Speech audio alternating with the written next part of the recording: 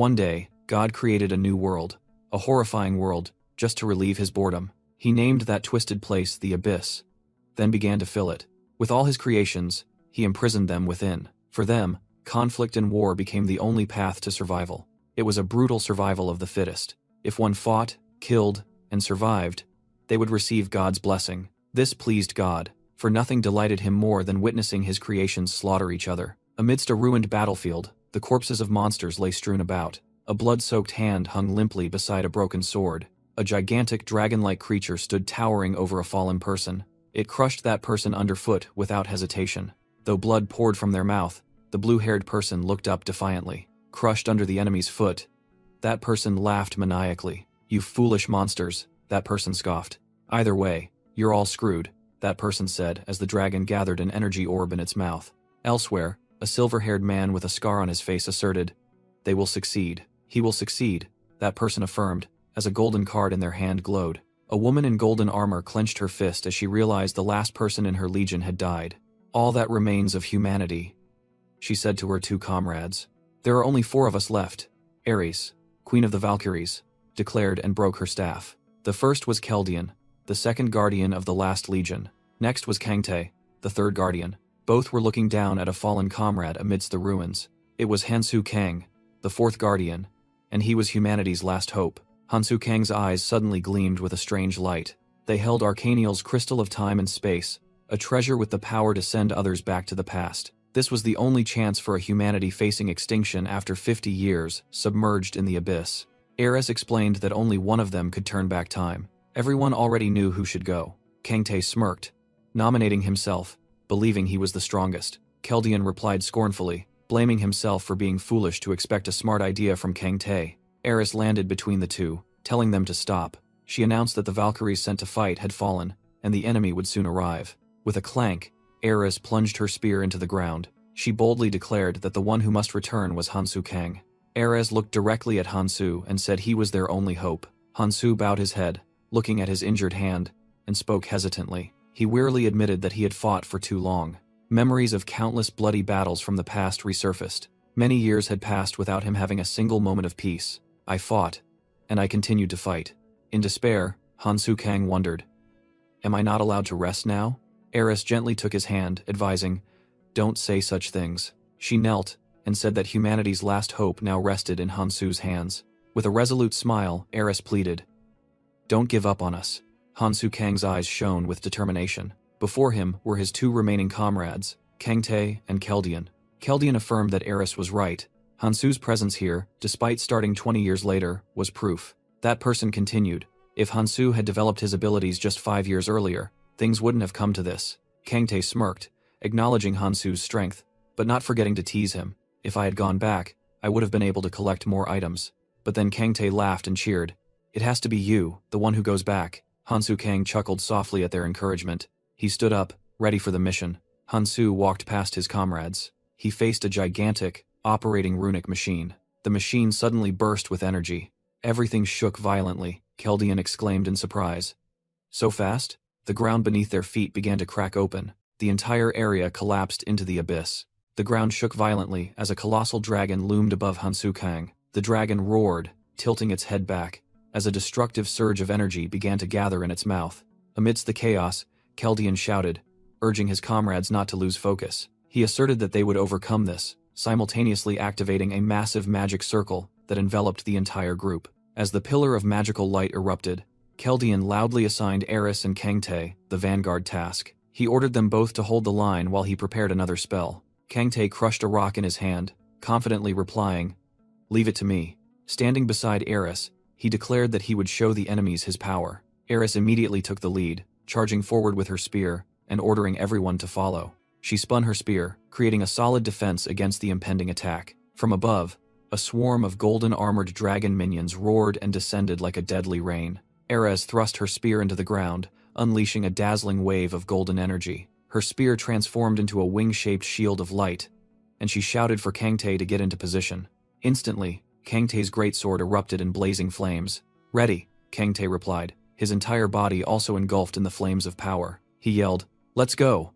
then charged forward like a living fireball. Mustering all his strength, Kang Tae gripped his sword hilt tightly and let out a sky-shattering roar. He struck the ground with an earth-shattering blow, creating a chain of explosions that wiped out the dragon swarm. Amidst the devastation, Kang Tae knelt, gasping for breath, while a dragon shrieked in agony. Immediately after, he sprang up and cleaved another charging dragon in half. A blonde-haired man writhed in pain. In a flashback, Keldian shouted, demanding the injured Hansu Kang to focus. He reminded him that Hansu's weapon was destroyed, and now was not the time to worry about them. Ares agreed, affirming that Keldian was right. She advised Hansu to leave, and not to push people away, no matter how troublesome they might be. With a sad smile, Ares told him to protect everyone with all his might, and to listen to the queen just this once. Hansu Kang smirked, replying that he would try. Ares smiled affectionately, remarking that he was still the same as ever. She turned and walked away, leaving everything else to Keldian. Keldian stood alone, reviewing his plan. He seriously called Hansu's name, saying he was sorry but to listen carefully. Keldian's hand glided over the glowing magic book, preparing to cast a spell on Hansu. He instructed, just as Ares had said, not to kill people without reason, but it was different for those who stood in the way during the Great War. Amidst images of bloody hands, Keldian ordered him not to hold back, and to only save those who could be saved. And as for the Mad King Clementine, he had to kill him at all costs. Keldian asked one last time, "Do you understand, Hansu?" Hansu Kang silently nodded in confirmation. Keldian subtly smirked with satisfaction. "Then get ready," he said, then opened his magic book. A complex magical machine with orbs of light and ancient runes began to operate. An ancient magical machine began to operate. The solitary figure of Hansu Kang stood there, ready for his fated journey. With a resolute gaze and a wound on his cheek, he looked forward.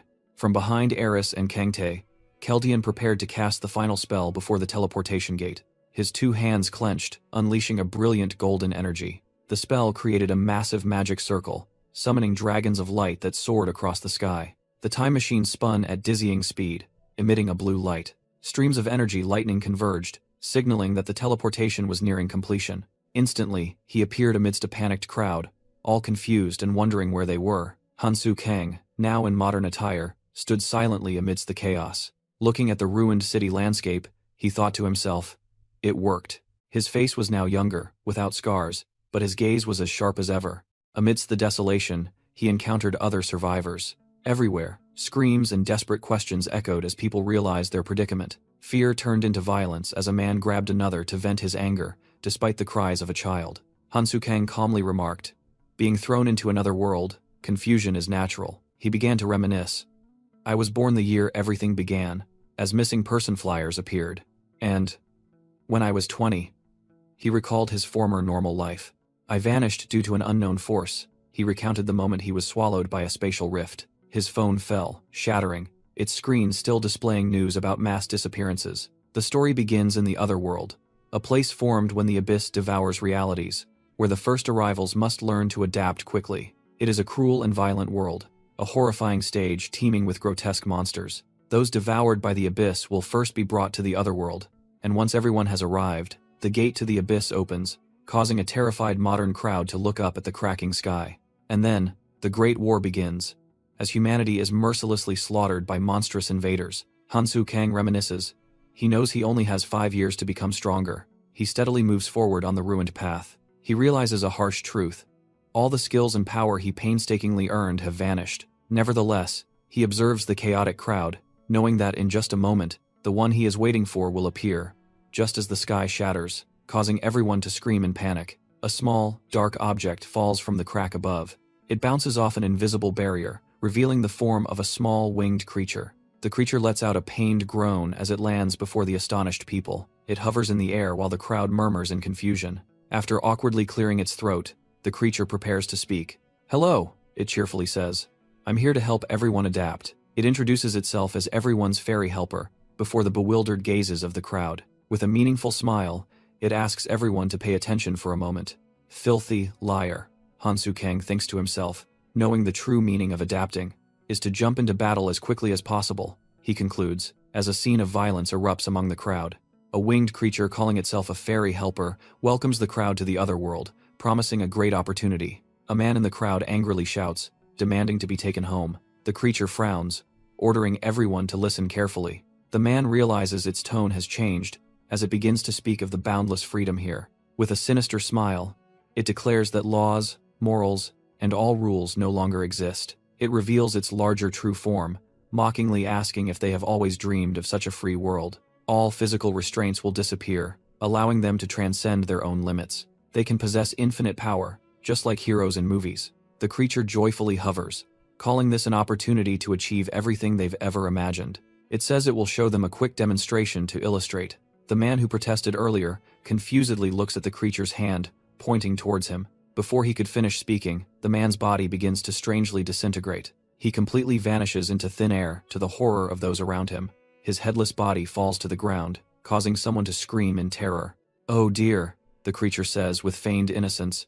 "I really hate noisy people." The threat causes the crowd to scream in panic and scatter in all directions. The creature simply snaps its fingers coldly. Immediately, many in the fleeing crowd also explode into a bloody mess. "I told you," it roars with glowing eyes. "I hate noise." It looks at the trembling survivors and demands they try harder. The little demon cackles gleefully, satisfied with the silence, and declares it will continue. It summons a glowing crystal object that hovers in the air. It explains this is an ancient rune, which can be obtained by killing any living creature, and there are 8 other types. The ancient runes appear randomly, from colorless types to better ones as the user grows stronger. The demon points to the crystal and says, "This is an ancient rune that helps its owner become stronger." It asks the crowd, who are silent with fear, if anyone wants to receive it. A hand reaches out, startling a man in the crowd into a panic. But it is Hansu Kang, who has raised his hand to volunteer. He calmly thinks, "It's been a long time since I absorbed an ancient rune." The little demon shows surprise, then controls the ancient rune to fly towards Hansu Kang.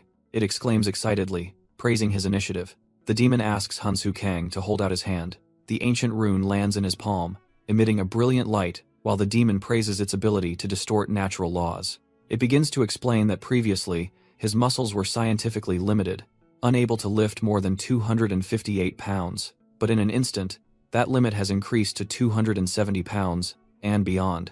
Seeing Hansu Kang completely unimpressed, the demon wonders, while he merely thinks to himself, "I've heard all this before, who cares?" The demon continues its lecture that different ancient runes will have different effects and abilities that science cannot explain. It turns to the crowd with a sinister smile, saying it wants to demonstrate again but fears no one here could withstand it. "Never mind then," it says indifferently, and turns away. It concludes that whether it's ancient runes or abilities, the more, the better, to become stronger. The fairy helper finished its explanation, saying this was the only way to survive. The crowd swallowed, sinking into a fearful silence. Suddenly, a man in a blue shirt rushed forward, shouting that the rune was his. Immediately, chaos erupted as everyone pushed and attacked each other. Screams echoed as everyone frantically fought over the precious runes. 2 men had almost touched a rune on the ground. But the fairy helper just smiled, deeming further explanation unnecessary as the runes flew back to it. It declared it would take them all back, leaving the crowd in despair. Then, it flew to Hansu Kang and showed him a trick, telling him to touch his right ear. Hansu Kang complied, and it explained that doing so would reveal the runes he possessed. Others followed suit, and they were astonished as virtual status windows appeared before their eyes. The fairy helper explained that the average human level was around 10. Hansu Kang looked at his status window, saw his strength had increased to 11, and secretly thought about collecting more runes to raise other stats. It continued to explain that runes could be found anywhere, as long as a living creature was killed. A blond man confidently stood with his arms crossed, listening as it warned that things would not be fair at the start. Another woman listened anxiously as it said that it was just like their old world. The fairy helper ambiguously promised that it would take care of them. It urged everyone to forget their past. It declared this was a chance for a new life, and when it left, the tutorial would begin. While everyone was still confused by the word tutorial, a terrifying scream echoed from behind them. As soon as the warning ended, a horde of hideous monsters poured out from the shadows of the ruined city. Piercing screams erupted as ferocious goblins charged towards the crowd. Everyone turned back in panic, horrified to face the nightmare that had just materialized. A man exclaimed in shock, unable to believe that this was the foretold tutorial. Suddenly, someone in the crowd shouted a warning about danger approaching from behind. The goblins, with heavy footsteps, were closing in, giving no one time to think. They stopped. An army of monsters with glowing, murderous eyes, ready to slaughter. Suddenly, the entire goblin horde froze, seemingly awaiting some command. The innocent people could only tremble and retreat, clutching their makeshift self-defense weapons. The monsters growled, relishing the fear of their cornered prey. Amidst the chaos, a voice rang out, trying to reassure everyone to stay calm. A quick-witted woman gestured, asking everyone not to provoke them and to slowly retreat. Following the instructions, the crowd began to cautiously move backward. Only Hansu Kang remained still, his cold gaze observing everything with an unusual calmness. While retreating, a man unexpectedly bumped into the person behind him. He angrily turned to scold, but the other person also realized in confusion that something invisible was blocking the way. A blue energy barrier suddenly appeared, blocking their escape. In despair, everyone began to pound on the invisible wall, screaming to be let out. But the barrier remained unmoved, despite their futile efforts. The energy wall stretched high into the blue sky, trapping everyone in a deadly arena as the ground began to shake. The man in the red beanie screamed in horror. The wall is closing in. Both men watched in terror as the energy wall approached, accompanied by a piercing scream. From the other side, a horde of fierce goblins was frantically pounding on the barrier. The monsters roared, launching a ferocious attack forward. Refusing to accept death, the man in the red beanie pulled out a knife, shouting, "Damn it, I can't die like this." Suddenly, someone in a blue hoodie darted past, leaving the man with the knife stunned. That person passed through the barrier with ease, leaving the man in the beanie to ask in astonishment, "How did you get out?" "I don't know. For some reason, it just worked," the other person replied in confusion as the number 49 appeared on the wall. He stared blankly at the newly appeared number, wondering, 49? Seeing this, the man in the beanie also shouted, "Me too," and successfully dashed through the barrier. Immediately, the number on the wall dropped to 48, making someone in the crowd realize a horrifying truth. "Does this mean only 50 of us can escape?" the man in the blue hoodie realized. Panic erupted as everyone frantically rushed towards the barrier, pushing each other to snatch survival. In the chaos, a woman stumbled, while Hansu Kang quietly observed from afar. How pathetic, Hansu Kang thought to himself. If everyone had cooperated in fighting, casualties could have been greatly reduced. He recalled the first time here, 40 people were killed by goblins, and only 10 survived after failing to cross the wall. But with a determined gaze, Hansu Kang told himself that this time would be different. Need to deal with this quickly, and move on, he thought to himself, as his hand reached into his jacket, where an object was glowing. At the same time, the goblin horde roared savagely, charging towards the trapped humans. A goblin pounced towards the man in the turtleneck, who stood frozen in fear. Amidst desperate cries for help, Hansu Kang shot past like a ghost. A slash flashed, and fresh blood splattered in the air. The man in the turtleneck watched in horror as the goblin's corpse disintegrated before his eyes. Hansu Kang landed lightly after taking down another goblin wearing a bird skull helmet. Immediately, another goblin swung its wooden club and charged to attack. Hansu Kang calmly grabbed the monster's arm and spun to dodge the attack. He finished it off with a swift knife slash across its chest. Then, he threw the corpse towards the screaming goblin horde in the distance. Hansu Kang gripped his knife tightly, his sharp eyes filled with determination. The newly rescued people could only stand frozen, stunned by the sight. He panted, his body starting to feel the burden of the fight. Staggering across the battlefield, he steadied himself amidst the monster corpses. Hansu Kang thought to himself, "This body from 20 years ago is truly difficult to control." He bent down to pick up 2 glowing magic stones from the goblin's corpse. A status window appeared, and he realized he had been lucky enough to gain a stat increase. He muttered, "My agility stat has increased by 0.1. He analyzed that agility wasn't just about speed, it also improved reaction time. Realizing his actions would now be faster, he looked at the charging goblin. He immediately threw his knife with astonishing speed. With his eyes flashing blue light, he confidently declared. Hansu Kang threw his knife with astonishing speed. The weapon plunged straight into a goblin's head, instantly taking it down. He landed, standing in front of the rescued person as 2 other goblins approached. Another horde of goblins, agitated, simultaneously charged to attack. 3 monsters leaped at Hansu Kang from above, screaming savagely. He knew that the smell of blood only made them more frenzied. Hansu Kang gripped the hilt of his knife tightly, preparing for the slaughter. He plunged into the midst of the monsters, moving like a ghost, and continuously delivering fatal slashes.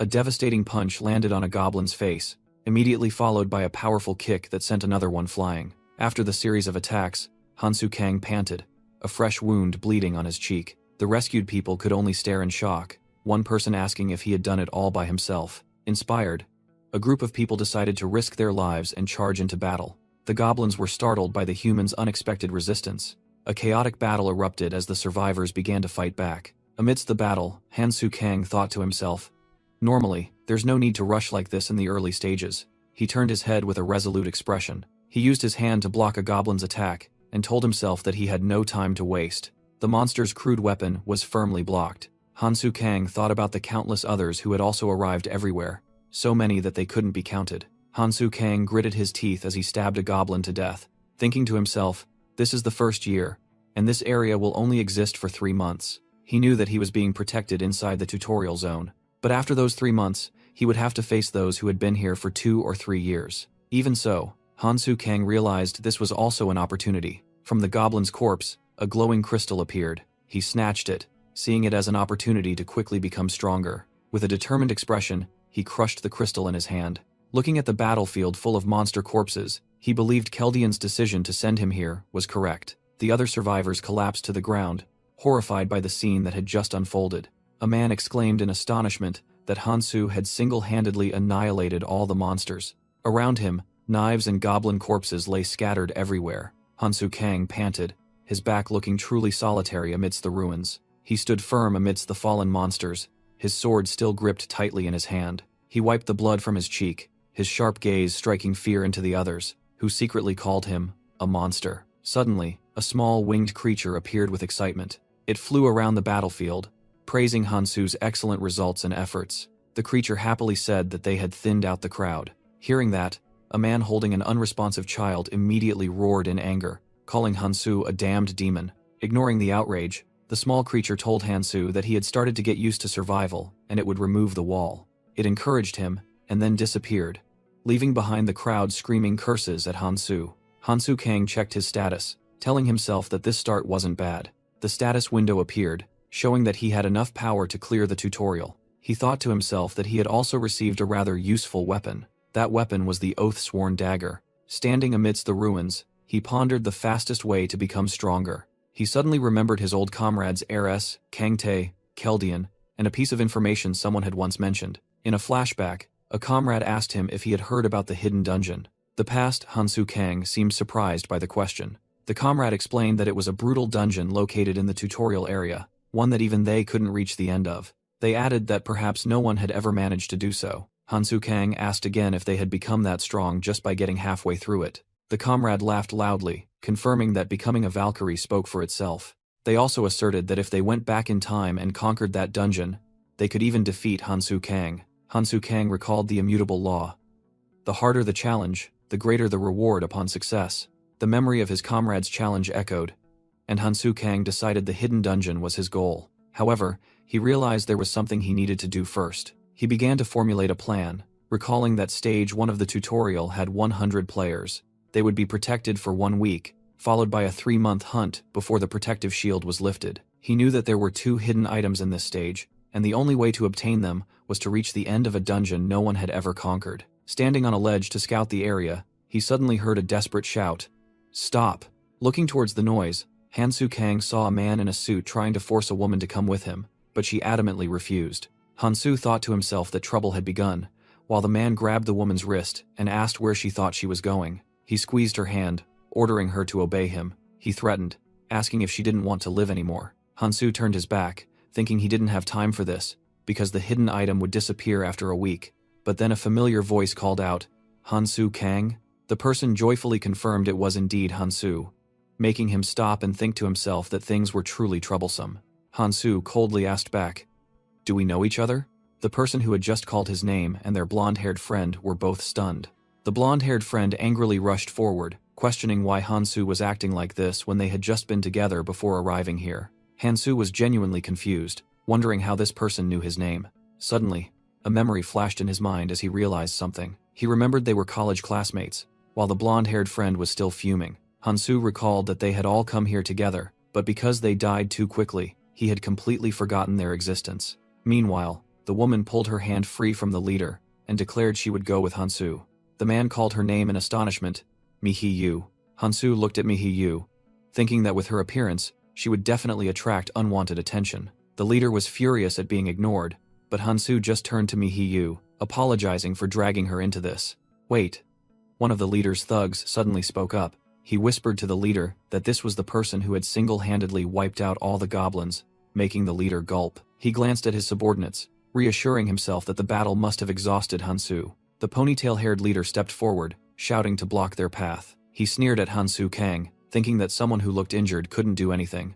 He burst out laughing, offering them to join his group before they regretted it. Hansu Kang thought to himself, people like this are always the same. He sighed, annoyed by those who were easily agitated by a little excitement. He believed they were just fools who didn't know who they were up against. As Hansu approached, the ponytail-haired leader's smug expression immediately vanished. With glowing eyes, Hansu coldly asked if he understood his meaning. He casually walked past, his shoulder lightly bumping the thug. The leader gnashed his teeth, angrily muttering, "That brat." Hansu asked if he had said something, simultaneously summoning a bone dagger into his hand. Suddenly, a gray-haired man appeared, stepping in to intervene. The man reassured them that they weren't bad people, causing his subordinates to exclaim in surprise, "Sir." The new leader suggested that everyone should cooperate because there were many dangers ahead. He said that forming a group would be in everyone's best interest. However, the leader secretly analyzed Hansu's gaze. He realized that the boy had completely adapted to these harsh circumstances. He concluded that Hansu was a born killer, like a fish in water in this brutal world. With his hand gripping the hilt of his dagger, the leader wondered if he should eliminate this threat immediately. Hansu recalled a teaching from someone in the past. Don't kill without reason, but don't show mercy to those who stand in your way. In Hansu Kang's memory, Eris's voice echoed, advising him not to push people away, but to protect them. He thought to himself, even here, Eris's teachings were saving others' lives. Hansu decided he didn't have time to deal with these thugs, as they would eventually destroy each other anyway. He decisively turned his back and walked away, ignoring one of the gang members who angrily shouted. The gang leader ordered his subordinates to stop. He told his subordinate Seongho that they had more important things to do. That was to establish a new order in this chaotic world. The leader thought about a strange place full of monsters, and about that damn fairy. But he figured the situation wasn't entirely bad. He smirked, realizing that power was the only thing of value, and they had to seize it. The leader called Seongho, and the entire gang obeyed, retreating. Hansu's blonde-haired friend watched and thought to himself that humans were even scarier than goblins. He was confused, wondering about Hansu, whom he had always considered an eccentric. He didn't understand if Hansu had always been like this. His memory of Hansu was only of a quiet, easily bullied orphan. The blonde-haired friend ran up to question Hansu why he was acting like he didn't know them. Hansu was silent for a moment. Then he suddenly replied that he had amnesia, stunning his blonde-haired friend. The friend continued to ask why Hansu spoke like an old man, and Hansu casually asked in return if it was that obvious, making Mi-Hee-Yu laugh. Hansu glanced at his friends and urged them to continue on their way. Hansu thought to himself about Mi-Hee-Yu, regretting that she should have had an easy life. But in this world, he believed that appearance was a double-edged sword. After walking for a while through the ruined city, a blue-haired friend spoke up, asking where the group was going. Mi-Hee-Yu also wondered the same thing, but Hansu only replied mysteriously that they would know soon enough. The other friends began to show worry and surprise. Hansu suddenly stopped and announced that they had arrived. He looked forward with a resolute gaze. The group stood before the entrance to a subway station, where Hansu knew the first hidden item was located. It was Gangnam Station. A cold wind blew out from the deep darkness of the entrance. Mi-Hee-Yu asked in astonishment why they were here. Hansu thought to himself, annoyed, that if it weren't for Eris's advice, he would have gone alone. He secretly sighed, figuring there was no other way. He replied to Mi-Hee-Yu that he just had a hunch. Perhaps his amnesia had helped him develop special abilities. All his friends were stunned by the unbelievable explanation, while Hansu told himself that it wasn't entirely a lie. The worried blonde-haired female friend whispered to the blue-haired male friend, unsure whether to continue following Hansu. Hearing that, Hansu coldly said that no one had to follow him. He declared this was a free world, but they were free to observe and learn. The friend in the white hoodie disdainfully thought to himself that Hansu was just spouting nonsense. Despite their skepticism, the group still realized that Hansu Kang clearly knew something they didn't. They continued down the stairs in silence, their faces filled with worry and unease. Taesung questioned Hansu if he was leading them to safety, but he coldly denied it and said they would meet friends who could help. Hearing that, Taesung asked again in shock, "What?" Taesung continued sarcastically, asking who would live down here and if Hansu's friends were homeless. As Taesung stepped down another stair, he was completely unaware of the imminent danger. Hansu suddenly stopped and ordered everyone to stand still. His gaze sharpened, focusing on a spot on the ground. Mi-Hee-Yu was startled to see Hansu suddenly summon a bone dagger. Taesung flinched and turned around as a loud noise erupted right beside him. A friend shouted a warning. "Taesung, look out!" While Hansu lunged forward with astonishing speed. Taesung screamed in horror as a strange creature lunged towards him. Just before the monster reached Taesung, Hansu blocked it with his dagger. The bone blade plunged into the head of a giant worm, splattering its green blood. Hansu calmly explained to the terrified Taesong that this was a dungeon and these green worms were attracted by footsteps. He added that they disliked sunlight and usually hid underground. From the dead worm's body, a glowing blue crystal began to form. Hansu picked up the crystal before the astonished gaze of the group and began to warn that they appeared harmless. He concluded his explanation by revealing that just one bite from them was enough to cause paralysis and lead to death. The entire group stood frozen with horrified expressions after learning about the worm's danger. Hansu Kang calmly explained that there was a simple way to deal with them, while a green worm was stabbed through the head with a knife. Following the instructions, the group began using knives to eliminate the worms emerging from the ground. From behind, Hansu observed and silently assessed that the other four would be useful. However, he noticed the hesitant young man with headphones and advised him to stand still on the intact tiles if he didn't know what to do. Hansu approached and instructed in detail. When you see the bare ground rise, stab your knife into it. But, be careful. Meanwhile, the others had gotten used to it. One person said to just stab the mounds of earth, and Mi-Hee-Yu compared it to a game of whack-a-mole. The young man with headphones gripped his knife tightly, trying to muster all his courage. He encouraged himself that he could do it as he saw the ground in front of him begin to move. Suddenly, a gigantic green worm burst from the ground, its mouth wide open to attack, sending him stumbling backward in terror. In the nick of time, Hansu rushed forward with incredible speed and pushed him out of the monster's attack path. Hansu's blade flashed, slicing the green worm into multiple pieces mid-air. He landed steadily, while the person he had just saved fell to the ground.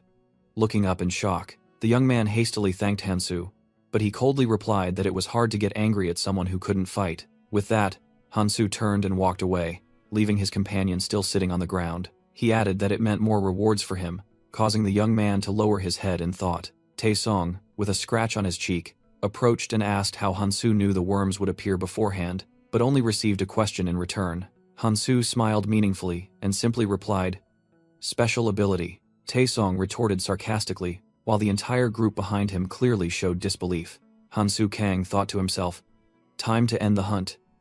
While the corpses of the green worms lay scattered, a glowing rune appeared in his palm, witnessed by the entire group. He turned and asked them, "Why aren't you picking them up?" Taesong explained that the group had decided to give all the runes to Hansu in exchange for protection, likening it to pooling resources in a game. Mi-Hee-Yu continued, admitting that even if they absorbed a few runes, they wouldn't instantly become superheroes. She looked directly at Hansu and asked, "So in return, you'll protect us, right?" Hansu merely sighed softly at their offer. He coldly declared, "If you want to go together, there's a simple rule. Whoever hunts, eats." Memories flooded back. He recalled the core rule formed after decades of wandering the abyss. Whoever hunts, eats. That was the unwritten law. Spoils were divided according to effort and hierarchy. Because, when facing death, all agreements became meaningless before a treacherous knife. Back in reality, Hansu looked at the anxious group and thought they would soon understand how brutal this place was. He continued, "The only thing you can trust is yourselves. If you're not useful, you're useless." The entire group fell silent at his cruel declaration. That's the rule. After a moment of stunned silence, Mi-Hee-Yu stepped forward decisively. "All right then. If that's how it is." Taesong glanced at the others, and they all nodded in agreement. Hansu observed calmly, thinking to himself that soon they would get used to it without anyone forcing them. Then they would desperately crave these runes. Taesong looked down at his hands after the battle, while the others rested amidst the rubble. Suddenly, someone in the group shouted upon discovering a rune that looked completely different from the others. Taesong smirked triumphantly, holding up the dazzling purple rune and sensing its special power. A system window appeared, identifying it as Essence of Troll Ekrul, a skill rune. He couldn't hide his joy upon realizing he had found a valuable item. Taesong glared at Hansu Kang defiantly, while Hansu merely observed silently, thinking that he had said everyone keeps their own spoils. "Whoever picks it up, it's theirs, right?" Taesong declared, warning everyone not to complain later. To Taesong's surprise, Hansu simply nodded in easy acceptance. Hansu thought to himself, Essence of Troll Ekrul truly was an excellent rune for the early stages. Taesong absorbed the rune, gaining a skill that enhanced defense and regeneration, a crucial passive effect for survival. Hansu recalled that the power and proficiency of skills depended on the user's level. In the past, those with high senses and magic like Eris could possess hundreds of skills. Even his former comrade Keldian had over 1,000 skills, but when Hansu looked back at reality, he knew he was a different case. He was completely different from them. Memories flooded back. He recalled the skill runes lying on the ground in the past. He had once reached out for one, but when he tried to absorb it, the rune cracked and disintegrated in his hand. Hansu clenched his hand, remembering the feeling of helplessness and disappointment from that day. In a flashback, Erez told Hansu Kang that his limit was 7 skills. She expressed regret, thinking that if he had known beforehand, he could have selected the strongest skills. Hansu recalled that despite being limited to 7 skills, he was granted another ability. That was the ability to make his skills evolve endlessly, gradually matching the power of Kangtae and Keldian. Erez named that power the 7 Stars. Thanks to it, he caught up to his comrades, despite starting 20 years later, and could proudly stand beside them. Hansu realized that was also why he was the only one left to return to the past. He told himself he couldn't afford to make any mistakes. He had to carefully choose his 7 skills according to the plan to survive the tutorial. Back in the present, Taesong-jin declared he would take the skill rune. The purple rune sparkled, and then melted in his hand. Taesong-jin was delighted to receive the physical defense skill, Essence of Ekrul's Troll. He excitedly noticed his other stats had also increased. Taesong-jin provocatively glanced at Hansu, saying he would never yield it to anyone else. With a smug smile, he declared he would soon catch up to Hansu. Hansu was completely unfazed, merely signaling the group to continue moving. Taesong-jin suddenly slung an arm around Hansu's shoulder, suggesting they should go together as it seemed dangerous ahead.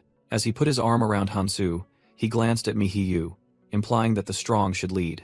Hansu showed a flicker of annoyance, thinking, "Does he think we're on the same level?" Hansu Kang coldly brushed Taesong's hand off his shoulder, thinking the gesture was cute but meaningless. The group of 6 began descending a long staircase in the desolate area. Mihiyu wondered why they were going down, as she thought they had to take the subway. She surprisingly asked if there were still trains running, to which Hansu cryptically replied that she would soon see. Nevertheless, Mihiyu trustingly followed, thinking that person had never been wrong.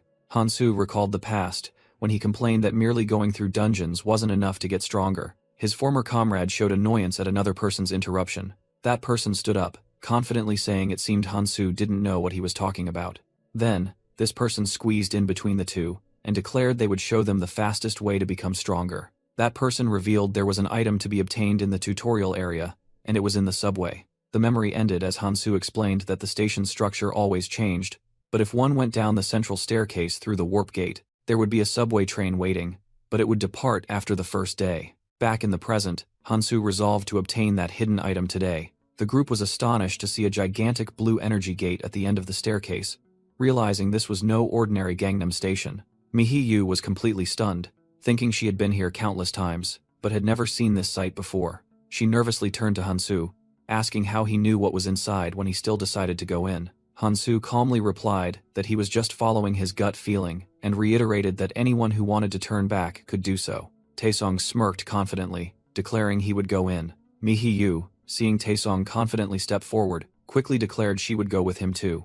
Hansu Kang observed her, thinking her decision was very quick. He mused that she was gradually realizing the situation, and for someone like her, the outside world held even more dangers.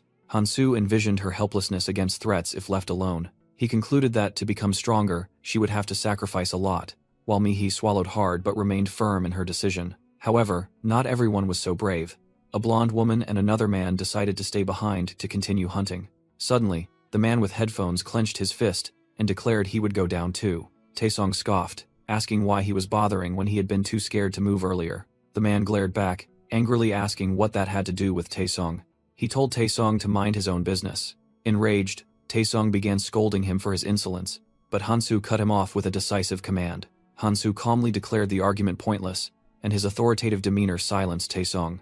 Without waiting, Hansu urged the group to sort themselves out, as there wasn't much time, then led the way down the stairs. After a moment of hesitation, Taesong turned and followed, leaving the other man to slowly trail behind.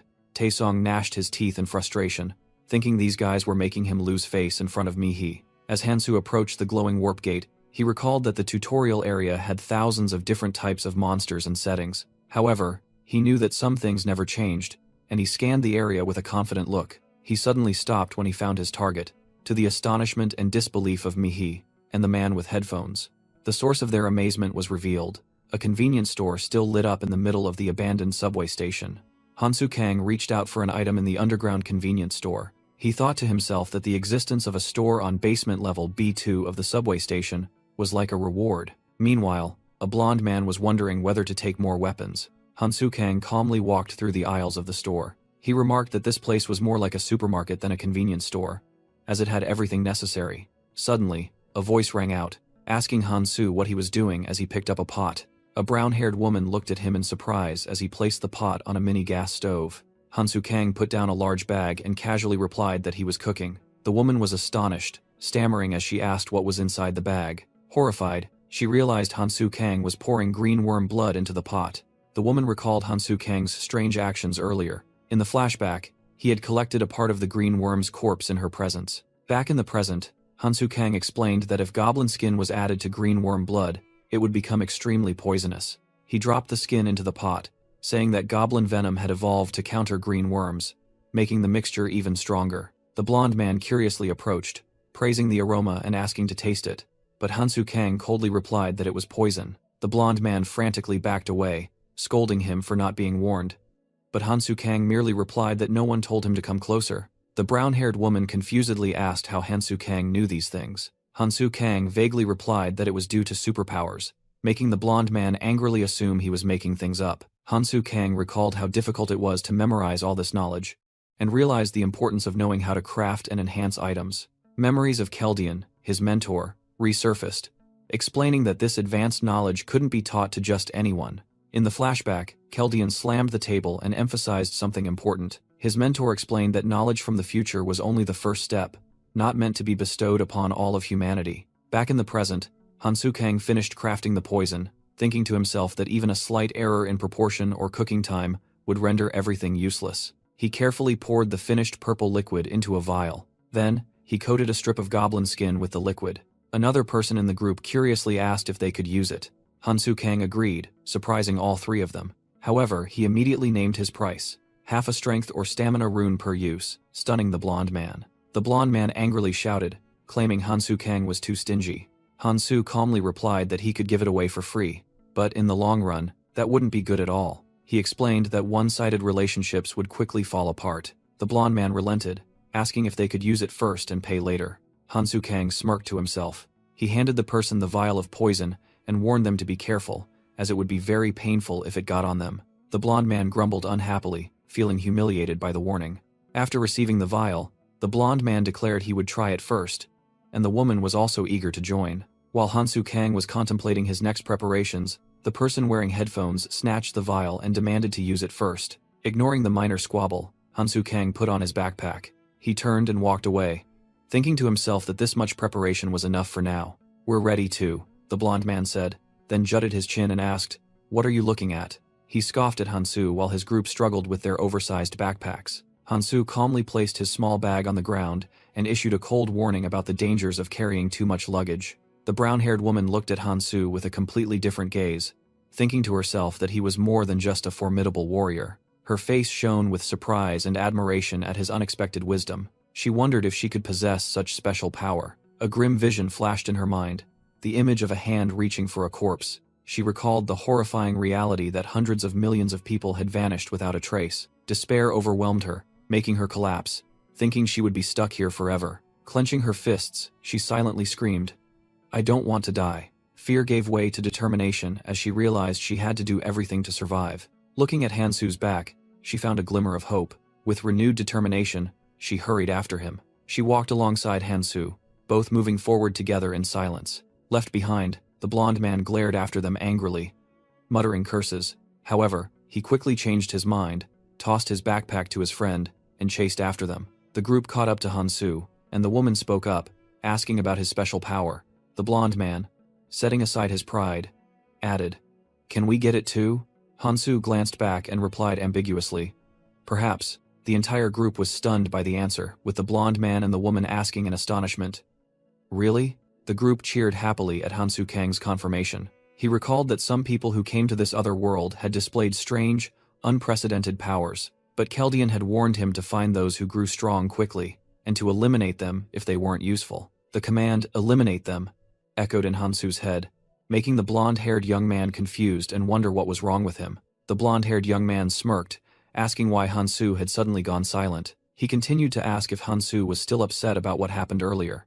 Hansu coldly replied that he was just not used to it, as they had never had a reason to talk before. He sank into memories of 5 years later, when he had to face the endless onslaught of abyss monsters, where hope had turned into despair. His scarred and bloody face from the future appeared, a testament to the brutal struggle for survival. Hansu remembered the feeling of despair that had drained all life from him. Suddenly, he stopped dead in his tracks, making the blonde-haired young man secretly wonder if Hansu had hit his head somewhere. The blonde-haired young man gritted his teeth in annoyance, hating Hansu's special power, and the fact that he had to beg him. He secretly planned to become strong, be with me and put Hansu in his place. But as he was engrossed in his thoughts, Hansu suddenly commanded, "Stop." Hansu bent down to examine a trail of slime on the ground, making the blonde-haired young man ask in surprise what it was. Touching the sticky trail, Hansu immediately realized it wasn't from a black snail. He deduced that it lacked the characteristic sour smell, and there were no rotting organs around. Therefore, it couldn't be from a zombie either, which could only mean one thing. A scaly hand slowly emerged from the puddle of slime. Hansu realized with horror that the enemies were merslugs. Hansu Kang knelt down to examine a puddle of slime on the ground, while his 3 companions waited behind him. He confirmed that these were definitely traces of merslugs. Hansu recalled that they weren't fast, but their venom could cause paralysis, and once they caught someone, they would tear the victim to shreds, but fortunately, he was prepared. With a confident expression, Hansu knew what he had to do. The blonde-haired young man grew impatient, telling Hansu not to act smug and to explain the situation. Hansu stood up, ordering the group to follow him and lend a hand because they weren't ready for what was coming. The other 3 were all confused by the sudden command. What Hansu had prepared were homemade Molotov cocktails. He explained that even without gasoline, this powder would be sufficient. The man wearing headphones asked in surprise if those were Molotov cocktails from a convenience store. The blonde-haired young man picked up a bottle and sarcastically asked if Hansu's special power was making Molotov cocktails. He continued to provoke, suggesting Hansu must be happy to do whatever he wanted here. He secretly thought that if he had that power, he would do things differently. His attitude annoyed Hansu, and the conflicting advice of his former comrades echoed in his mind.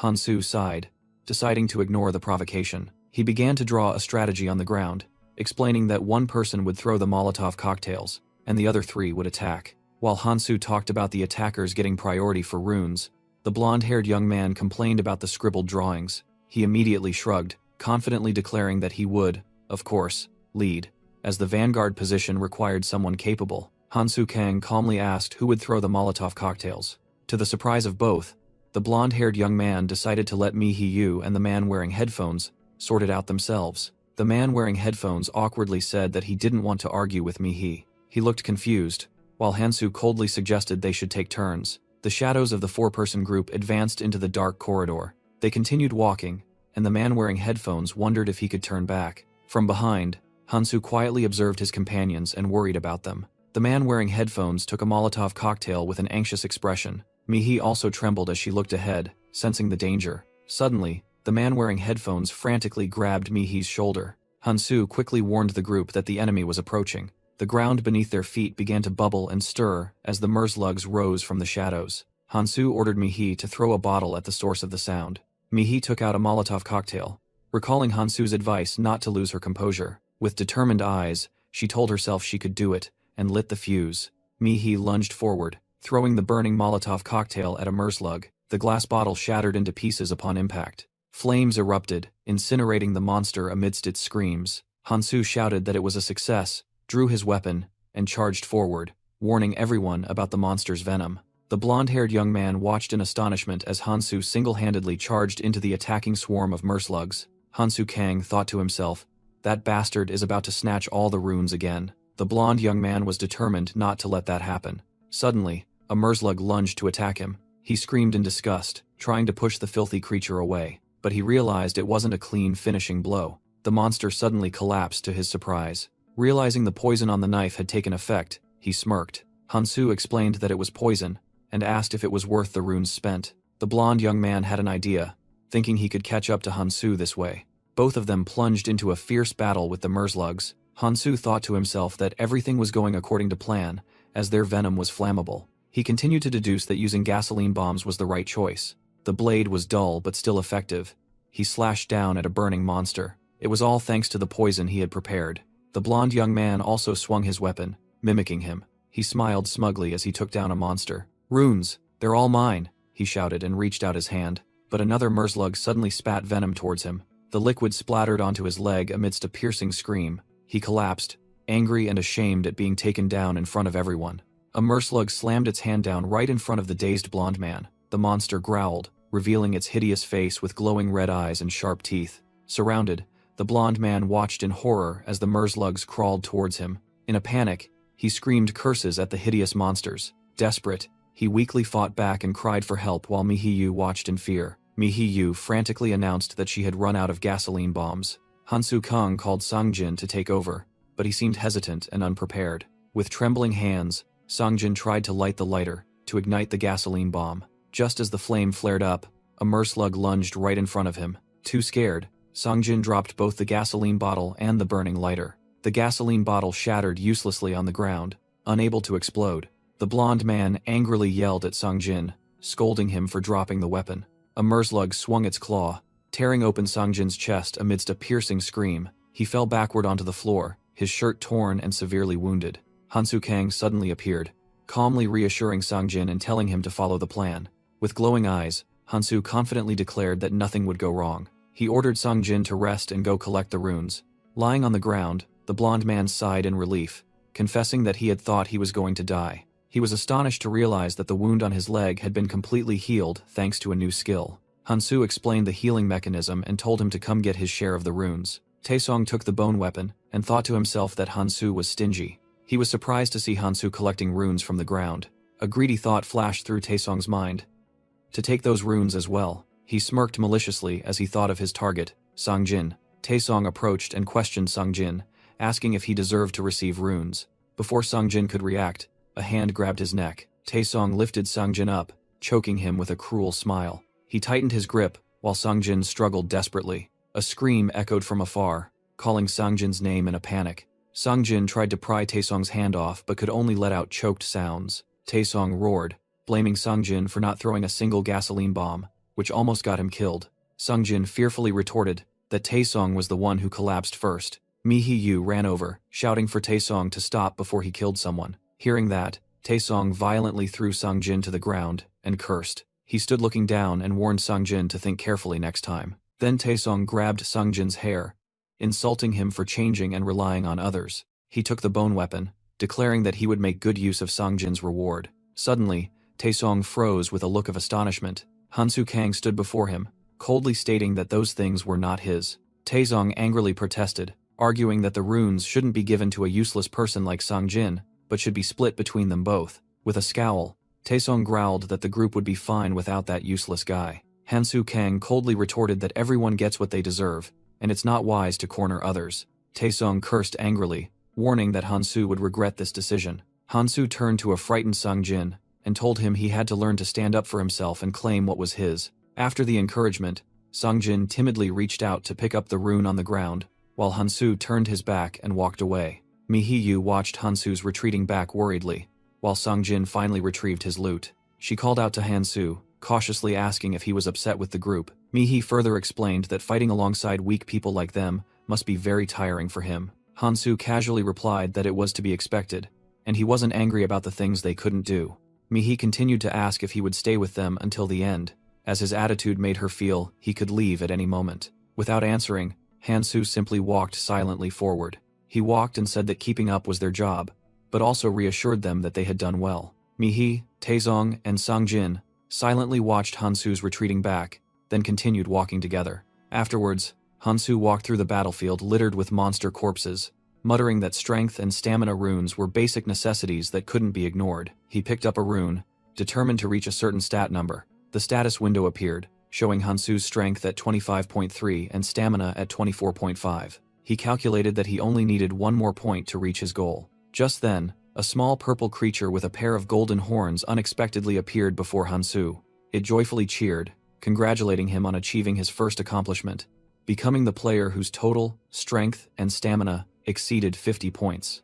Hansu smirked, thinking, "It's here," indicating that this appearance was entirely within his expectations. The fairy helper recognized Hansu, praising his talent for arriving so quickly. It flew around and declared that diligent people are always loved. The small creature landed on Hansu's head, explaining that the most active players would receive small rewards. As Mihiyu approached, the fairy teased Hansu, while he coldly told it to get down. Mihi trembled, questioning the unfairness given that everyone's physical abilities were inherently different. The fairy reassured her that there was no need to be afraid, as they don't cause trouble once things have begun. However, it then flew over to threaten Mihi, saying it wouldn't kill her if she annoyed it. Then it turned and whispered a threat into Hansu's ear, saying there were always exceptions. Immediately after, it burst out laughing and said it was just kidding, making Mihi jump and clutch her chest. It nudged Mihi's shoulder, saying she should know better than to demand fairness. It questioned Mihi, asking why she didn't give up her special talent to be like everyone else. Brushing that aside, the fairy happily flew towards Hansu and announced it was time for the reward. Hansu secretly thought he already knew. While the fairy revealed the reward was 3 random runes, Hansu looked straight ahead, his blue eyes gleaming with determination. The fairy snapped its fingers, suggesting types of runes like agility, perception, or recovery runes. It held out a recovery rune, advertising it as a second life, but Hansu only thought it was useless since he lost a limb in his previous life. Mihi, Taesong, and Songjin were astonished to hear about a recovery rune that could save someone from death. Taesong selfishly hoped that Hansu would take that rune and perhaps use it for himself. Ignoring the suggestions, Hansu directly asked the fairy if there were any magic resistance runes. Hansu's unexpected request completely stunned the fairy. The fairy happily replied, summoning 3 defense runes to the group's disappointment. Hansu secretly thought that since the others weren't paying attention, he could carry out his plan, because defense runes were extremely rare, unlike the things a lucky person like Kang Tae might pick up. He analyzed that stamina only helped with recovery, while physical and magic defense were the fundamental stats. Recalling past battles, Hansu knew that while he might be accustomed to physical attacks, magic attacks were an entirely different matter. After absorbing the runes, his magic defense stat increased to 13, enough to avoid being instantly defeated. Hansu coldly bid the fairy farewell, and it happily replied that it looked forward to seeing more from him. Before disappearing, the fairy called Hansu sweetie, leaving Taesong, Songjin, and Mihi stunned in horror. Hansu ignored their reactions and calmly ordered the group to keep moving. The others looked at him with disgust, but Hansu simply said it was nothing. The group advanced to the 3rd floor of the station. Here, Mihi quickly took down a Merzlug with her knife. She breathed a sigh of relief, realizing that fighting had now become easier than before. Then, Mihi glanced at Hansu handling a monster's corpse and wondered if he was crafting more poison. She watched Hansu intently with curiosity. Mihi realized that even after absorbing many runes, Hansu's movements didn't seem to be any faster. She approached and questioned Hansu about it, making him secretly praise her perceptiveness. Hansu replied by showing her the glowing symbols on his palm. Mihi, Taesong, and Songjin were all astonished, not understanding what they were. Hansu explained that he could store runes instead of using them immediately, simply by thinking of keeping them. Mihi curiously asked if it was a special power, then bent down to pick up a rune to try it herself. When Mihi Yu wondered why she couldn't store runes, Hansu Kang explained that it was useless. He said that stopping to collect them would slow down their monster hunting speed and result in fewer runes. Furthermore, Hansu warned that any unabsorbed runes would drop if they died. Songjin then asked why Hansu was collecting them, and he replied that it was for later exchange. Hansu revealed that runes would become a form of currency, but advised the group to use them to increase their stats. Taesongjin angrily yelled, not understanding why only Hansu was allowed to do that. Hansu thought to himself that Taesong didn't realize how weak he was, and decided he had to show them the harsh reality. But first, he realized his bone dagger was severely damaged. He thought to himself that he needed to repair his equipment before acting. Hansu turned around and called out to the group, getting their attention. He declared that he didn't care if they followed him or collected runes on their own, but he emphasized that they had to do exactly what he was about to ask. Hansu held out his hand and ordered the group to give him all their weapons. Taesong became enraged, shouting that Hansu was robbing them and questioning why he needed more weapons. Hansu calmly explained that his blade was broken and he needed as many spare weapons as possible. Taesong still wouldn't accept it, growling if Hansu really expected them to obediently hand them over. He continued to yell, arguing that they needed weapons for self-defense. With a scornful smile, Taesong asked if they were just supposed to trail behind and pick up whatever Hansu left. While Mihi fearfully prepared to hand over her weapon, Songjin stood by, worried. Taesong immediately snapped at Mihi, telling her to shut up and showing a defiant attitude. Hansu Kang stood opposite Taesongjin, who was at the bottom of the stairs. He coldly asked if Taesong intended to face what was waiting down there. Taesong defiantly growled back that he would, and wiped that smug look off Hansu's face. Hansu thought to himself he had expected them to refuse, then realized they didn't even know what was down there. His gaze turned sharp, deciding that he had endured enough. He offered a choice. Either he would retreat and let them all fight the next monster, or they would all retreat and watch him fight alone, leaving the entire group stunned. Hansu calmly asked what they wanted to do. Songjin was the first to frantically declare a retreat. Mi-hee-yu also agreed, reasoning that if Hansu had to go to such lengths, the monster must be very dangerous. Taesong tried to hold Mi-hee back, arguing that precisely because it was dangerous, they should fight together. He sneered, accusing Hansu of merely being greedy and wanting all the rewards for himself. Hansu calculated inwardly. He didn't care about Songjin, but it would be a problem if Mi-hee also retreated. He scoffed at the idea of friendship and thought they were lucky Keldian wasn't the one who came back. An image of Keldian appeared in Hansu's mind. He thought that person was probably in the naval or purple zone by now. He told himself he needed to act as soon as possible. Taesong suggested that the group go down and assess the situation before deciding. He smirked to himself, believing he had guessed correctly, that a big reward was waiting below. Thinking he couldn't miss the opportunity, Taesong stepped down the dark stairs. Immediately, all three screamed in terror and frantically scrambled back up. Mi-hee, panting, yelled at Taesong, "I told you it was dangerous here." Taesong stared in horror down the dark stairs. A giant armored cobra appeared, making Taesong desperately scream. How was I supposed to know something like that was down there? As the group fled, Taesong looked back at Hansu, unable to believe it.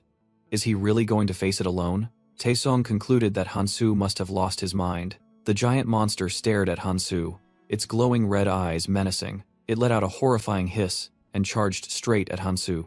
The cobra raised its head, its hood flaring as it prepared to strike. In contrast to everyone's panic, Hansu merely smirked confidently. He quickly slid to the side, getting into a ready stance. Hansu raised his hand, preparing for the incoming attack. The monster opened its mouth wide, firing a stream of glowing red energy. The magical shockwave surged forward, shattering the ground around Hansu. The explosion created a terrifying destructive force, sending debris flying. Hansu remained standing and thought to himself, thanks to his magic defense stats, he could withstand this attack. He analyzed that it was a powerful magical shockwave attack. Furthermore, its scales were almost impenetrable. The giant cobra swung its body forcefully, preparing for a physical attack. It slammed its massive tail down, but Hansu agilely dodged it. Hansu concluded that this was not an easy opponent, but he already knew its weakness. Hansu Kang thought to himself, the scales might be tough. His blade plunged into a gap in the monster's armor, causing blood to gush out. But the gaps aren't, he concluded, as the armored cobra roared in pain. From a distance, Hansu accurately threw the dagger into the giant serpent's tail. The monster continued to let out a terrifying shriek. Enraged, it lunged down to attack, but Hansu swiftly dodged the blow that shattered the ground. The giant snake hissed and writhed on the ground after being hit. It then began to gather a stream of red energy in its mouth, aiming directly at Hansu. Hansu narrowed his eyes, steadfastly enduring the pressure from the impending attack. He quickly picked up a large-scale fragment from the snake itself to use as a shield. The red energy stream collided with the makeshift shield, creating a fierce explosion. After absorbing the full force of the attack, the shield shattered into pieces. Injured and coughing up blood amidst the debris, Hansu muttered, "It's starting to work." The armored cobra flinched, cracks beginning to appear on its scales. Hansu knew that despite its powerful physical defense, it still had a weakness. It's still vulnerable to poison, he thought as he watched the monster weaken. He gripped another knife, calculating that he had 5 blades left and would need more than 1 or 2. With determination shining in his eyes, Hansu charged forward. He lunged at the unstable monster, wondering how many more stabs it would take to bring it down. From a distance, Mi-hee-yu looked up in surprise as she heard a resounding crash. Mi-hee-yu flinched upon hearing loud noises echoing from the end of the corridor. Standing alone, she worriedly wondered if Hansu was all right as the sounds of battle grew clearer. Taesung turned back, urging Mi-hee not to dawdle any longer. He reminded her that the entire group was unarmed and had to return to the store immediately. Mi-hee remained silent, clenching her fists with a determined expression as she made her decision. She suddenly turned and ran towards the battle, saying that she had to make sure Hansu was safe, despite Taesung's astonished calls after her. Taesung was furious that no one in the group would listen to him. "Damn it," he muttered, then reluctantly chased after Mi-hee with Songjin. The 3 of them hurried along the ruined corridor, heading towards the danger. Mi-hee led the way, running and calling Hansu's name in extreme anxiety. But upon arriving, her eyes widened in horror at the scene unfolding. Hansu was clamped tightly in the armored cobra's massive jaws, causing Mi-hee to shriek. The entire group was stunned to see Hansu narrowly captured by the monster. Clamped tightly and bleeding, Hansu only thought to himself that he had taken too long. He tightened his grip on the knife, preparing for a decisive counterattack. Seizing the opportunity, Hansu plunged the knife directly into the monster's glowing eye. The snake roared in pain, violently flinging Hansu away in its fury. Hansu skillfully somersaulted in the air and landed safely. The giant monster staggered from its wound, and Hansu thought to himself, "Good, that's 3 stabs." He stood up, looking at his torn clothes and injured arm, but remained confident that his stamina was enough to recover. Hansu Kang thought to himself about future monsters, which would have such high defense and regeneration that the current poison would be ineffective. With a determined expression, he tightened his grip on the knife. Standing before the corpse of the armored cobra, Hansu was confident that the rest would be easy. Just then, Mihiyu and the others ran up, calling his name worriedly. Hansu turned around, surprised, and asked why they were still there. Mihi expressed relief, but immediately asked about the injury on his arm. He reassured her that it was just a scratch and was healing on its own. Taesong Jin was speechless as he realized Hansu had defeated the giant monster alone. He desperately wondered how he could ever catch up to such a disparity in power. Hansu knelt beside the snake's head and noticed something. Mihi saw him staring at his hand and asked if something was wrong. A skill rune named Spiked Serpent's Shockwave appeared, and he thought that the bigger the monster, the bigger the reward. He analyzed that this skill was useful, but he currently had no magic to use it. Taesong enviously asked Hansu if he intended to use it, but he flatly replied, no. As Hansu was thinking about his 7-skill limit, Sangjin timidly asked for the rune, astonishing Taesong. Taesong immediately pushed Sangjin away and yelled, demanding Hansu give him the rune. Hansu coldly reminded him that Taesong already had a skill. Taesong angrily turned to scold Sangjin, calling him a coward who only hid in the back. As the argument between the two reached its peak, Mihi had to rush in to intervene. Amidst the tension between Taesong Jin and Sangjin, Hansu Kang coldly interjected, asking what they were doing. He declared that he wouldn't give away the skill rune for free, but would sell it, with a 5% discount for immediate buyers. The situation became awkward as Taesong and Sangjin argued, while Mihiyu tried to intervene. Mihi suggested paying in installments, but Hansu casually replied that they could negotiate collateral among themselves. Hansu turned to ask Mihi if she had made up her mind. Mihi decisively agreed to buy it, while Hansu secretly thought that since the other two didn't trust each other, she was the only option. He recalled seeing Mihi use a magic rune before, and thought she didn't need to hide it, as it was her achievement. Hansu secretly praised Mihi's survival instincts for choosing to keep her trump card hidden. He set the price for the skill rune: 3 agility and perception runes, and 7 strength and stamina runes of each type.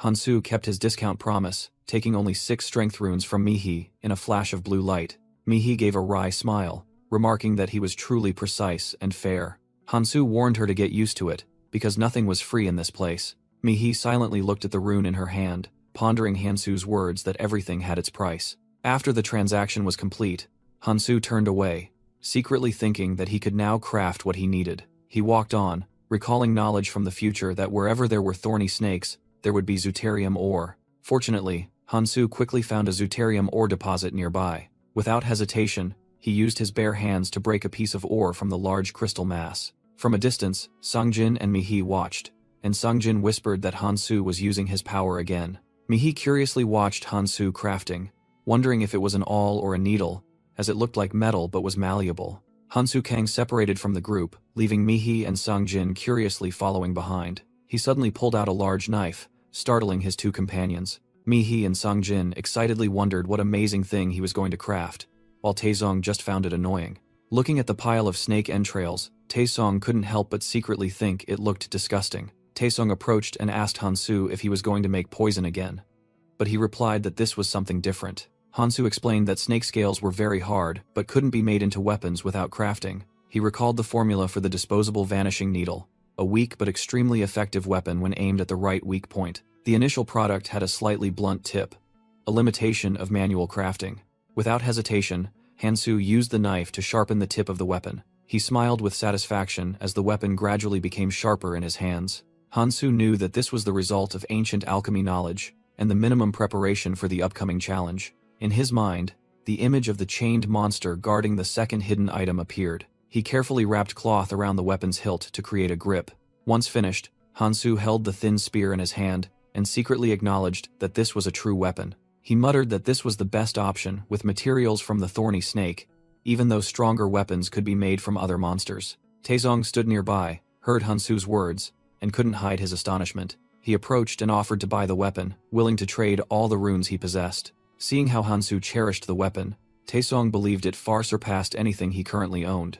Hansu replied that he could sell one, but unfortunately, he had run out of materials to make more. Taesung secretly cursed Hansu for being selfish for using all the valuable materials for himself. Nevertheless, he quickly brushed aside his annoyance, telling himself that better items lay ahead. Suddenly, a metallic clang echoed from the end of the platform, where a train had just stopped. Taesung secretly rejoiced, thinking the battle was over and this was their reward. However, as the group was about to board, Hansu stopped them and declared that this train was not for them. Hansu coldly walked past and ordered everyone off the train, stating that only he was allowed to go. With sharp eyes, he reiterated that only one person could board this train. While Hansu calmly sat down, the group stood frozen on the platform, Sungjin confusedly asking why. He didn't understand why only Hansu was allowed to go when the train car was still wide open. Taesung angrily yelled, questioning Hansu about that absurd rule and who gave him the right to decide. He asserted that Hansu had reached this point thanks to the group's help.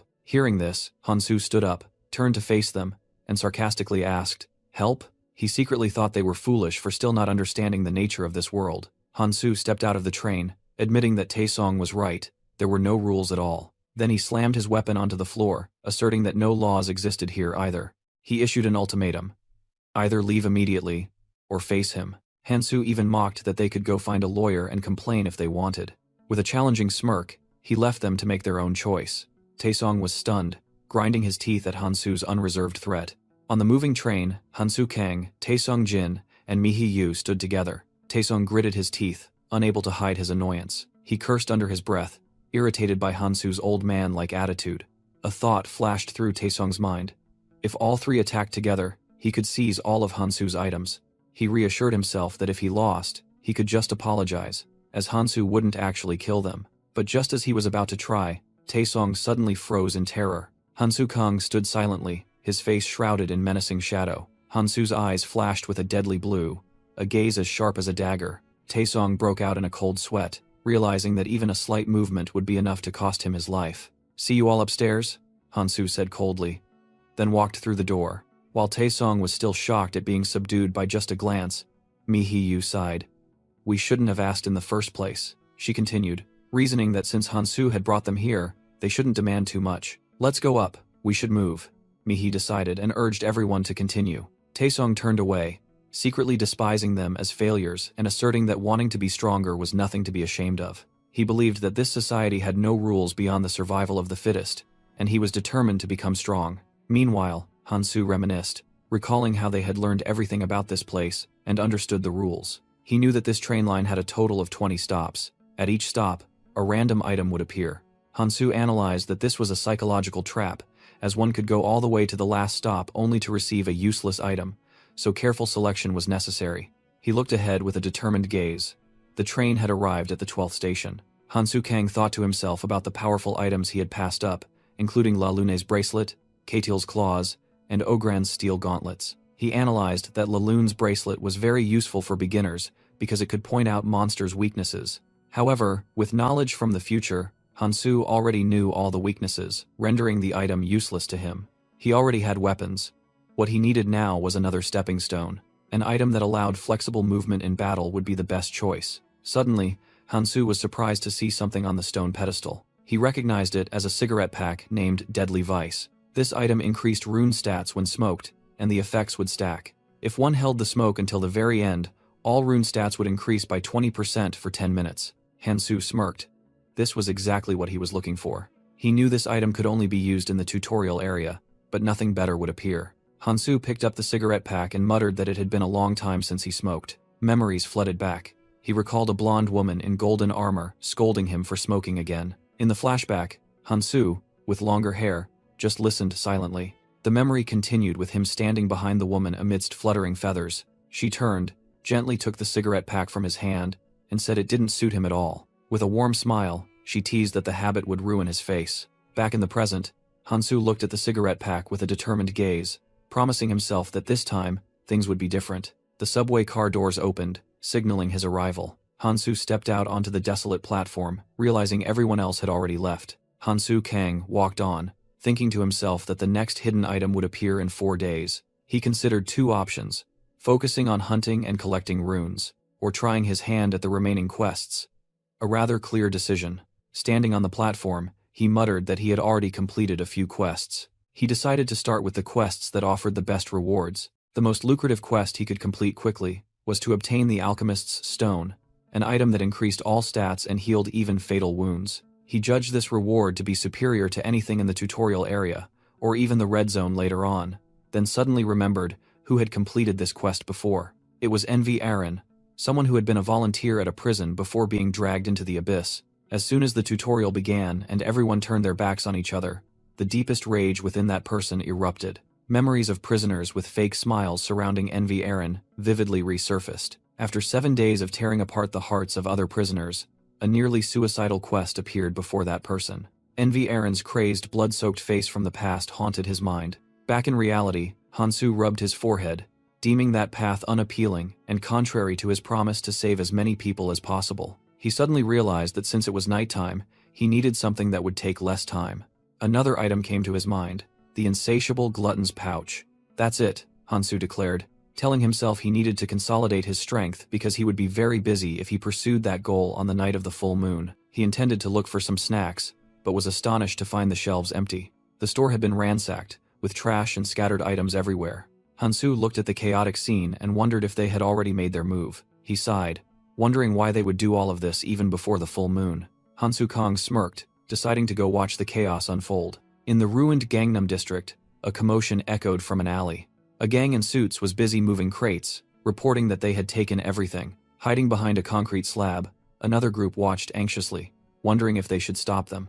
They whispered to each other, angry that everything had been taken so quickly after they left. Mi-Hee-Yu spoke up, suggesting that their group was also quite strong, but someone in the group objected, arguing that the other side was too numerous and Hansu hadn't returned yet. 2 others were surprised, as it was the first time they had seen that person talk so much. Mi-Hee was disappointed, not expecting the other gang to find the store so quickly. The gang leader with a bandage on his nose ordered his subordinates to get going. He sneered and waved towards the hidden group. Taesong's entire group was startled and terrified, realizing they had been discovered. They realized the wave was a blatant provocation. Taesong Jin suppressed his anger, deciding it was best to leave. He turned and walked away, saying they could find supplies elsewhere. Despite being annoyed by the provocation, Taesong secretly thought everything was still going according to plan. Just as the other gang was about to leave, a voice from behind made them wary. Taesong approached and asked if they needed food, suggesting they go to the subway station. He flashed a cunning smile, urged them to go quickly before everything was gone,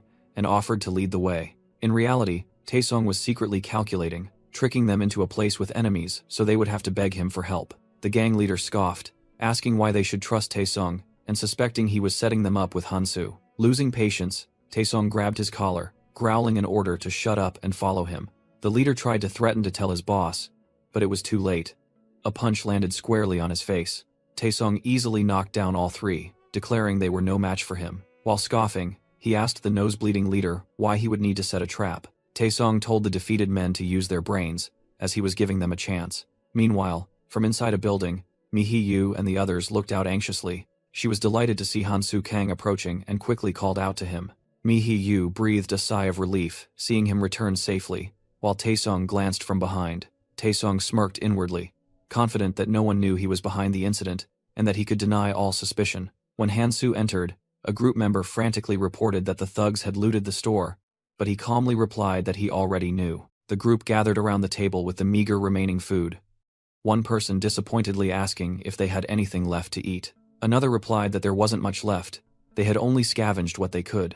Taesong looked at Hansu, casually suggesting why he didn't go retrieve the items from them. He continued, admitting it would be difficult but offering to lend a hand. Hansu merely sneered, ignoring the provocation and saying to eat first. Taesong froze, angrily wondering if Hansu was mocking him. Hansu placed a hand on Taesong's shoulder, stopping him. Taesong glared, incredulously pressing Hansu if he intended to just eat like that. Taesong continued to question Hansu, asking if they didn't deserve anything for the food they risked their lives to get. Standing before a silent Hansu, Taesong demanded he pay a price, saying if he offered something decent, they would consider it.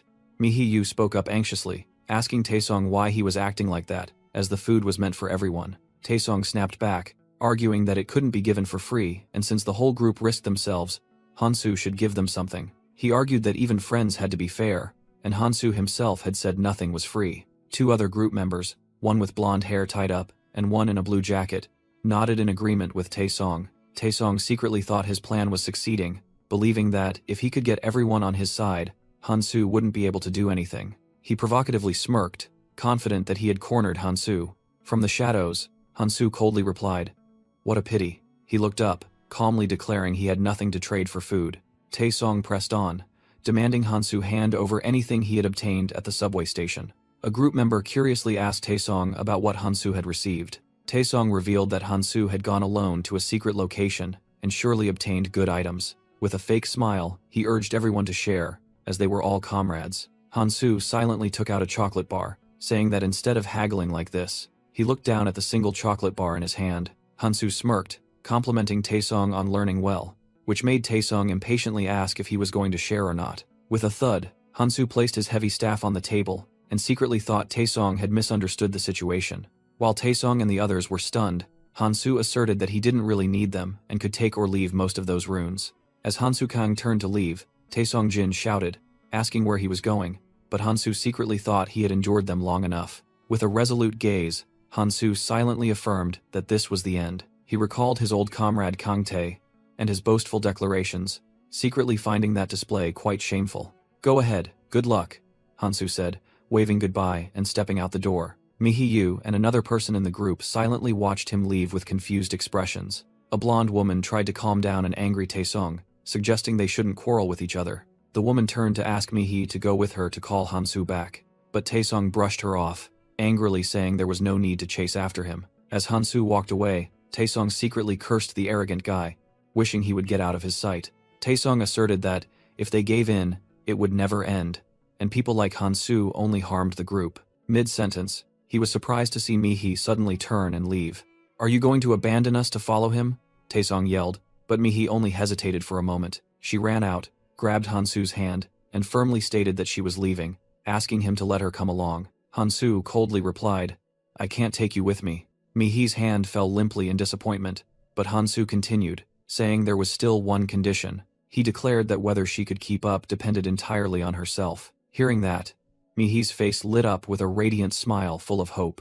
Just then, Taesong stomped his foot on the ground, blocking their path and declaring, "No, you're not going," he growled, reminding them of the rune debt and asserting that he would never let Hansu leave so easily. Hansu Kang coldly replied to Taesong that he was fine, then turned and walked away. Witnessing that, a young man wearing headphones also decided to follow Hansu, surprising the blonde girl next to him. Taesong immediately grabbed the young man's shoulder, smirking as he asked if he knew what he was doing. He tightened his grip, threatening that the young man was not allowed to go, and mentioning both their fathers to exert pressure. Taesong shoved him hard, scolding him about having pulled him out of the mud and reminding him to know his place. Shocked by Taesong's words, the young man could only clutch his chest and exclaim, "What?" He quickly regained his composure and retorted that, in this situation, no one knew they were still alive, so Taesong's threats were meaningless. Taesong growled back that those arguments meant nothing here. The young man firmly pushed Taesong's hand away, declaring that everything was different now and he didn't need to listen to him anymore. Taesong watched angrily, secretly thinking about the ungrateful person he considered him to be after all he had done. As Hansu, Mihi, and the young man stood together, Taesong yelled from the doorway, mocking that they wouldn't get far since he had all the food. Hansu stood firm at the threshold, unfazed by Taesong's threat that they would eventually have to come back. The three of them set off together, leaving the shelter and heading into the desolate streets of the ruined city. Along the way, the young man anxiously asked about them leaving without any food. Mihiyu also agreed with that concern while Hansu Kang was deep in thought. Hansu Kang assertively declared that they didn't need food, that all of it was useless. The young man and Mihiyu looked at each other blankly, completely taken aback by Hansu's confidence. Hansu urged the group to keep moving as there was still much to do, making the other two awkwardly agree. The young man looked at Hansu with a puzzled expression, secretly wondering about his strange demeanor and unbelievable confidence. As she followed Hansu Kang, Mihiyu secretly worried about her decision, fearing that everything would fall apart. Hansu sensed the doubt of his new companions. He secretly thought they knew nothing about the moon. With a mysterious smile, Hansu announced that it was almost midnight. Mihi and the young man blankly asked again about the time. Suddenly, Mihi realized something was wrong. The young man also frantically pointed at the sky, saying the moon looked very strange. The night sky with a perfectly round moon appeared amidst the ruined city. A stream of golden energy was strangely drawn towards the moon. Immediately after, a giant eye with a complex pupil flashed. A terrifying, glowing red eye became clearly visible on the moon's surface. Then, suddenly, the moon completely vanished from the night sky. Mihi screamed in horror that there was an eye on the moon. At the same time, the young man was stunned to see the piece of food in his hand disintegrating. He frantically cried out that the food was gone. Mihi hurriedly turned to check her belongings, not believing what was happening. She was shocked when she opened her backpack and saw all her provisions had turned into sand. Amidst the chaos, the young man discovered a strange light in the distance. They realized that everyone, including Hansu, was glowing, revealing their locations. Mihiyu panicked when her companion asked if their bodies were glowing, while Hansu explained that only those far away could see it. She realized this light could penetrate walls, and it was a mechanism designed to force everyone to fight each other. The young man wearing headphones turned to Hansu with an astonished expression and asked if he had known this would happen. Hansu smirked and replied mysteriously, making his companion secretly admire his composure. Suddenly, both of them screamed in horror and anger when they discovered their belongings had vanished. In other parts of the city, screams echoed as glowing figures fought over stolen goods. Amidst the chaos, Hansu stood silently, thinking to himself about a truly filthy world. He recalled his earlier warning to the others that they shouldn't take everything. The truth was revealed in Hansu's thoughts. A strange moon in the sky was the reason all the food had disappeared. As the new crisis erupted, Hansu began to walk away alone, causing his confused companion to ask where he was going. Hansu looked back, his gaze firm, and declared that he had something to do. Meanwhile, Taesong and his group were horrified to discover their massive food supply had turned into sand. The blonde woman with her hair tied up anxiously asked what they should do, suggesting they go find more food. Another member pointed out that searching was now useless, causing Taesong to roar as he realized Hansu had known about this beforehand. He clenched his fists, furiously cursing Hansu and his power, believing he had been intentionally deceived.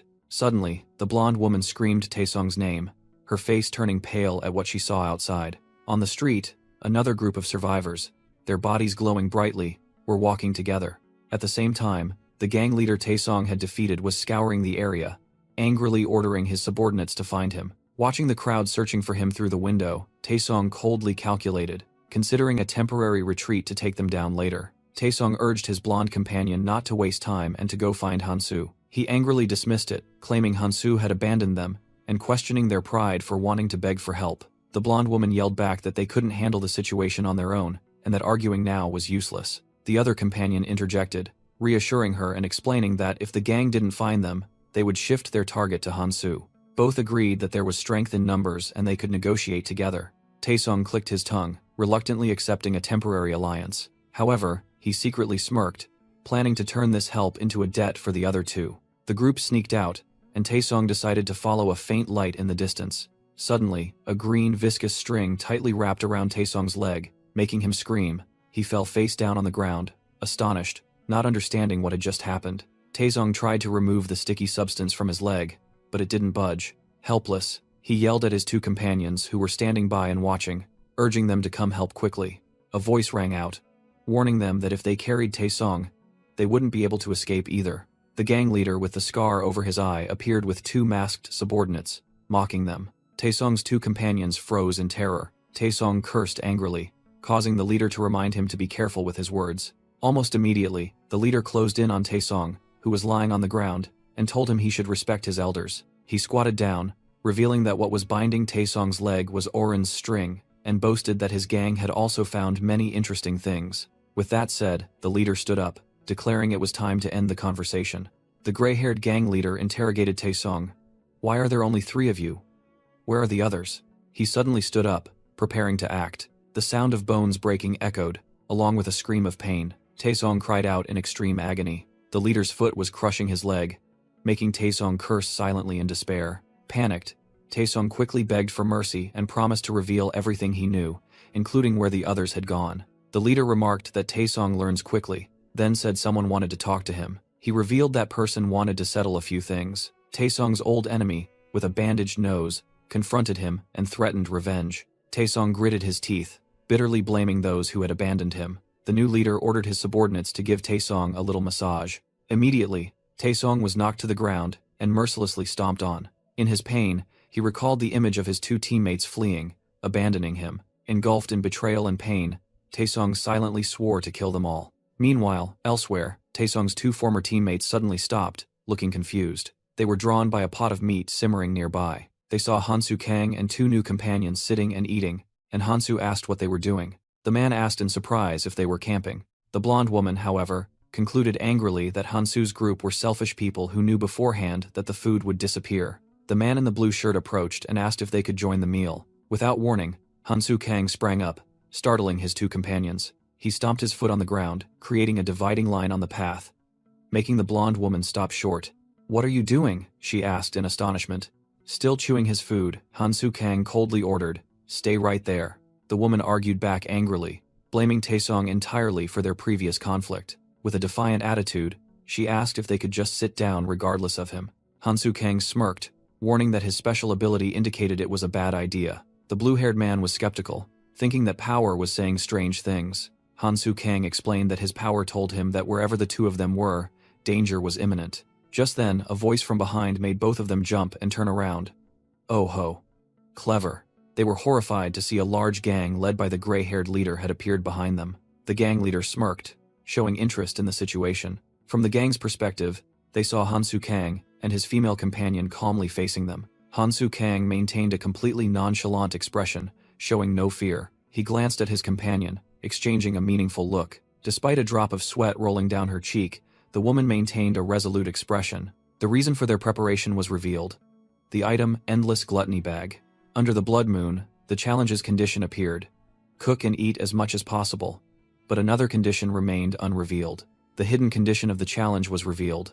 Selfishness. The one who ate the most without sharing anything would be the only one to receive the reward. While everyone was desperately searching for food, the quest required them to surpass others and eat as much as possible. The nature of this quest was designed to be malicious. The two fugitives were astonished to see Hansu Kang remain calm. They staggered towards Hansu's group, who were sitting around a campfire. Suddenly, a battered Taesong was escorted by a gang, causing his former companion to shout his name. Taesong exploded in anger, yelling and questioning why they had abandoned him.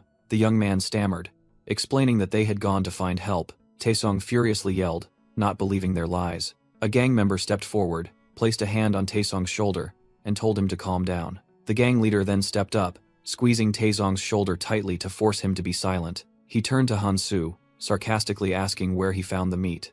Hansu casually replied that meat was everywhere, referring to the monster corpses. The gang leader was stunned, realizing Hansu was eating something he considered poisonous. He recalled his men falling ill after trying it, and was astonished that Hansu was completely unaffected. Hansu then casually revealed the secret. Boiling the meat in goblin blood made it edible. The gang leader fell silent, trying to analyze Hansu's unpredictable actions. Taking advantage of the situation, Taesong desperately pointed at Hansu and informed the gang that he possessed special powers. Hansu Kang thought to himself that if he had to fight, this was the right time.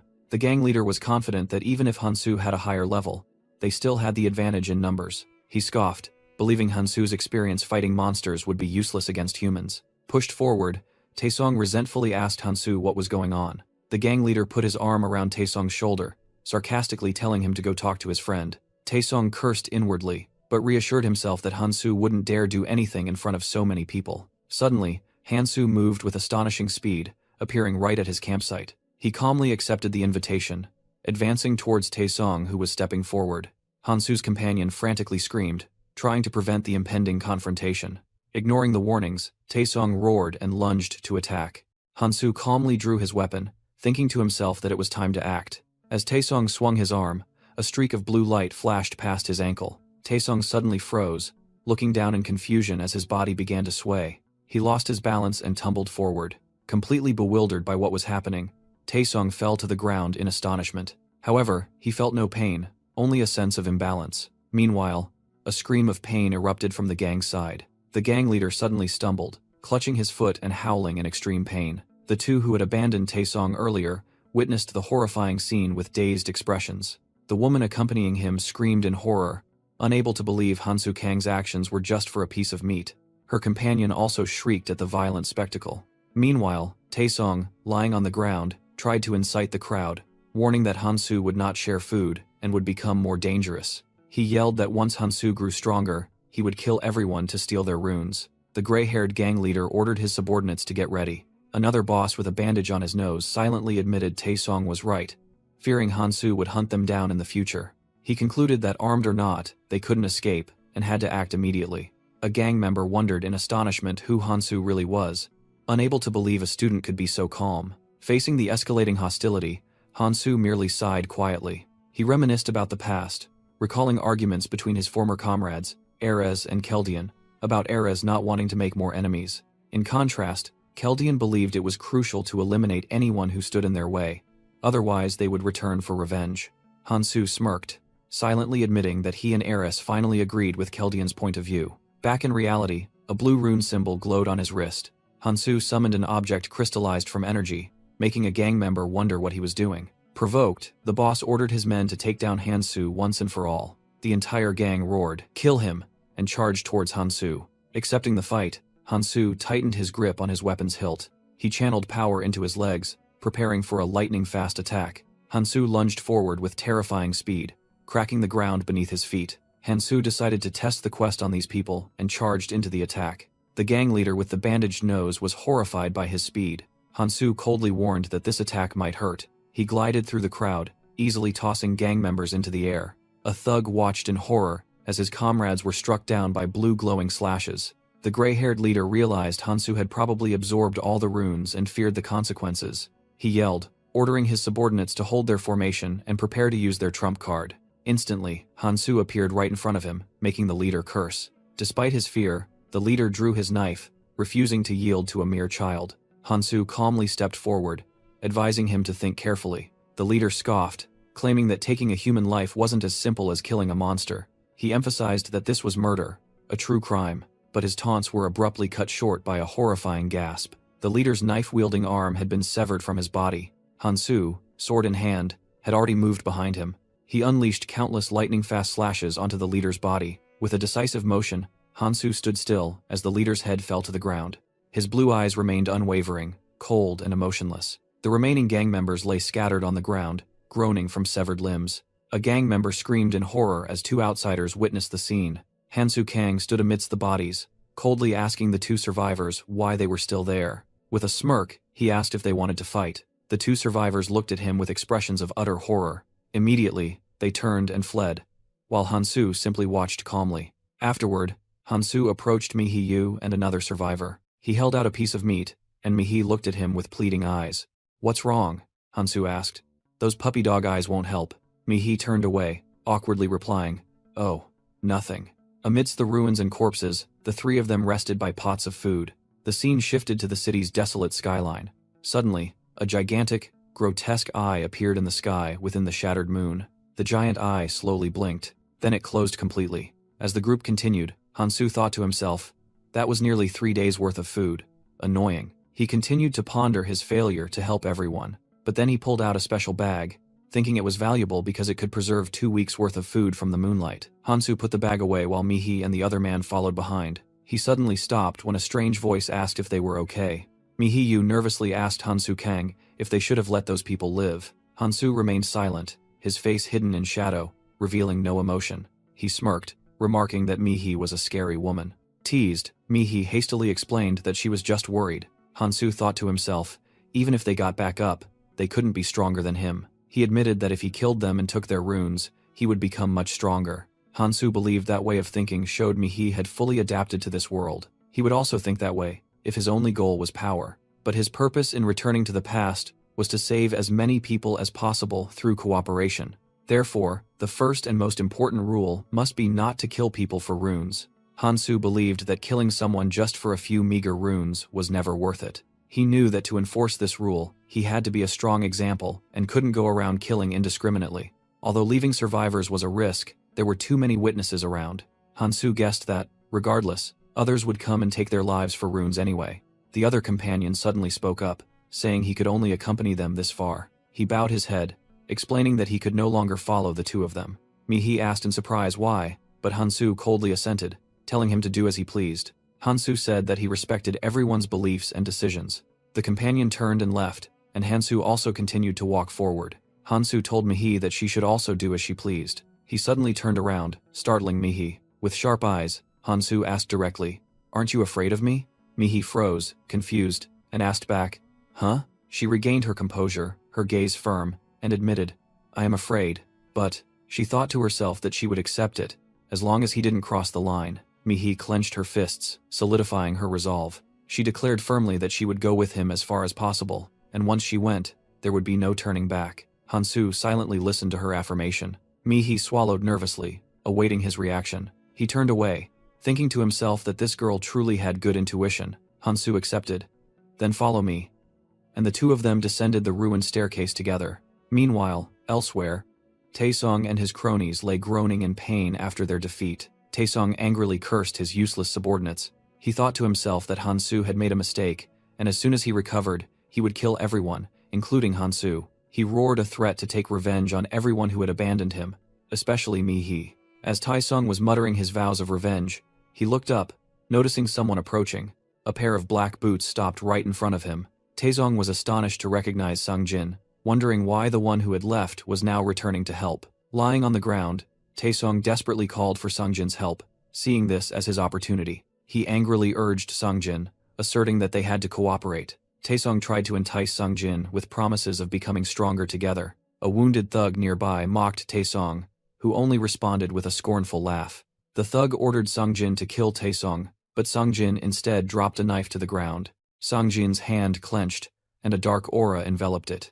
Believing Sang-jin was on his side, Taesong ordered him to take the rune from the other thug.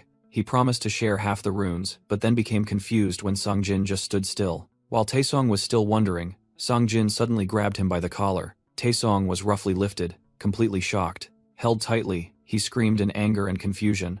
"What the hell are you doing?" "Now I understand," Sang-jin said coldly, astonishing Taesong with his strength. Sang-jin sarcastically repeated Taesong's words about seizing opportunities, further confusing him. With a cruel gaze, Sang-jin began to act. Taesong watched in horror as Sang-jin picked up the knife, while still holding him with one hand. Gasping for breath, Taesong weakly clutched Sang-jin's shirt and cursed. He clenched his fists, glaring at Sang-jin with disbelief and indignation. Sang-jin repeated Taesong's hypocritical advice, pointing out that it was Taesong himself who didn't understand the rules of the game. Finally, Sang-jin revealed his grudge, asking Taesong if he enjoyed always bullying him about his father. With a final curse, Taesong collapsed, lifeless. Sang-jin let out a wild laugh as he looked down at his dead enemy. He dropped the bloody knife to the ground, his body beginning to react to his recent actions. Immediately after, Sang-jin collapsed and vomited, the brutal reality of killing hitting him. He wiped his mouth, still trembling from the shock. Standing up next to Taesong's corpse, Sang-jin told himself not to be weak because of this. He picked up the rune, thinking to himself that for Hansu, killing was as effortless as taking a step. The wounded gang leader tried to bargain for his life, offering cooperation, which jolted Sang-jin awake. The man continued to plead, but Sang-jin was only preoccupied with why Hansu hadn't stopped him. Facing the man's plea for mercy, Sang-jin realized how pathetic he must have looked in Hansu's eyes. He recalled Taesong bullying him, and wished he could have protected himself. Sang-jin reminisced about the lonely moment after being left behind, regretting not being strong enough to face danger with Hansu. He realized that instead of fearing Hansu's strength, he should have been determined to become stronger. Sang-jin wondered if they could have continued together if he had acted differently. Holding the runes in his hand, he concluded that his own weakness was the reason Hansu had left. Memories of being bullied by Taesong at school flooded back, and he felt his current situation was no different from the past. The image of Sang-jin cowering in a corner while Taesong and his friends watched clearly appeared. With a determined gaze, Sang-jin clenched his fists, swearing to become strong like Hansu. He walked away from the pool of blood, determined to use the remaining ones to become stronger and make Hansu look at him differently. In the sky of a ruined city, crow-like monsters soared. One of them let out a piercing cry and swooped down to attack. On the ground, Mi-hee stood firm, facing two approaching monsters. She gasped for breath, fatigue evident on her face. Mustering all her strength, Mi-hee screamed and unleashed a wave of energy, repelling the enemies. The two monsters were thrown back and disintegrated, leaving Mi-hee gasping for breath from exhaustion. Immediately, another cry made her turn around in alarm. Another monster from the air swooped down towards her. However, a streak of blue light sliced the monster in half before it could reach its target. Hansu Kang landed softly, scythe in hand, after eliminating the last threat. Mi-hee smiled and said, "You saved me again." Hansu Kang walked along, gently advising, "Not relying on me doesn't mean you have to do everything yourself." He turned back, handed her a crystal, and explained the importance of cooperating with teammates. Mi-hee thought to herself about how precisely he always divided the spoils. She opened her status window, telling herself that 4 days had passed. Mi-hee admitted that without the strength and magic boosting skills Hansu gave her, she wouldn't have been able to keep up.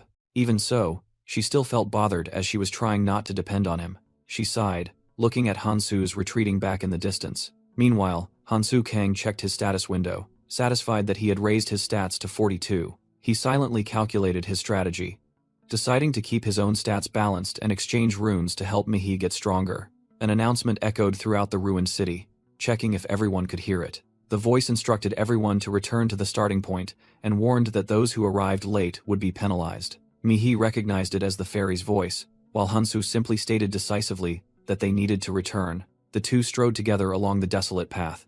Along the way, Mihi looked at Hansu hesitantly, as if she had something to say. Noticing her hesitation, Hansu bluntly told her to just say what was on her mind. Flustered, Mihi stammered, trying to gather her courage. She suddenly asked Hansu directly if he had a girlfriend, which stunned him. Seeing his reaction, she awkwardly asked if the question was strange. Mihi thought to herself that because she had seen a kinder side of Hansu, she had blurted out the question. She told herself that she had originally intended to ask something completely different. Hansu was surprised by her directness, and thought that his old teammate Kangtae would have loved this. He recalled Kangtae always taking everything as a compliment, imagining his friend flexing smugly while Eris and Keldian looked on with disdain. Too embarrassed, Mihi hastily told Hansu to forget her question. The question brought back a painful image of a blonde woman to Hansu's mind. He silently vowed he couldn't lose her again. He sighed, and coldly replied to Mihi that he didn't remember. Mihi lowered her head, her face showing disappointment at his indifferent reply.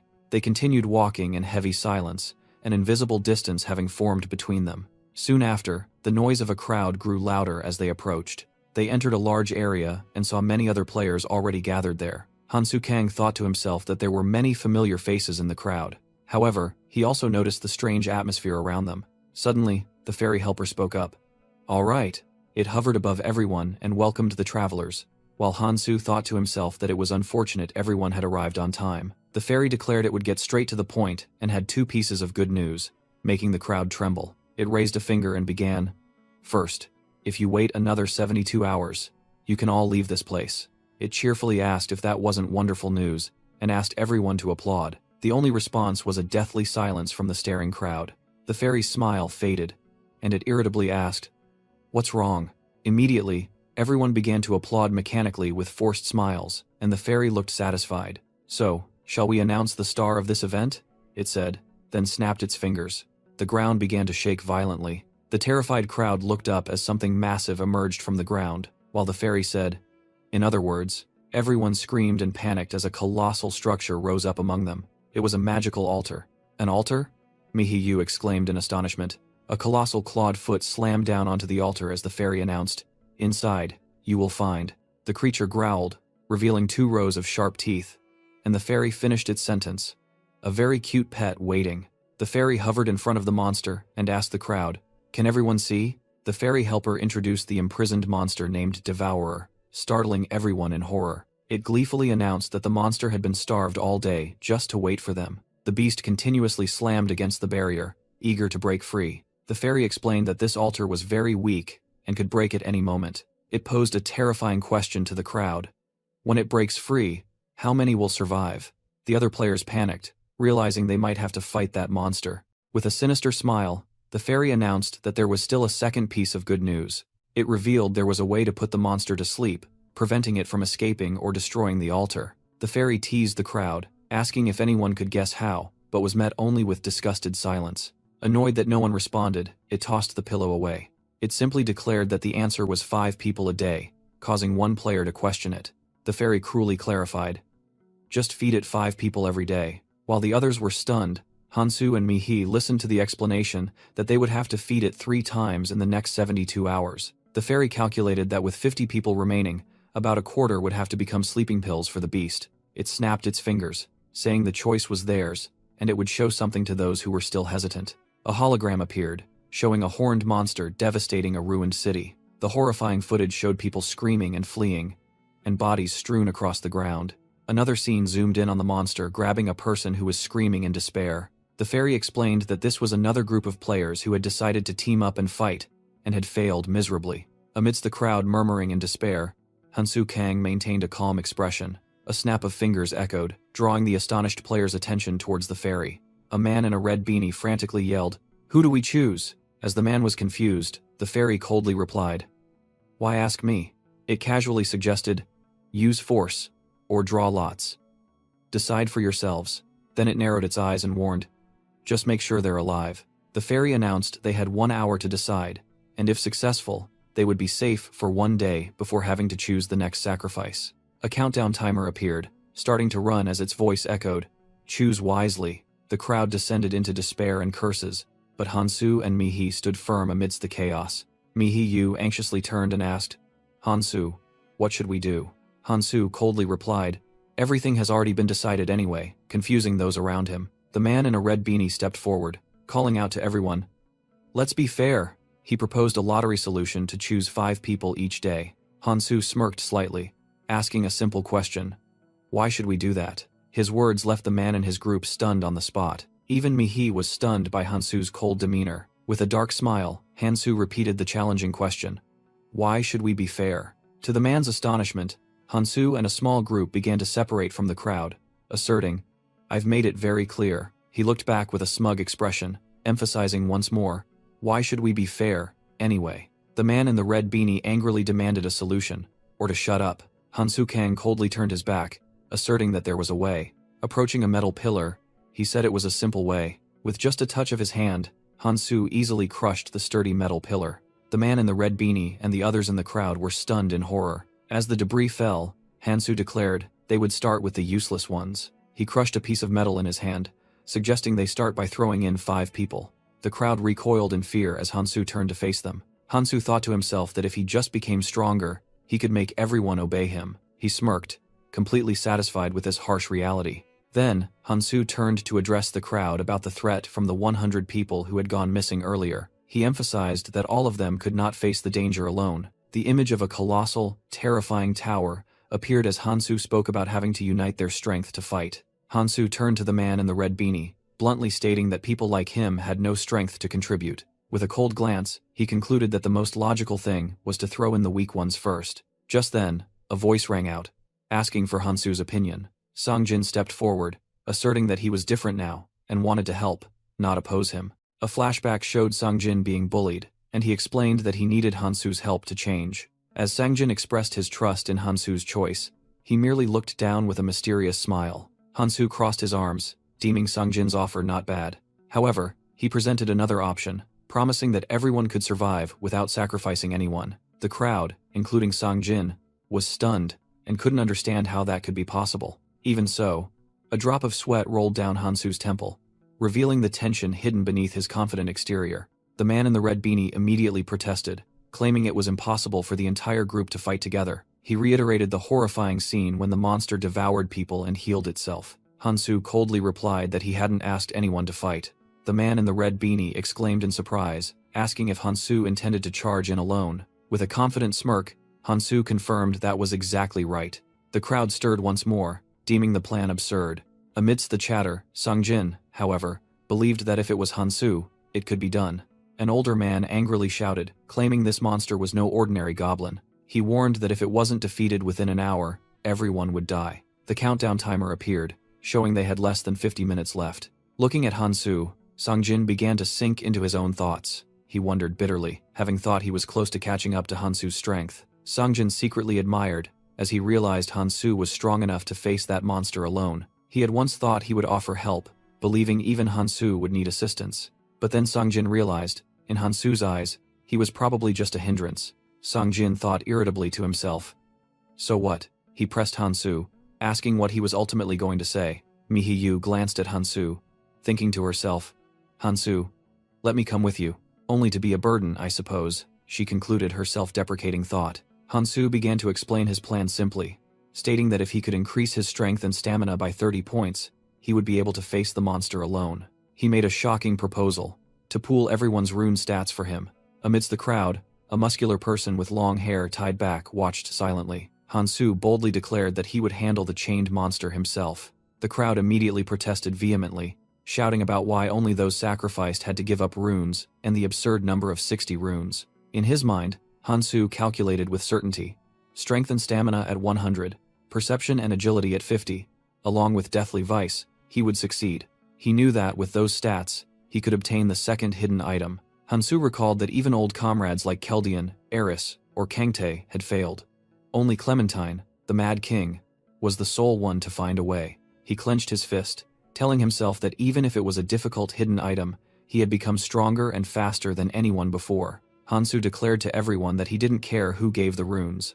As long as the quantity was sufficient, he would act immediately. He warned, with the countdown timer showing only 41 minutes left, that the more they hesitated, the worse the situation would become. A bald man spoke up in rebuttal, claiming that the weak didn't have many runes to give in the first place. The man became agitated, shouting for someone to give up their runes or to hold a lottery. "Selfish bastard," a cold voice rang out, making the bald man turn around in surprise. The muscular person stepped forward, pointing directly at his face and saying that he was clearly the weakest, so why should they sacrifice runes for someone like him? The muscular person stepped forward, emphasizing that even 1 or 2 runes made a huge difference. That person mocked the bald man, asking if he didn't know that because he didn't even have a single rune.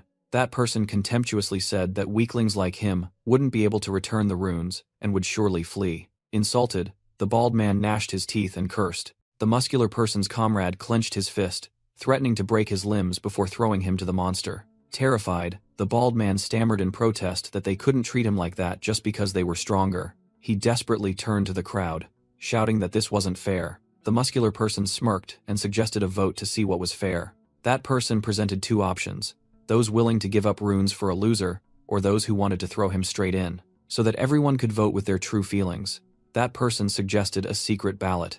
In a panic, the bald man turned to call out to Hansu Kang. He flattered that Hansu looked very strong, and suggested he just use force to steal runes from other strong individuals. Just as he incited Hansu to kill, the man in the red beanie rushed forward and punched him directly in the face. Sprawled on the ground, the bald man wailed that he had to live because he still had a wife and children.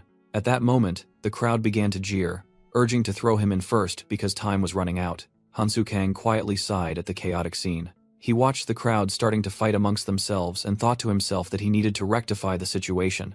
Hansu spoke up, demanding everyone be silent. Once he had their attention, he declared he would tell them what to do in 3 steps. Hansu pointed out 15 people and declared them the weakest. The man in the red beanie stammered in terrified protest. The man in the suit hugged his family, desperately asking if Hansu intended to sacrifice them all. Despite the curses from the crowd, Hansu maintained a cold, unwavering expression. The countdown timer in the air continued to run, with less than 30 minutes remaining. In another space, Mi-hee-yu stood alone outside a large gate. Her face clearly showed worry as she waited. Sung-jin approached and said that if she was so worried, she should have insisted on coming along. He thought Hansu might have agreed if it were Mi-hee. Mi-hee smiled, saying that Sung-jin still didn't truly understand Hansu. Sung-jin was momentarily confused by her remark. Mi-hee admitted that she really wanted to go with Hansu. However, she asserted that she couldn't just keep trailing after him. Sung-jin wondered about his own fate, then turned to ask Mi-hee if she intended to just stand there and wait. No, Mi-hee replied decisively, and started walking. She explained that if she just waited passively, she would be no different from the people Hansu was dealing with. The scene returned to Hansu, who questioned the group about only looking out for themselves during the chaos. He declared that now was the time for them to atone for that mistake. Hansu concluded that they weren't abandoned because they were weak, but that their weakness caused them to fall behind on their own. Hansu coldly asked the weak crowd if they thought charity existed here, then laid out the condition that if they wanted to live, each person had to borrow 2 runes. He proposed they had 72 hours to hunt and return them to everyone, and anyone who didn't repay their debt or tried to escape would have to face him directly. Witnessing everything, Mi-hee secretly thought that Hansu was a man of his word and would handle everything himself. Therefore, she decided she had to act on her own to keep up with him. Afterward, Sung-jin approached and invited Mi-hee to join his group. He added that the others would also be very happy if she agreed.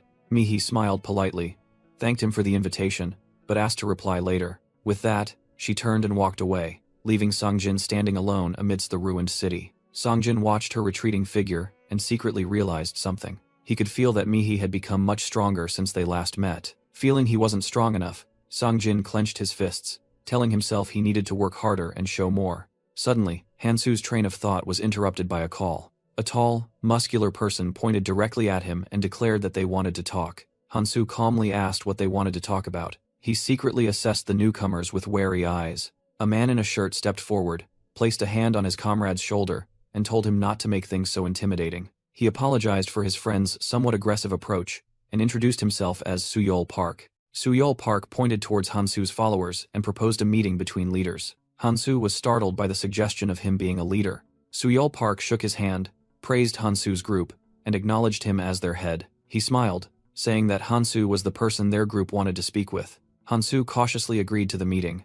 Soon after, he stood alone in a vast, desolate arena. Hansu calculated that goblin poison would be ineffective against the upcoming enemy. Therefore, he decided to use paralyzing poison and carefully coated his weapon with it. Next, he took out an item called flying cat beads, which could restore stamina. He thought it was a decent hunting reward and decided to use it immediately.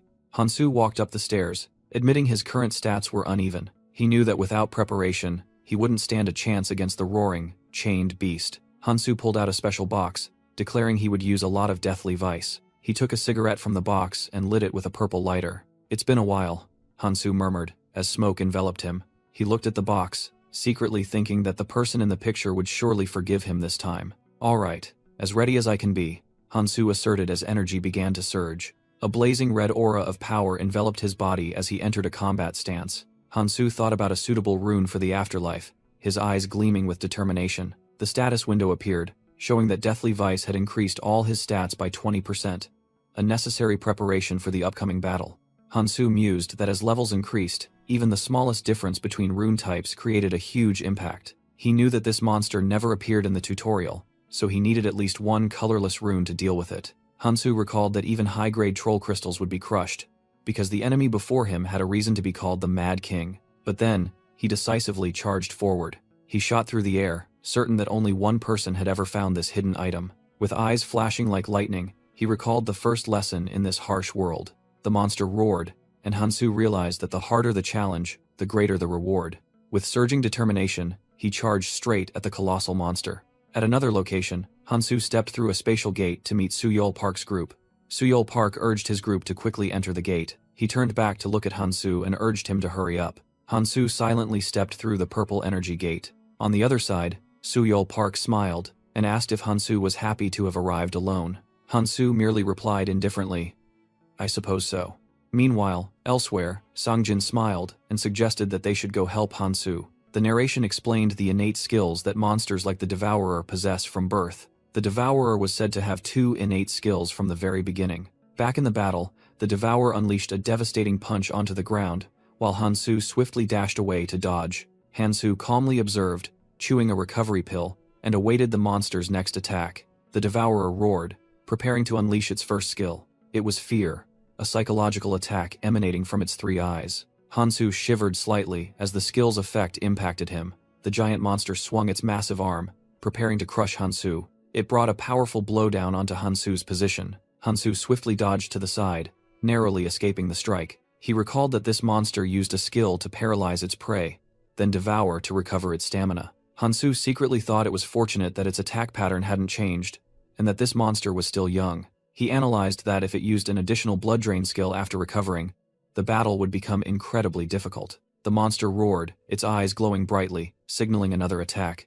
Hansu dashed away as an energy explosion ravaged the ground. He knew he wouldn't be a match if it unleashed that combo. He determined that with his needle, he could only poke small holes in it, but Hansu knew exactly how to make those small holes most effective. His plan began by restricting the monster's movements. Despite being bound, the Devourer still swung its arm to attack, forcing Hansu to slide and dodge. Hansu used its arm as a springboard, leaping up, and knowing that merely stabbing its flesh was useless. He had to stab deep enough to poison its nervous system.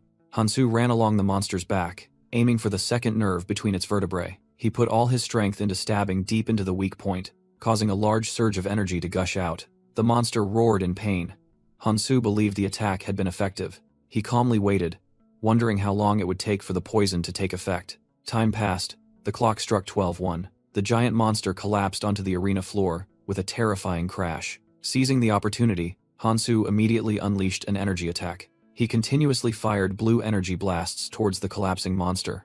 Hansu landed, his sword scraping against the floor, creating a piercing sound. But the monster growled and stood up, its eyes now emitting an angry white light. Suddenly, its countless red eyes flashed, activating a special skill. Hansu involuntarily shivered at the psychic energy that had just been released. He realized this was the unique innate skill called fear. This skill directly attacked the mind, but fortunately, Hansu had magic resistance. He recalled even more terrifying things he had faced in the future. Compared to them, this psychological attack was nothing. Hansu was confident he could overcome it, as his combat experience had honed his keen senses. He remembered Kangtae once joking that he had a sixth sense in battle. Now, he realized it was true as he could see through everything about the monster. He knew exactly where he needed to move and what to aim for. Even so, Hansu admitted that this battle was not easy. Hansu Kong exhaled, secretly thinking that if he hadn't upgraded his strength and stamina, he wouldn't have been able to attack or dodge like this. He concluded that the decision to fight inside the altar was correct, especially since his remaining deathly vice was not much. From above, Suyol Park and his group observed the battle, remarking that the sight was even worse up close. The muscular person accompanying them was astonished that Hansu dared to face the monster alone, while Suyol believed that confidence came from his true strength. Songjin, however, was skeptical, thinking that perhaps Hansu didn't need runes and this was just a trick. Suyol Park ordered the entire group to move down in silence to execute their plan. But Songjin broke the silence, shouting loudly to Hansu that they had come to help. Startled by the shout, Hansu flinched and dropped the pill he was holding in his mouth. Songjin continued to yell that they were coming down, making Hansu shout back, asking what they were doing. Suyol grabbed Songjin, angrily reminding him to keep silent, but Songjin innocently replied that he had to let Hansu know they had arrived. Suyol irritably flicked Songjin's head, explaining that shouting like that would also alert the monster, which Songjin only now realized. Suyol couldn't believe Songjin's naivety, asking if he truly hadn't thought of that. Meanwhile, a long-coated man in the group silently walked ahead, making Suyol grumble unhappily about his actions. Songjin merely gave a wry smile and offered a perfunctory apology. Below, Hansu looked up with an amused smile at the chaotic scene. Suyol whispered to his muscular companion that the idiot Songjin had ruined their plan. However, Suyol remained calm, saying that everything was still fine. He revealed the true plan. After the Devourer was defeated and everyone let their guard down, they would eliminate Hansu as well. Suyol confidently asserted that after witnessing Hansu fight, his plan had become clear. From above, Suyol Park secretly thought Hansu was a dangerous individual. He compared Hansu not to a human, but to a satiated monster that only spared others because it had eaten enough. Suyol swallowed hard, admitting that strength wasn't everything, and he still couldn't forget the scene from that night. In a flashback, he recalled Hansu not hesitating to confront an entire crowd alone. Suyol even believed that Hansu had enjoyed the slaughter. With a sinister smile, Hansu in Suyol's memory affirmed one thing: such a dangerous individual could not be allowed to exist. Returning to the present, Suyol revealed his plan. Eliminate Hansu and Mihi so that the rest would submit. He confidently ordered his companions to observe patiently before acting. The group looked down, and Suyol noted that the Devourer had slowed down considerably, creating an opportunity for their plan. Songjin, a member of the group, merely observed in silence. Suddenly, Songjin turned his head with a meaningful smile. Suyol's muscular companion noticed Songjin's unusual silence. Immediately after, a loud explosion echoed, startling the entire group. The ground beneath their feet shook violently and began to collapse. A group member frantically screamed a warning as a large rock fell. The muscular companion cursed angrily, not understanding what was happening as they fell freely. The entire group fell sprawling to the ground, the person coughing violently and wondering why the stairs had collapsed. Suyol realized they had been discovered, but still tried to reassure himself that the monster was tired.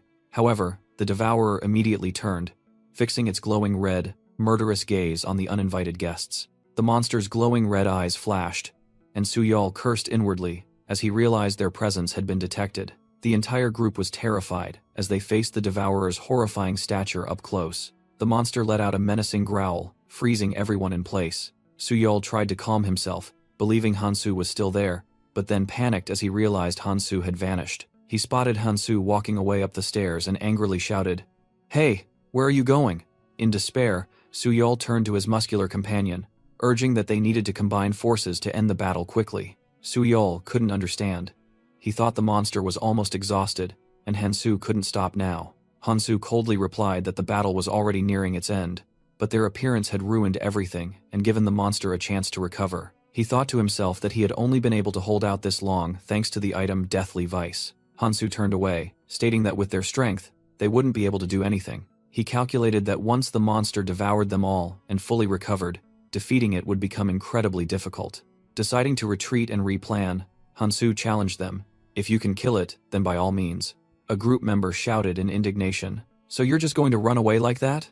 Suyol's muscular companion yelled loudly, reminding him, "You seem to have forgotten your friend is here too." Suyol ordered to grab someone from the group to throw to the monster, but then was stunned to realize that person had vanished. Behind Hansu, a voice rang out. Who? Me. As a pair of shoes stepped forward, Songjin appeared with a sly smile, calmly stating that it seemed not everyone had fallen when the stairs collapsed. Below, Suyol's muscular companion furiously roared as he realized Songjin had secretly sabotaged the stairs, vowing to kill the traitor. Songjin nonchalantly replied to the threat. Go ahead and try, but I'm not sure you have enough time. Songjin mocked Suyol's group, saying that the devourer was drooling and they had other horrors to worry about. The monster growled, drooling as it looked down at the panicked crowd below. A group member exclaimed in horror, wondering if the monster was enjoying their fear. Suyol Park yelled at Hansu, warning that if the devourer recovered its strength, he would be next. In despair, Suyol told himself he had to convince Hansu to stay if they wanted to survive. Hansu coldly replied that the devourer wouldn't break the altar, then asked if they hadn't volunteered themselves as sacrifices. Suyol was speechless at Hansu's words. The entire group suddenly turned their heads as another voice rang out. The helper fairy appeared with a sinister smile, explaining the rule was very simple. 5 people a day. A gruesome image appeared, showing the devourer devouring 5 people to illustrate the sacrificial rule. Amidst the crunching sounds, Hansu sarcastically praised their noble sacrifice. Having said that, he turned his back and walked away, leaving them to their fate. Songjin blocked Hansu's path and questioned why he did that.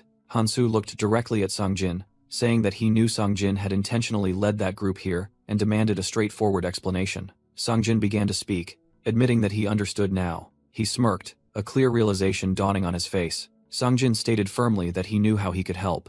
With a resolute gaze, he offered, "Use me." Hansu silently looked down, considering Songjin's offer. Hansu Kang coldly asked why he should use Songjin. Songjin asserted that he knew Hansu had his own goals. He said he realized that when Hansu fought Taesong and the thugs, in a flashback, Songjin recalled that despite Hansu's overwhelming attacks, he hadn't killed anyone. Songjin knew Hansu had done so intentionally, even understanding that it could cause trouble later. Even when the altar appeared, Songjin noticed Hansu could have easily resolved the dispute. He continued that Hansu could have used force if he wanted to, but didn't, and he didn't understand why. With a confident smile, Songjin suggested that Hansu wouldn't mind getting his hands dirty. Hansu remained silent, not denying Songjin's analysis. Songjin then offered, "Then use me. I'll do your dirty work." He earnestly pleaded to follow Hansu in return. Hansu unexpectedly grabbed Songjin's wrist, startling him. Pulling Songjin closer, Hansu asked if he was capable enough with his way of handling things. Songjin clenched his fist, explaining that he had no other choice with those guys, and knew they had gotten in Hansu's way. He resolutely promised that he wouldn't let that happen again.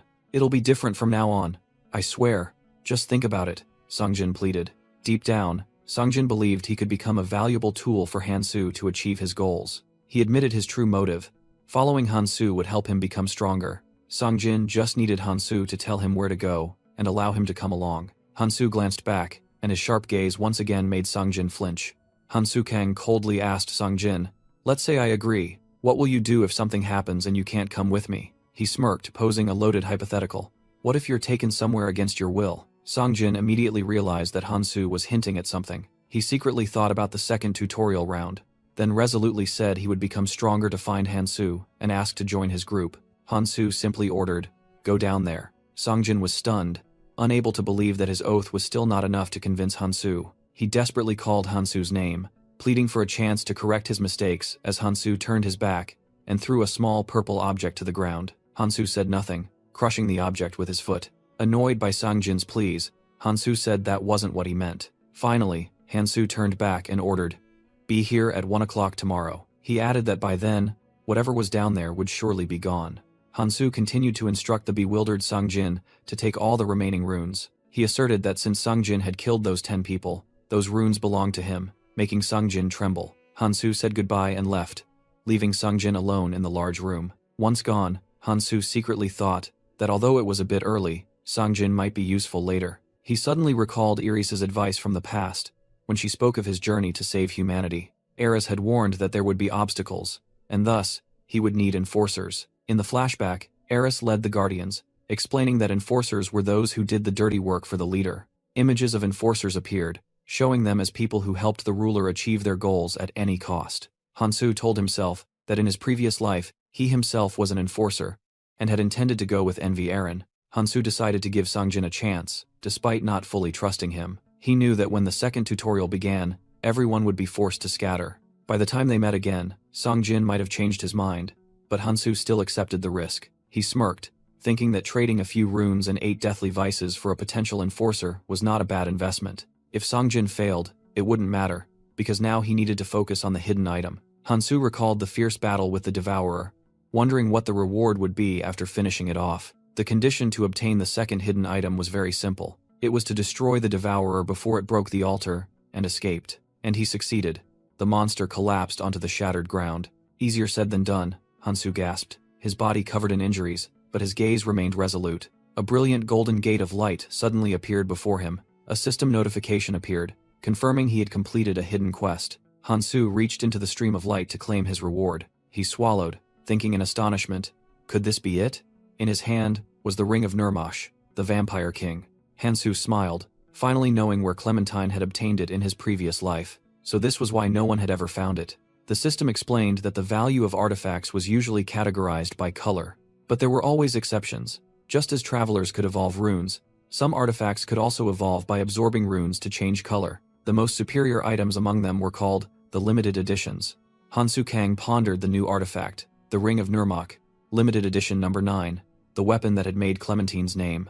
He recalled that in the past, only Clementine possessed this ring, making it his symbol. Facing the ring's 8 deadly powers, Clementine's enemies would be torn to shreds. Hansu smirked with satisfaction, thinking that the treasure now belonged to him. He knew the reward would be valuable, but he never expected it to be a limited edition artifact. The system announced that the ring had 8 powers, but in its current colorless state, he could only activate 1.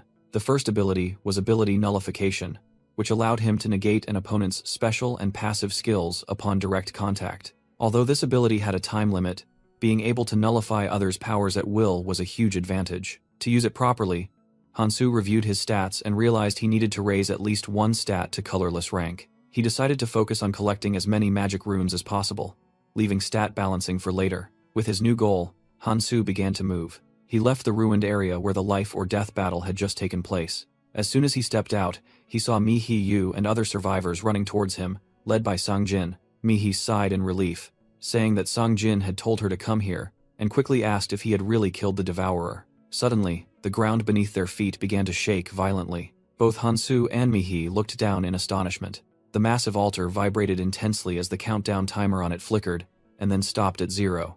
Immediately after, the entire colossal structure vanished into thin air, leaving no trace.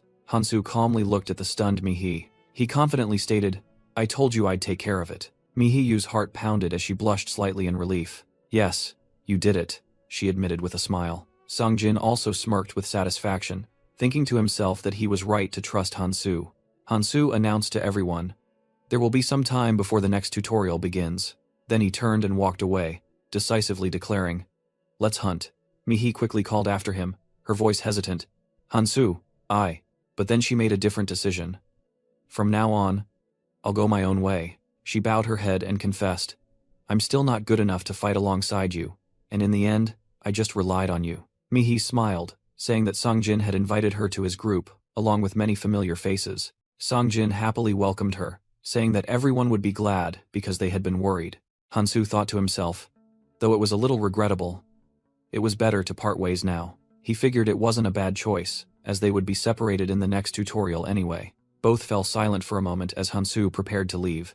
"Wait!" Mi-hee suddenly called out. She looked him straight in the eye, resolute. "Next time we meet, I won't let you get away so easily." With a confident smile, she said goodbye. "See you again."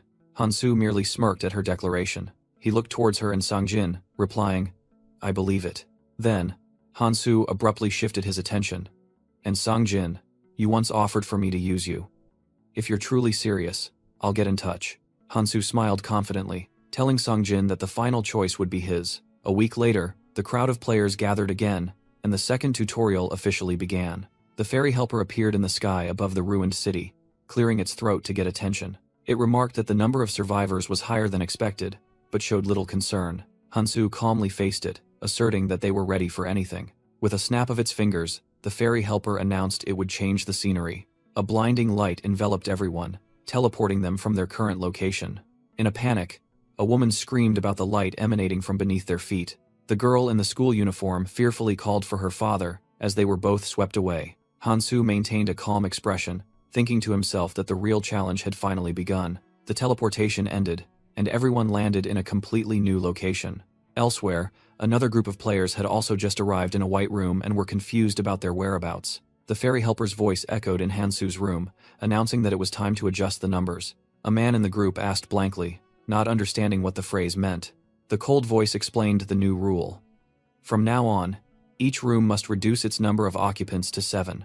The 8 people in Hansu's room looked at each other tensely, realizing that one of them would have to die. A man wearing glasses quickly counted the people, and the fairy helper confirmed they had to decide for themselves who would be eliminated. The man who had asked earlier cursed angrily, knowing that things were not simple and wondering what they should do now. A man in camouflage noticed Hansu's strange needle-like weapon. He squinted at Hansu, wondering if this was the Hansu he had heard about. The man in camouflage thought about the rumors surrounding Hansu. Just then, a black-haired woman stepped forward, suggesting that if someone had to be eliminated, they should start immediately. She smirked, proposing that everyone introduce themselves and prove their worth. Standing between her 2 companions, she demanded that the group show how they deserve to live. A muscular man from the crowd stepped up, declaring he would be the first. He introduced himself as Daechol, confidently showing off the energy-glowing knife in his hand. Witnessing that power, the man in the suit secretly thought that he certainly wouldn't be the one eliminated. Meanwhile, Hansu quietly observed and immediately recognized Daechol's skill as energy mastery. This skill was explained as using mana to increase all stats and enhance weapons. Hansu secretly assessed that while the skill was useful, it wasn't truly effective here.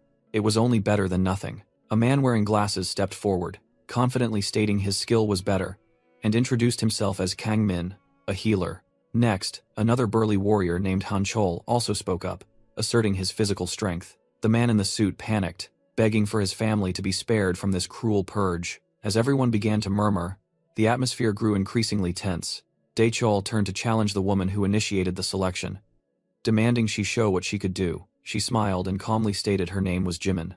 Instead of explaining, Jimin said she would show everyone what she could do, and advanced towards Daechol. Daechol trembled, frantically asking what Jimin was planning to do. With her eyes glowing purple, Jimin easily blocked Daechol's knife, which was threatening her. A slash sound echoed, and Daechol's blade was now stained with fresh blood. With a clean cut, Jimin used Daechol's own knife to finish him off. Han Chol, Kang Min, and Hansu Kang witnessed the scene in silence, each with a different expression.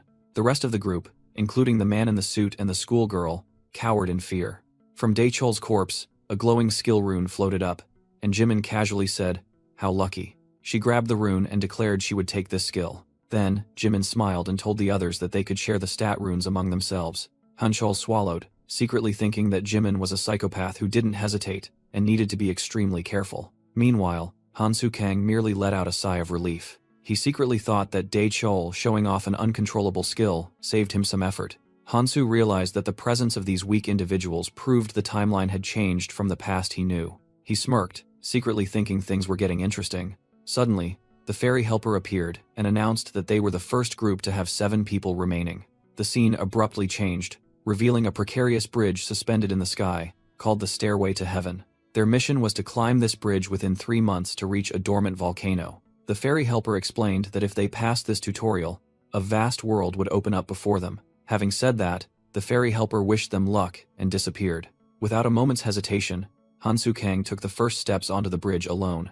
Han Chol called out, suggesting everyone should get along since they would be together for a long time. Seeing Hansu just walk away without responding, Han Chol angrily wondered what was wrong with him. Suddenly, the man in the suit frantically yelled, "Stop!" The moment the man in the suit yelled, the wooden bridge began to crumble with a terrifying crack. Amidst the chaos, Han Chol and Jimin led a group of survivors, running for their lives to escape.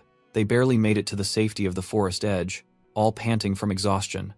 Except for Hansu, who remained unusually calm. Suddenly, the fairy helper appeared, and casually announced that everything would collapse, starting with the bridges. Han Chol roared in anger, furious that the warning came too late. While everyone was still bewildered, the man in military gear called out to Hansu when he saw him quietly walking away. Han Chol irritably mumbled about Hansu's eccentric behavior, while Jimin observed thoughtfully. Unexpectedly, Jimin smiled and suggested to Han Chol that perhaps they should follow him, surprising him. She explained that with such confidence, Hansu must know something they don't. Finding it reasonable, A small group including Jimin, Hanchol, and others decided to follow Hansu. Hansu led the group deeper into the dense forest, walking without hesitation.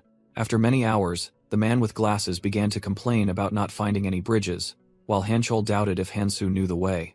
Hanchol grew increasingly impatient as they merely walked in circles within an unchanging landscape. The man in military gear approached Hansu and curiously asked what he was eating. Hansu explained that he was chewing on oak bark, which had a mild detoxifying effect. Detoxifying from what? The man asked, completely unaware that a giant snake tail was silently approaching from behind.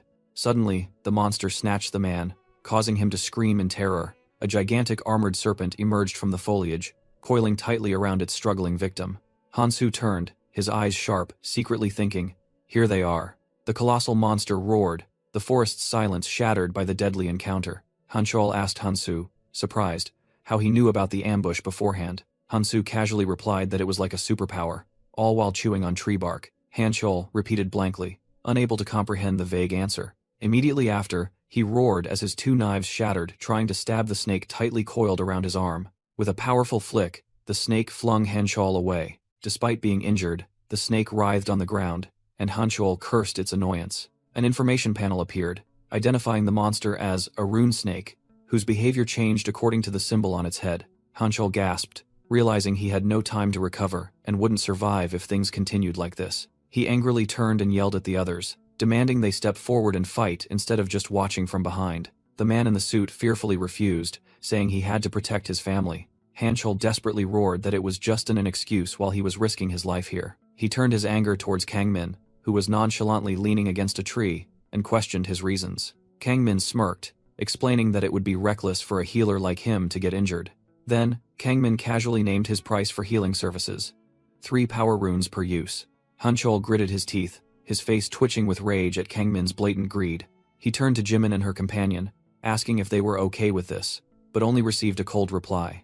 Ignored by everyone, Hanchol bitterly realized he was the only one who found this situation terrible, while that family paid for healing. Kangmin urged everyone to keep moving, leaving Hanchol to sink into dark thoughts about the mess he was stuck in. Suddenly, a communication signal rang out, a voice calling his name. It was Hanchol's captured teammate, who asked about the situation, and Hanchol replied wearily.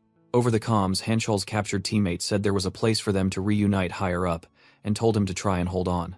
He urged Hanchol to find as many useful recruits as possible to increase their numbers and overcome the challenge. Meanwhile, Hansu Kong silently assessed the people around him, wondering if anyone was worth recruiting, starting with Mr. Superhero, Hanchol. He glanced at Jimin, whom he considered a psychopath with a knife. Next was Kang Min, a mercenary healer who only cared about personal gain. Finally, he dismissed the useless family huddled together. Hanchol sighed, ending the call with a message to his captain that they first needed to survive. Hansu silently walked past Hanchol, completely disregarding the group's situation. Suddenly, the communication device in Hanchol's hand beeped, making him wonder in surprise if someone had developed a ruler's skill. Hansu recalled that only a select few possessed the traits to become a ruler, like Eris and others. It was the ability to inspire and lead others as their leader. Rulers would bestow marks upon clan members, creating a deep connection that allowed them to communicate. However, Hansu knew that a ruler could only bestow a limited number of marks, so they would be busy recruiting for a while. He thought to himself, and I'll be busy leveling up to confront them, while holding a glowing crystal. Hansu resolved that if he wanted people to follow him, he would have to become much stronger. After a battle, the corpses of rune snakes lay scattered on the ground as Hansu breathed a sigh of relief. He noticed the snakes were slowing down and speculated that he might have left their territory. Pushing aside the foliage, he realized that meant he was close to the rune snake variant's nest, his ultimate target. Before him, a gigantic rune snake variant with silver scales was coiled in a clearing. The adult rune-eating snake hissed menacingly in front of the players. Suyol Park frantically told the group to stop as Hansu Kang calmly faced the monster. Trembling, Suyol wondered if they had to fight, then suggested they just keep going since the snake didn't seem to attack unless provoked. Hansu coldly declared he would fight alone and told the others to hide or go ahead if they wished. As Hansu turned and walked away, Suyol tried to hold him back, arguing that they were traveling together and such dangerous actions were ill-advised. Hansu smirked, flatly denying, "You're mistaken, I'm not with you." He explained that they merely happened to be going in the same direction, and now they weren't. Suyol was about to leave but then grabbed Jimin, worried that if they left now, they wouldn't have enough strength. Jimin brushed Suyol's hand away, questioning if he intended to force Hansu or wanted to stay here. Struck by the truth, Suyol could only stammer incoherently. Hanchol decisively ordered the group, "Let's go." Even so, Hanchol looked back, thinking to himself that despite Hansu's stubbornness, he couldn't just abandon him, then called out to Kangmin, who was standing still. Hanchol advised Kangmin to give up on recruiting Hansu. Kangmin sighed, explaining that Hansu was the only one who hadn't asked for healing. He remarked that Hansu acted as if he was born on the battlefield, the type of person who wouldn't listen to anyone and would likely not survive long. Just then, the rune snake suddenly lunged to attack, but Hansu managed to dodge in time. Hansu recalled the combat rule: dodge when a magic rune appeared, and attack with all other types of runes. The rune on the snake's head immediately changed. Seizing the opportunity, Hansu charged forward and unleashed a series of precise attacks on the monster's body. However, the snake was only pushed back, its scales turning black, making Hansu realize it had switched to a defensive rune. Hansu Kang thought to himself, a prolonged battle wouldn't be a problem, but it would still be very troublesome. He devised a simple attack strategy: ignore the snake and aim straight for its nest. As Hansu charged, the snake instinctively turned to protect its nest, revealing an opening. Seizing the opportunity, Hansu appeared right in front of the roaring beast and declared that he had caught it. He suddenly stopped, skillfully changing the direction of his attack. A flurry of lightning-fast blows rained down on the monster's body. The snake lashed its tail in retaliation, but Hansu dodged it and stood at a safe distance. After defeating the monster, Hansu remarked that he had obtained what he needed faster than expected. Inside the nest was his true objective, a rune-eating snake egg. Suddenly, the egg began to shake on its own.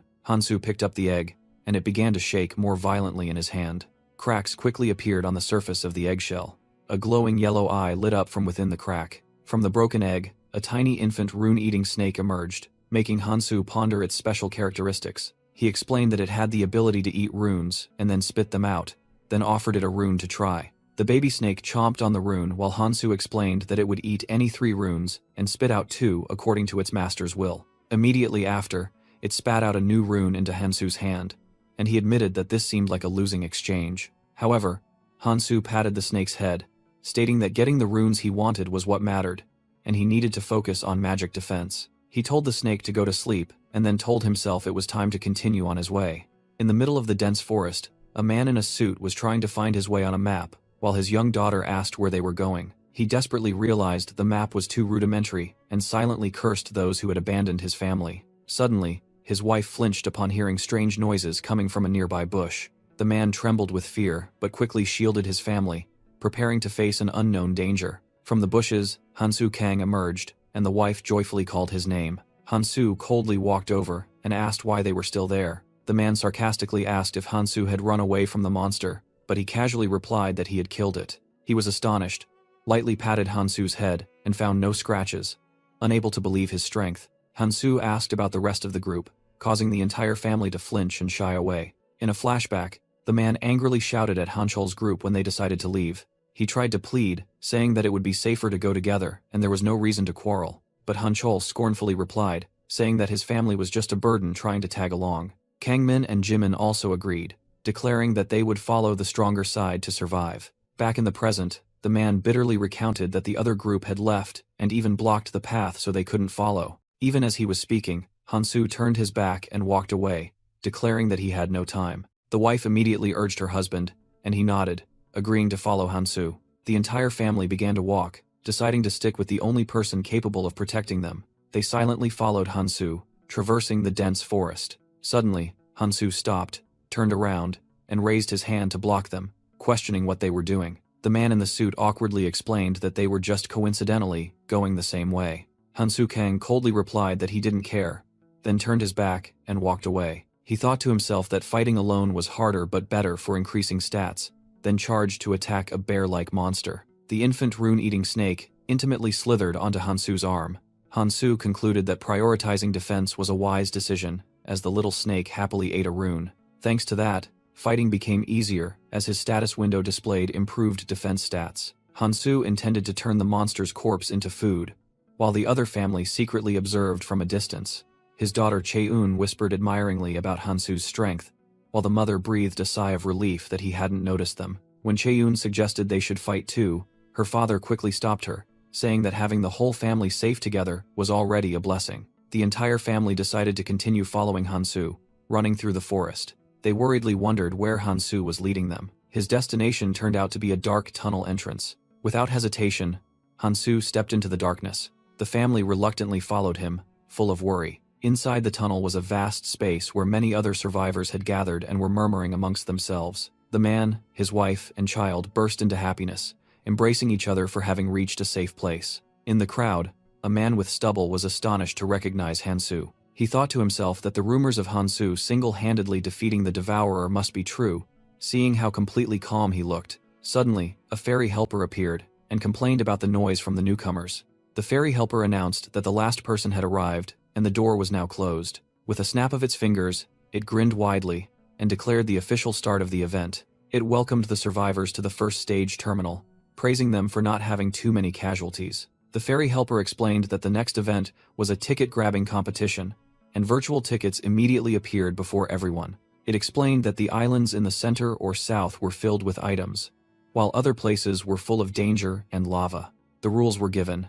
Each boat could only carry 3 people, and at least 3 tickets were needed to depart. A diagram illustrated that if 3 people each had 1 ticket, they would be dropped at random locations on different islands. Similarly, if 2 people had 3 tickets, they could stay together, but couldn't choose their destination. The crowd listened with tense expressions as the fairy helper revealed an exception. However, if one person possessed all 3 tickets, that person could go anywhere they wished. Hansu Kang immediately understood the cruel implication of this rule. The fairy helper advised everyone to check the map for more details, as the islands would collapse from the outside in. They only had 30 minutes before the first level collapsed, with a total of 25 boats available. With a sinister smile, it declared the game had begun, reminding them that to survive, all means were permitted. Immediately, chaos erupted, as everyone began slaughtering each other to snatch tickets. Hansu Kang calmly observed the scene, thinking to himself that things always devolved into chaos. Suddenly, a voice called his name, causing Hansu to turn around. The man in the suit knelt down on the ground before him. He desperately pleaded with Hansu to save his family. Hansu Kang told the man in the suit that they needed more tickets to safely reach the central island. The man clung to Hansu's leg, pleading that with his strength, it wouldn't be difficult. He suggested that by simply taking tickets from others, the whole group could easily pass. Then, he prostrated himself, begging Hansu to save the innocent lives. Hansu coldly replied that in the end, everyone had to fend for themselves. Just then, Hanchol appeared and irritably asked about the commotion. Without warning, Hanchol delivered a kick straight to the man's face, despite the cry of "Dad" echoing. Hanchol grabbed the man by his collar, saying he was sick of hearing him whine, and ordered to take his ticket. He turned to Hansu, offering to invite him to join his group, promising to provide tickets if needed. Hanchol said he also disliked those people from earlier, trying to curry favor with Hansu. He asserted that someone as strong as Hansu shouldn't go alone, and activated a glowing mark on his hand.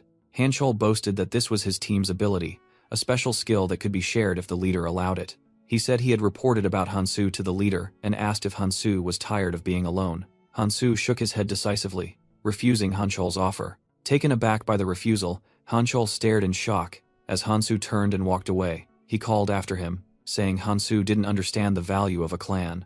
Hansu reminisced about his old comrades and the bonds they had forged. He silently resolved that this time, he wouldn't join under another ruler to avoid losing sight of his goal. Hanchol sighed, seemingly accepting Hansu's decision. However, he threw something towards Hansu and told him to take it. A glowing blue ticket fell to the ground in front of Hansu Kang. Hanchol explained that he had taken it from the man in the suit, who was kneeling on the ground with his family. He told Hansu that it was a shame he refused, but he didn't have time to persuade him further. With a smirk, Hanchol called it a gesture of goodwill for next time and left to meet his comrades. Hansu thought to himself that the ticket was completely unnecessary at this moment. When he didn't pick it up, other nearby players recognized the opportunity. Immediately, the crowd rushed towards the ticket in chaos. One player quickly snatched it and yelled that it was theirs. However, another man snatched the ticket, knocking the other person to the ground. Cheun, the daughter of the man in the suit, bravely lunged with a knife and clung to the thief's leg. The thief grabbed Cheun, held a knife to her throat, and threatened to kill the whole family. Hansu realized this was exactly the cruel spectacle the game masters wanted to see. He mused that all their struggles for survival were merely a prearranged play. Suddenly, a woman named Jimin approached and asked why he refused Hanchol's offer. Hansu curtly replied that it was personal, and directly asked her purpose. Jimin smiled confidently, saying she had her own offer. She revealed a glowing purple magical mark on her hand and invited Hansu to join her. Hansu shook his head in refusal, and Jimin merely smiled as if she had anticipated it. Before leaving, she asked why he hadn't left yet, wondering if it was out of pity. Hansu Kang replied to Jimin that he didn't think she was so pathetic. With cold eyes, he looked down at the remaining people on the island. He smirked, saying that was the problem with pity. As the last boats flew away, the chance of escape was gone. Only a single boat remained stranded on the shore. Now, the island had become a lawless place, and what happened here would stay here forever. Hansu was haunted by the people he should have saved in the past, but he knew that the ferry helper's control was absolute, and he couldn't save everyone. Therefore, Hansu decided he would do what he had to do. Facing the desperate survivors, he told himself that failure here would make everything meaningless. He gripped his weapon, recalling the fate of those who didn't leave the island. It was a slow and agonizing death in a sea of poison, just for the entertainment of the ferry helpers. Hansu declared that instead of letting them endure that torment, he would become their mercy, granting them a swift death. After a gust of wind, Hansu stood alone in the silence, the massacre complete. The ferry helper appeared, looking astonished and somewhat amused by his actions. It flew closer, and whispered that this would be their little secret. With a sinister smile, the ferry helper said it would wait for him ahead and then vanished. Alone, Hansu affirmed to himself that he regretted nothing. Hansu clenched his fist, telling himself that he returned to win, not to save everyone. And he couldn't be weak now. With resolute eyes, he determined to keep moving forward.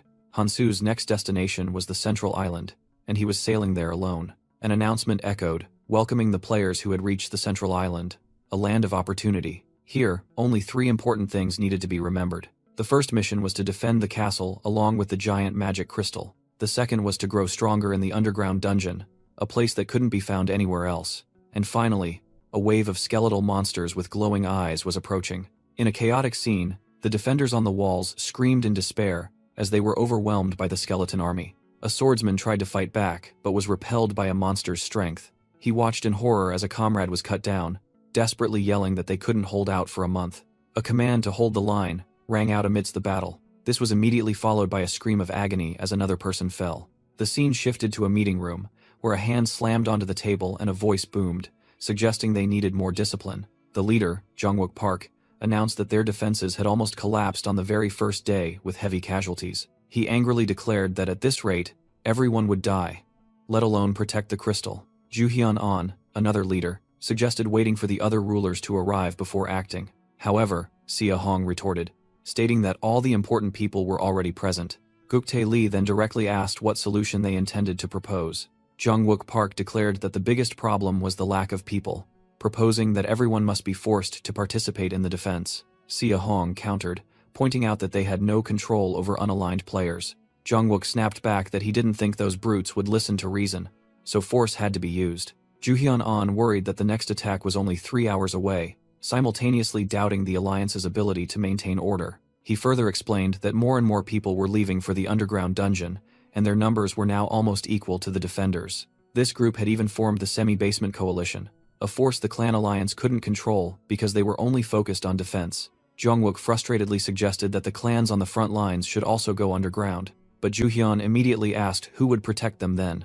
Juhyun selfishly proposed that the smaller clans should go first, then realized everyone's division. Sia Hong secretly wished all 1,900 players had stayed and focused on defense. She recalled that everyone initially cooperated, but the temptation of power and artifacts from the dungeon had changed them. As Sia Hong was wondering how to protect the crystal, someone suddenly ran in. It was Jimin. She brushed off Sia Hong's annoyance and said she had important news. Jimin announced that someone had stood up against the entire Semi-Basement Coalition, leaving Sia Hong stunned amidst screams from outside. Jimin calmly reassured everyone, saying that we never said we wouldn't go. Meanwhile, a member of the Semi-Basement Coalition was kneeling and begging, saying he just wanted to get a little stronger before coming back. A sword flashed in an instant. The man screamed in pain as the sword pierced his chest. Hansu Kang coldly declared that playtime was over. Starting tomorrow, everyone had to go fight. The injured man recoiled in fear, while his comrades wondered in horror why Hansu was so strong despite having lower rune stats. Hansu Kang thought to himself about needing to retrieve his weapon while facing the dissenters. A man from the Semi-Basement Coalition roared angrily, demanding to know by what right Hansu commanded them. He charged with a glowing knife, shouting he would kill Hansu, while Hansu calmly analyzed his opponent's enhancement skill. Hansu looked at the ring on his hand, secretly praising the power of a colorless artifact. The man's attack was easily blocked, causing the others to yell at their comrades to attack. He realized in horror that his skill was ineffective and couldn't penetrate Hansu's defense, who then coldly asked if it was his turn now. Hansu delivered a devastating punch to the attacker's face. The man collapsed to the ground, while Hansu lamented that holding back was tiring, and humans were a non-renewable resource. He turned to the remaining people, asking if they needed further persuasion, leaving everyone speechless with fear. Hansu smirked, saying that this last cigarette was probably enough. In another development, Jimin suddenly burst into the clan leaders' meeting, taking down the guards. The leaders, including Jungwook Park, Juhyun An, Sia Hong, and Guktae Lee, were all stunned by the sudden intrusion. Jungwook Park thought about Hanchol's report, wondering if this was the person mentioned and what the creature on his shoulder was. Hansu loudly declared that starting tomorrow, the semi-basement coalition and the clans would merge to alternate between hunting and defending, challenging anyone who dared to object. Standing before the leaders, he ordered them to divide the useful people among themselves, as he had already dealt with those outside. Sia Hong thought that this was beneficial for them, but wondered what the price to pay was. Guktae Lee also spoke up, directly asking about Hansu's intentions. He continued to question, not believing a strong individual unaffiliated with any clan would do all this without their own agenda. Hansu calmly replied that he only wanted to establish basic rules and order. Otherwise, he wouldn't interfere. Guktae Lee skeptically asked how they could trust Hansu not to eliminate them later.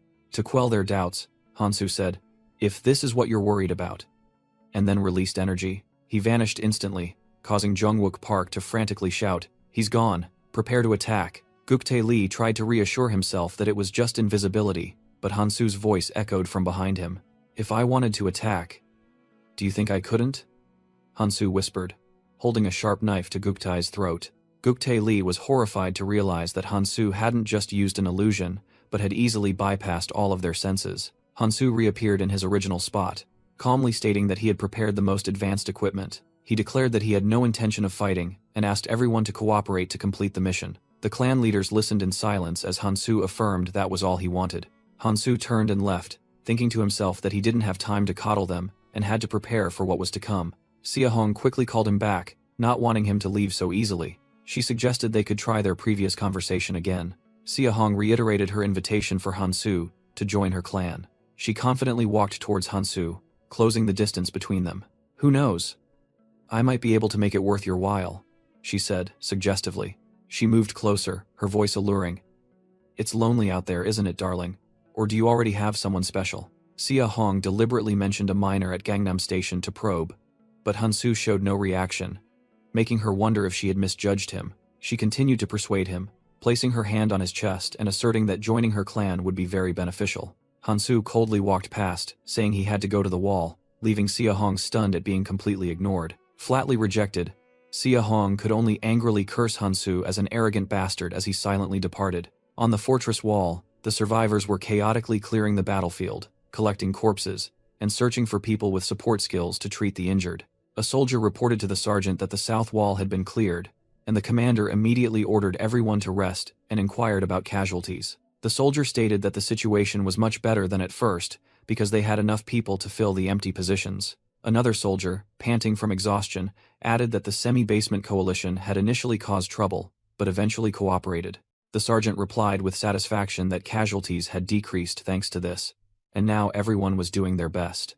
The person continued, "Especially with a heavy hitter like Hansu on the front lines, no one could make excuses anymore." Hansu silently wiped his sweat, while another person couldn't believe he could do all of that alone. The sergeant thought to himself, if only Hansu wasn't such an unpleasant person, they could have recruited him. The person irritably recalled Hansu's dismissive attitude, and concluded that he was utterly devoid of manners. Just as the sergeant sighed in relief that things would be fine if they continued like this, a crack suddenly appeared in the sky. The soldier screamed in horror, alerting them to the crack, and a mischievous face peeked out from within. The ferry helper cheerfully jumped out and asked everyone if they remembered her. After 2 peaceful days, it declared the game officially reopened, making the sergeant curse inwardly, knowing that every time this demon appeared, it was a bad omen. The ferry helper announced that from today, demons would appear. They were very strong, but there was no need to worry. It explained that unlike the undead, which dropped no items, killing demons would give players a small crystal. This was a great opportunity for everyone, as these crystals could only be used here. They could be used to exchange for artifacts in the shop. Furthermore, players could even buy a chance to leave by using 600 crystals to exchange for an escape ticket. Someone explained that all they needed were crystals to escape this place, with a maximum of 5 people able to go at once. The fairy encouraged everyone to work hard to earn crystals, while a gigantic red energy sphere appeared in the sky. From within the sphere, a monstrous hand with sharp claws reached out. A demon with black armor, glowing red eyes, and white energy hair materialized. It let out a savage laugh, red energy swirling around it. As the demon began to advance towards them, a player frantically cried out that it was getting closer. The crowd trembled in fear. No one dared to face the demon, despite desperately wanting the crystals. Hansu Kang stepped forward, drew his sword, and ordered everyone to fall back. He leaped over the heads of the defenders, charging straight towards the demon. Hansu plunged down from the air, aiming directly at his enemy. His sword violently clashed with the demon's armored arm.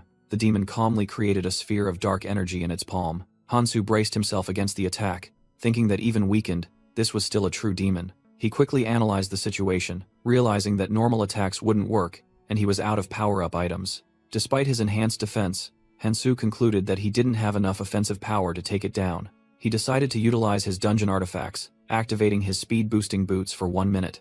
With a blue streak, Hansu dashed away at blinding speed. He lunged towards the demon, moving as fast as a blur. Utilizing his new speed, Hansu once again engaged the demon, creating an earth-shattering collision. Hansu Kang and the armored demon clashed in a high-speed battle. With a determined gaze, Hansu confidently plunged into the confrontation. He unleashed a powerful slash, carving a bright line across the demon's chest. The demon growled, gathering a sphere of dark energy in its hand to counterattack. It punched forcefully into the ground, creating a violent energy explosion aimed at Hansu. The ground violently shook under the might of the destructive attack, but Hansu stood firm, revealing that he had used the negate ability of the Ring of Nirmak to nullify that skill. From a distance, the other players exclaimed in astonishment as they watched him confront the demon alone. In the crowd, Hanchol wondered how strong Hansu had become, while his captain ordered them to prepare to seize the opportunity. The captain explained that even if they didn't act, others certainly wouldn't miss this chance. Driven by greed, a group of players recklessly jumped down, shouting as they charged to snatch the crystal. However, Xia Hong signaled her companion, deciding not to participate. She wanted to observe and see the true extent of Hansu Kang's power. Hansu easily blocked all the greedy attackers with his sword. He glanced over, spotting Guktae Li and another group stealthily approaching from the flank. Another group was also trying to sneak up behind him. Hansu secretly sighed at their shamelessness, but he knew he couldn't be distracted because the demon was about to use its innate skill. He stood facing the giant demon, ready for its next attack. But the demon just stood there, grinning sinisterly, making Hansu wonder in surprise why it hadn't used its skill yet. Hansu Kang deduced that a demon's innate skill was unpredictable, and the fact that it hadn't used it yet meant it was preparing a wide area attack. He turned and shouted loudly, warning the other players to fall back and stand behind him if they wanted to live. However, a cautious player who suggested retreating to observe was brushed aside by another who wanted to rush in for the finishing blow. The demon smirked sinisterly, preparing to unleash its full power. It roared hellfire, punched the ground, and created a destructive wave of fire. The man with glasses confidently raised his new artifact shield, believing it could block the attack. Hansu could only helplessly watch the greedy fools rush to their deaths for the finishing blow reward. The sea of fire engulfed everyone, and desperate screams echoed as they were incinerated. Even the man with the artifact shield couldn't escape his tragic fate. The ferocious flames continued to surge towards Hansu and the remaining survivors. Hansu calmly gripped his sword hilt, realizing he had to deal with this hellfire. He decided it was time to use the power of the ring. Activating the negate ability, Hansu swung his sword, creating a massive blue energy stream. The energy stream tore through the sea of fire, astonishing the survivors. A safe path was created amidst the blazing battlefield. Hansu felt his hand tremble, admitting the demon's attack was stronger than he thought. He looked at the growling demon and silently thought that, for now, only one thing could stop it. That was him.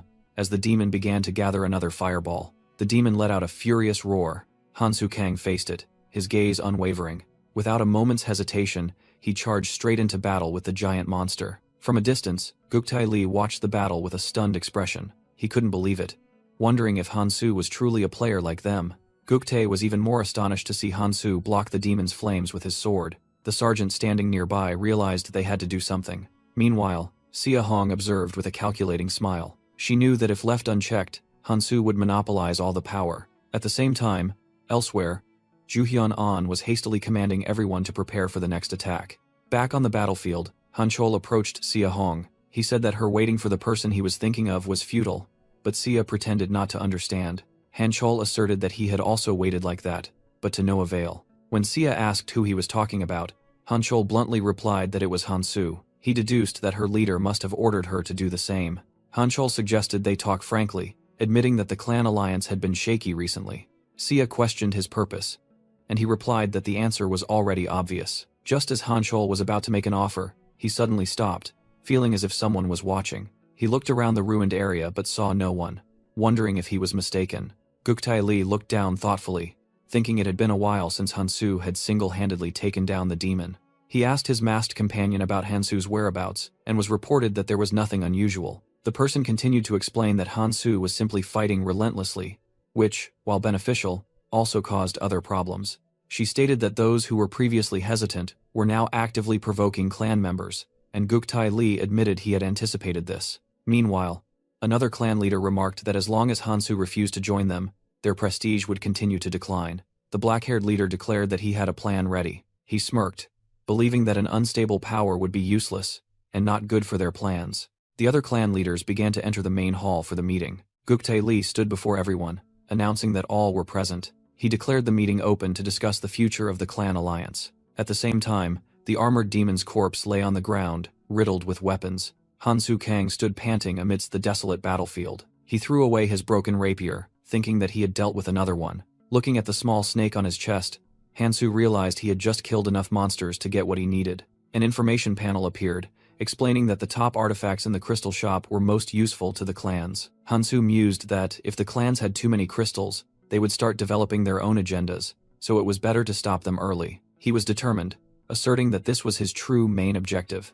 A system notification confirmed the 60 crystal transaction was complete. A long black chain radiating purple energy appeared, and Hansu thought about his ability to use most types of weapons. Hansu Kang thought that some weapons were like old friends. He summoned Decratus's judgment, a chain scythe radiating dark energy. With the new weapon, Hansu was confident that the fighting would be resolved in a while. He wondered, so now, should he try something else? As the ground began to bubble. Amidst the chaotic battle, a giant monster emerged from the ground.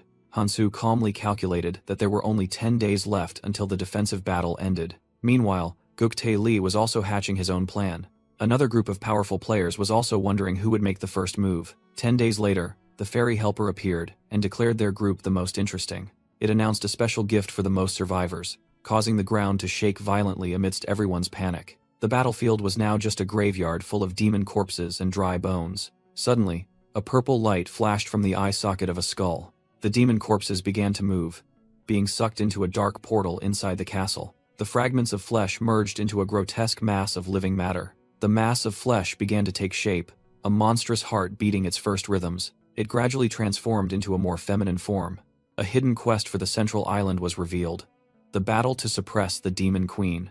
The Demon Queen opened her glowing red eyes and flashed a sinister smile. The Demon Queen let out a mad laugh that echoed throughout the dark sanctuary. A notification rang out, warning players not to approach the city walls as they had no way to escape. The fairy helper hovered in the air, announcing that they had two choices before them. The first choice was to stay and repel the attack of the undead army, then escape through a crystal. But it also warned that the final assault would be extremely sudden. The second choice was to advance inside the castle and confront the Demon Queen directly.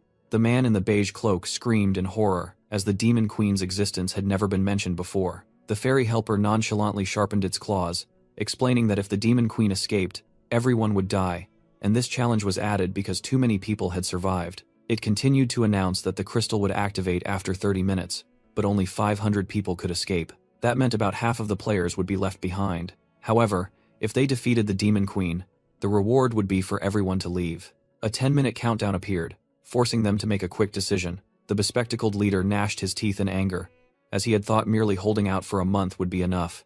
Suddenly, applause rang out amidst the tense atmosphere. Guktai Li announced his plan. They would wait 30 minutes and leave via the crystal, ordering the clan alliance to gather nearby while others had to go to the front lines.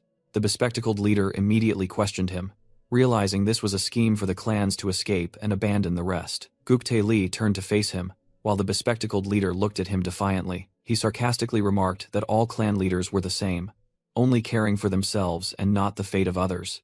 Guktae Li coldly retorted the accusation, asking in return if there was any other way. He recalled the terrifying power of the first demon, which had killed dozens with a mere flick of its hand, and sowed doubt about the possibility of defeating the demon queen. With a mad smile, Guktae Li urged others to move safely with him to the next island, instead of staying and dying like moths to a flame. In the crowd, a blonde person and a bespectacled person sighed in exasperation at the chaotic situation. Another leader in a beige cloak smirked, telling Guktae that his plan had succeeded. Everyone was listening. He confidently declared that the Smog clan and its allies would safely escape. Suddenly, Hansu Kang stepped forward and boldly declared that the only way for everyone to escape was to defeat the demon queen. Guktae Li and the Smog clan leader were stunned by his sudden appearance and declaration. Hansu asserted that, if they defeated the demon queen, everyone could survive. While someone in the crowd recognized him, the bespectacled person in the crowd thought to themselves, "Hansu looks very confident. Perhaps he truly knows what he's talking about." That person ended their thoughts with a faint glimmer of hope. Hansu explained that if they entrenched themselves next to the crystal, the number of dead would be far greater than 500. Convinced, the blonde person resolutely declared they would follow Hansu's lead.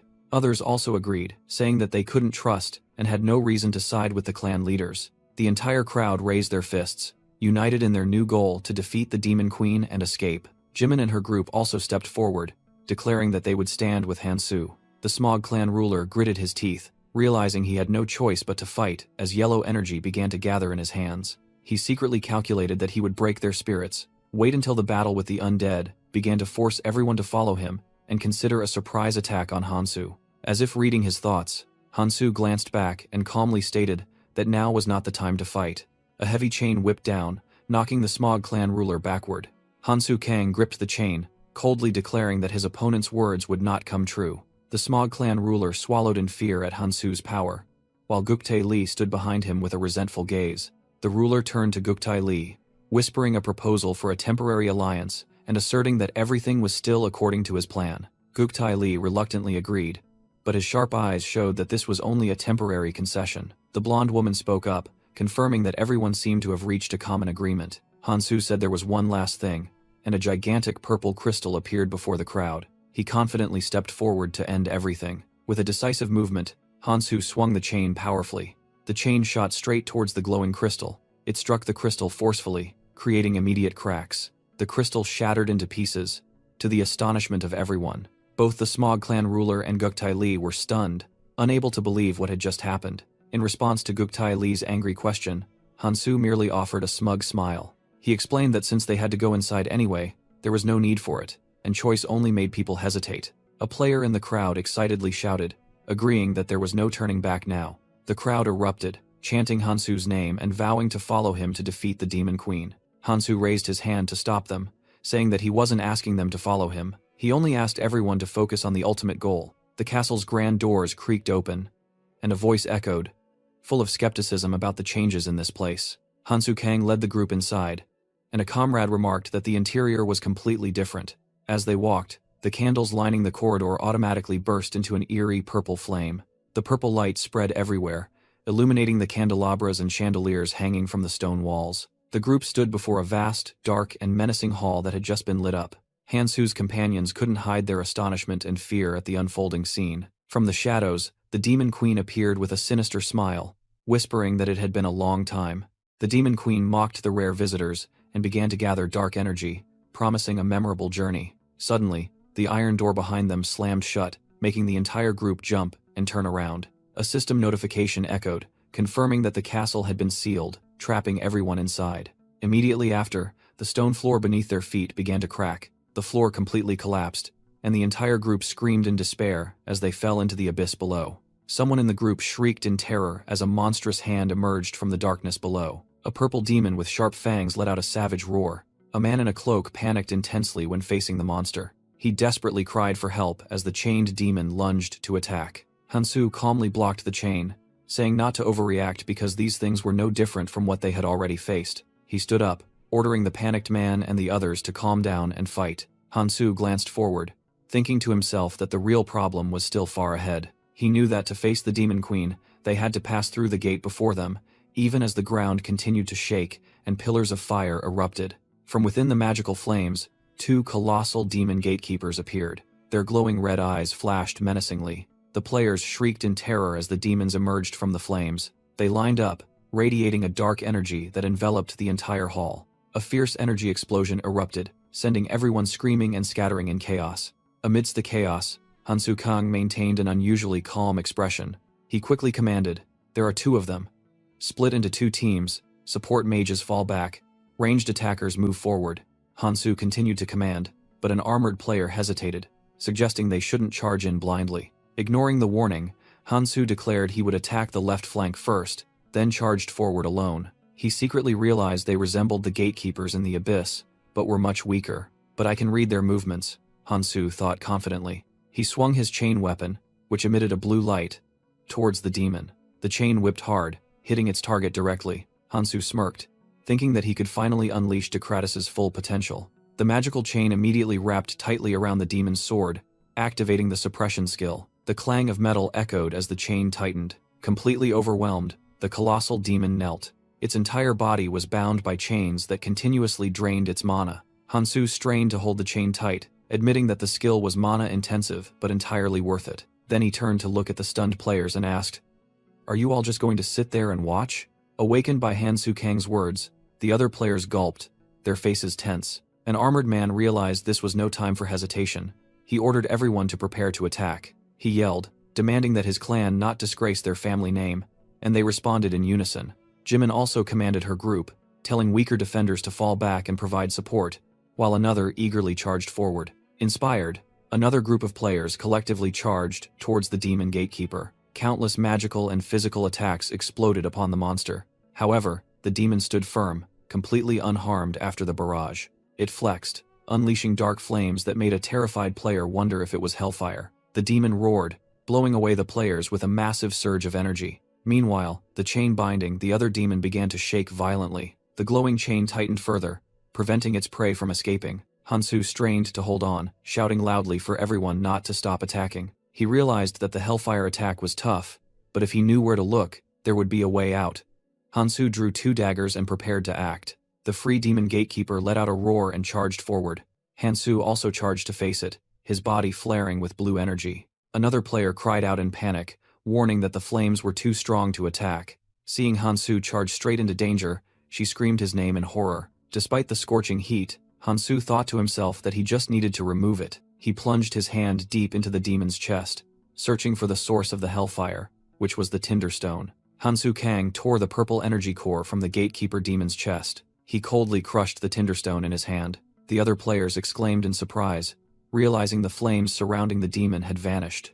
Hansu threw the chain forward, urging everyone not to stop attacking. He asserted that the demon could no longer use fire, they just needed to fight. Suddenly, a warning shout rang out as Hansu glanced to the side. He lunged to dodge a massive incoming stream of purple hellfire. A panicked warrior realized the attack came from the other demon.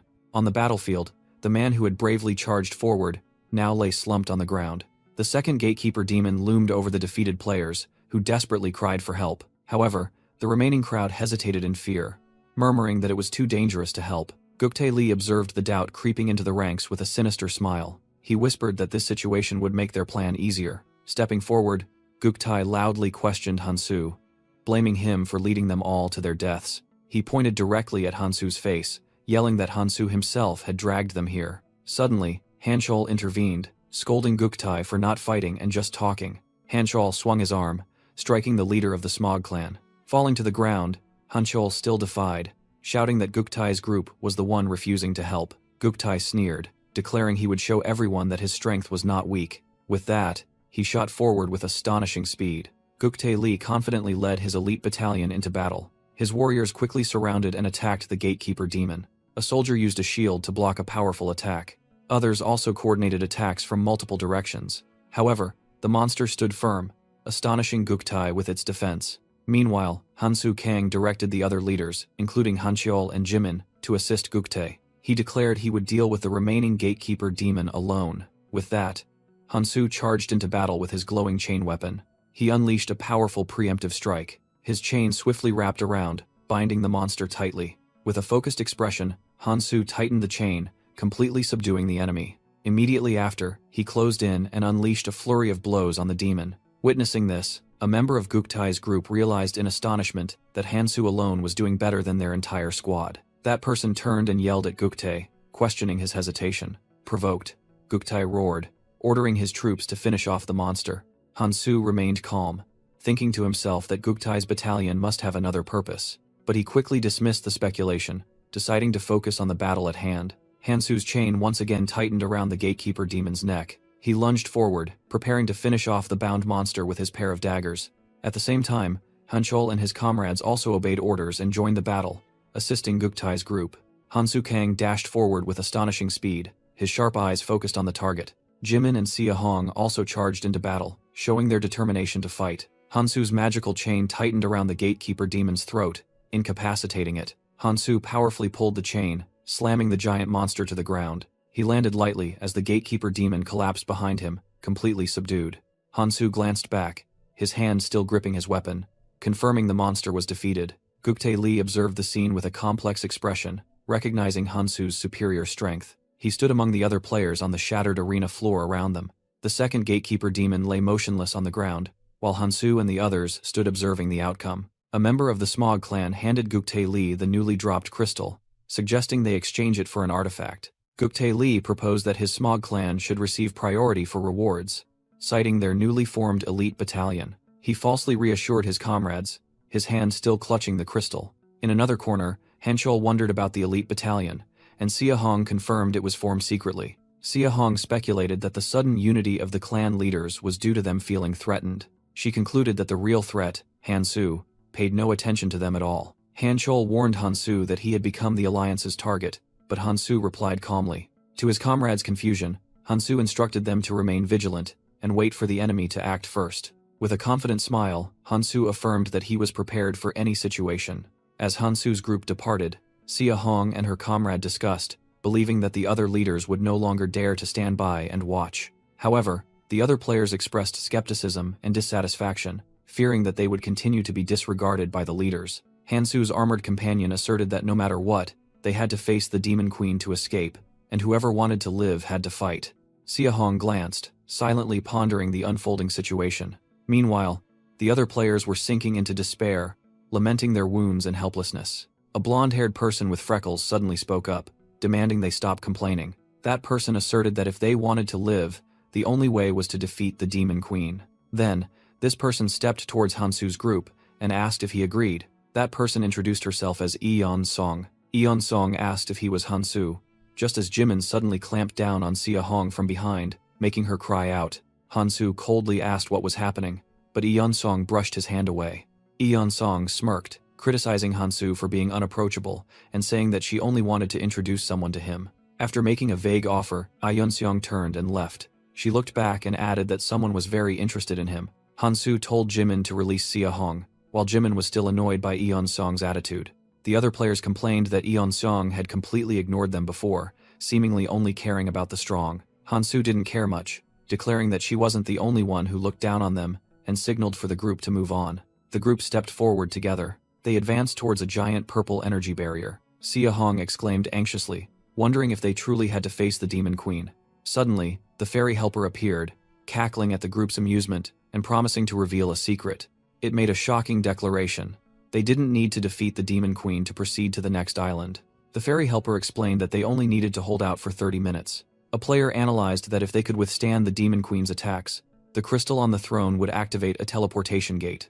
The fairy grinned sinisterly, reminding them that they could still use crystals to buy tickets. But that wasn't the official path. Hansu Kang clicked his tongue, silently thinking that he understood why they were saying this now. Eon Song cheerfully said goodbye, and promised to meet again on the next island, before disappearing in a flash of light. In the Grand Hall, strange purple fleshy creatures began to appear around the Demon Queen's throne. With a sinister smile, the Demon Queen commanded, "Rise." The fleshy eye blobs hovered, wriggling at their master's command. Immediately after, purple skulls began to emerge from the fleshy masses. They completely transformed into skull wraiths, flying around the room. The Demon Queen sat calmly on her throne, surrounded by her newly summoned army of minions. Hansu calmly assessed that this was merely a weak clone, not even half as powerful as the original he knew from the Abyss. A skull wraith lunged straight towards Hansu to attack. A system notification appeared, confirming that Hansu had used crystals to exchange for an artifact. Brilliant blue energy glowed, enveloping his gloved hand. The new artifact was revealed to be the Justice of Decratus, part of the Judgment equipment set. One of the skull wraiths was shattered by Hansu's new weapon. He quickly grasped the weapon's two unique skills: split and regroup.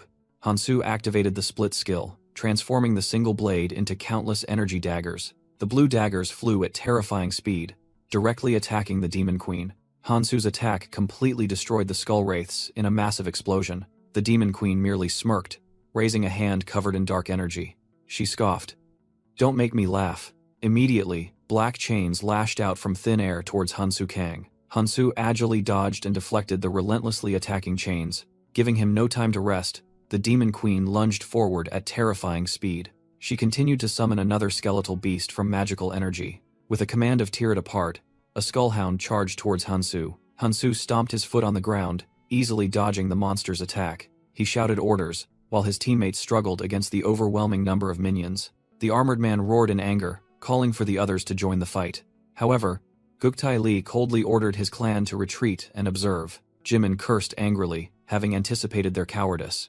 Hansu merely smirked, seemingly having foreseen this betrayal. He suddenly turned away and entrusted the task of guarding the Demon Queen to a stunned Jimin. The Demon Queen roared triumphantly amidst the chaos. A giant, skinless, muscular arm appeared from above. It delivered a devastating punch, but Hansu managed to dodge in time. Hansu looked up, his sharp eyes assessing the new threat. Just then, Hanchol suddenly appeared and erected an energy shield to protect them. Hanchol strained to maintain the shield, shouting that he couldn't hold out much longer. He urged Hansu Kang to deal with the enemy quickly. Meanwhile, the Smog clan observed from a distance, with one member suggesting they just needed to wait. When a clan member suggested helping to buy time, Guktae Li immediately struck, causing the person to cough up blood. The subordinate collapsed in astonishment. Witnessing Guktae kill his own person, the others screamed in horror. Guktae coldly declared that they must act now while everyone else was busy. He ordered the entire clan to begin the cleanup. Seeing this, another female clan leader furiously rallied her people to attack the traitors. But Guktae had anticipated this, causing her entire clan to suddenly become unable to move. The Smog clan rushed in, slaughtering the paralyzed and falling players. The female leader desperately screamed that this action would lead to everyone's death. Guktae merely sneered in response that he didn't care. He declared that they were merely sacrifices and everyone would choose to die for their ruler. The female leader was stunned, not understanding what other ruler Guktae was talking about. Guktae swung his sword, deciding it was time for this clan leader to die as well. His sword was suddenly blocked by another weapon. The intervener was flung back, their weapon shattered. Hansu Kang turned, caught a fragment, and said that he saw Guktae had decided to reveal his true colors. He stood shielding the fallen female leader, facing the traitors and remarking that there were always backstabbers. Guktae Li challenged Hansu Kang, roaring that it was too late to stop his plan. At his command, the Smog clan warriors charged to attack. Hansu calmly stated that the fake ruler had finally revealed himself.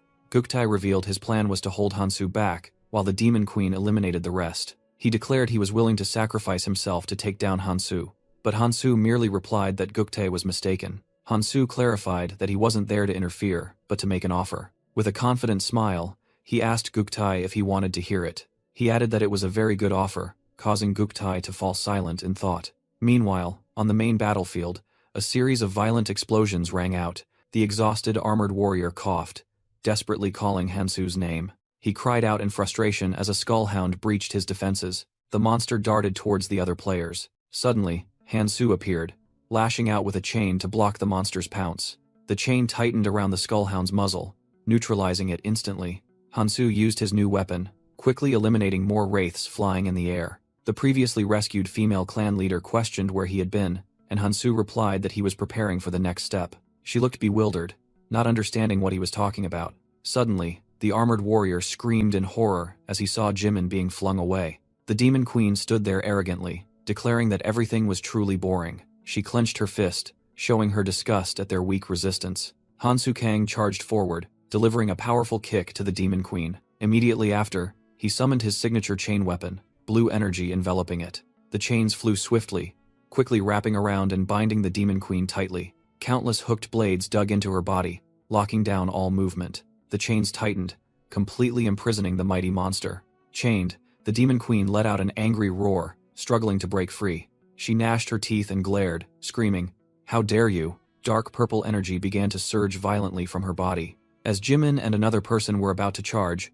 Hansu suddenly appeared and raised a hand to stop them. The armored man confusedly asked why he was stopping them. Just then, a massive surge of purple energy erupted from the Demon Queen. Hansu was completely engulfed in the terrifying explosion. The fierce shockwave forced nearby players to cower. From within the black smoke, Jimin desperately screamed Hansu's name. The other players were stunned, fearing that he was dead. Jimin staggered, unable to believe what had just happened. Suddenly, one of her teammates looked up and shouted, "Above us!" Everyone was astonished to see Hansu hovering in midair, completely unharmed. With sharp eyes, he summoned a new blue energy weapon in his hand. Hansu swung the weapon downwards, and it split into multiple blades that shot straight towards the enemy. The gatekeeper demon's sword clashed against the chains binding its legs. The creature realized its entire body was tightly bound by blue energy chains. Elsewhere, Hanchol tensed, preparing for a powerful action. Meanwhile, Hansu delivered a decisive slash to the second gatekeeper demon. The attack landed, causing the demon to stagger and spray blood. However, instead of pain, it burst into maniacal laughter. "I like it," the demon roared, its eyes glowing with delight. The horns on its helmet began to twitch strangely. Suddenly, a gigantic, skinless, muscular arm was summoned from thin air. The first gatekeeper demon roared, breaking its chains as Hansu realized it was increasing its magic power to retaliate. "I don't intend to drag this out," Hansu muttered while retreating. He took out a small orb, deciding to use firepower to end the battle. Immediately, he crushed the item in his palm. A powerful surge of purple energy erupted from his fist. Hansu charged forward at dizzying speed. He deftly dodged a barrage of energy orbs fired by the demon. Then, he used his chains to deflect the remaining attacks. Behind the demon, the gigantic arm clenched into a massive fist. The fist lunged forward like a drill, spinning with destructive force. Facing the overwhelming attack, Hansu yelled, "Hanchol, the greatsword, quickly!" Hearing the command, Hanchol immediately threw the massive greatsword towards Hansu. Hansu calmly watched the weapon approach, his gaze sharp and resolute. He stopped the sword bare-handed with a resounding boom, the force of the impact creating a shockwave. Hansu's comrades could only look up in astonishment, stunned by the extraordinary power he displayed. The colossal fist that had threatened them now disintegrated on the shattered ground after being blocked. Without hesitation, Hansu swung the greatsword, delivering a bloody slash. The Demon Queen shrieked in surprise as her arm was mercilessly severed. Hansu shot forward like an arrow, giving his opponent no chance to recover. He leaped into the air, raising the colossal sword to deliver a finishing blow. In a fit of rage, the Demon Queen spewed out a fierce torrent of dark energy in retaliation. But Hansu's blade struck true, tearing through the Demon Queen's body amidst her piercing shriek. The Demon Queen's body melted into a puddle of black liquid on the ground. However, from that puddle, she began to regenerate with a face full of resentment, whispering, "How dare you?" In the distance, the defenders cheered, mistakenly believing the battle was over. They quickly realized something was wrong when the quest crystal remained eerily silent. Hansu turned back, his expression serious, affirming to the others, "It's not over yet." Meanwhile, the Demon Queen had fully regenerated, flashing a delighted smile and saying, "How interesting." She looked at Hansu with fiery eyes, gleefully declaring, "It's been a long time since I felt pain." Immediately after, the Demon Queen unleashed a massive purple energy explosion that engulfed Hansu. The entire area shook violently as the explosion devastated everything in its path. The Demon Queen smiled, declaring she would truly try her best for Hansu while accumulating a dark energy orb. Suddenly, a blue energy spear shot towards her. The spear struck the Demon Queen, creating a resounding metallic clang. Sia Hong gasped. She was the one who had just launched that surprise attack. The Demon Queen glanced with annoyance, scoffing at the appearance of other insects. She immediately summoned a skull wraith that lunged towards Sia Hong. Jimin yelled Sia's name and rushed forward, using her weapon to block the monster. The beige-cloaked clan leader ordered Jimin to retreat, believing they had only bought a little time. The Demon Queen roared, challenging everyone to flee before she annihilated them with an area of effect attack. She created an energy blade, bidding farewell to Hansu for entertaining her. Hansu Kang knelt amidst the rubble, struggling after the initial explosion. He raised his head with a resolute gaze, showing no intention of giving up. A massive wave of purple energy crashed down, engulfing the entire area. The other players, including the armored man, screamed as they were blown away. The scene was engulfed in smoke and chaos after the terrifying explosion. Hanchol erected an energy shield, wondering if Hansu had survived the terrible aftershock. Amidst the white smoke, a dark silhouette began to move. A blue light flashed from the epicenter of the explosion. The Justice of Decratus weapon materialized, shooting straight towards the Demon Queen. The weapon pierced the Demon Queen's back, blood gushing out in streams. She couldn't believe Hansu still had strength after that devastating attack. Exhausted and covered in blood, Hansu Kang finally got a moment of rest. The Demon Queen gasped, the surprise attack clearly having caused significant damage. She clutched the blade in her chest, bitterly thinking that if her power wasn't restricted, these maggots would never stand a chance. From afar, the defenders cheered, believing they had won. A system notification appeared, stating that the conditions had been met, and the central crystal began to glow brightly. The light intensified as the crystal teleportation gate officially opened. The crowd erupted in joy, hailing Hansu for killing the Demon Queen and saving everyone. But then, the seemingly dead body of the Demon Queen twitched slightly. A purple magical flame erupted from her position, causing the celebrating players to scream in panic. Hansu calmly analyzed, thinking to himself that he had surely struck both of her hearts. Suddenly, his gaze froze as he noticed something unusual. Amidst the flames, the Demon Queen declared that things had only just begun. She transformed into a more grotesque form with multiple eyes, roaring that she would pay any price to bury them all. The Demon Queen asserted that she would finish them all before this temporary body disintegrated. Suddenly, a powerful voice boomed. Enough, as a giant hand appeared. A massive entity bound the Demon Queen in chains, reprimanding her for violating the rules by unleashing her true power in the tutorial area. The entity looked down at the restrained Demon Queen and declared that the only one ending here was her. The fairy helper appeared with a sinister smile, stating that it had not permitted the Demon Queen to act in such a way. The giant system enforcer seized the Demon Queen, while the fairy explained that rule breakers would be eliminated. Restrained, the Demon Queen roared in fury, questioning why her power was sealed and vowing to destroy everyone. The fairy helper looked annoyed, muttering that hybrids were always troublesome. With a command of silence, the Demon Queen's head exploded, splattering blood everywhere before the players' eyes. The survivors groaned in horror at the brutal spectacle that had just unfolded. Afterward, the fairy casually wiped the blood from the system enforcer's hand and returned to the topic of rewards. It cheerfully congratulated everyone on defeating the Demon Queen, saying that very few could accomplish this. However, it announced that the sole reward would go to the person with the greatest contribution, pointing directly at Hansu Kang. A purple orb of overload appeared, an item that boosts all stats by 99% for one day, but will cause them to drop to 0.01% afterward. The fairy helper announced that the mission was over, and instructed everyone to use the teleportation gate to reach the next island. Hansu Kang looked at the item in his hand, satisfied that he had achieved his goal. He pondered the terrifying power of the system enforcer, realizing it surely came from the abyss. Clutching the orb, Hansu told himself that his path ahead was still very long. A player complained about not getting a share of the reward, but Hanchol and others stood by Hansu. Hanchol reassured Hansu, and another player admitted that no one dared to steal the reward from him. Jimin warned that the Smog clan had suspiciously disappeared during the battle, and suggested contacting the rear. She proposed dealing with the Smog clan immediately, but Hansu calmly replied that everything had already been handled. Hansu's companions were surprised and asked what he meant, and how he had done it. An armored player panicked as the imprints on his hand disappeared, shouting that the other clan leaders had been eliminated. Sia Hong wondered in horror if the Smog clan had betrayed everyone, and used their elite battalion to attack the leaders. Facing the questions, Hansu Kang merely offered a subtle, knowing smile. The scene shifted to a flashback, where Hansu stood in the dark forest beside the corpses of Smog clan warriors. Telling himself that everything was done, he stood there silently, his face obscured by the black hood. Minutes earlier, Guktae Li and the other clan leaders had just been teleported to a forest through a magical gate. Guktae looked towards a distant tower and confirmed that they had arrived at the correct location. He secretly revealed his true mission was to eliminate all the leaders, and handing them over would yield even greater rewards. Guktae scoffed that the leaders' focus on Hansu had made them easy prey, then ordered his troops to bind those who had been defeated. He recalled Hansu giving him a magical item and suggesting how to use it to conquer other clans. Guktae also remembered Hansu's agreement, but he smugly thought it was just a desperate trick from a fool. Back in the flashbacks present, as a subordinate urged him on, Guktae suddenly signaled to stop, sensing a presence. A blade unexpectedly grazed Guktae's cheek, but when he screamed, his soldiers felt nothing. Hansu's voice echoed from the shadows, mocking that he had been waiting for them. Guktae furiously yelled that the enemy must be weak to be hiding. Suddenly, Guktae and his subordinates realized they couldn't move as the ground beneath them began to swallow them. As Guktae struggled in despair, Hansu's voice rang out, announcing that he had fallen into a trap. Hansu explained that the trap was merely a timed, single-use artifact, but extremely effective when placed correctly. With a look of utter horror, Guktae could only utter one word: impossible.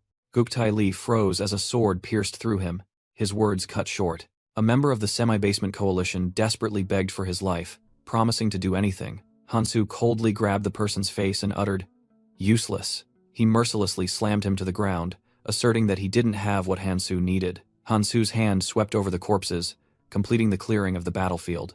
Standing amidst the pile of corpses, Hansu thought to himself about his plan: to wait and eliminate everyone who came from the central island.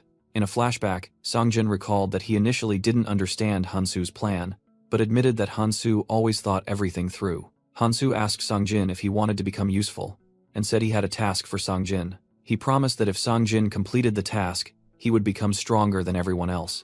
In the ruined city, Hansu told Songjin that keeping up was up to him. Songjin smiled resolutely, believing that trusting Hansu was the best choice he had ever made.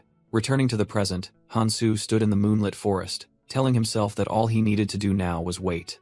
At another location, an elf-eared person clicked their tongue upon hearing the news that Guktae Li had died. That person wondered if this meant that the mission on Central Island had failed. The accompanying elf-eared leader replied that the last contact was at the castle, so Guktae Li must have died there. He believed Guktae Li's death was foreseen, but it also showed that a formidable opponent had appeared. He confidently declared that regardless, everyone would have to come to Tower Island, and the only way to pass through was via the crystal. His entire group stood guard around a gigantic golden crystal, floating amidst countless corpses. A crown-shaped sigil glowed above the leader's head, asserting his absolute authority in this place. The narration explains that, according to the provided map, there are hundreds of islands on the way up. These islands are divided into 3 levels, and the tutorial only ends when players reach the final islands of level 3. Among them, Tower Island has the best rewards, but also hides a danger. Inside a grand hall, a man with a goatee wondered about the hidden meaning in the warning.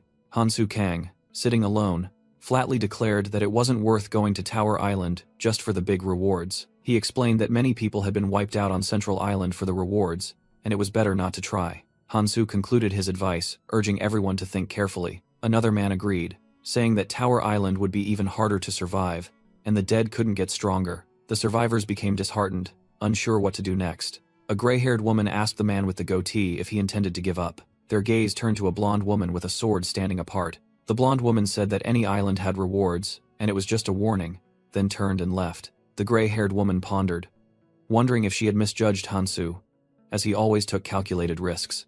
The man with the goatee admitted that Hansu's words made a lot of sense. He informed his group that since the clan leaders had disappeared, their clan had grown stronger, but everyone was exhausted and needed equipment, so going to a safe place was the smarter choice. An armored man approached Hansu, saying his group would be leaving. He sincerely thanked Hansu, admitting that he was alive because of him. Hansu placed a hand on the man's shoulder and told him to stay alive, saying they would meet again later. Then, Hansu called Hanchol, deciding that they would also be leaving, and Hanchol quickly obeyed. 2 women watched them leave, considering that avoiding Tower Island might not be a bad idea either. A radiant yellow energy orb appeared, signaling a teleportation.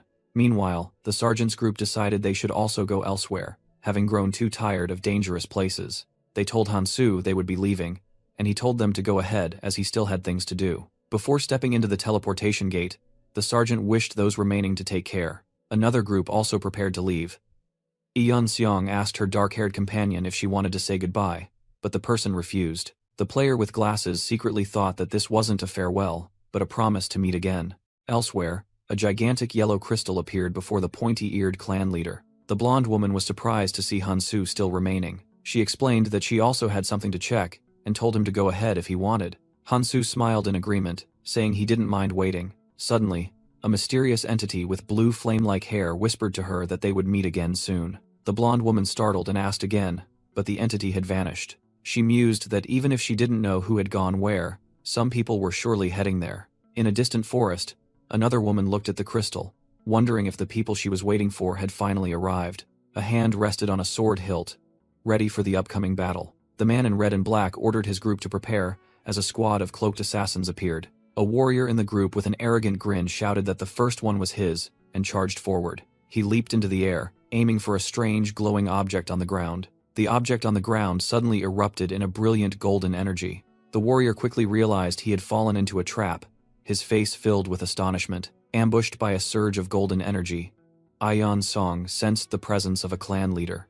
She quickly dodged a lightning-fast attack amidst the explosion. With a look of surprise, Yi Yeon-seong recognized her attacker. She faced a man in red and black, who questioned why she had come alone. Yi Yeon-seong explained that she had deliberately come last, surprising the man as no one else had arrived. The clan leader looked suspicious, asking again if she was sure she was the last to leave. Yi Yeon-seong asserted that she had seen everyone leave, while the clan leader secretly thought about his scheme.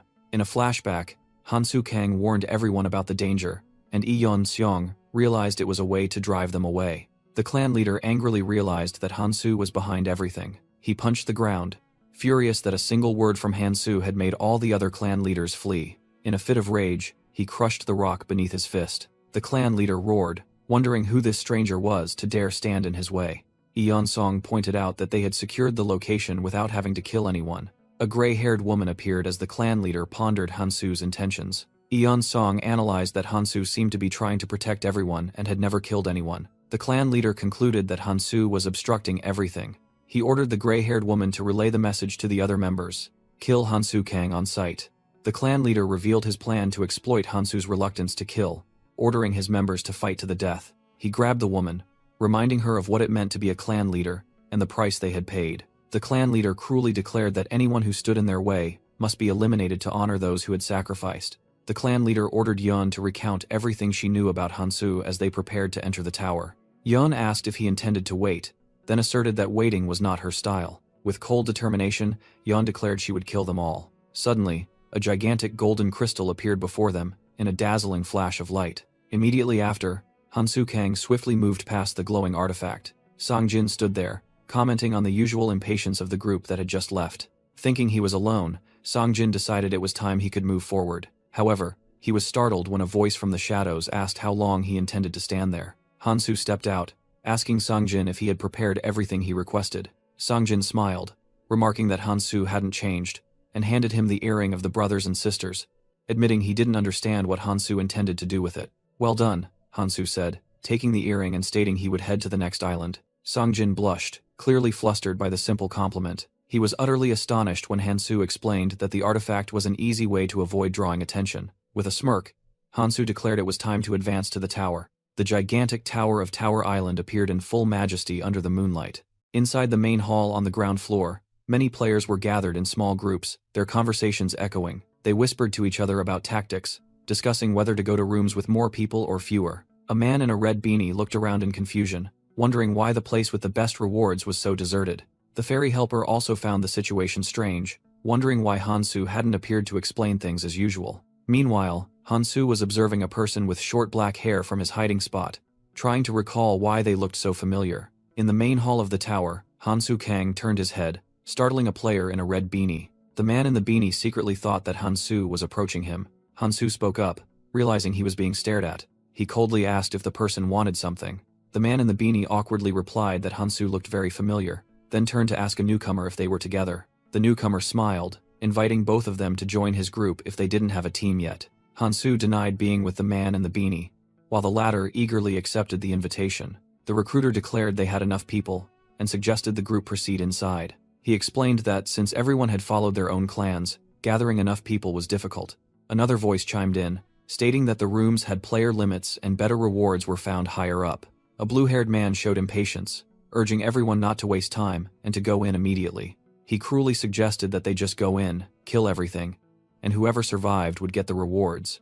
His words frightened a young person in the group. Han Soo agreed that not many would survive, then told him to stop blabbering. With a sharp gaze, Han Soo made his readiness clear. Inside a cave, the recruiter shouted, directing the group to fight a swarm of gigantic insect monsters. A monster roared and charged forward. It immediately crushed the purple-haired player with its jaws. The man in the beanie screamed in horror at the sight, while Han Soo remained calm behind him. Han Soo quietly left, thinking to himself that the earring was halving his stats, so he had no intention of going all out. Han Soo thought to himself that he should try to see what he could do in this state. Suddenly, he lunged forward, pushing the man in the beanie aside and shouting, "Get out of the way!" He delivered a powerful kick, his foot enveloped in a blue aura of energy. The kick landed squarely on the insect monster's head, stunning it to the horror of his comrade. As the monster reeled, Han Soo leaped into the air. Then he delivered a finishing blow, crushing the bug's body with his heel. Drawing his bone dagger, he thought to himself that it now took 2 hits to kill them. The blue-braided person was overjoyed, thanking Hansu for saving their life. With eyes sparkling with admiration, the person assumed Hansu must have a lot of combat experience. The person excitedly asked if he knew a hero who used a scythe and chains, whom they were looking for. Do you know him? I really want to meet him, the person earnestly asked. Hansu coldly stood up, interrupting and urging everyone to keep moving. The man in the beanie muttered about Hansu's attitude, causing the other person to turn and ask if he knew the hero. The person tried to recall the hero's name and said, I think it was Hansu? Hearing the name Hansu Kang, Hansu stopped, while the man in the beanie repeated it in surprise. The man in the beanie boasted that he was Hansu's friend, making the other person jump with excitement. Hansu turned back and asked how the person knew about him, and was told that Hansu was very famous. The man in the beanie evaded the question about Hansu's whereabouts, but secretly confirmed that the hero mentioned was indeed him. He glanced at Hansu and suddenly realized this woman bore a strong resemblance to Hansu. Memories flooded back, and he recalled meeting Hansu for the first time and thinking he was just a braggart. The man in the red beanie asked in surprise, What? You said you'd do it alone? Meanwhile, Hansu Kang secretly thought about his own reputation, believing he had far surpassed the others. Elsewhere, a group of players was disappointed to find only runes and no artifacts in the monster-filled lair. Suddenly, the man with glasses in the group discovered a gate similar to the one they had entered. The whole group rejoiced upon seeing the portal to the next floor and excitedly prepared to advance. But a cold voice rang out, Don't rush, and the man with glasses screamed as a spear pierced through him. The attacker explained that the artifacts would be better with fewer people, as blood dripped from his weapon. With a crazed look, the purple-haired man declared that once everyone was dead, the artifacts would be his. He continued his massacre, stabbing another player who was desperately pleading. Blood splattered, signaling yet another life had fallen. The killer mocked the weakness of his victims, then lunged towards Hansu. Hansu, disguised as a woman, calmly drew a curved dagger. He easily blocked the spear and locked down his opponent's attack. Standing over the defeated foe, Hansu uttered a frustrated remark about there being no one strong enough to fight. Seeing this, the man in the red beanie quickly pulled his young comrade behind him for protection. He whispered to the girl to run when given the signal, unaware that she was secretly drawing a crossbow. A voice rang out, Stay right there. As something whizzed past the man's face, it turned out the young girl was smirking, aiming her crossbow at the fallen enemy and warning her comrade not to move. An arrow was fired, embedding itself directly into the head of the attacker, lying on the ground. The man was stunned by her decisive action, while the girl casually remarked that she wasn't used to her new weapon yet. The man in the red beanie smiled and praised, Not at all. It was perfect. In response, she coldly shot the recently defeated traitor dead, and said, I meant to take care of both of you at once. After picking up 2 items from the ground, she thought to herself, Done here. I hope he'll be satisfied. She activated a communication device, reporting, Leader, no sign of the chained guy, in room 10, first floor. I cleared the room, but it was all nobodies, she continued. I was really hoping to deliver him to you as a gift. I'll contact you if I see him on the next floor. Over. Suddenly, a voice rang out from behind her. If you see him? She turned around, screaming in horror, You're dead. As magical chains began to bind her. The chains quickly tightened, completely restraining her. Hansu Kang, in his female form, grabbed her chin and asked, I thought you were looking for me? He held the bound spy tightly in the dark cave. She stammered in extreme panic. I saw you die. Hansu smirked. Was my acting that convincing? Don't even think about contacting your leader. He placed a finger on her lips, silencing her in shock. Returning to his male form, Hansu said, I need you to be quiet. I'll send your regards to him. Then he coldly snapped the spy's neck. As the chains fell to the ground, Hansu thought to himself, I guess there was only one spy here. Standing with the infant rune-eating snake, he mused. Of course, the leader won't be that easy. Hansu looked forward with a determined gaze. I'll face him soon enough anyway. But in the previous timeline, there were things that could only be done during the tutorial. Meanwhile, elsewhere, a man was explaining, There are no hidden dungeons there. Tower Island simply requires you to ascend the tower. His voice echoed over an image of a grand hall. And the only way to ascend is through the dungeons on each floor. There are even dungeons from the 3rd floor onwards. Hansu Kang declared it was the final stop in the tutorial area. He had arrived at the main hall of the 2nd floor and realized he needed to prepare beforehand. Hansu mused that his current artifacts weren't good enough, except for the Ring of Nurmak, which could level up. He was determined to equip himself with more powerful, colorless artifacts. Watching the other players enter the gate, Hansu secretly thought that Kang Tae would be pleased to know he was following his old comrade's advice. A voice rang out, hastily announcing that only 50 spots remained and urging everyone to enter. The fairy helper welcomed the players to the second floor and began to explain the new challenge. A system message appeared. Welcome to the treasure hunt. The fairy helper praised their choice, revealing it was the largest room in the tower, and their mission was to eliminate the guardians to find the treasure. Afterwards, they had to bring the treasure back to exchange for artifacts within 2 weeks. But there was a catch. The players listened with tense expressions as the fairy helper declared that only those with artifacts would be allowed to leave, while the rest would die. They could exchange the treasure for 50 artifacts to save everyone, or fewer to receive better rewards. The fairy helper grinned maliciously and reminded them that fewer artifacts meant higher quality, so they should choose wisely. When informed that there were a total of 128 guardians, Hansu mumbled, calculating the difficult challenge ahead. He glanced at a teal-haired woman in the crowd and thought to himself that this would be very difficult to resolve. The woman stepped forward and declared, "Let's do this." She proposed a plan. "Let's hunt in 5 teams of 10 people each. Each team will be responsible for killing 2 guardians a day." With a confident smile, she asked if everyone could handle that. The crowd began to murmur about the plan, while Hansu secretly admitted it wasn't a bad strategy. Meanwhile, a blonde woman with pigtails looked annoyed and nudged her comrade. A player voiced their agreement, suggesting that each group should defeat 2 guardians daily and would be punished if they failed to do so. Others whispered that they had no choice but to comply and would return to the center once the treasure was found. As everyone hastily gathered, Hansu stood alone, quietly observing a map. He silently thought about the 128 guardians scattered throughout the dungeon and decided he had to act immediately. Hansu believed it would be better to do this alone, then quietly separated from the crowd. A blonde woman with pigtails watched curiously, wondering where that person was going.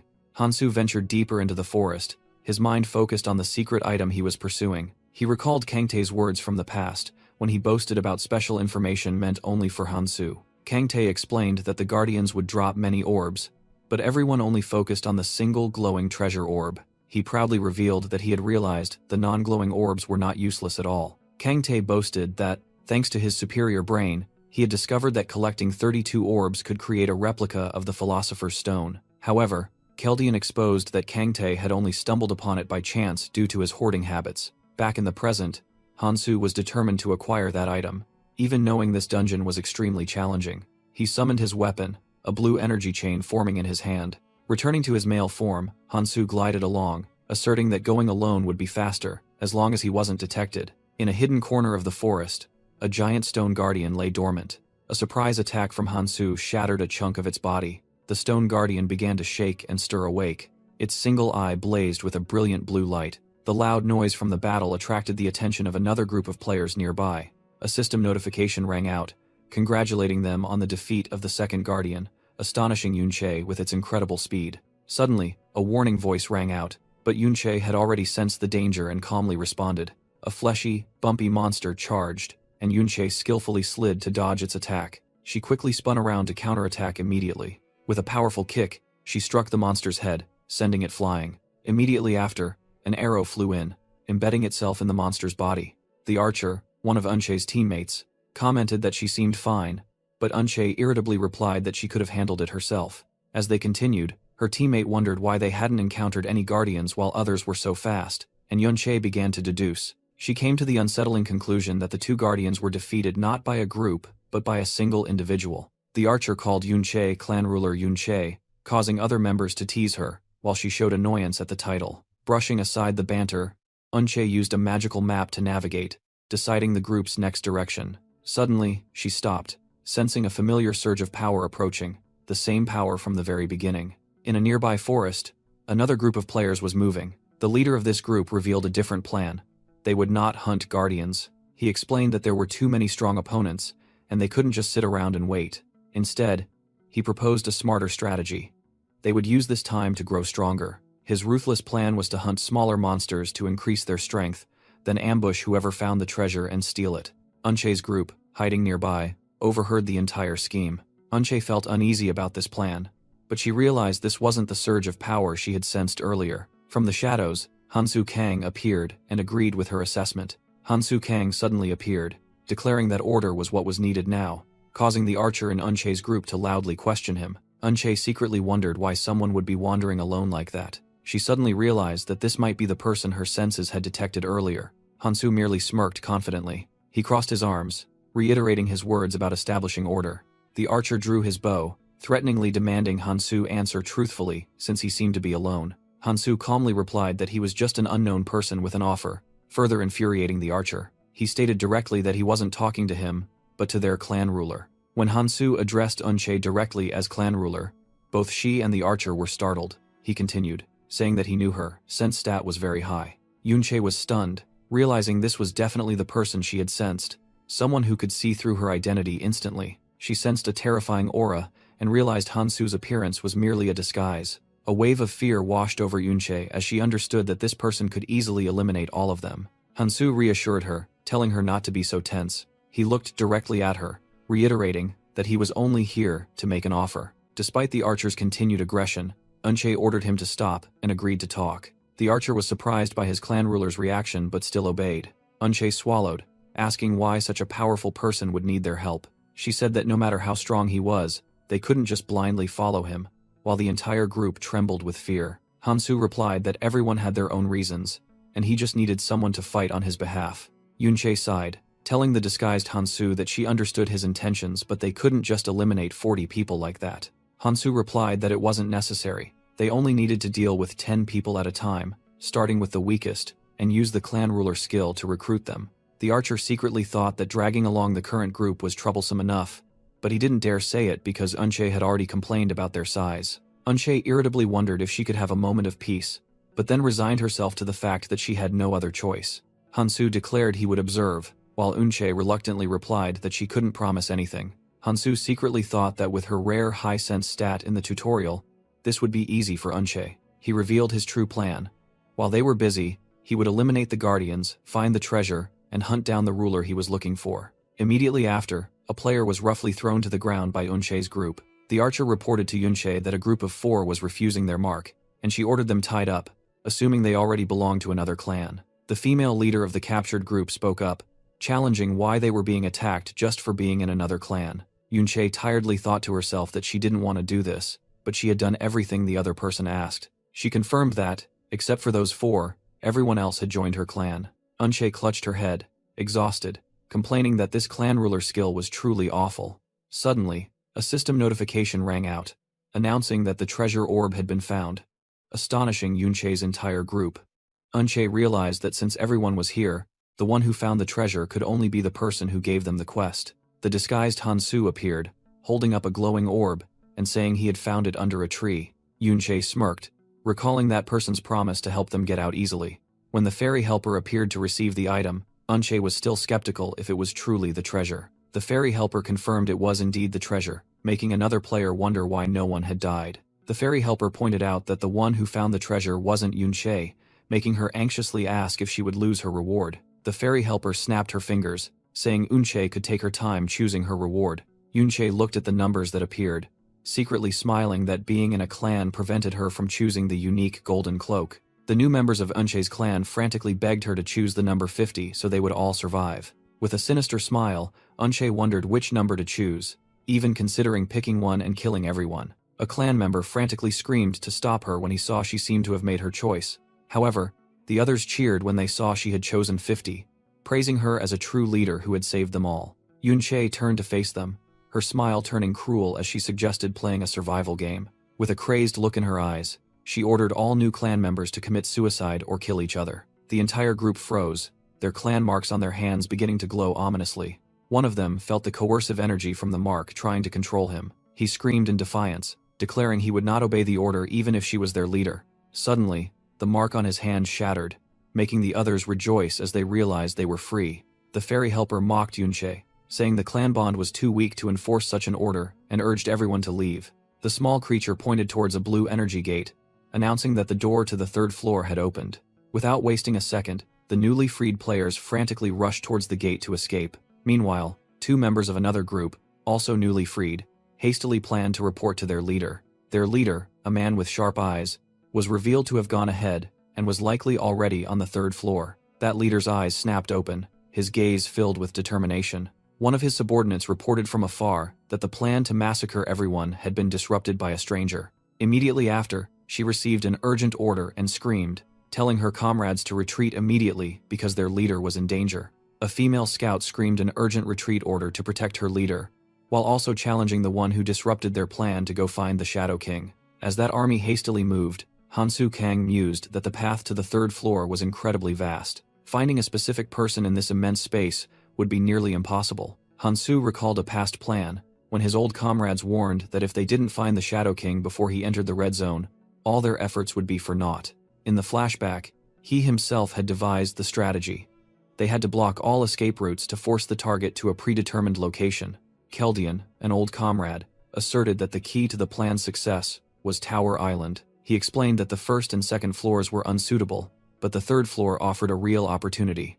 Erez, another comrade, analyzed that on the third floor, the target would be surrounded by clan members and could call for support from anywhere. She sternly warned Hansu that he would only have one chance to act. Eris described a simulated red zone, where the environment and monsters were on an entirely different level. Keldian emphasized that this was precisely why they had to lure the target out of his hiding place. Kangtae, now alert, added that the target was very cautious, so they had to strike when he felt safest, while he was traveling with his core members to the red zone. Keldian concluded that even though the target was very strong, Hansu knew exactly what he needed to eliminate him. The flashback ended, Hansu holding the authentic replica Philosopher's Stone in his hand, declaring that he was ready for the final stage. He told himself that first, he had to clear the third floor and eliminate the Shadow King. Shedding his disguise, Hansu began to accelerate, eager to finally face his enemy. He dashed like a faint streak of light through the desolate land. From behind, Unche and her group observed, and she smirked,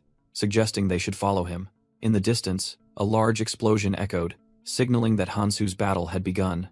A clan leader screamed an urgent order, demanding all clan members abandon everything and gather on the third floor. In another scene, Wang Qiongli and his clan were surrounded, and he remarked that the place was dense with poisonous gas and stifling heat. He added that they had to face countless powerful monsters, while a reptilian beast opened its mouth wide, full of teeth. With a weary expression, the clan leader sighed, wondering if this was just a small part of the other world. He muttered that they were no longer being observed, perhaps because it was no longer necessary.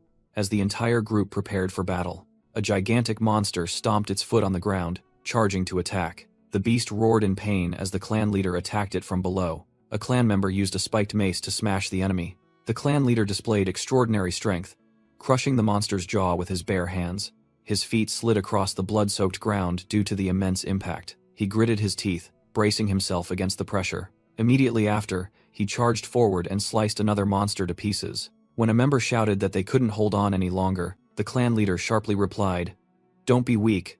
Follow me if you want to live." Inspired, the entire clan cheered, "Hail the clan leader," and charged into battle. The clan leader gritted his teeth, telling himself that he wouldn't die here, and this wasn't his end. He asserted that his clan were the strongest, having reached the tower by eliminating every obstacle in their path. Finally, they reached a quieter area, and he wondered if the absence of monsters was due to the gigantic statue nearby. Suddenly, he was stunned by a terrifying realization.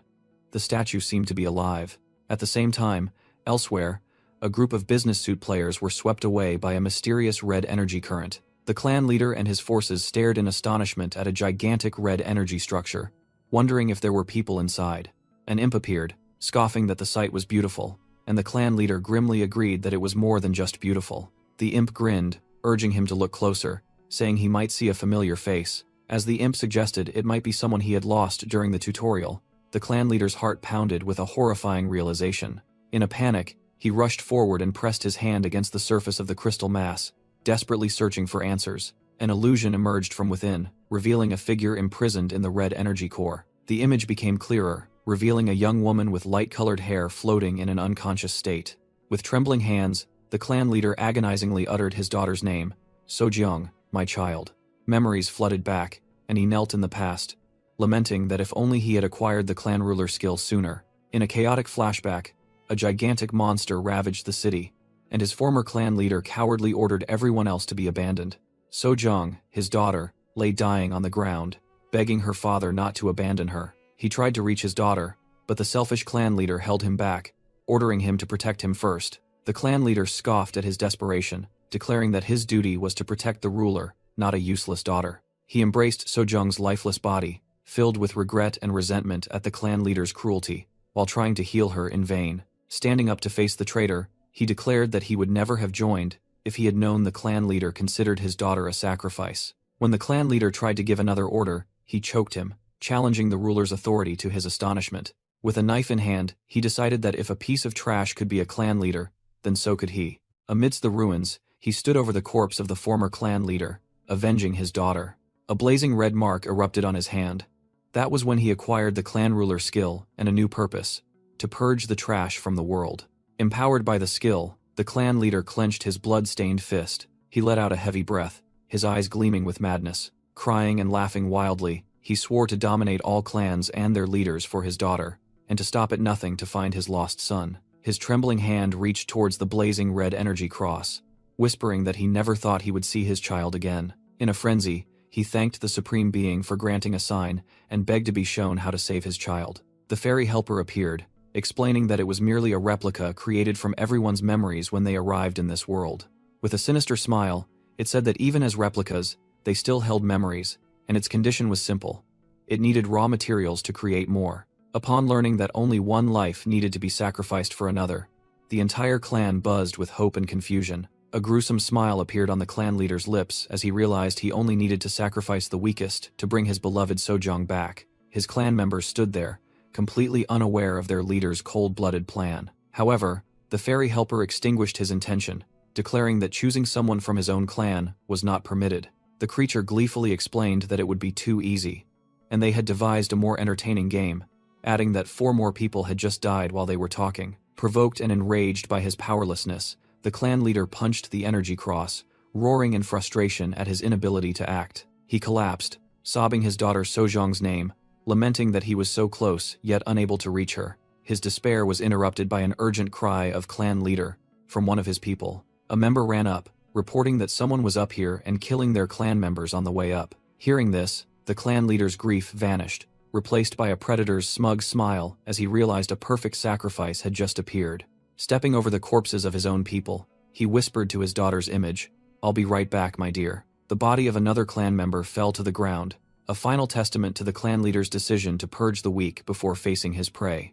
Hansu Kang wiped the blood from his face, thinking it was a shame he had run out of Madman's vice. He narrowed his eyes, having finally found his target. Amidst the desolate land, a group of warriors approached. Hansu recognized the leader as the clan leader he had to eliminate, the Shadow King Wangqiang Li. In his flashback, Hansu recalled the countless atrocities Wangqiang had committed in his previous life, even though they hadn't happened yet in the current timeline. He knew that after failing to save his daughter, the Shadow King had become obsessed with finding his missing son. That very despair had transformed him into an unprecedentedly brutal murderer. Hansu tightened his grip on his weapon, determined to prevent the tragedy, while also saving Wangqiang's son. Suddenly, a blonde-haired member of Wangqiang's clan recognized Hansu and shouted, "It's him, the guy with the chains." Wangqiang Li burst into maniacal laughter, believing this to be a heaven-sent stroke of luck. He declared that he would eliminate Hansu and turn him into a gift for his lost daughter, Sojong. Wangqiang roared that Hansu's death would not be in vain.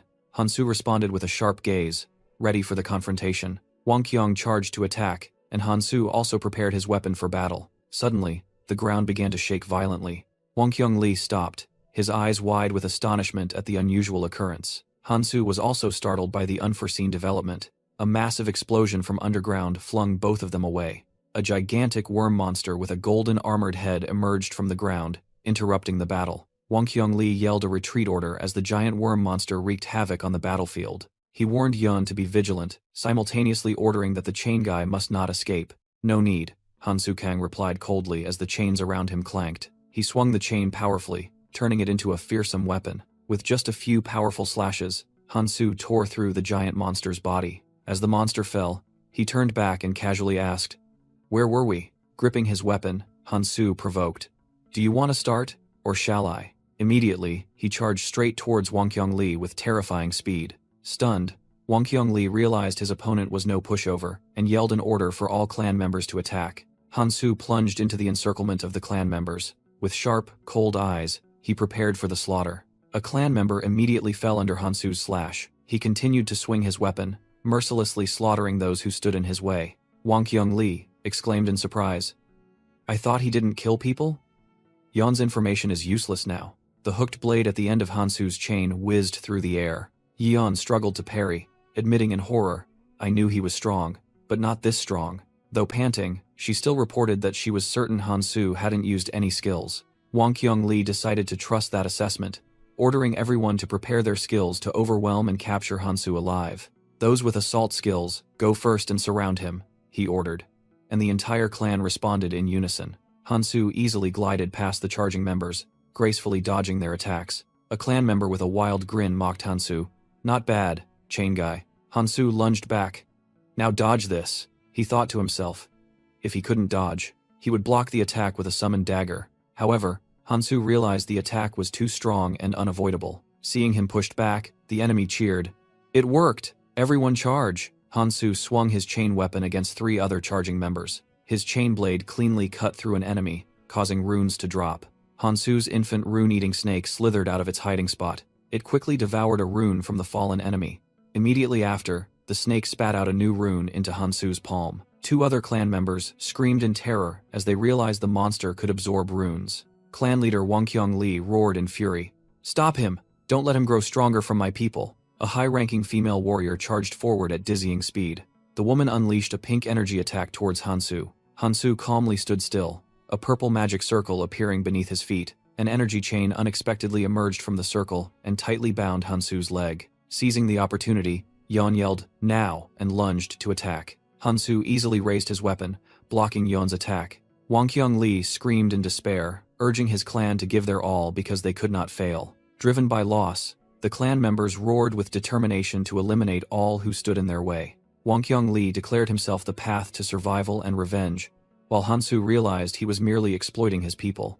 Hansu knew that Wang Qiong would make them fight at all costs, turning him into a hypocrite just like the leader he had replaced. He analyzed that this was not an all-out attack, but a tactic to wear down his strength over time. From a distance, Wang Qiongli wore a maliciously smug smile. Realizing the situation, Hansu decided he could no longer hold back, and it was time to end the battle. A clan member charged forward, yelling that he would hold Hansu back. That might be difficult, Hansu replied as he summoned a glowing blue dagger. He easily used the dagger to block an incoming attack. The gray-haired woman screamed in astonishment as her skill was suddenly negated and shattered. Giving the opponent no time to recover, Hansu lunged forward with another hooked blade. He quickly closed in on the gray-haired woman. I've got you, the woman confidently said, preparing a preset trap. From a magic circle on the ground, purple energy tentacles began to slither out. One of the tentacles quickly wrapped around Hansu's leg, catching him by surprise. Bound by countless tentacles, Hansu heard the woman's taunt. Did you think I wouldn't be prepared for your attack? Another warrior in a red cloak stepped forward, mocking Hansu that he couldn't fight alone and promising to let him live. But first, he said with malice, comes punishment for daring to attack me. However, as his slash came down, Hansu had escaped his binds and easily blocked the attack. Hansu calmly absorbed the energy from the attack, his face shrouded in shadow. Wang Qiongli roared triumphantly. Victory is mine. He stood over the kneeling Hansu, believing he had won for his daughter and could now save her. But Hansu only smirked, thinking his plan had finally taken shape, then asked, Are you done? He calmly placed his hand on Wang Qiongli's arm, who was still holding a sword to his shoulder, because, as Hansu tightened his grip on his wrist, a hooked blade suddenly appeared at his opponent's throat. He smirked smugly. You don't seem to realize who the one truly trapped is. Hansu continued, while Wang Qiongli stood stunned.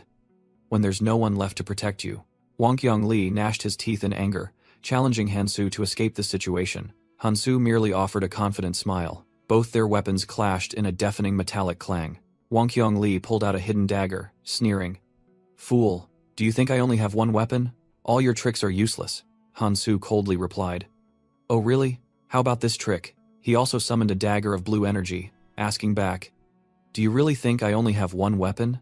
Before Wang Qiongli could react, the energy dagger flew straight into his chest. He only managed a cry of pain before dropping his weapon. 2 elite clan members screamed in horror. Clan ruler. They roared as Hansu watched Wang Qiongli collapse. Stay away from our clan ruler. Even coughing blood, Wang Qiongli realized he had been tricked and ordered. He used himself as bait. Seize this chance, take him down before he recovers. Hansu faced the charging clan, warning, If you want to kill someone, you must be ready to die trying. Then he looked down at Wang Qiongli, saying with disdain, No, you'll just stand by and watch others die for you again. As always, in a distant flashback, Hansu Kang grabbed the collar of Wang Qiongli, who was kneeling amidst a desolate battlefield. He tightened his grip on the defeated man's blood-stained shirt. Looking down from above, Hansu wondered why this man was staggering to his feet. Wang Qiongli roared in despair, questioning why Hansu was blocking his path and treating him this way. He sarcastically asked if it was because he had broken the ridiculous rule about not killing travelers. Hansu coldly replied that he had said the exact same thing last time. Wang Qiongli coughed blood, asking if this was revenge, while Kang Tae appeared behind Hansu with hateful eyes. Kang Tae pushed Hansu aside, yelling that Wang Qiongli had killed too many people, including members of their clan. Wang Qiongli scoffed, casually saying that it was the law of this world, and they would die anyway. Kang Tae trembled with rage, screaming about the deaths of Sojiang and Min Tae, but Wang Qiongli merely mocked that Kang Tae couldn't even save his own family. With a face contorted in madness, Wang Qiongli cursed all the hypocritical clan ruler and declared he only wanted to cleanse this world. He looked directly at Hansu, challenging why he should follow his rules.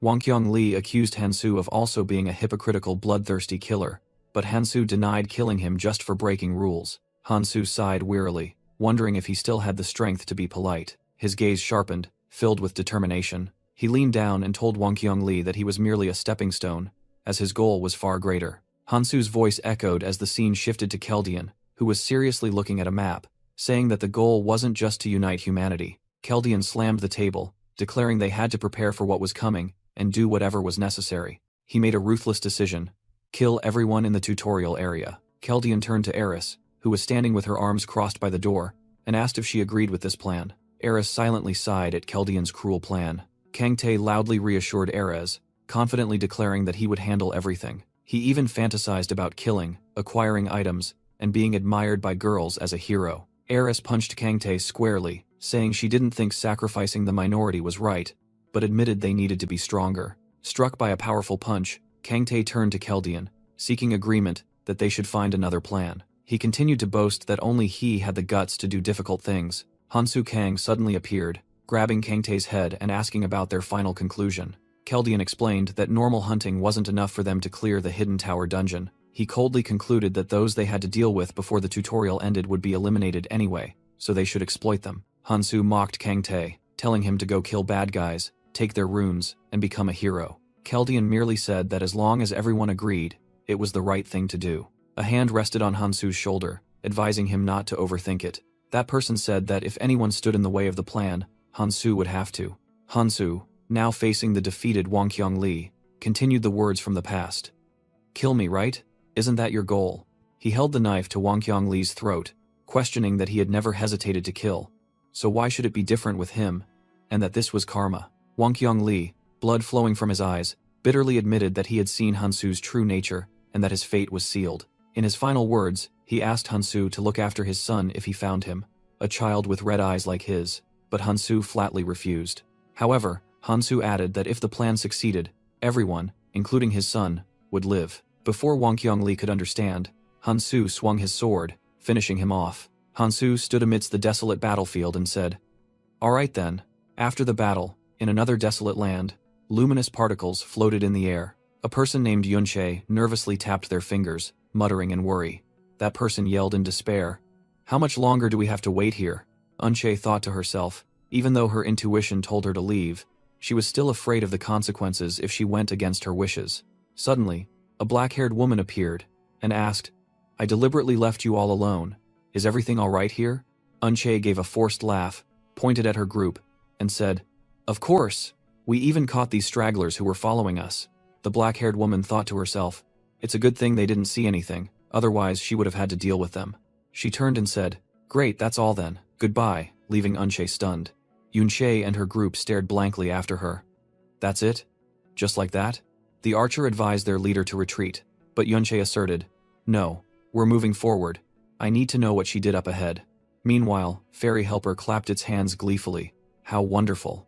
It looked towards the red energy cross and exclaimed, "New travelers. Very good, so much fun." With a sinister smile, it asked, "Shall we begin?" Yunche and her group looked up at the giant shadow of Fairy Helper engulfing them. They listened intently as it began to speak. "Let me explain how this cross works." Elsewhere, Hansu Kang landed on a shiny metal surface. He put away his disguise item and said, "No need for a disguise anymore." Hansu thought to himself, after passing through the rooms on the first, second, and third floors, there would be a place where all travelers gathered. That was the gathering area on the fourth floor. Hansu looked at the crowd of players, determined. It's very close now. The reason I came to Tower Island. At the 4th floor gathering area, players prepared for the final challenge before entering the red zone. To pass, they had to build their own boats, similar to the journey to Central Island. Materials for building boats could only be obtained by hunting fierce monsters in the area. However, the quality of the boat would depend entirely on the quality of the collected materials. Fairy Helper appeared, explaining that the bigger the boat, the better, and that other key items were also needed.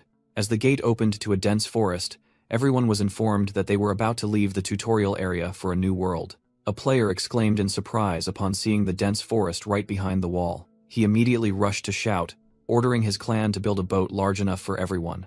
Another clan leader stepped out, declaring that his clan would also help, because cooperation was in everyone's best interest. Amidst the chaos, Han Su Kong quietly separated, thinking it was time for him to search, and then a familiar voice rang out. Song Jin was already waiting, reporting that he had arrived early and started collecting materials, then asked Han Su if he had taken care of everything. Han Su confirmed that Wang Qiongli had died and they were preparing everything on the 1st floor as planned. Song Jin teased upon seeing Han Su back in his normal appearance, and Han Su jokingly asked if he disliked his previous look. Song Jin urged Han Su to hurry, because materials for large boats were limited, but Han Su reassured him that he was cooperating with another clan, and also Mihi Yu. The name Mihi surprised Song Jin, and the scene shifted to a forest where Mihi Yu was fighting. A forest monster was hit by consecutive arrows. Han Su recounted that he had met Mihi Yu on the 1st floor, and now she had become a completely different person. Mihi Yu, with a confident and strong appearance, fought while calling for her teammates' support. Returning to the conversation, Song Jin was speaking when Han Su suddenly threw him the rune snake infant. Han Su said he no longer needed it, but it would be useful for Song Jin, then hurried away. Han Su gave Song Jin a final warning, cautioning that the red zone outside would be much more difficult. Song Jin hesitated for a moment, then sincerely thanked Han Su for helping him become stronger. With a confident smile, Song Jin promised to meet Han Su higher up. Han Su listened silently, his expression revealing little emotion. Then, Han Su turned and walked away, leaving Song Jin watching him. Song Jin thought to himself that Han Su was cool until the very end, while Eunchae's group had just arrived through a teleportation gate. Eunchae was annoyed that they were late, believing the group had wasted too much time at the cross. The accompanying archer wondered if saving that Wang Qiongli was a mistake, but Eunchae quickly signaled him to be silent. Standing nearby, Song Jin was startled when he overheard their conversation. Eunchae hurried forward and apologized to the person they had just saved. A man who had just been revived explained that he was only worried about his daughter. Eunchae reassured him that her people were protecting the girl, then asked if he remembered anything. The man confirmed he didn't know where he was, only remembering being with his daughter. Eunchae was secretly disappointed, thinking she had revived a useless person, with no memories. She ordered the muscular twins to guard the rear and decided to go find the ferry for more information. The image of Han Su leaving once again appeared in Song Jin's mind. With a resolute gaze, Song Jin looked forward, ready for his own path. Meanwhile, Han Su had entered a new area, a dense forest. He analyzed that most monsters were concentrated in the center, so this area was relatively safe. The narration explained that inside the tower, each floor and each room had a completely different environment. Han Su Kang pondered, even if the tower's walls were merely illusions, they still had an endpoint somewhere. He knew that the tower appeared to have only 4 floors, but in reality, it had 5. And the dungeon on the 5th floor was where the hidden item was concealed. It was impossible to get there by conventional means, but Han Su had a plan. He swung his sword, beginning his audacious move. If he used the negate ability of the Ring of Nurmok, he could create a hole in the tower's wall itself, and if done correctly, a massive explosion tore through a section of the sturdy structure. Han Su stepped through the newly created void. He declared resolutely, "If you can't go up from the inside, go up from the outside." Looking down from the dizzying height, he began to climb. The hole quickly sealed itself, a feat that would have been very difficult without the Ring of Nurmok. He paused for a moment to check his status window. Han Su was slightly disappointed. His stats were still low, as he had only gained about 40 points from the Shadow King's runes. But at least he had reached the minimum for everything. The rest was up to him. His hand gripped tightly onto the high ledge of the wall. He pulled himself onto a vast platform, bathed in moonlight. Gasping, Han Su declared, "We're here." A system message appeared as he faced a brilliant golden energy flow. He had entered the 5th floor dungeon. Han Su mused. His source had revealed nothing about the dungeon's interior. He plunged a greatsword into the floor, preparing for the upcoming battle. With a chain-type weapon in hand, Han Su swiftly moved through the room, already set with swords. He told himself that no matter what appeared, he had to defeat it. Suddenly, a brilliant golden energy burst violently in the center. The system announced that it was creating a monster from the intruder's memories, and a colossal golden dragon gradually materialized. Hansu exclaimed, "No!" in horror as he recognized the creature before him. Memories flooded back, replaying a scene of a colossal golden dragon ravaging a battlefield in the past. A blonde female warrior desperately screamed amidst a sea of fire, calling out Kiriel and Hansu's names. A mage hastily chanted, shouting that humanity's last survivors were fighting for them. Kangtae swung his glowing red sword, urging everyone to quickly move towards the crystal. Envy Aaron sighed, shouldering the heavy responsibility her comrade had just entrusted to her. In the memory, someone called Hansu's name as he panted from exhaustion. The most painful memory resurfaced. Hansu holding a dying woman named Kiriel amidst a desolate battlefield. His hand helplessly slipped from her hair as life slowly left her. "Why did you do that?" Hansu asked in agony. If she hadn't protected him, she wouldn't have died. He recalled the moment she lunged to push him out of danger. Kiriel. He desperately called her name as her body dissolved into particles of light. Back in reality, Hansu froze, recalling her dying words. "Thank God." Kiriel smiled peacefully in her final memory. Kiriel smiled weakly. "You are still alive." She gently stroked Hansu's cheek, whispering, "Hey, you can't stop here. Understand?" With her last breath, she pleaded, "Promise me." Hansu roared in ultimate agony. Amidst the desolate battlefield, he tightly embraced his fallen comrade. The painful memory passed. Hansu bowed his head in silence. He lifted his face, his eyes gleaming with steely resolve. Reflected in his eyes was the image of a colossal golden dragon. The memory monster materialized, speaking in a majestic voice. "So, we meet again." Belial's golden dragon.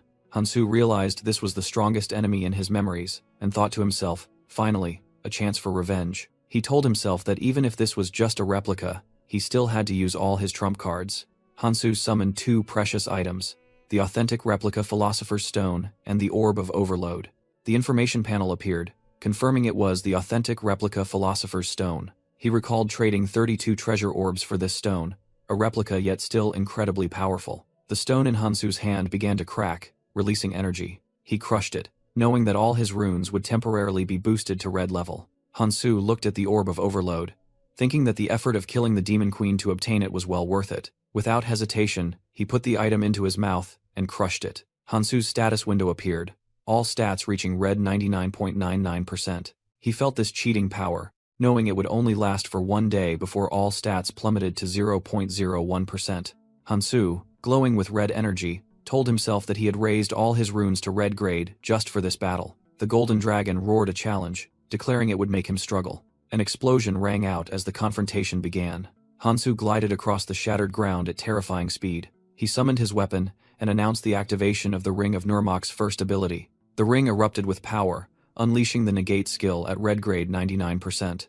Hansu shot into the air, swinging his weapon directly at the dragon. He delivered a full power slash against its golden scales. However, his weapon shattered upon impact, making Hansu click his tongue lightly. The dragon thought to itself that the attack was too shallow. Just as it had feared, it began gathering energy in its mouth, preparing for a counterattack. Hansu glanced over, realizing the approaching danger. The dragon roared the skill name, Dragon's Breath.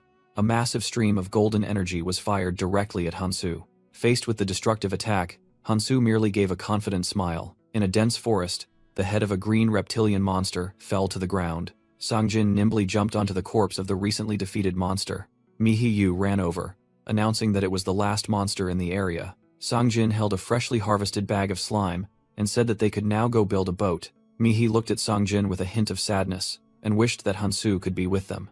Songjin said, with a serious expression, "Even if he were still here, I don't think he would join us." Mihiyu asked in surprise why he said that. Songjin's words echoed as the scene shifted to Hansu, facing the dragon's massive stream of fire. We would only hold him back. But Hansu was different now. He was confident that he could dodge this attack. He darted away, narrowly escaping the terrifying explosion. Realizing that ordinary weapons could not pierce the dragon's scales, Hansu focused his energy, preparing for a new attack. The artifact Justice of Decratus was a set of weapons, and combining them would unlock their true power. Hansu summoned Decratus's enhanced form, a chain whip weapon. Its power was amplified by the Ring of Nurmok's second ability, Bleed. The chain whip shot forward, tightly coiling around the golden dragon's snout. Sharp blades dug deep into its tough scales. Hansu landed on the monster's head, using all his strength to hold the chain tight. He knew that this enhanced form traded durability for power, and it wouldn't last long. The weapon began to crack. He wondered if it would hold. No, it has to hold. Hansu gritted his teeth.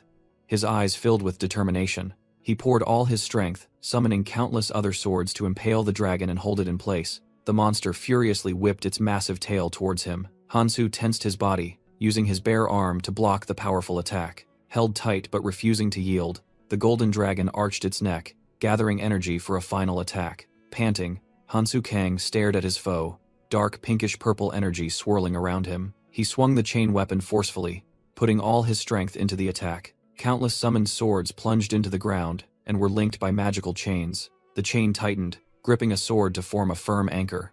Hansu nimbly moved among the barrier of weapons, preparing for the next confrontation. In response, the golden dragon powerfully flapped its golden wings. The summoned swords immediately shattered into pieces before the terrifying power. Bound tightly by Hansu's weapon, the dragon let out a roar of extreme fury. Hansu gritted his teeth, clenched his fists, determined not to back down.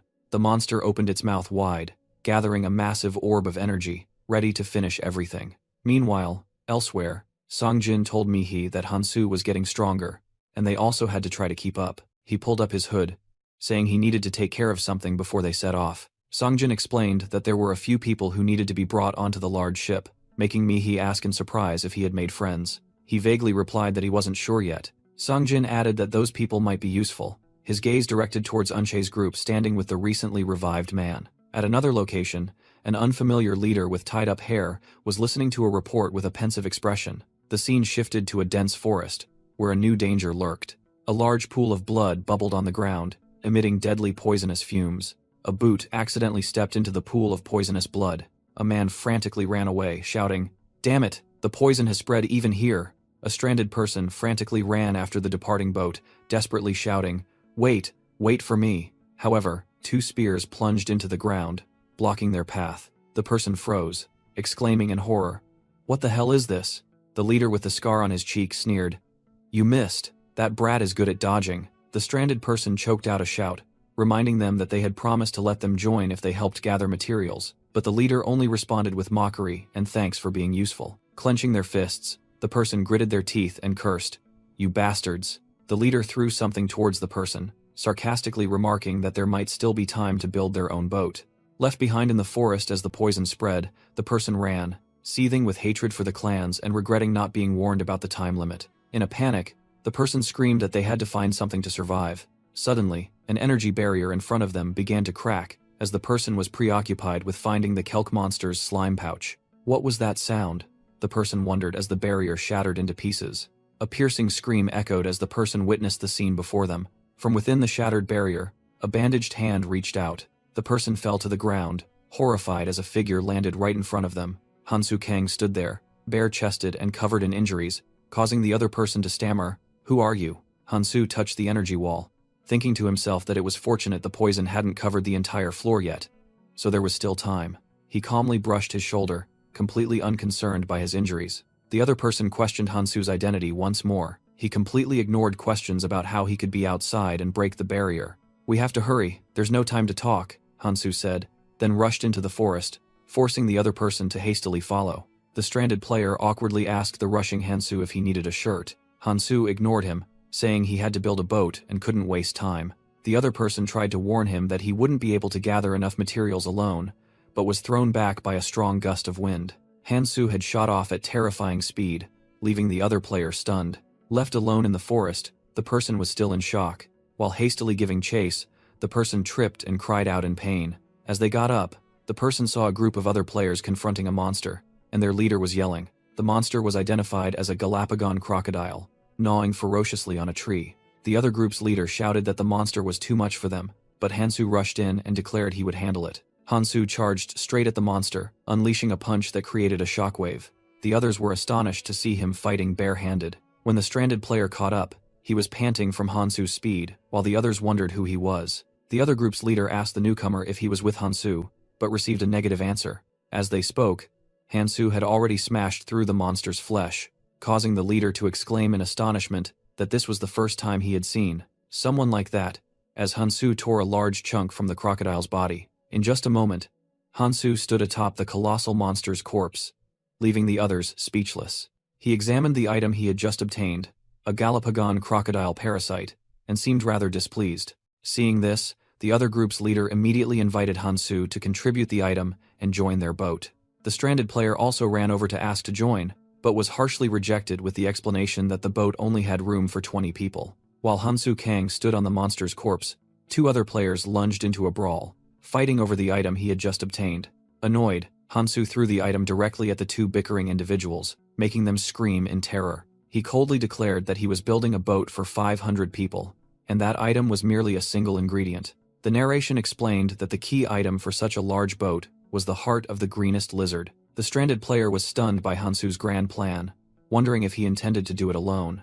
Hansu made an offer to all the remaining people. Anyone who brought materials could board his boat. The crowd of players was astonished by Hansu's promise to accept everyone. The news quickly spread, and other player groups began discussing whether to trust this offer. Soon, a massive crowd had gathered at the 4th floor assembly area, responding to Hansu's call. The stranded player, now having obtained materials, told himself that this was his last chance, and hoped Hansu wasn't lying. The formidable procession followed Hansu into a ruined area, beginning their hunt for materials. Suddenly, a man wearing glasses flinched upon hearing an ominous tearing sound from the sky. The colossal greenest lizard plunged straight down from above, targeting the panicking group of players. Everyone screamed and scattered in chaos as the monster was about to crash down on them. The gigantic monster crashed violently into the ground, shaking the entire area. The force of the impact sent the surrounding players flying, making them scream in despair. Amidst the chaos, Hansu calmly landed, asking if everyone had gathered. He ordered them to prepare to leave,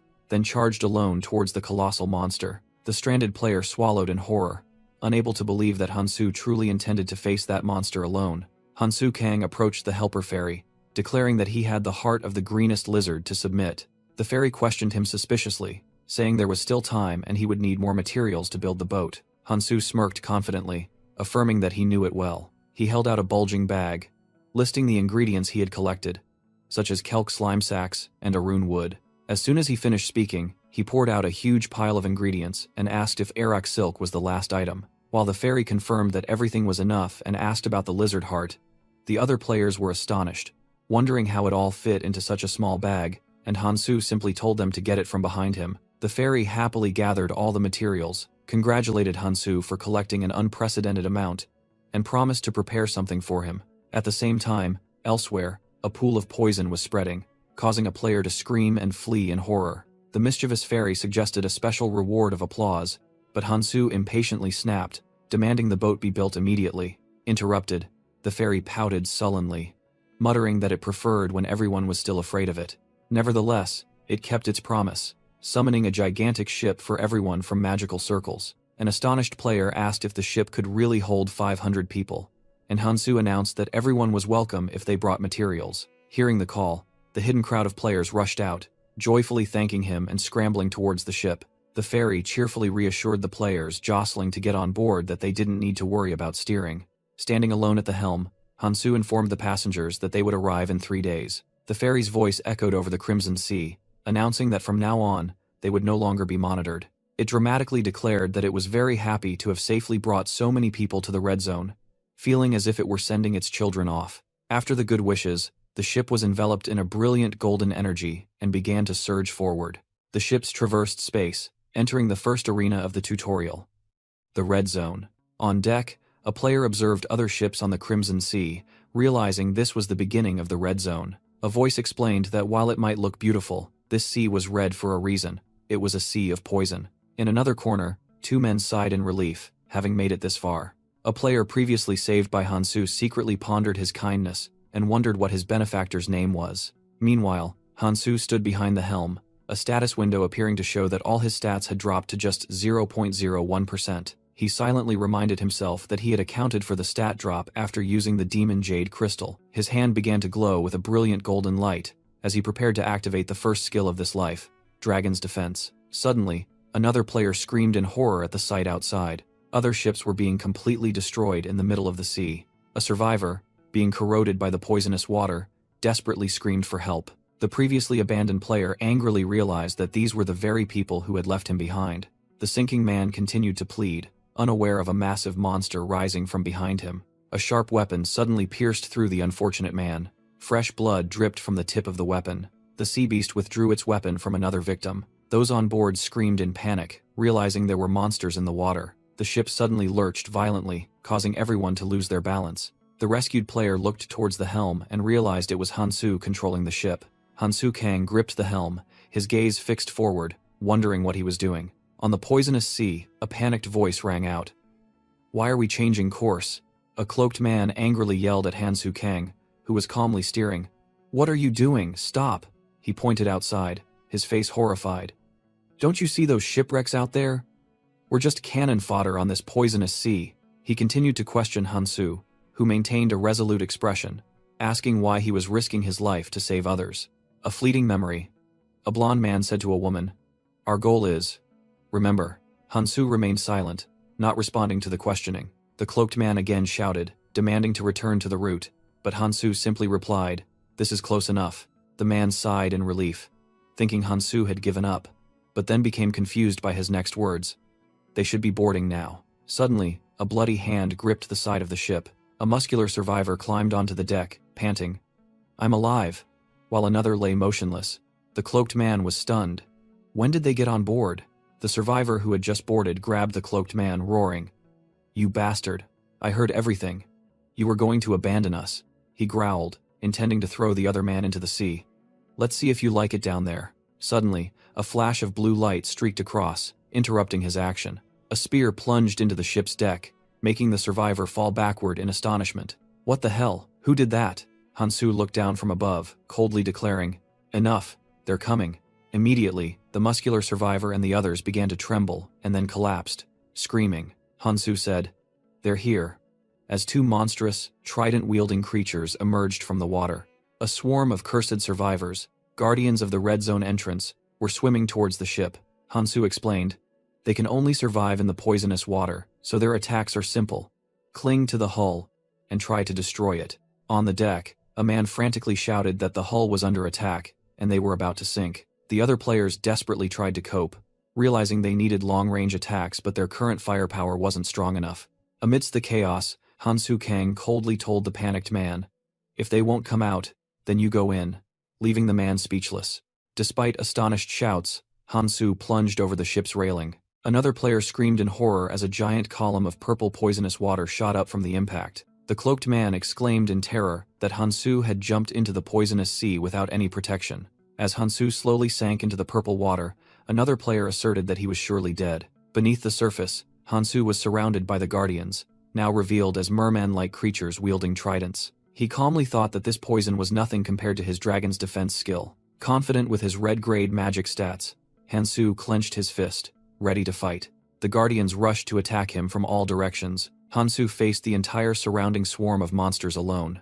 A golden energy enveloped Hansu as the system explained that the dragon's defense skill not only defended but also transformed his body. Hansu's eyes transformed, his pupils contracting into vertical slits like a dragon's, while black scales began to grow on his face. He clenched his transformed hand, thinking that he still couldn't unleash the full power of this skill. Hansu charged and delivered a direct punch to an attacking guardian. The punch was so powerful that it completely pierced the monster's body, making him inwardly think that he had almost died to gain this power. The remaining guardians were stunned, frozen in place by the horrific sight. Realizing their opponent was too strong, they began to turn and flee. However, Hansu had no intention of letting them escape. He prepared to pursue, knowing they would return to attack if let go. Hansu thought to himself, it was time to deal with them, one by one.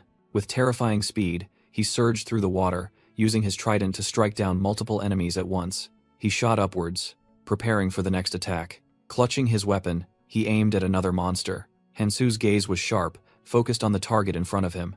A powerful attack struck the monster's head directly. Its blood splattered in the murky red water.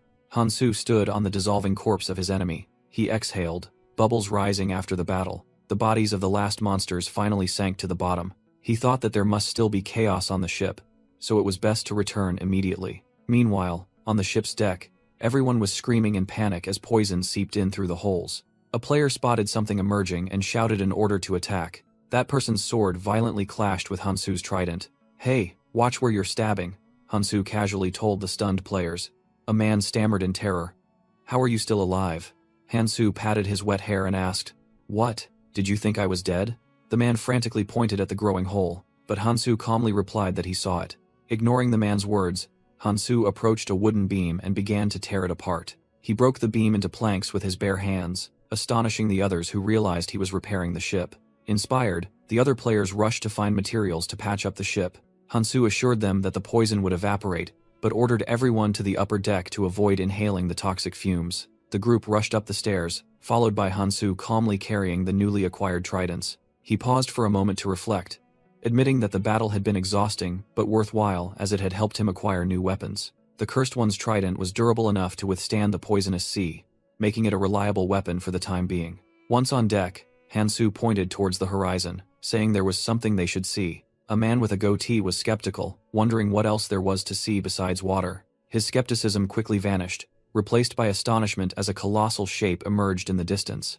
A wave of excitement spread through the group as they realized they were approaching what appeared to be land.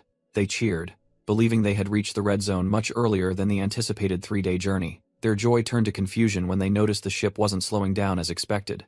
The man with the goatee spoke up anxiously, pointing out that they had arrived too early. As they drew closer, Hansu stepped forward and calmly shattered their illusion. "That's not land." He explained that those colossal structures weren't mountains, but the roots of the world tree, a revelation that stunned the others with their sheer scale.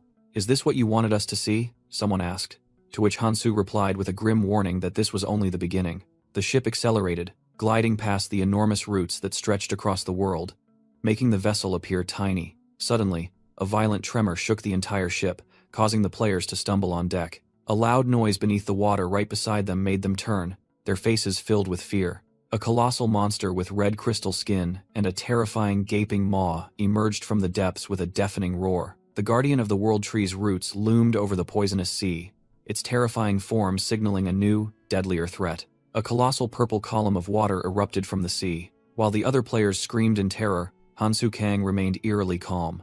A gigantic crystalline beast emerged, prompting one player to exclaim, "What the hell is that?" Its single, glowing yellow eye flashed menacingly. It opened its enormous mouth and roared, causing someone to scream, "It's going to eat us." Instead, the monster's jaws clamped down on one of the world tree's colossal roots. The ship swayed violently on the waves created by the monster. Players were thrown across the deck, struggling to hold on. A man realized the terrifying truth. "It's not targeting us." He pointed and yelled, "Look at the ground."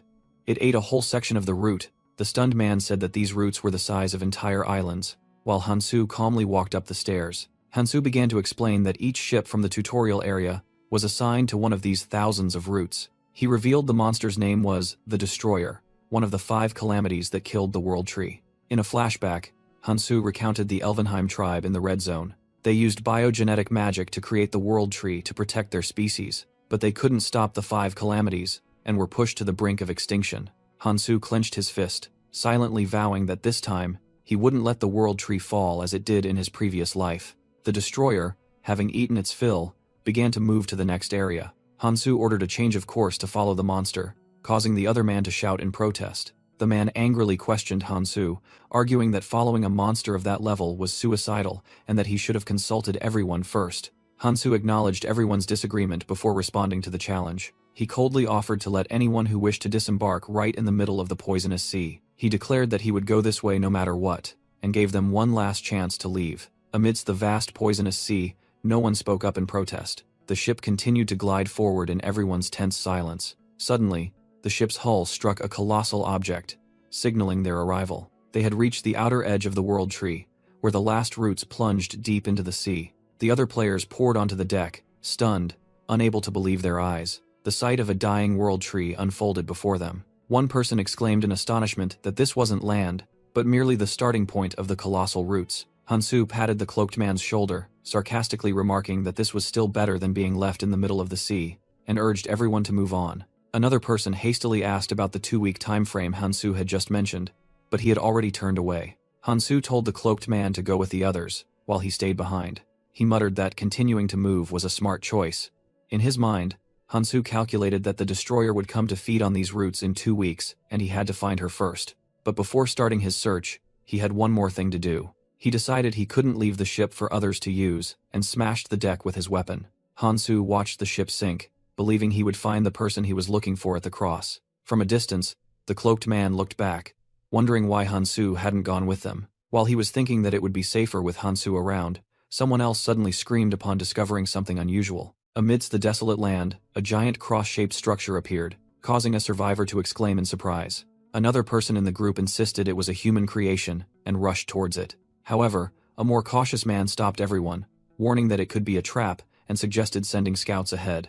While the crowd was still discussing, the man continued to propose sending a few people ahead because they didn't belong to any clan yet. Suddenly, a voice echoed from above, mocking their excessive caution as troublesome. The speaker was a stranger with a smug smile. He admitted that caution could help survival, but it made things difficult for his faction. The group of survivors looked up in alarm, discovering 3 people standing on a giant tree root, and questioned who they were. The stranger told his companions that the crowd's hesitation was what made things difficult, then ordered them to calm the situation. However, he jumped down himself, complaining why it always fell to him. He landed with a powerful impact, then announced that he had counted 148 people who didn't belong to any clan, a rare stroke of luck. He began to introduce himself as a guide from the Valkyrie clan. That person was Aaron Part, claiming to be a savior sent to guide them. The cautious man was still skeptical, asking where Aaron came from and what he was talking about. Aaron explained that, after the tutorial phase, the strange fairies would no longer help them. He said that even if the fairies might be watching, they were useless, so the survivors should follow his group, but the crowd whispered, planning an attack. One of Aaron's companions, Minchiol Baek, complained that Aaron's explanation wouldn't convince anyone. Minchiol stepped forward, introducing himself and the elderly woman accompanying him as Pam Ferris, also a guide, and offered to explain again. Minchiol clarified that they were ordered to come here to help those who had just completed the tutorial area, which annoyed Aaron, who thought he had said the exact same thing. Pam Ferris firmly planted her staff into the ground to get their attention. She revealed that the one who ordered them was Eris Valentine, the leader of the Valkyrie clan, who had gone to the Orange Zone 20 years ago. Minchiol Baek tried to reassure the new survivors, promising to help them adapt. He explained that they were in the outer fringe area of the World Tree's roots, and would need help. In the crowd, a cautious person whispered to the others that they had a numerical advantage, so they would probably be fine. However, Aaron Part showed annoyance towards the newcomers, but Minchiol Baek immediately criticized his attitude. The cautious survivor spoke up, agreeing to follow them, surprising another person in the group. The argument between Aaron and Minchiol quickly escalated into personal insults, while the survivor tried to intervene. Suddenly, both of them fell silent and flinched at a decisive command. Pam Ferris sternly ordered them to stop wasting time and follow the given instructions. Then, she smiled and began to lead the way, and Minchiol also invited the others to follow. Aaron didn't forget to turn back and warn the group of survivors not to think about attacking just because they outnumbered them. He revealed that there were 30,000 guides and pioneers here, terrifying the newcomers. Aaron secretly scoffed at the newcomers, thinking they still didn't understand what true fear was. As Aaron was explaining the rules of the Red Zone, a loud explosion from afar interrupted him. He dismissed everyone's curiosity, telling them not to get distracted and to keep following. But another, even larger explosion occurred, and a survivor couldn't help but ask who was fighting there. Aaron scoffed that whoever was fighting here was on a level they couldn't possibly match. Suddenly, Minchiol recognized the skill being used in the battle. He wondered in surprise why she was fighting here, confusing Aaron. Immediately after, a terrifying impact occurred nearby, as a massive energy mass fell to the ground. From the epicenter, Hansu Kang appeared, using a powerful skill to neutralize the recent attack. Hansu Kang easily blocked the attack and questioned, "Why are you attacking me?" The pink-haired woman shouted angrily. "Shut up." She channeled an energy orb and scoffed. "Someone who just came out of the tutorial area knows nothing about this place. How dare you act so high and mighty?" After venting her anger, she looked towards the destroyer in the distance and thought to herself, "So it has come to this." The image of the giant monster reflected in her monocle as the name Destroyer surfaced in her mind. Hope fading, she bowed her head, wondering, "Will I ever be able to avenge my parents?" She looked out at the desolate landscape, doubting her own purpose and her promise to follow her loved ones. A memory flashed as she whispered, "Teacher?" Her teacher's words echoed, recounting how everyone had thought her crazy when she declared she would kill the Destroyer, a monster as big as a mountain. As she was sinking into despair, thinking it might be too late, Hansu stepped towards her. He asked directly, "Are you Sophia Barraget?" Stunning the woman. Sophia Barraget stepped back, cautiously asking, "What? You're just a rookie. How do you know my name?" Sophia secretly assessed Hansu, Noticing that he had definitely just arrived in the red zone, without weapons, items, or even a shirt, Hansu ignored Sophia's suspicion and got straight to the point. I need to talk to you about the destroyer. He made a straightforward offer. Can we talk? I want your help. Sophia stared at Hansu, her mind filled with doubt. I've never met this person before. Are you is less than?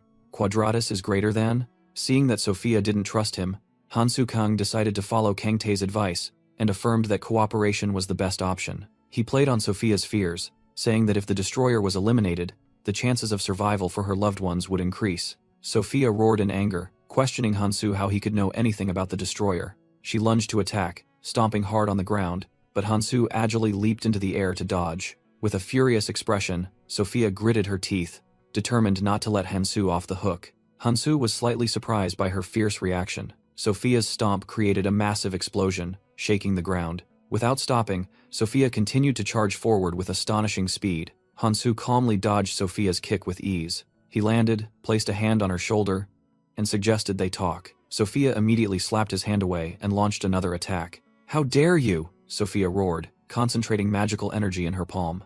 A gigantic and complex magic circle appeared in the sky as she yelled, You want to play games? Hansu stood alone amidst the desolate red land, looking up at the powerful magic being cast. He realized that Sophia was not just angry but was also using a real skill. 3 gigantic, blue-flaming triple-jeweled ice comets plunged down, making Hansu realize that normal defense wouldn't be enough. Deciding to take a risk, he activated a skill from his wrist, which was emitting a brilliant golden light. Hansu's entire body was enveloped in a golden energy stream as he activated his special skill, Dragon's Defense. His eyes transformed into glowing dragon eyes, beginning the first stage of his transformation. A fierce icy explosion enveloped the battlefield as Sophia Barraget's magic was activated. She confidently explained that the triple-jeweled ice comet would freeze everything it touched, even the air, making escape impossible. Inside the ice prison, Hansu Kang remained completely calm. Sophia declared that she had held back to avoid killing him and demanded that he reveal everything he knew. Her smugness shattered when she heard Hansu's voice echo from within the ice block.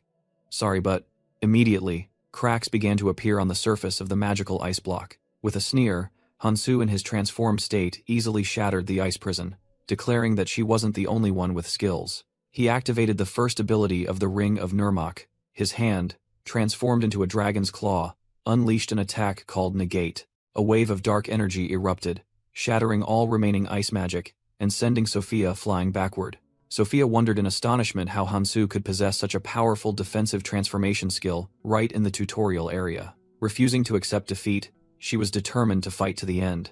A memory of her teacher Eris appeared, warning her not to waste time pursuing a monster she couldn't kill. Rejecting the past advice, Sophia screamed in despair and opened her grimoire. She activated a skill called Path of Glistening Silk, flying into the air amidst a vortex of golden energy. She decisively threw her magic book forward. The grimoire glowed brightly, introducing itself as the Book of Alice. From its pages, a new power began to form, called Incarnation.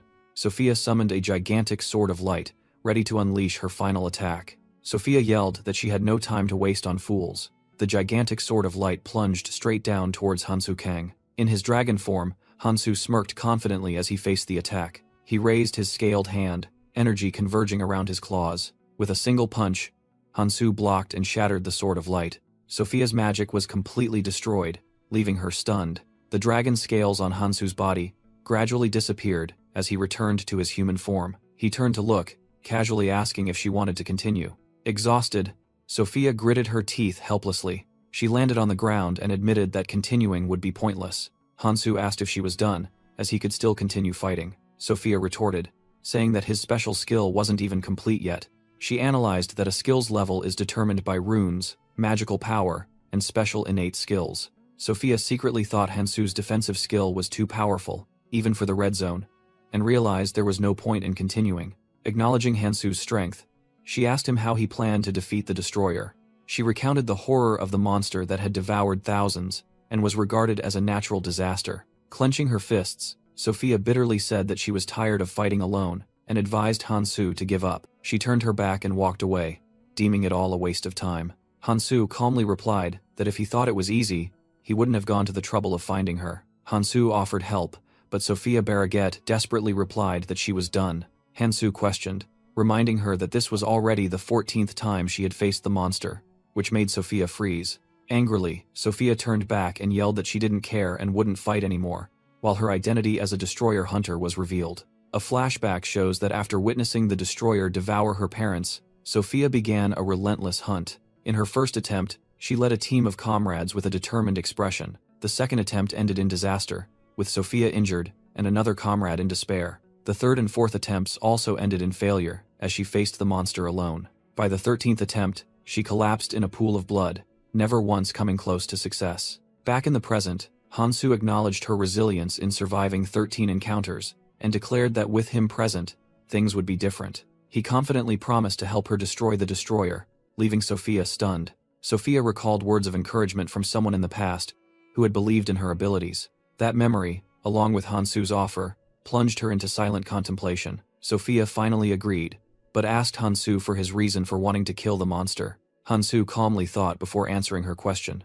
He casually replied that it was to save 1 billion, or perhaps 1,500,000,000 people. The answer, with its unimaginable scale, left Sophia completely bewildered.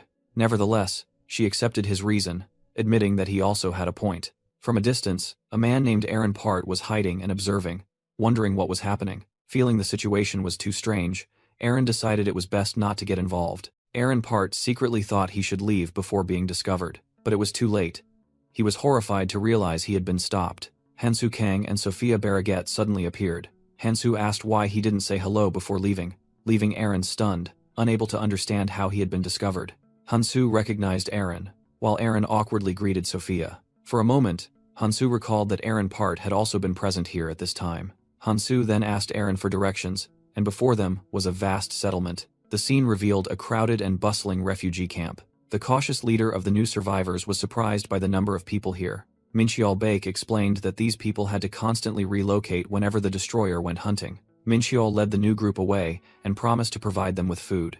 A survivor cheered happily upon seeing the food being brought out. However, the joy quickly turned into confusion when the dish turned out to be a green slime, and a cheerful female cook invited them to eat. The cautious leader slammed the table in protest, but the female cook merely smiled and confirmed this was their food. The female cook explained that this food was nutritious and safe, unlike the poisonous monsters in the red zone that could make eaters vomit rainbows. The entire group of new survivors looked at the scene with expressions of disgust. The courageous leader tasted the dish despite finding its texture disgusting, and was cheerfully informed by the female cook that he would soon be harvesting this dish himself. Mincheol Baek handed over the care of the newcomers to the female cook, and then left. From a distance, Sophia unexpectedly recognized Mincheol. She wondered when Mincheol had returned, and why he was present at the site of the recent battle. While he hurried away, Mincheol Baek caught Aaron Part diligently mending his clothes. Aaron angrily yelled that his clothes were torn because he had fought Sophia, but Mincheol coldly concluded that he had been caught secretly observing.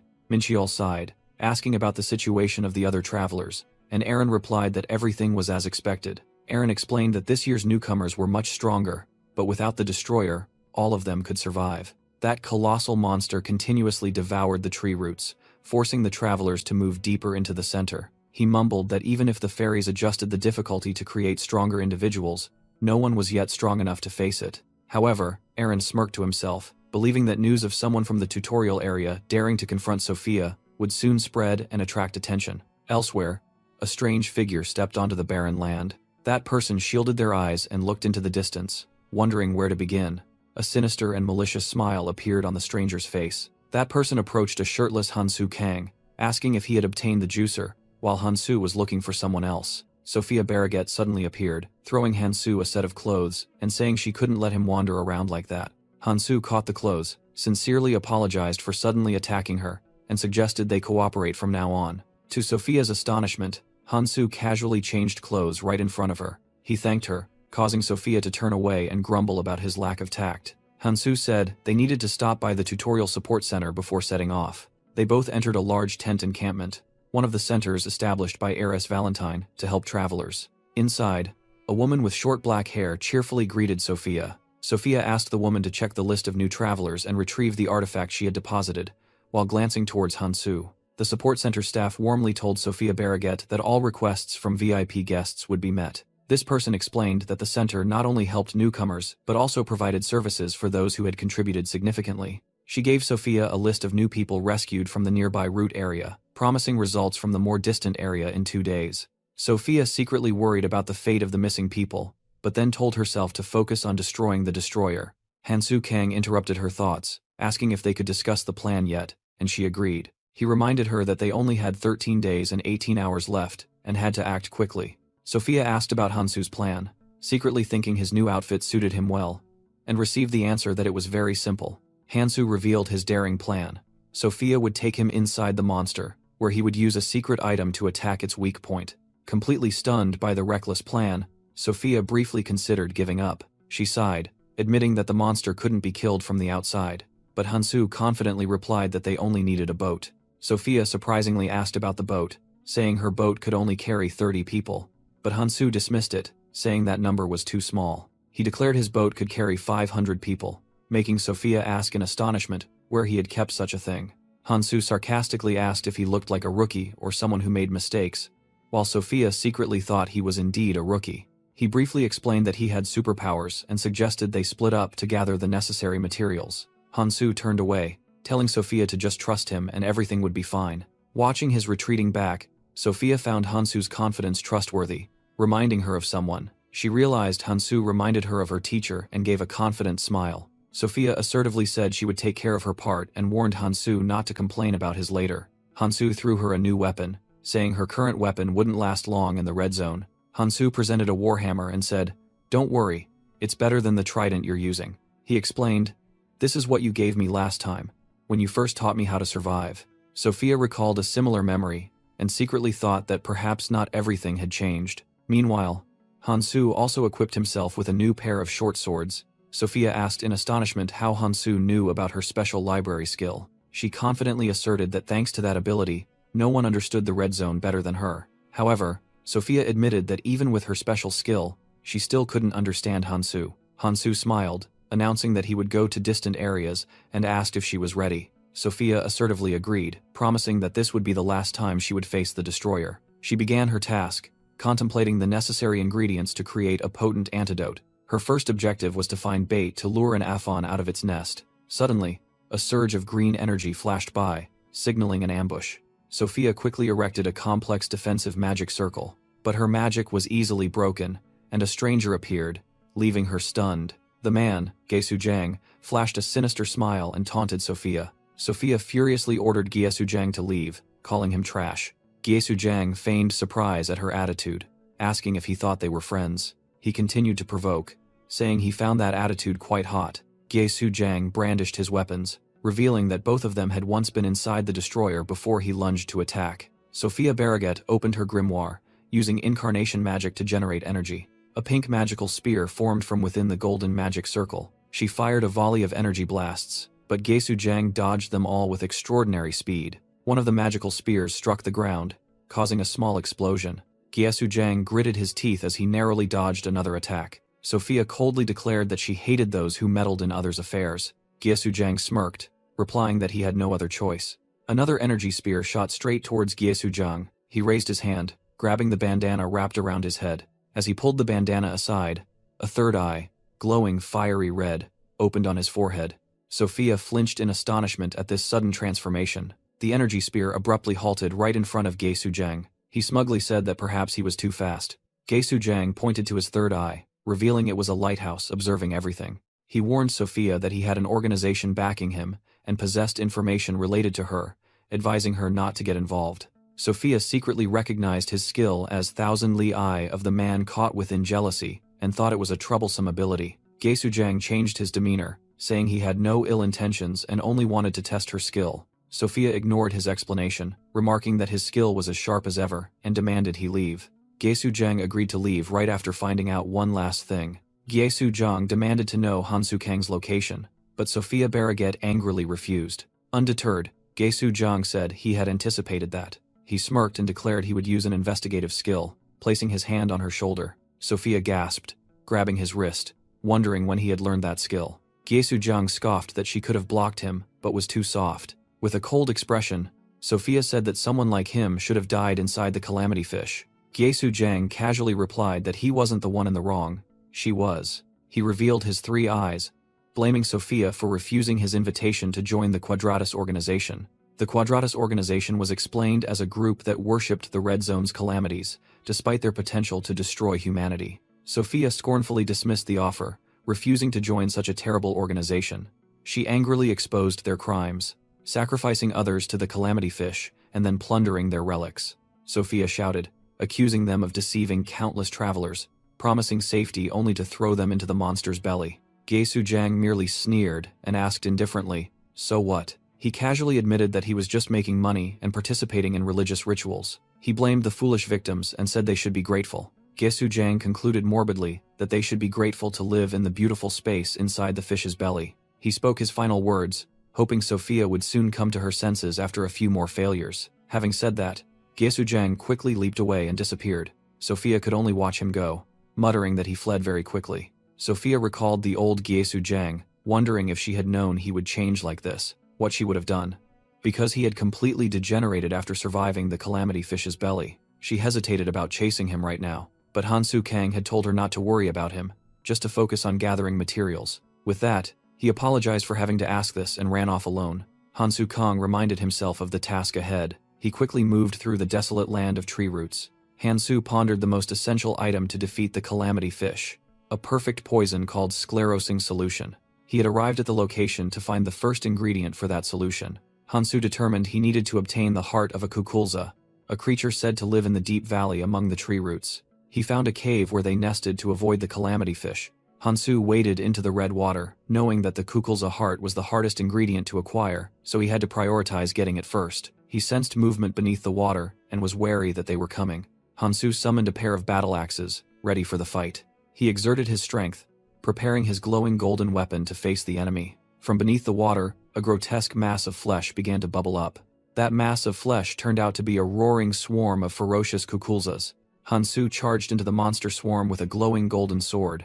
He delivered a powerful slash to one of the kukulzas. A kukulza roared as it emerged from the murky red water. Hansu Kang stepped onto the gruesome, fleshy ground of the monster swarm. He plunged into the midst of the kukulza swarm, his golden sword tearing through enemies in an instant. His sword plunged down, causing the ground to crystallize into sharp spikes. Noticing the chi-enhanced weapon's fragility, Hansu watched his sword shatter. He decided to fight and adapt until he had a suitable weapon, then summoned a massive battle axe. With determined eyes, Hansu tightened his grip on the axe handle. He swung the mighty axe, cleaving straight into the head of a kukulza. Another monster with a long, slender body was torn apart by his power. Hansu clenched his fist as a bull-horned kukulza charged.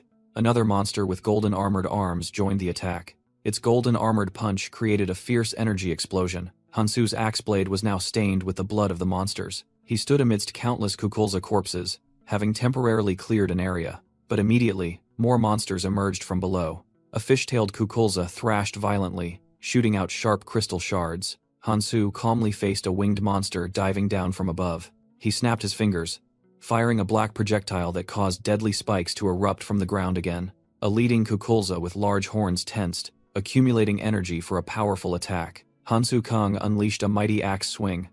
Sweeping away the charging kukulza swarm, he landed amidst murky red water filled with monster corpses. Hansu calmly walked through the remnants of the battle. He realized he had only eliminated young kukulzas and considered hunting down the adults. Feeling his stamina and mana depleting from continuous skill usage, he decided to collect runes first. He used magic to gather the runes dropped by the monsters. Suddenly, a strange sound emanated from the nearby forest. Hansu immediately swung his axe, unleashing an energy slash towards the sound. His face was cold, awaiting the result of the attack. A stranger with a third eye on his forehead suddenly appeared, easily blocking the attack. Hansu noticed his battle axe was damaged after the collision. The strange man spoke sarcastically. "Well, you blocked that attack." He revealed his name was Gyesu Jiang and was just testing Hansu, praising him for being better than expected. Gyesu Jiang made an offer, but Hansu remained wary. He invited Hansu to join an organization called Quadratus, saying that someone was keeping an eye on him. As Gyesu Jiang was speaking, an energy blade unexpectedly slashed towards his neck. He tilted his body in surprise to dodge the attack, but the blade still grazed his cheek. Gyesu Jiang angrily yelled, "You bastard!" as Hansu's weapon flew back into his hand. Faced with the threat, "Do you want to die?" Hansu only responded with an emotionless gaze. Gyesu Jiang was astonished by the audacity of a rookie like Hansu Kang. He roared, enraged that Hansu dared to fight back while he was speaking. Gyesu thought Hansu was too arrogant just because he had cleared the tutorial, daring to attack without fear of death. He scoffed, saying that while that woman might like Hansu, he refused. Hansu coldly replied, "I refuse your offer." Hansu recalled information about Quadratus, a cult that worshipped calamities, and their worst crime was tourism.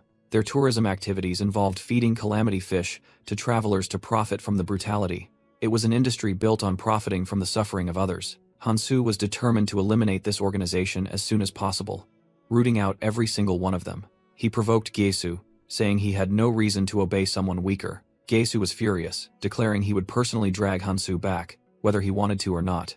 He threatened that no one would care if Hansu lost an arm or a leg. Hansu smirked in response, saying the feeling was mutual, and he wouldn't be able to speak either if he lost a few limbs.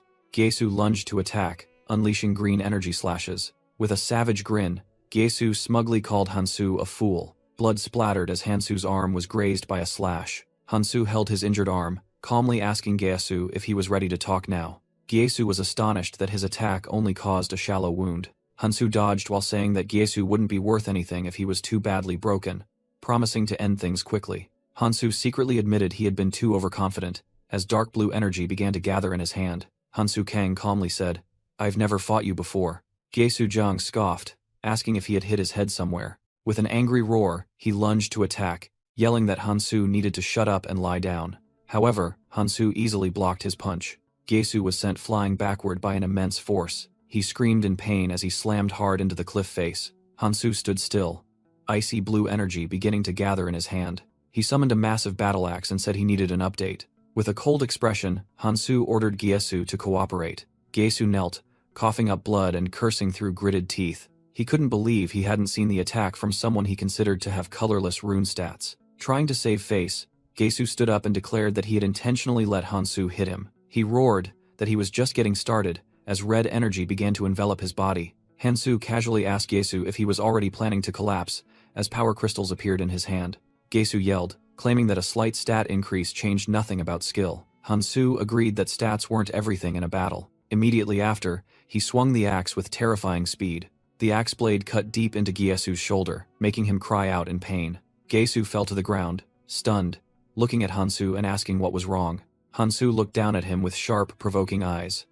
"Scared now?" Gyesu Zhang trembled, muttering, "No, it can't be." He roared in feigned rage, "I'm not scared." A green energy slash was unleashed. Gyesu poured all his strength, creating a massive energy blade. With a shout, he charged towards Hansu Kang. Hansu calmly held out his hand, making Gyesu ask in astonishment, "You're using your bare hand?" Gyesu confidently yelled that his slash would tear Hansu's hand apart. Hansu activated the first authority of the Ring of Nirmak. Gyesu laughed maniacally, certain of his victory. Hansu unleashed a destructive surge of energy from the ring. Gyesu's energy blade shattered into pieces. Gyesu was stunned, unable to believe what had just happened. He stammered in disbelief. "My horizontal slash was broken?" He knew that even master spellbreakers would struggle to do this. Immediately, Hansu closed in and grabbed Gyesu by the collar. Hansu unhesitatingly slammed Gyesu to the ground. Gyesu screamed in pain upon impact. Blood spurted from his mouth as he lay sprawled on the ground. Hansu coldly said, "Don't play dead. I went easy on you." He leaned down and grabbed Gyesu, asking, "Hey, are you still conscious?" Hansu grabbed Gyesu's arm, praising his reaction speed. Gyesu tensed up, resisting. He had used a skill to block the attack. He thought to himself about his defensive skill, Bronze Jade, a skill he didn't want to use because it restricted movement. Nevertheless, in this critical situation, Gyesu only hoped to escape Hansu's grasp. Hansu merely smirked. "Good effort, but is that all you've got?"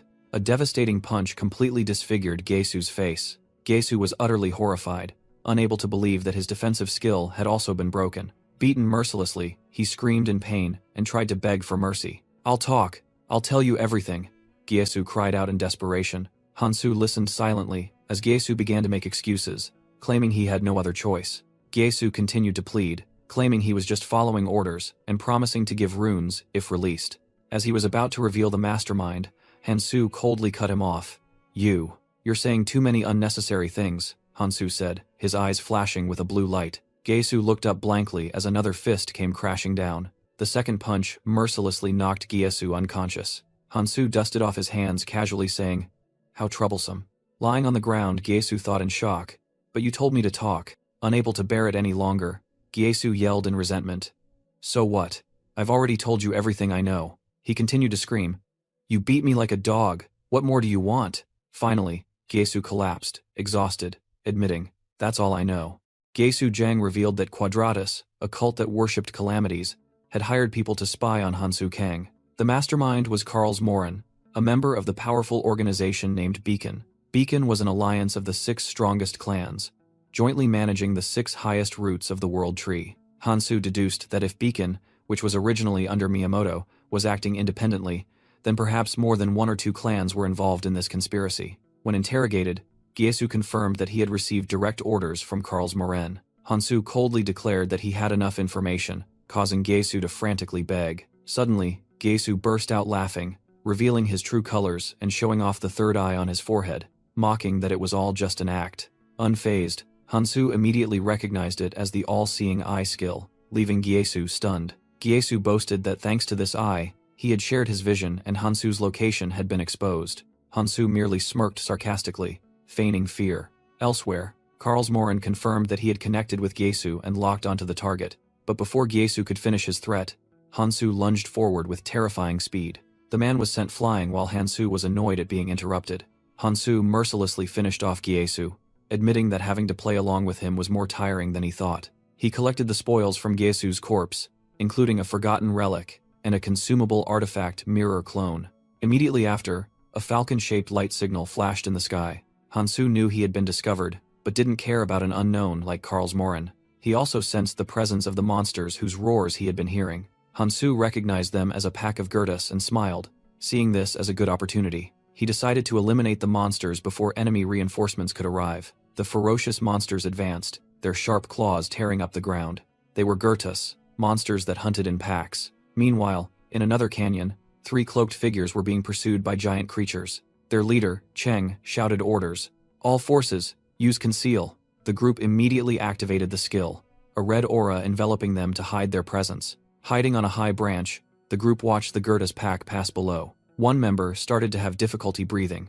The conceal skill required them to hold their breath. Cheng grumbled that he didn't want to be bait anymore and asked how many more Gertas they needed to lure, the answer being many more. Another explained that continuously using this skill was difficult, so they would rest after herding the monsters into the valley. Cheng impatiently asked why it was taking so long to bring a new recruit, and was reminded that it was Gyesu's task. He irritably assumed Gyesu was slacking off somewhere, then suddenly looked up sharply as he sensed something. A pair of giant blue energy wings appeared in the air. The wings transformed into a blue messenger pigeon and landed on Cheng's hand. He realized only one person could create such intricate magic. His expression turned serious as he read the message. Cheng immediately ordered, "We're retreating. There's an urgent message. We must go to Kukulza Lake at once." At the same time, Gyesu Zhang slowly regained consciousness after being knocked out. Through a mental link, Karls Morin roared, "Did you really lose, you useless piece of trash?" Treated by a comrade, Gyesu learned that his attacker had knocked him out and left. While enduring the scolding, Gyesu frantically realized his weapon was gone.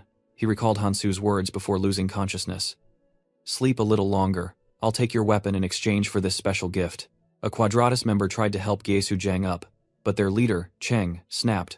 "Silence." Cheng ordered his subordinates to carry Gyesu back to the ship. As a precaution, the medic decided to send a report to their superiors, using the blue carrier pigeon skill. They concentrated their energy, shaping a magical bird to transmit the message. Thinking contemptuously of pathetic fools, the medic crushed the bird, sending the message. Elsewhere, a fearsome man with a red mask, Karls Morin, received the news and ordered his men to move. Karls dashed away at terrifying speed, leaving only a blur behind him. He appeared right in front of the medic, startling them, then coldly pushed them aside. Karls looked down at Gyesu, mocking him for being beaten to a pulp by a rookie. Gyesu realized in horror that the person before him was Karls Morin, assault commander of is less than Beacon is greater than. For daring to call him by name, Karls punished Gyesu with a wave of pressure that caused him immense pain. Karls continued to scold, saying he hadn't expected Quadratus to become so incompetent.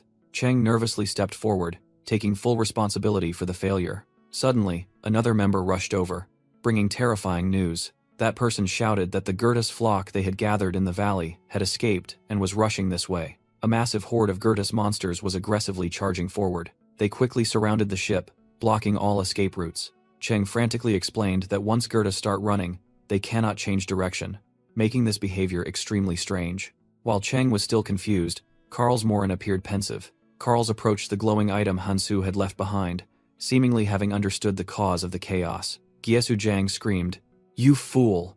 as Carl's Morin crushed his shin with his foot. "My leg!"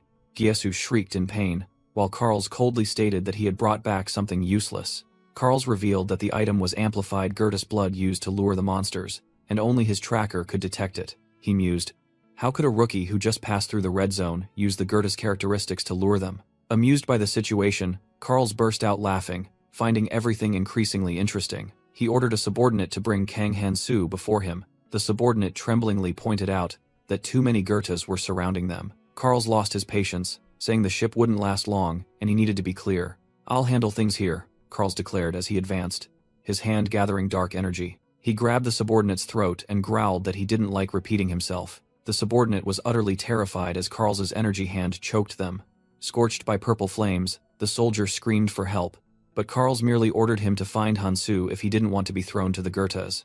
Carl smiled maliciously, reiterating that he would take care of everything while his subordinate was still screaming. After being released, the subordinate collapsed to the floor, uttering Kang Hansu's name in horror. Meanwhile, Hansu Kang unleashed a massive surge of energy, declaring that this much wasn't enough to stop him. He concentrated his power into the orb of overload in his hand, preparing for a devastating attack. "I'll make you regret this," Hansu said, then unleashed all his energy. A terrifying explosion erupted from Hansu's position, flattening everything around him. The destructive energy wave swept through the Gertas horde, blowing them away and incinerating them. Hansu Kang stood amidst the dust cloud after the horrific explosion. He looked down at the desolate scene and mused that his trap had succeeded. Realizing he had bought himself some time, Hansu decided he had to keep moving. He used a special tool to poke one of the giant tree roots. However, he was disappointed that the nutrients here were depleted, and 2 days of fasting had diminished his strength.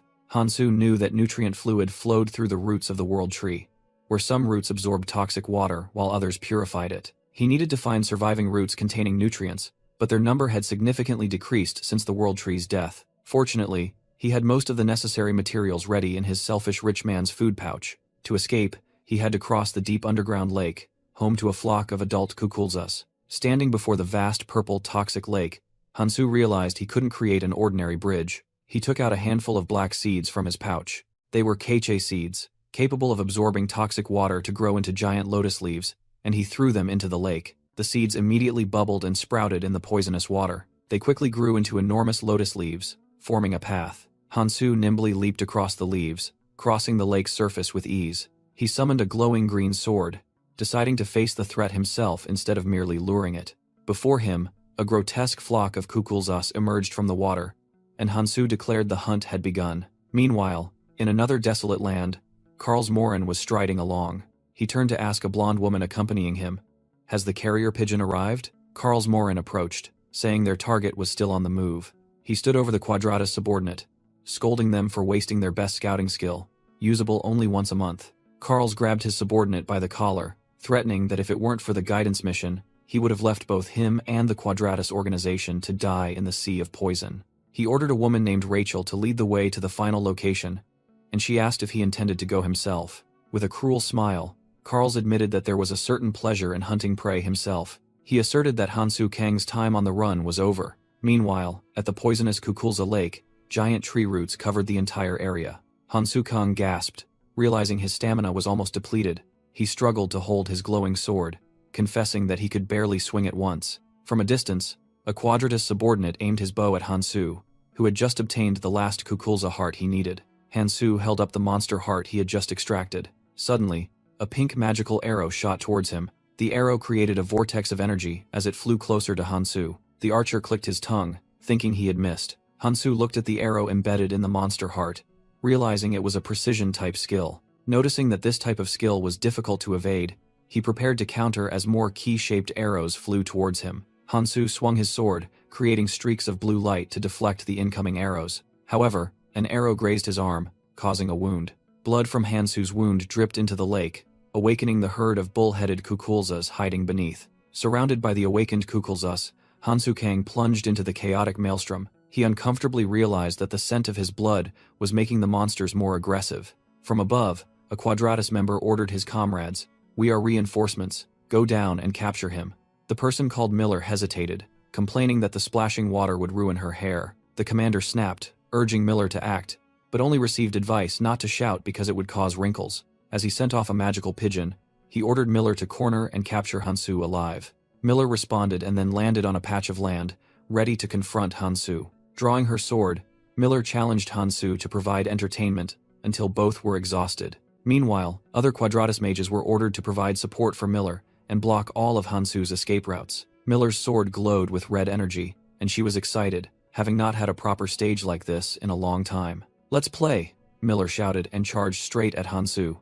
Hansu easily parried the blow, their blades clashing with sparks and energy. Suddenly, a Kukulza lunged out of the water, attacking Hansu. Hansu calmly turned, facing the new threat. He delivered a clean sword strike, cutting the monster in half instantly. Seizing the opportunity, Miller appeared right behind Hansu and taunted, "Where are you looking, handsome?" Hansu's sharp gaze showed that he was not surprised at all. Miller unleashed a powerful slash, enveloped in red energy, aimed at Hansu's back. However, Hansu ducked low, spun around, and blocked the attack with his sword, stunning Miller. Miller staggered in pain after her attack was blocked. "Nevertheless," she scoffed.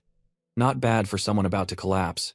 Enraged by the scratch on her face, Miller threatened, "Since you've scarred my face, I'll show you a few things." She licked the streak of blood from her lips and declared that she wouldn't hold back even if Hansu surrendered. Hansu calmly analyzed that Miller always took advantage of the Kukulza herd being drawn by blood to close in, and he knew he couldn't afford to make a mistake. He realized the situation was disadvantageous for him. The longer the battle dragged on, the more danger he would be in. Deciding to change the tide, Hansu thought, "So why not change the game?"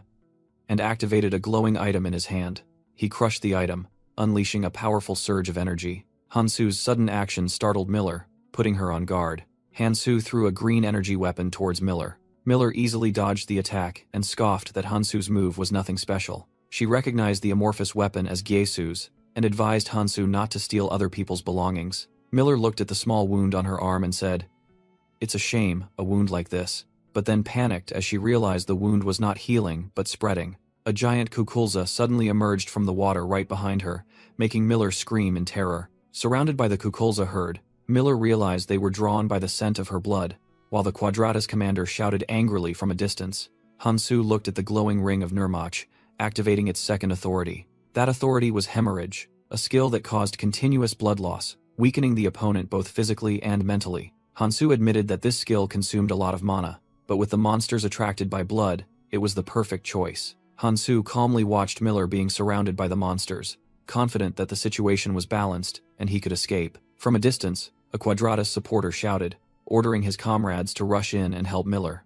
The supporter drew his bow, fearing that if he lost Miller, he wouldn't be able to endure Karlsmoren's wrath again. Fiery red magical arrows were shot to provide support. Meanwhile, Miller braced herself against the Kukulza herd, shouting loudly for her comrades to just aim for Hansu Kang. The Quadratus mages quickly surrounded Hansu, preparing to strike. "How troublesome," Hansu scoffed, then held out a small object. "I'll give you a gift." Immediately, the gigantic head of a Gurtus monster emerged from the ground. An unmasked Quadratus member, who had just taken down the Gurtus, roared that no one could escape him. The warrior lifted the severed head, bewildered by the amount of blood gushing from it. Hansu smirked, explaining that the Gurtus's blood was the perfect bait to drive the Kukulza flock into a frenzy. As he finished speaking, the Gurtus's head exploded, splattering blood all over the warrior and his two masked comrades. "This madman," the Quadratus warrior stammered, looking at Hansu in horror as he realized he had fallen into a trap. Hansu coldly turned and walked away, leaving the frenzied Kukulza flock to tear apart the blood-soaked Quadratus members. Leaving the battle, Hansu placed his hand on a gigantic tree root, realizing it too had withered. He concluded that the world tree was dying at an alarming rate and he needed to check the area above as well. Hansu sighed wearily, thinking to himself that things should have been easier after leaving the red zone. He resolutely stepped forward, annoyed as he thought of his old comrade. "Keldian, when I see you again, I'll give you a beating." As he entered a bustling settlement, a man who appeared to be a veteran spoke up, announcing the arrival of newcomers. A smug man ordered the group of newcomers to go to the barren root area, declaring it his territory. The leader of the new group pleaded desperately, explaining that they had run out of resources and had no more sustenance. Another member of the other group mocked their weakness and asserted his clan's ownership. The brown-haired man drew his knife, and with his companions, threatened to use force against the newcomers. The new group silently endured the cruel taunts that their starvation was normal. The leader gritted his teeth in indignation, feeling helpless after all they had been through to get here. They realized their dilemma. The roots below had no nutrients, while the roots above were full of monsters and blocked by other clans. In their despair, Hansu Kang suddenly appeared, startling the entire group.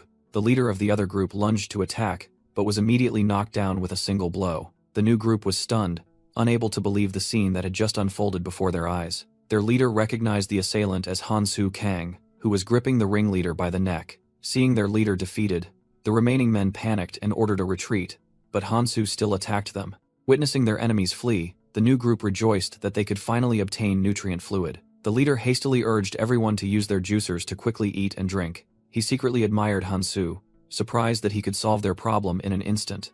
Seeing Hansu about to leave, the leader quickly called out to him, saying it had been a long time. Hansu didn't recognize him, and the other person reminded him that they had once traveled on the same ship. While inquiring, Hansu used his abilities to heal an injured person in the group. The leader smiled, introduced himself as Johan, and sincerely thanked Hansu for saving them from starvation. Johan explained that he only wanted to eat, and Hansu Kang invited him to help himself. After eating, Johan made another request, which Hansu seemed to have anticipated. He urgently stated that they needed the ship they had used to get here. Johan explained that all paths upwards were blocked, but Hansu flatly refused. Walking along the routes, Johan pleaded that the nutrient source here could run out at any moment because the calamity fish was destroying the outer roots. Hansu indifferently brushed him off, saying that the problem would soon be resolved while using a knife to cut a strange fruit. He advised Johan to wait safely here and not think about going up, leaving Johan confused about what he intended to do. Hansu revealed that he would use the ship to destroy the calamities attacking the world tree. He resolutely declared that he would personally kill the calamity fish, so Johan didn't need to worry about starving. Johan was completely stunned by Hansu's unbelievable declaration. When Johan requested a clear explanation, Hansu simply said that if the calamities disappeared, the red zone would flourish and everyone would be safe. Although he didn't fully understand, Johan decided to trust the person who had accomplished countless extraordinary things and asked him one last question. He asked why Hansu was making such an effort to save everyone, causing Hansu to stop. Hansu replied that he needed to save as many people as possible. That was why he had returned. However, a thought flashed through Hansu's mind, wondering if that was truly what he desired. Johan noticed Hansu suddenly stop and was about to ask why. Suddenly, Hansu threw him a glowing stone. He explained that it was a very useful imitation stone, then turned and walked away. Despite Johan calling after him, Johan stood alone, pondering the complex expression he had just seen on Hansu's face. Johan looked at the stone Hansu had left behind, thinking to himself that the man was truly incredible. He recalled when Hansu had claimed the ship, when everyone thought it was impossible. But Hansu was the kind of person who could make the impossible possible, and Johan believed this time would be no different. Looking up at the sky, Johan felt a genuine sense of hope kindling within him. Meanwhile, Hansu Kang had set foot in a desolate wasteland. He ran, wondering why he felt strange, even though acting for humanity's survival was obvious. Pushing aside complex thoughts, Hansu focused on the mission and called out Sophia's name. As he approached, Sophia Barraget asked if he had enough materials, and Hansu replied that 2 things were still missing. Hansu reassured her that things weren't too bad, but noticed Sophia's worried expression. He casually revealed that a few individuals were trailing them. Sophia confirmed it was Quadratus, who had targeted her, and were now also hunting Hansu. Hansu said he had encountered them, and Karlsmoren was looking for him. Sophia was horrified upon hearing Karlsmoren's name, the assault commander of the Beacon Alliance. Hansu explained that he had held him off, but Sophia frantically warned that Karls was not someone he could face alone. Then let's cooperate, Hansu said while touching her forehead. He proposed a plan. One would continue collecting items, and the other would bait Karlsmoren. Sophia tried to explain the danger, stating that Beacon was one of the dominant clans in the Red Zone. She emphasized that they were not only numerous, but also comprised veteran warriors, even those strong enough to leave the Red Zone. And among them, the assault squad, led by Karlsmoren, was the most aggressive force. Karlsmoren, the assault commander of the Beacon Alliance, had officially entered the fray. Hansu Kang told Sophia Barraget that they needed to face him together. Sophia agreed, but suggested they quickly gather materials while their location was still unknown. Hansu replied that it would be difficult, as he had left an artifact there. He worried that they had been discovered, and indeed, Johan was in danger. Elsewhere, Karlsmoren stood over the defeated survivors and presented a cruel choice. He threatened to burn them alive, or let them die peacefully if they revealed Hansu Kang's location. Johann wondered in horror how the enemy could have gathered forces and found them so quickly. Bound by invisible chains, he tried to deny knowing who that person was,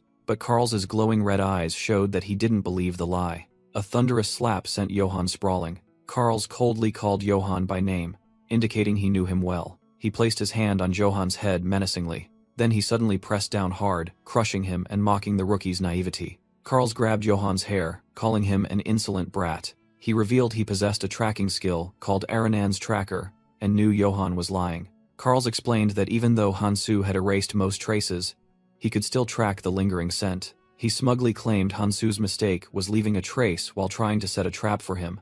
With that, Karl crushed the stone Hansu had left on the ground. Karl Morin interrogated the severely wounded Johann about Hansu Kang's whereabouts. Johann desperately insisted he didn't know, but Karl sensed the lie and decided to use force. With blazing red eyes, Karl threatened to finish Johann off. He unleashed a stream of purple energy at Johann, making him scream in pain. Karl watched Johann collapse, his hand still imbued with magical energy. He let out a delighted laugh, reveling in his cruelty. Suddenly, Karl sensed something and declared that he could smell Hansu. In the distance, a figure stood on a massive rock outcrop. Karl shouted excitedly as he identified his target as Hansu Kang. Hansu merely smirked confidently. Karl shouted again, having found the one he was hunting.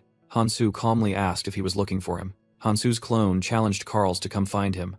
While Karl skeptically questioned his identity, the clone began to dissipate before it could give a definitive answer. Karl clicked his tongue, realizing it was just a trick, using the imitation stone, an artifact that originally belonged to Gyesu. He deduced that Gyesu had been stripped clean, but fortunately, Hansu's scent still lingered. With a sinister smile, Karl declared that even if it was a trap, he would gladly dive into the chase. The scene cut back, revealing the real Hansu standing over Johann's motionless body. In his final moments, Johann could only whisper Hansu Kang's name. The system introduced a special location, the Kukulza's spawning lake. Hansu Kang sat by the lake, which was formed from the world tree's roots, and filled with nutrient fluid capable of neutralizing toxins. He noted with satisfaction that the nutrient fluid had taken effect, completely healing his wounds. With a confident smile, Hansu Kang said the illusion was gone, and asked his pursuer if he had finally arrived. A figure landed, assuming Hansu had given up running. Karl Morin revealed himself, mocking Hansu as a rat that had finally shown its tail. Hansu retorted sarcastically, saying that a hound like Karl's should be grateful he helped him find himself. Karl Morin was stunned by Hansu's taunt. His surprise quickly turned into a sinister smile. Karl burst into maniacal laughter, clearly enjoying the situation immensely. He began to gather purple energy, saying that Hansu was truly interesting and he wanted to see if his skills lived up to the rumors. Karl Morin threatened to burn Hansu to ashes if he didn't show his true colors.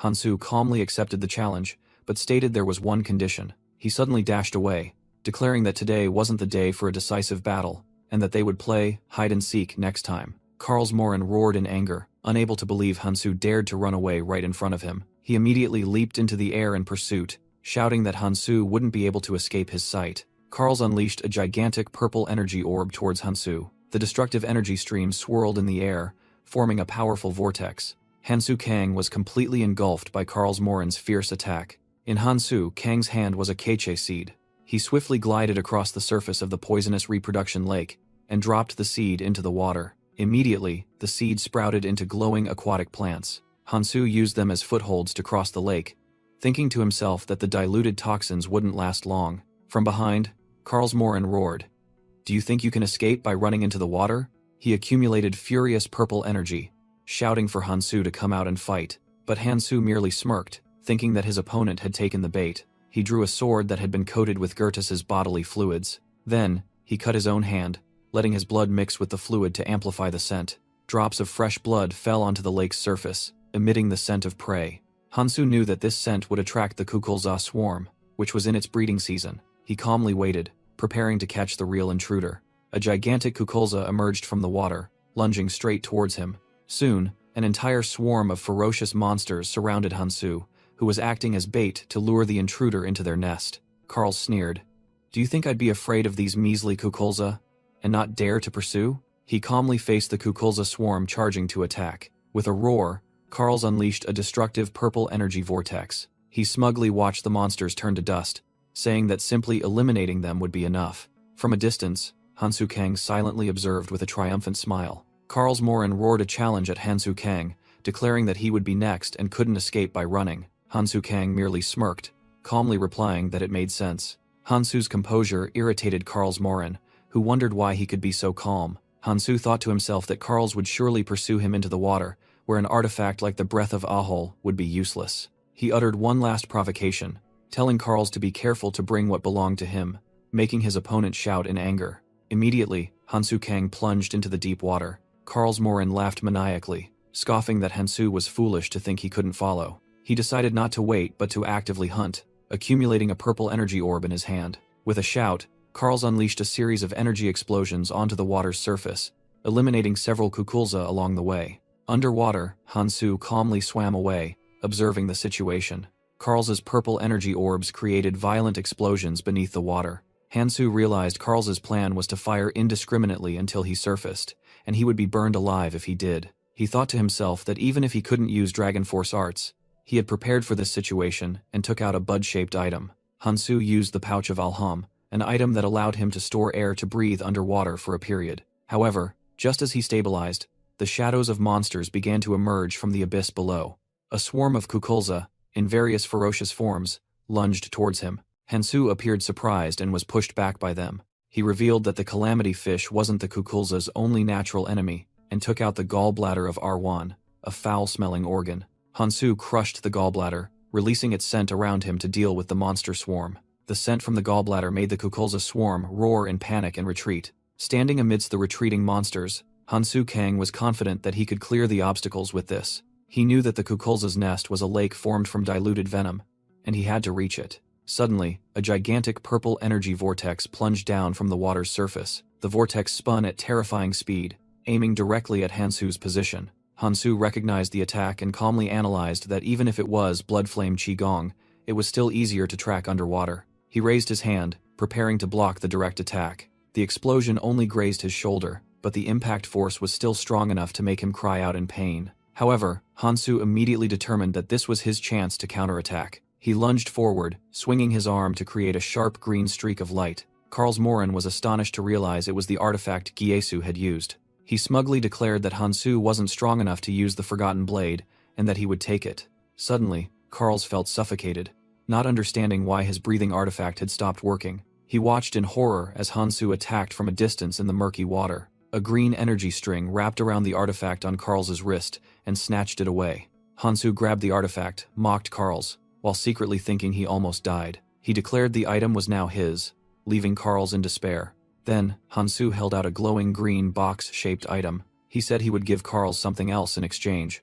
Hansu Kang focused his energy, preparing to launch a surprise attack. The green energy weapon shot forth with terrifying speed. The hemorrhage skill activated, and the weapon plunged straight into Karlsmoren's face. What a foolish trick! Karls roared in pain, clutching his wound. He was still facing the gigantic greenest lizard. The monster seized the opportunity and lunged to attack. "You worm!" Karls yelled, unleashing a purple energy orb in retaliation. He realized the chaos had attracted all the monsters from the nearby nest. Finding himself at a disadvantage, Karls decided to retreat immediately. "Don't think this is over, Kang Hansu," he roared while creating spatial gates to escape.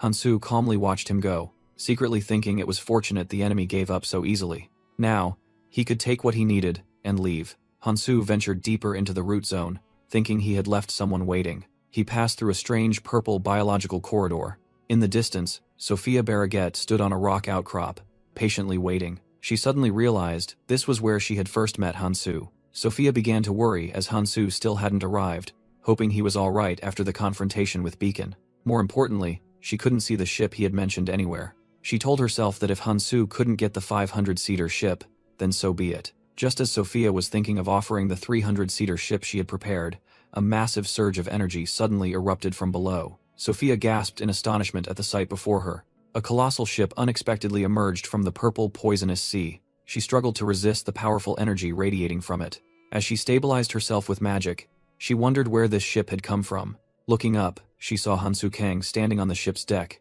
telling her she had arrived just in time. He urged her to board the ship so they could depart immediately. The ship began to cut through the waves, gliding across the pink sea.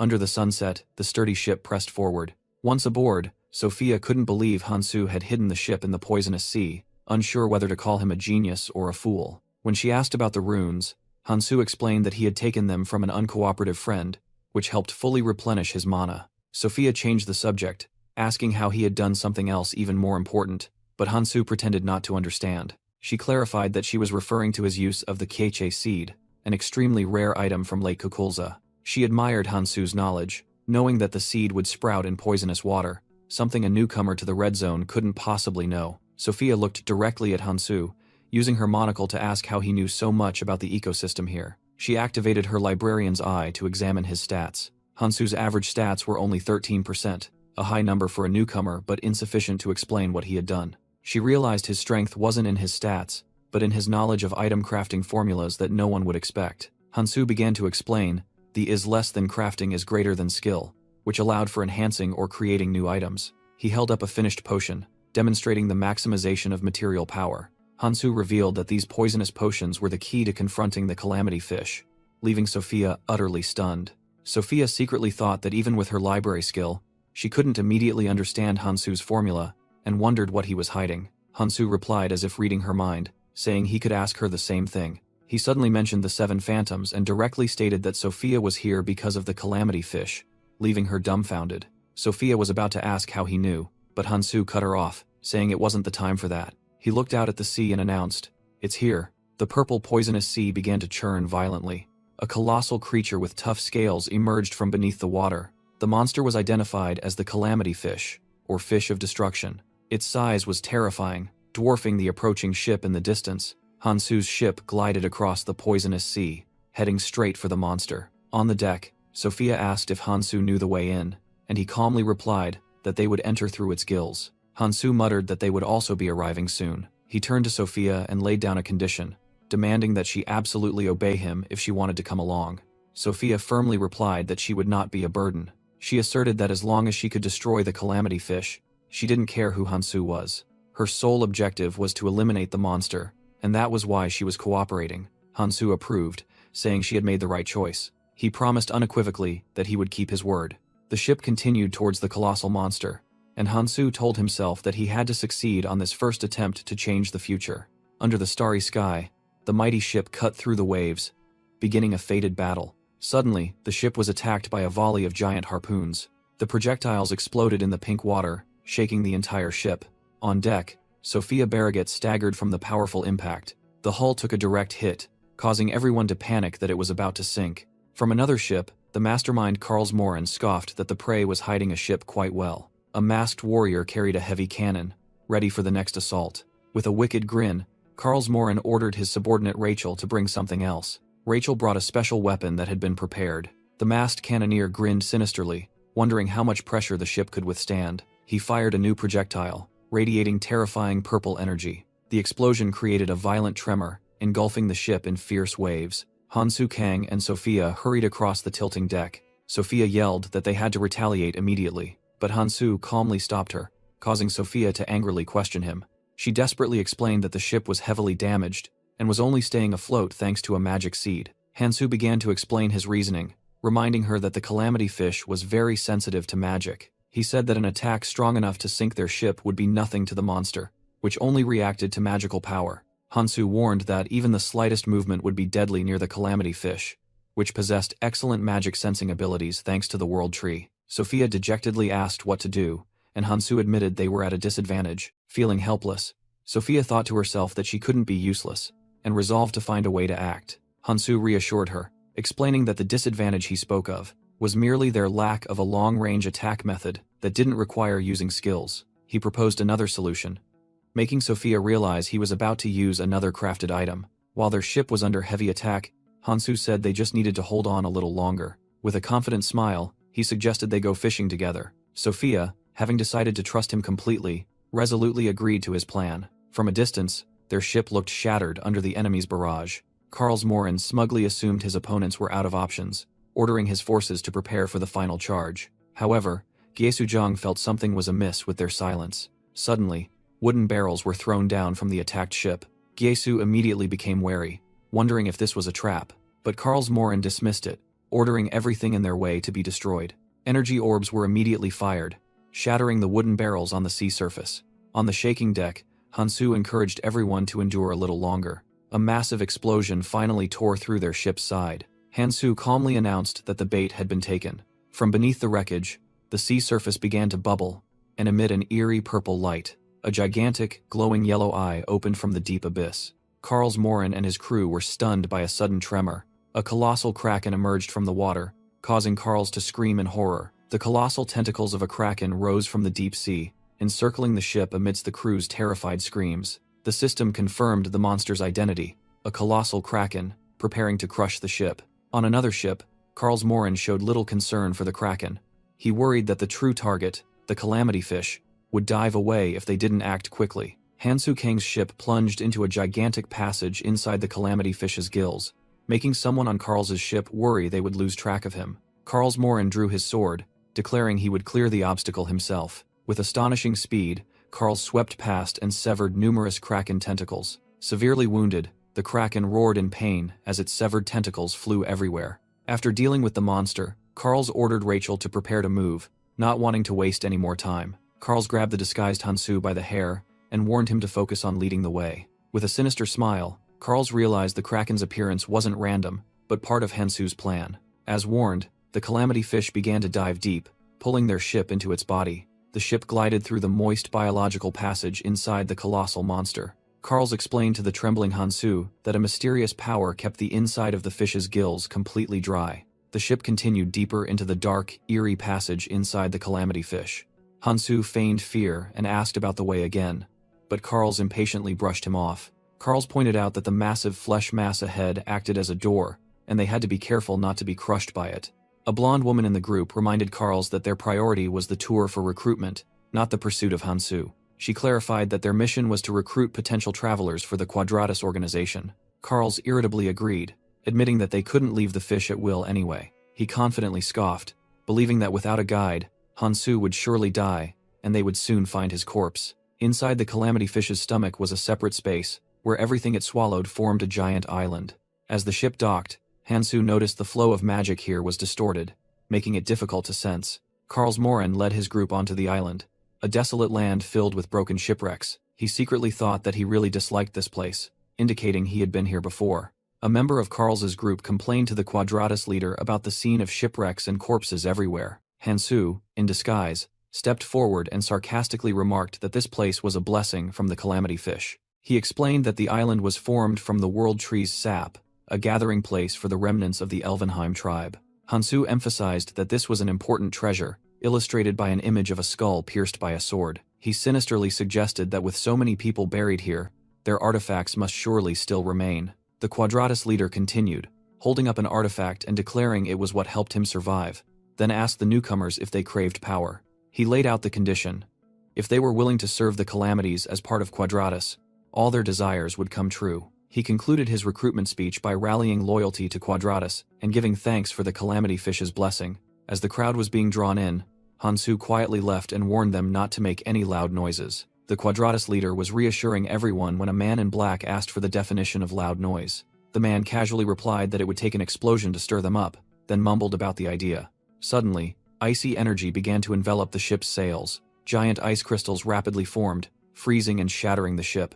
The man in black stood there, confidently asking, "Do you mean something like this?" The ship was completely destroyed by the man's icy magic. The shockwave from the explosion flung away all Quadratus members and other players. Amidst the wreckage, the mysterious man smiled and praised Sophia for arriving just in time. Karls Morin frantically pointed forward, stammering that the situation had turned bad. He roared the name Kang Hansu at the man who had just appeared. Regaining his smug look, Karls Morin challenged, asserting that the enemy had come to surrender their lives. Gesu Jiang tried to warn Karls, but then realized in horror that the corpses around them were starting to move. A black spike pierced through the shattered ship deck. From beneath, a skeletal warrior enveloped in ghostly blue flames rose. Gesu Jiang screamed in terror as an entire army of undead rose from the wreckage. With a terrified expression, he realized they were the Elvenheim army sent to destroy the calamity fish in the past. It was the cursed army of Galadriel, the Phantom Knights. The ghostly army began to attack, causing the survivors to scream in despair. A player tried to fight back,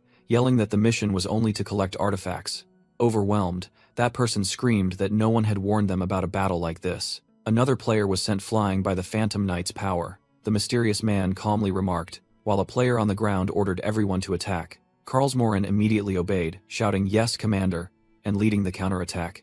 A member of his squad charged forward, striking down a Phantom Knight. Karlsmoren concentrated a dark purple energy orb in his palm. He unleashed the dark energy in a powerful attack. Flames erupted fiercely, incinerating the enemies as Karls declared that nothing could withstand his fire Jade Chi art. A player exclaimed in astonishment that Beacon's assault commander had been defeated too easily. However, the Quadratus leader warned that they wouldn't fall so easily. On the ground, the corpse of a Phantom Knight began to stir. Gesu Zhang explained that they were the guardians of this place, of the Calamity Fish. He revealed they possessed cursed bodies, allowing them to fight without end. Immediately, the skeletal warriors rose, their heads wreathed in ghostly blue flames. Gesu affirmed that as long as the Calamity Fish lived, they would continuously revive. The cursed army stood up, ready for a new assault. They swarmed to attack the survivors, spreading chaos and terror. Karlsmoren roared, ordering his men to hold their ground and not retreat. Amidst the chaos, Gesu Zhang decided that he couldn't risk his life and had to find an opportunity to escape. At the same time, the Quadratus leader realized Hansu Kang had disappeared after causing this mess. He speculated that if Hansu shared the same goal as Sophia, things would become complicated. Meanwhile, Hansu was rushing forward alone, thinking that everything was unfolding just as Keldian had said. He recalled the plan, to hold back the Phantom Knights, the Calamity Fish's first line of defense. He had prepared and given Sophia her own orders. Now it was time for him to aim for the next crucial point. Hansu moved quickly through the blood vessels inside the giant monster. He reached the center, where the Calamity Fish's core was located. Hansu knew that the fish's outer skin couldn't be harmed, but the core inside its body was different. Inside the monster, Hansu Kang firmly held his energy sword and declared this was the only way to defeat the Calamity Fish. He charged forward with terrifying speed, swinging his sword to create a dazzling streak of light. From the opposite side, Gesu Zhang cried out Hansu Kang's name in astonishment as he suddenly appeared. He roared, "Die!" and unleashed a crescent-shaped green energy slash. Hansu was momentarily surprised by the unexpected ambush. He immediately used his sword to block the fierce attack. Recognizing his old enemy, Hansu coldly said, "It's you again." With a powerful landing, Hansu completely overwhelmed and crushed Gesu Zhang onto the crumbling ground. He pointed his sword at Gesu Zhang and sarcastically asked if he hadn't had enough fun last time. Gesu Zhang used his bare hands to block the sharp blade pressed against his face. He forced a smile, revealing that he knew everything about the plan to attack the Calamity Fish's core, and Sophia's and Karlsmoren's involvement. The third eye on Gesu Zhang's forehead suddenly opened as he frantically screamed that anyone who dared to insult the Calamities would die. He ordered a teammate named Cheng, who was drawing a bow with an energy arrow, to take down Hansu this time. Cheng confidently aimed, challenging Hansu to try and dodge his attack if he could. The pink energy arrow whizzed towards Hansu. A massive explosion occurred, and Cheng cheered that the arrow had hit its target. Gesu Zhang, who was feeling smug, was stunned to realize that Hansu's sword had pierced through his chest from behind. Cheng exclaimed in horror, "What the?" On Hansu's neck, a layer of steel-hard black scales began to form. Hansu smirked as black dragon scales began to appear on his neck, astonishing his opponent because he was unharmed. The tough scales quickly spread, enveloping his throat. Emitting a stream of yellow energy, Hansu activated Dragon Power Art, the dragon transformation skill. Gesu Zhang stammered in disbelief, unable to understand why Hansu's power could increase so rapidly. Despite that, Cheng remained determined, drawing his bow and declaring he would shoot continuously until his target was down. Hansu coldly replied that they had left him no other choice but to get serious. He revealed that he had overcome the mana consumption drawback, and his hands transformed into massive dragon claws. With sharp eyes, Hansu declared he would no longer hold back. Meanwhile, outside, Karlsmoren and his teammates were struggling in a desperate battle against the cursed army. A skeletal warrior was smashed to pieces. Karlsmoren roared, ordering everyone to keep attacking, giving them no chance to regenerate. But a player screamed in pain as a skeleton pierced through them, their regeneration speed increasing. A Phantom Knight roared amidst blue flames, making the survivors realize they would soon be exhausted. Karls gritted his teeth, bitterly realizing that Hansu was exploiting the Calamity Fish's power to make this army immortal. Another commander in the group desperately urged everyone to use the feather to escape. A system window appeared, explaining that the Feather of the World Tree was an emergency escape artifact, but that commander screamed in horror that the item could not be activated. Sophia Barraget suddenly appeared, explaining that escaping from inside the Calamity Fish was futile. She clarified that this also applied to the Phantom Knights. They were immortal while inside the fish, just as Karls exclaimed her name in surprise. Karls Morin roared in anger, fearing that a member of the Seven Phantoms would discover Sophia Barraget's interference. Sophia merely smirked, scoffing that those who only stood by watching her alone try to destroy the Calamity Fish would never help him. She reminded him that in this place, all clan communication methods were useless. Karls bared his teeth in a sneer, implying that no one would know of her fate here. Sophia immediately responded by summoning a blazing golden magic circle, declaring she would bestow upon him a final gift. She smiled smugly, saying that she had gathered all the necessary information. Just then, Hansu Kang appeared, mocking Karls that accompanying a rookie had clouded his judgment, causing Karls to roar his title as Beacon's assault commander. Enraged, Karls Morin gathered a purple energy orb in his hand. He lunged to attack, shouting that he could take down even the weakest of the Seven Phantoms. However, Hansu merely raised a hand, creating blue shields that easily neutralized the attack. He uttered a sarcastic remark, saying that Karls disgraced the Seven Phantoms by not even hitting the target right in front of him. Meanwhile, Sophia had completed a massive orb of dark energy. The attack exploded violently, but Karls remained standing. Only his mask shattered. Sophia calmly stated that she wasn't aiming for him in the first place. Karls looked up in bewilderment as the ground began to shake violently.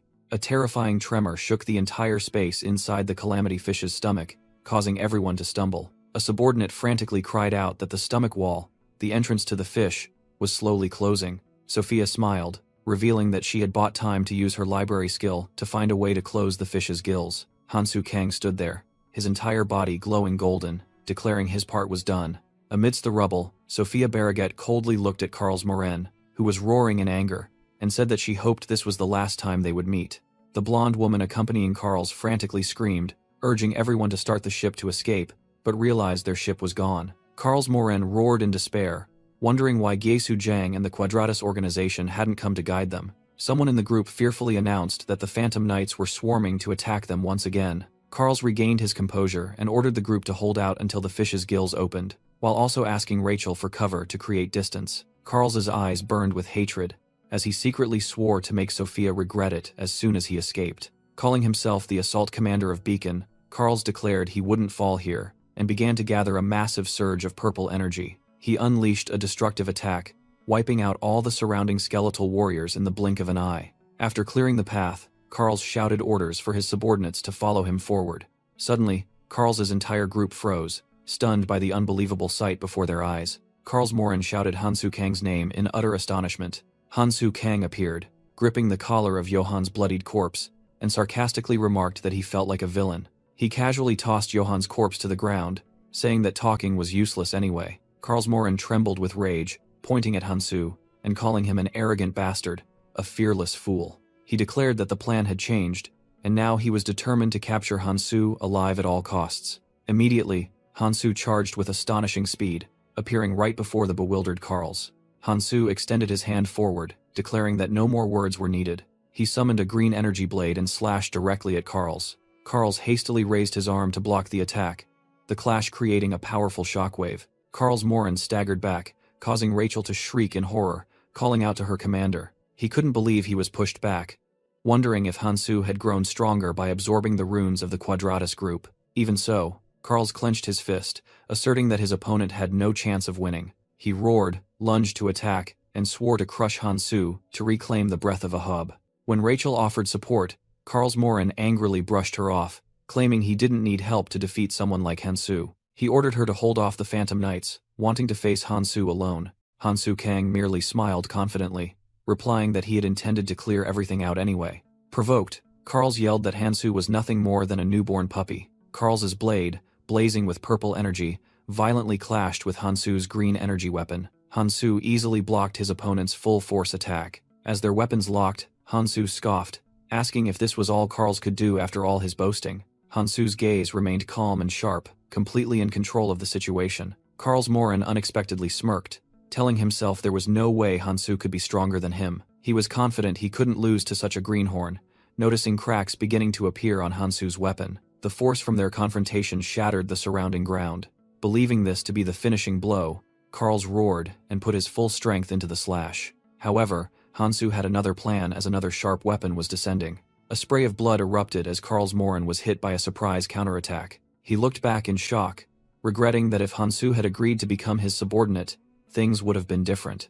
Hansu Kang coldly stated that if Karlsmoren had agreed to be his subordinate, he could have kept his life. Karlsmoren scoffed, saying that the reason Hansu was about to die was simple. He plunged his sword deep into Hansu's chest and declared, "It's because you're weaker than me." Blood gushed from his mouth. Hansu merely smirked and asked, "Is that so?" Karls was about to speak further when he froze, as Hansu used his hand to firmly grip the blade embedded in his own chest. Hansu looked up, his sharp eyes meeting Karls's as he retorted, "I'll repeat that line for you." He began to forcefully pull the sword out of his body. Enraged, Karls yelled that this was the price for Hansu's arrogance.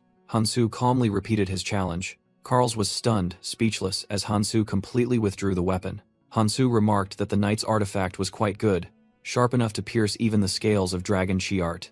Dragon scales began to appear around his neck. Hansu scoffed. "Thanks for the delivery." Karls screamed in panic, unable to understand why Hansu was still alive, even though his heart had been destroyed. He watched in horror as Hansu's arm transformed into an armored dragon claw, stammering if it was body modification. "Too late to realize now," Hansu replied, his dragon arm flashing with golden energy. He delivered a punch that tore through Karlsmoren's chest. Karls staggered, muttering that even if the species changed, the heart had already. With a gaping hole in his chest, he cursed Hansu's overpowered skills. Karlsmoren's corpse collapsed to the ground, while Hansu stood there, the sword still embedded in his chest. Hansu Kang roared in pain as he personally pulled the enemy's sword out of his own chest. He tossed the weapon aside, standing firm amidst the desolate landscape inside the monster. In his transformed hand, a blue glowing dragon heart pulsed, the result of pushing his own limits. He admitted that he had run out of healing stones but had no other choice but to create 3 dragon hearts.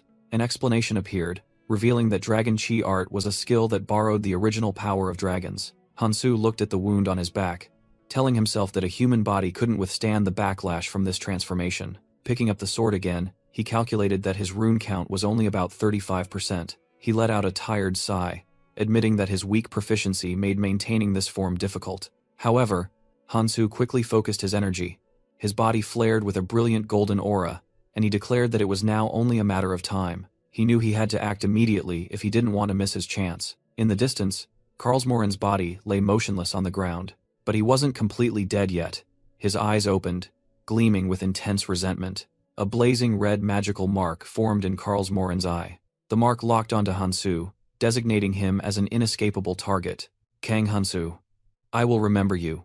Karlsmoren uttered his last words before fading away. Realizing his enemy had fallen and reinforcements hadn't arrived, Hansu knew this was his chance. Thanks to information from Sophia, he quickly began climbing the fleshy walls to find the Calamity Fish's core. He analyzed that the core was high up, but a platform would soon appear as the fish's defense system reacted. The fish's core was revealed to be part of a special internal defense mechanism, even more dangerous than the Phantom Knights. Inside the fish, Hansu Kang faced a complete defense system. He realized that every attempt to reach the core was blocked by simple yet effective physical attacks. Hansu knew he could hack them to pieces, but the fish's extraordinary regeneration speed would render all efforts futile. So, he quickly dodged another attack. To stop the regeneration, Hansu took out a vial of special solution. He threw it, asserting that this was the only way to deliver a decisive blow. The vial shattered, releasing the liquid inside.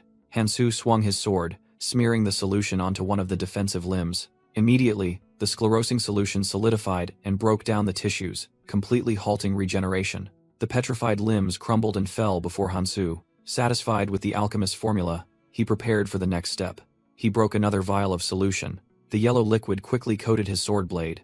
Hansu told himself that all that remained was to reduce their numbers. He charged down, ready to destroy the entire defense system. But from below, a new hideous creature emerged, roaring. Meanwhile, outside, Minchiol Bake asked Aaron Part about Ferris's orders as the Calamity Fish thrashed about. Aaron replied that they just needed to stand still and observe, admitting he had never seen the fish writhe so violently. Sophia wondered what had enraged the Calamity Fish as it thrashed violently. She remarked that it looked as if it had swallowed fire and was writhing in agony. Elsewhere, Minchiol Bake was vigilant, noticing something approaching, while Aaron Part suggested they scout the area. Suddenly, a red crystalline fragment shot out and pierced Aaron, making Minchiol scream his name in horror. Aaron collapsed to the ground, motionless after the sudden attack. Sophia Barraget suddenly appeared beside Aaron, sighing in relief that she had narrowly escaped death. Mincheol was stunned to recognize Sophia and asked where she came from, but she only replied vaguely. He hastily urged Sophia to move because of the dangerous situation, but she was still in shock. Mincheol shouted that the calamity fish was thrashing even harder than before. Sophia exclaimed in astonishment that she had never seen this monster truly suffer such pain. She recalled her bold declaration, something she thought everyone would dismiss as nonsense. Despite being angry that she couldn't finish it herself, she clutched her grimoire tightly. Tears streamed down her cheeks. Sophia felt she could finally be freed from this burden of guilt. Hansu Kang's image flashed in her mind as she realized he had truly kept his promise. The calamity fish let out a final roar of extreme agony. Its body began to crack and explode from within, to the horror of Mincheol and a recovered Aaron. Mincheol hastily grabbed Aaron, preparing for the impending shockwave. Aaron also clung tightly to his comrade, ready to face the explosion. The calamity fish finally exploded, unleashing a destructive red energy surge that engulfed everything. Mincheol and Aaron were flung back in horror by the aftershocks of the explosion. Sophia stood firm against the seismic event as the calamity fish shattered into pieces above. The colossal monster convulsed, spewing fragments, leaving the bewildered onlookers wondering what was happening. Mincheol angrily grabbed Sophia by the collar, demanding to know what she had done. Despite the chaos, Sophia smiled in relief and whispered that they had done it. She burst into tears of joy, exclaiming that Hansu Kang had succeeded. Mincheol hastily picked up Sophia and, along with Aaron, fled the dangerous area, despite her protests. From another location, a green-haired man looked up at the sky, recognizing a familiar skill. He was astonished to realize that the one who had just cast the skill was Sophia. A subordinate reported to the man named Michael that the fish's rage might spread to their location. Michael felt the situation was more serious than expected, ordering another report to be sent immediately. At another location, a powerful clan ruler felt the tremor and worried that this might be the beginning. A gigantic monster foot stomped heavily on the ground, causing a terrifying earthquake. The destroyer has awakened, signaling the beginning of the collapse of balance in the red zone. Another monster also roared sky-high, releasing a torrent of fierce purple energy. Meanwhile, inside the calamity fish, a massive biological chamber with shimmering golden veins appeared. The gigantic crystalline core, the monster's life source, was glowing brightly. Hansu Kang plunged a golden greatsword into the core, beginning the destruction process from within. Enveloped in golden energy, Hansu breathed a sigh of relief, as everything was proceeding as expected. Hansu Kang gasped, admitting that fighting with only human strength was truly exhausting. He clearly felt the increasing physical burden from using his dragonification power. Furthermore, the calamity fish's tentacles were cursed with a recovery-reducing skill. However, Hansu clenched his fist, his eyes filled with determination. He concluded that a direct assault was the only way, and charged forward. The golden tentacles of the monster's internal defense system immediately stretched out in response. With astonishing speed, Hansu dodged and cleanly severed a tentacle. He moved like a whirlwind, slicing through every obstacle on his path to the blazing core. Hansu's blade plunged deep into the core, shattering it into pieces. "So you can feel pain too," he sneered as he stood atop the exploding core. Hansu realized the subspace inside the stomach was collapsing as the core was destroyed. He prepared for the next step, his remaining sword glowing with red energy. As the core completely shattered, Hansu declared it was time for the next phase. He plunged into the explosion, navigating inside the monster's disintegrating body. The first way to kill the calamity fish was to destroy the core in its stomach. The second way was to go through the blood vessels to attack the heart directly. The final method to end this calamity. Hansu was confident that he could use Dragon Chi art to detoxify and continue breathing, thanks to the breath of Ahob.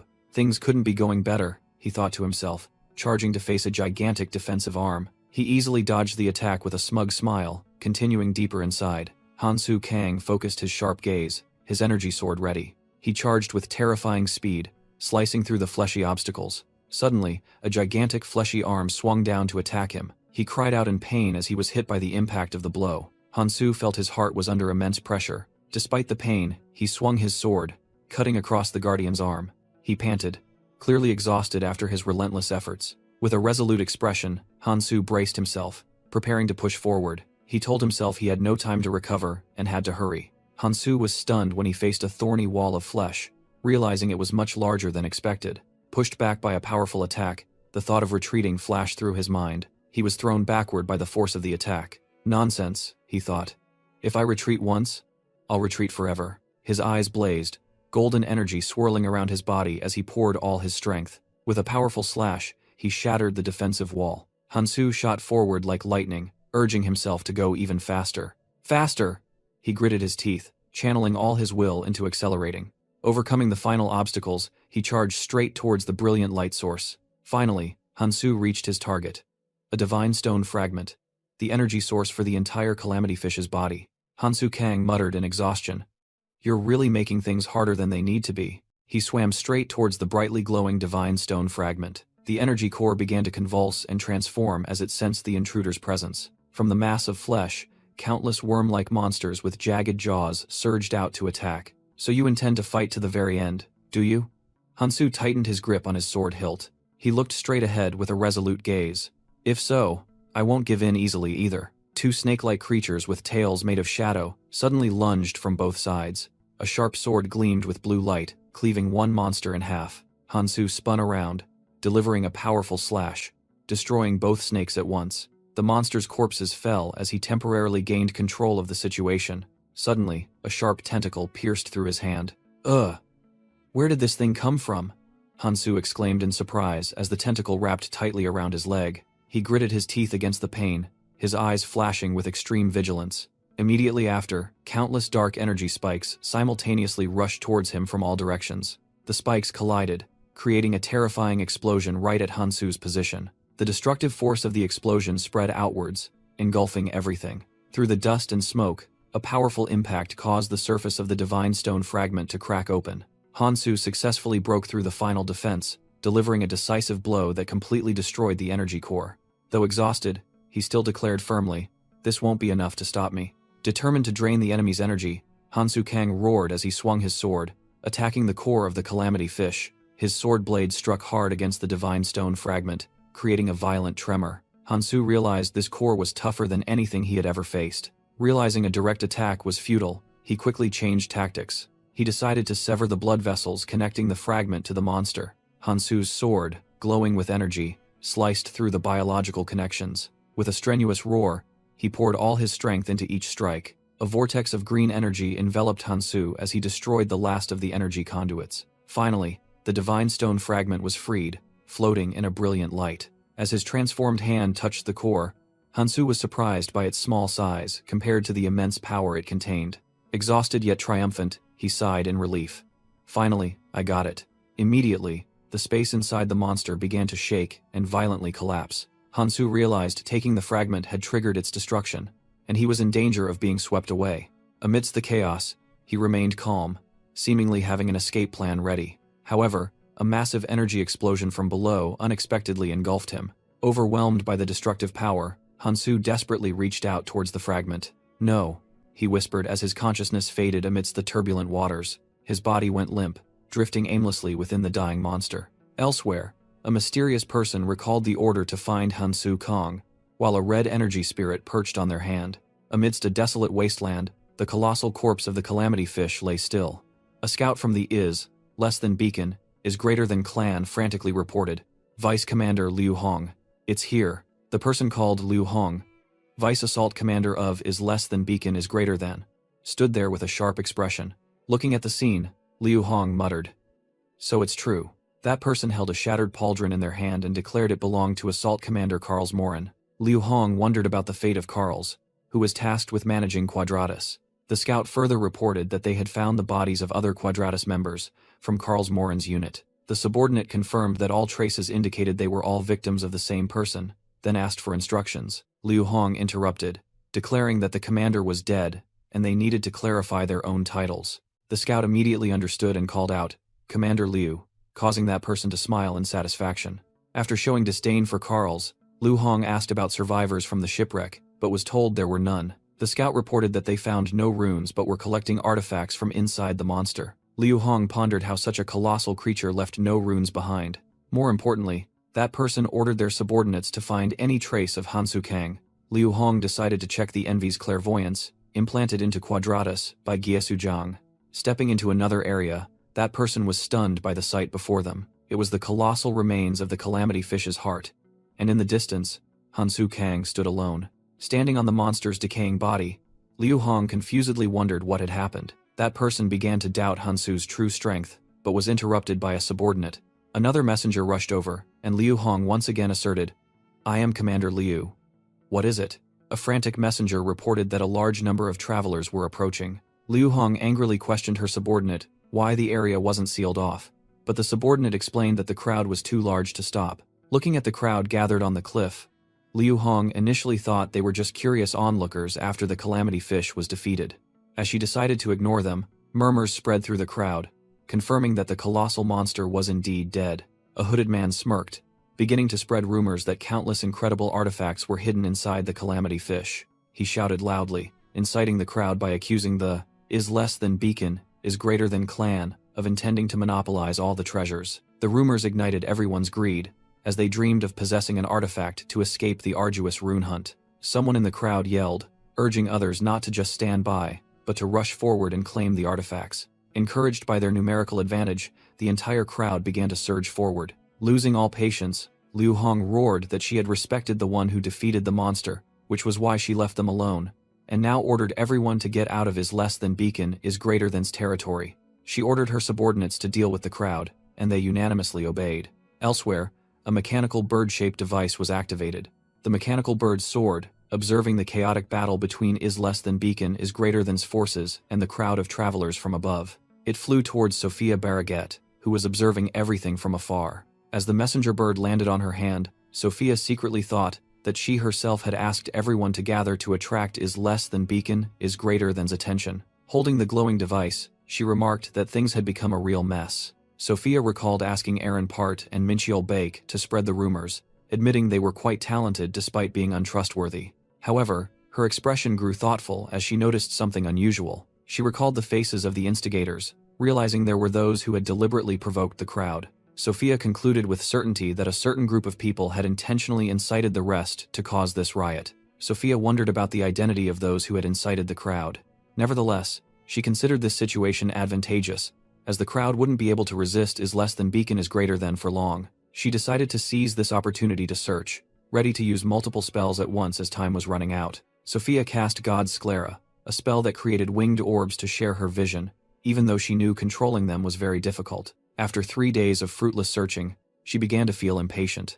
She told herself she had to find Hansu, believing he couldn't have died so easily. Finally, one of her sclerae detected an unconscious Hansu. Hansu lay alone amidst a desolate wasteland, surrounded by a red liquid. After a moment, he began to stir and slowly regained consciousness. A small, familiar creature appeared, whispering that this day had finally come. The fairy helper quickly darted towards Hansu. It slapped Hansu's face and yelled to wake him up.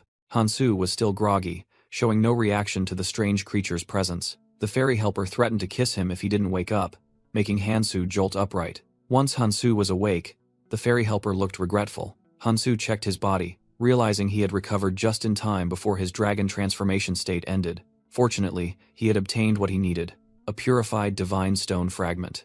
The fairy helper clung to Hansu's arm and intimately asked, "Long time no see, did you miss me?" Hansu looked at it sternly and asked why it was in the red zone. The fairy helper grinned, replying that he knew well they only appeared when something extraordinary happened.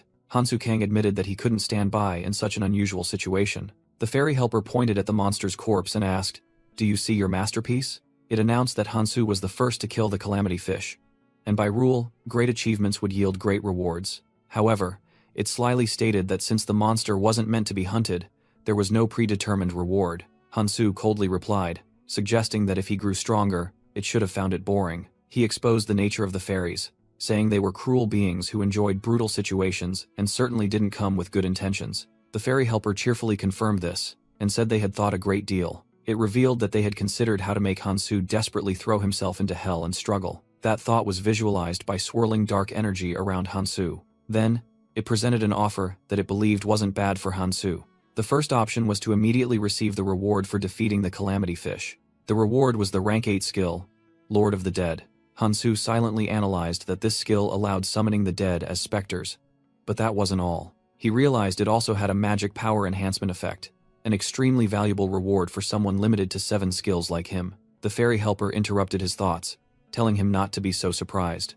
It explained that this reward came with a condition tied to the remaining calamities, and mysterious skill fragments appeared around Hansu. Hansu immediately recognized what those fragments were. His expression shifted from astonishment to a confident smile. He abruptly cut off the fairy helper, saying that was enough, leaving it stunned. With a determined expression, Hansu declared that he didn't need to hear more, and would choose the second offer. The fairy helper explained that the second offer required defeating all calamities, otherwise he would receive nothing. It asked Hansu if he still wanted to accept such a risky deal. Without hesitation, Hansu replied that it was fine. The fairy helper flew away, bidding him farewell as a surge of magical energy rose from the ground. It thought to itself with delight that Hansu had accepted without needing a thorough explanation, and he truly didn't disappoint it. It continued to ponder that it would have been very disappointed if Hansu had chosen the easy reward. While Hansu was engulfed in the energy, the fairy helper thought that identifying all the calamities was already a difficult task. He was teleported to a place that looked like the inside of a giant creature, with fleshy walls. There, he discovered a giant, writhing tree-like entity. A system window identified it as the disgorging root. The tree monster panicked because it could no longer hear the voice of the calamity fish. Its mouth opened, accumulating a massive source of green energy. It fired a destructive energy beam at the surrounding fleshy walls. The attack collided with the inner jaw of the destroyer, an even larger monster. Hansu Kang emerged from the explosion unharmed. He calmly brushed his hair, completely unaffected by the attack. Hansu pondered that even though he had accepted the offer, his existence would accelerate the demise of the abyss. He told himself that he had to end everything faster than in the past. He recalled Kangtae's warning that the more he used his future knowledge, the faster the abyss would collapse. Hansu remembered Kangtae's teasing about returning to the past, which he considered troublesome. He sighed, feeling weary from the burden that had fallen upon his shoulders. Hansu looked at his hand and sank into a deep memory, acknowledging that he had indeed been entrusted with this task. In the memory, a delicate golden hand gently rested on his. It was the image of Kiriel, his deceased comrade, smiling at him amidst the desolate landscape. The memory ended as her golden silhouette faded from his hand. Hansu stood alone, the last traces of the memory dissolving into the sky. He clenched his fist, his eyes gleaming with renewed determination. With sharpened senses, he keenly observed his surroundings. Standing amidst a battlefield littered with broken weapons, he told himself that every skill he possessed was a valuable asset. Looking at the colossal corpse of the calamity fish, Hansu thought that he hadn't expected any reward for this. He knew he had to do it to maintain balance in the red zone and search for the next calamity. He picked up a fragment of the monster, revealing his plan to use it to lure other enemies. Hansu stood on the remains of his foe, having obtained what he needed. He thought to himself, this time he had defeated the calamity fish, gotten what he wanted, and repaid his debt to Sophia. He decided he would go elsewhere before meeting Sophia, while a group of people stealthily observed from a distance. Hansu turned around, loudly questioning the hidden group. The entire group of hostile players appeared, surrounding him. Facing the numerous enemies, Hansu merely smirked, thinking they had arrived at just the right time. Surrounded, Hansu Kang casually stretched and said he had a few things to confirm. He smirked, thinking it was fortunate there were many people here for him to ask, then launched into an attack and defeated them all in the blink of an eye. A survivor could only scream in horror before being completely overwhelmed. Surrounded by a blazing red aura, Hansu calmly reassured that he would at least ensure the person could still speak. After the interrogation, Hansu stood alone amidst the desolate battlefield, looking at the defeated foe at his feet. He had obtained the information he needed, and showed a determined expression on his face. Suddenly, Hansu realized he had been unconscious for 3 days, and worried that the other academies had already begun to act. Feeling he couldn't miss the opportunity, he immediately dashed off at an astonishing speed to make up for lost time. His expression was extremely focused and resolute as he headed forward. Hansu continued to move like a shadow, traversing the barren land. He suddenly stopped and threw a green crystal to the ground. Hansu calmly waited, his gaze fixed on a guest he had anticipated. A stranger appeared from afar and asked, "Is that you?" The person revealed himself, introducing himself as Levanon Mikhail from the Valkyrie clan, and directly calling out Kang Hansu's name. Mikhail flashed a smug smile, seemingly very pleased to have found his target. Hansu looked annoyed, stating directly that he was busy and wanted to continue on his way. Immediately, a group of people appeared behind Mikhail, showing that he hadn't come alone. Mikhail thought to himself that Sophia was also looking for Hansu, and he had been one step faster. He turned to threaten his companion Aaron Part, warning him not to act rashly because he had previously supported the Seven Phantoms. Mikhail demonstrated extraordinary strength by lifting a giant boulder. Meanwhile, Hansu Kang had just found his footing after the battle, and Sophia Barraget was determined to find him. Mikhail faced Hansu, preparing a magical attack with his rapier. A fierce explosion of light enveloped the entire area, the result of the clash between the two. Just then, Sophia Barraget landed beside Hansu and joyfully exclaimed, "I finally found you." She sarcastically remarked that Hansu was always involved with useless people, glancing towards Mikhail's group. Nevertheless, Sophia breathed a sigh of relief upon seeing that he was unharmed. Mikhail recognized her and questioned, "Sophia Viraj, why would a member of the Seven Phantoms like you help him?" Sophia calmly replied that that person already knew everything that happened here. She affirmed that she was determined and ready to face the consequences of siding with Hansu. Sophia opened her grimoire, preparing to buy time, and urged Hansu to leave to take care of his own business. Unexpectedly, Mikhail raised his hand to signal a ceasefire, saying there might have been a misunderstanding. He seriously asked Hansu if it was true that he was the one who destroyed the calamity fish. Hansu coldly replied, "What does that have to do with you?" Realizing his opponent's intentions, Hansu thought to himself that he only had one option left. He quickly pulled Sophia behind him to protect her. The members of Mikhail's group, including Aaron Part, nervously watched Hansu's sudden action. Mikhail smiled, extended his hand, and offered, "Take my hand." Still maintaining his guard, Hansu directly asked about Mikhail's purpose and reason for wanting to cooperate. Hansu Kang coldly questioned Mikhail about the benefits of cooperation, asserting that neither side would gain anything. Mikhail replied that unlike Sophia, he could guarantee direct support from the helpers, an enticing offer. He revealed his true motive, that he wanted to change this stagnant red zone, and Hansu was the only one who had done so. Mikhail thought to himself that he needed a breakthrough factor like Hansu to stir up the current stalemate. Sophia whispered to Hansu, expressing doubt about the offer and asking if he would accept. Hansu smiled, realizing there were still people yearning for change, and made his decision. Mikhail rejoiced at Hansu's agreement and began to speak of the next steps in their plan. Suddenly, Hansu dashed off at blinding speed, astonishing the others with his movement. But it was an evasive maneuver, and Mikhail shouted a warning to everyone as another danger appeared. The ground beneath them cracked and crumbled from a powerful attack from below. A giant, worm-like creature with countless gruesome spikes emerged from the crack. The monster's spike-filled mouth opened, ready to devour everything. Mikhail screamed in horror, not understanding where the monster came from. Hansu immediately recognized it as the body of the disgorging root, one of the calamities capable of absorbing everything and possessing an extremely durable body. Numerous similar monsters emerged everywhere, causing the entire group to panic, scream, and flee. A member of Mikhail's group was targeted by a monster. The person was caught and mercilessly crushed by it. Mikhail was stunned, wondering why a monster that typically lived in the deep layers had appeared on the surface. Another member was captured, desperately reaching out for their commander's help. Amidst the chaos, Mikhail and the Valkyrie clan members frantically fled as one of their comrades was captured. "Damn it! If we stay here, we'll all die. We have to run!" Mikhail yelled, struggling to break free. But Hansu Kang held him tight. "You said you wanted to help me, right? Then we go together." He smirked and asked, "And where do you plan to go in this situation? This is no time for jokes." "Don't worry," Hansu reassured a stunned Mikhail. "We won't be going far." Immediately, he unleashed a powerful slash, radiating vibrant blue energy. "Here it is. Let's go inside," Hansu said, pointing towards the disgorging root's body that had just been slashed open. Mikhail stammered, unable to believe that thing could be cut so easily. "What do you mean, inside?" Before he could finish speaking, he screamed in horror as Hansu dragged him straight into the mouth of the disgorging root. Hansu landed steadily inside the creature, while Mikhail tumbled behind him, the demon's mouth.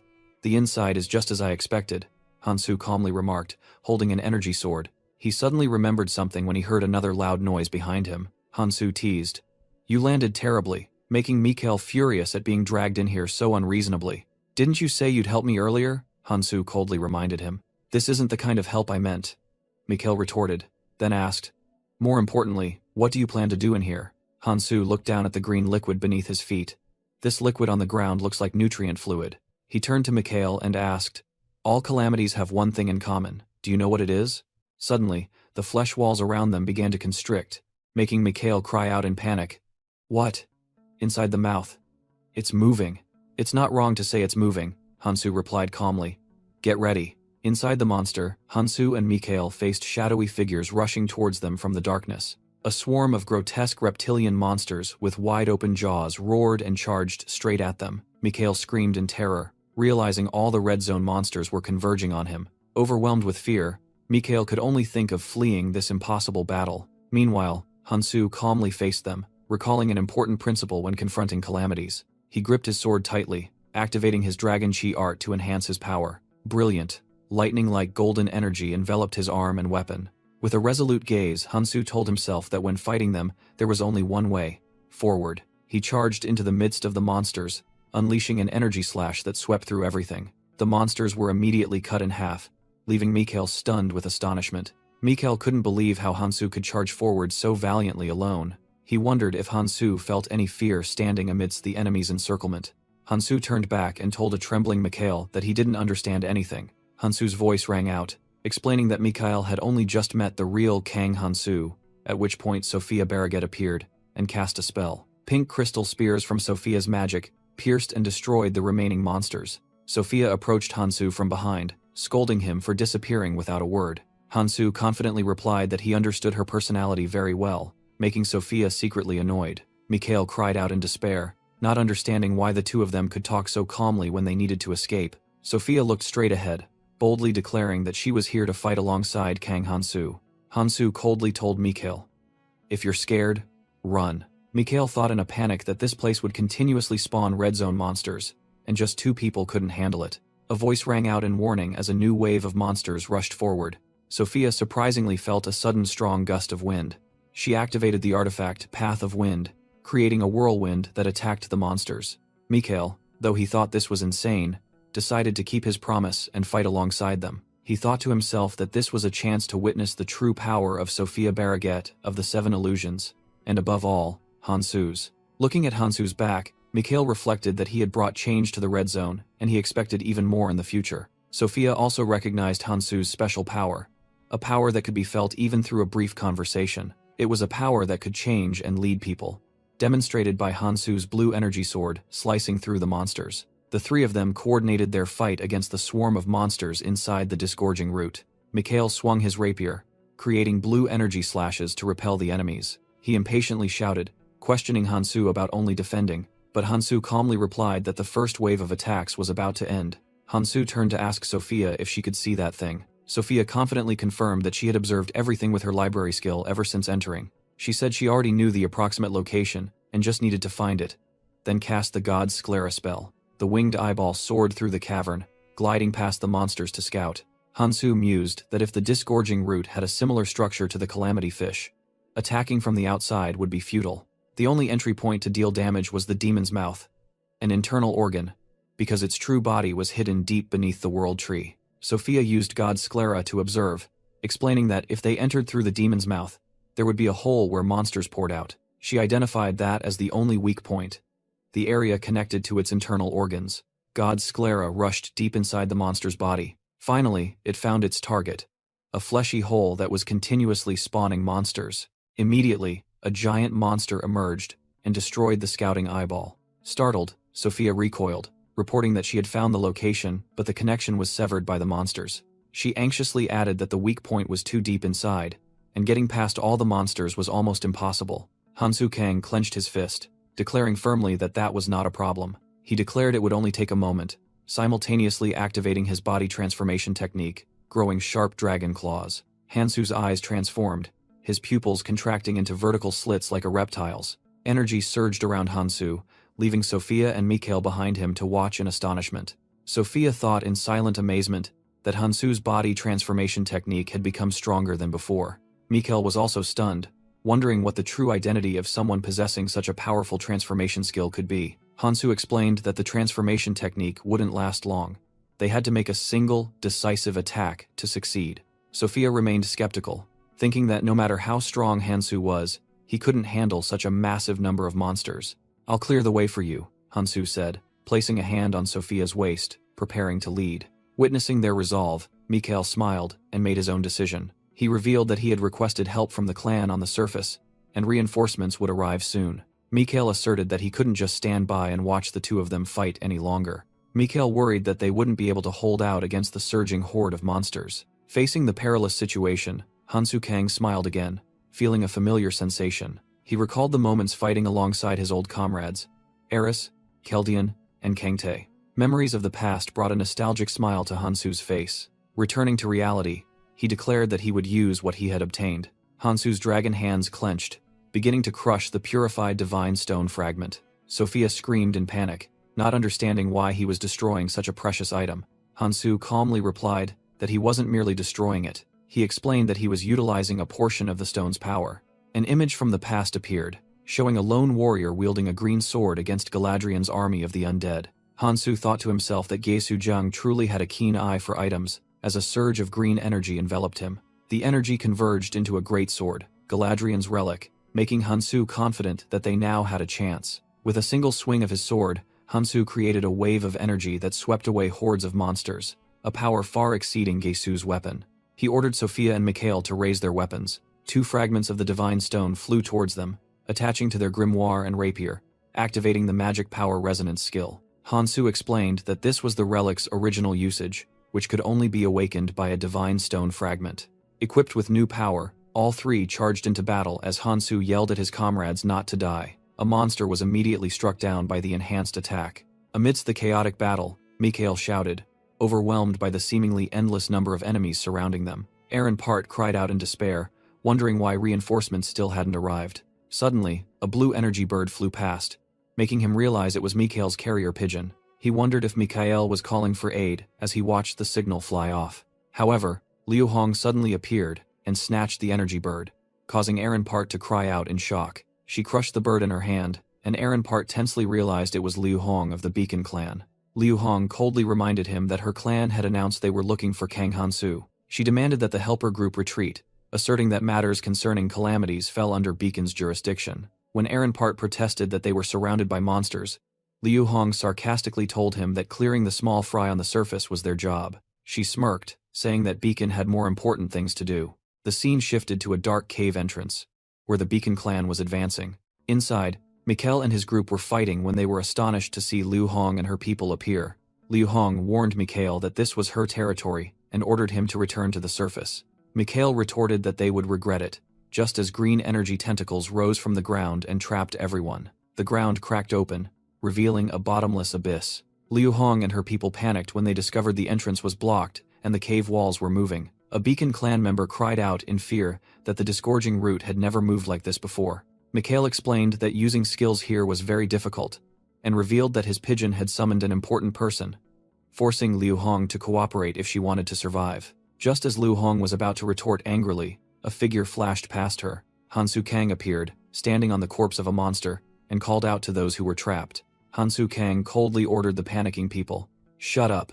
If you want to live, move." Liu Hong was astonished to realize that the powerful individual before her was Hansu Kang, the one who had defeated the Calamity Fish. Noticing the exit was blocked, Liu Hong clicked her tongue, deciding not to waste energy confronting Hansu. She turned and ordered her subordinates, "Go and take down the monsters." Liu Hong thought to herself that she would report the situation later, underestimating Hansu and assuming he had grown stronger thanks to Sophia. Hansu unexpectedly blocked her path, saying that merely doing that wouldn't be enough. Ambitious to become the assault commander, Liu Hong confidently asked what he meant. Hansu scoffed, "In your current state, you won't last. It seems Beacon is weaker than I remember." He suddenly grabbed Liu Hong by the neck, leaving her stunned by his speed.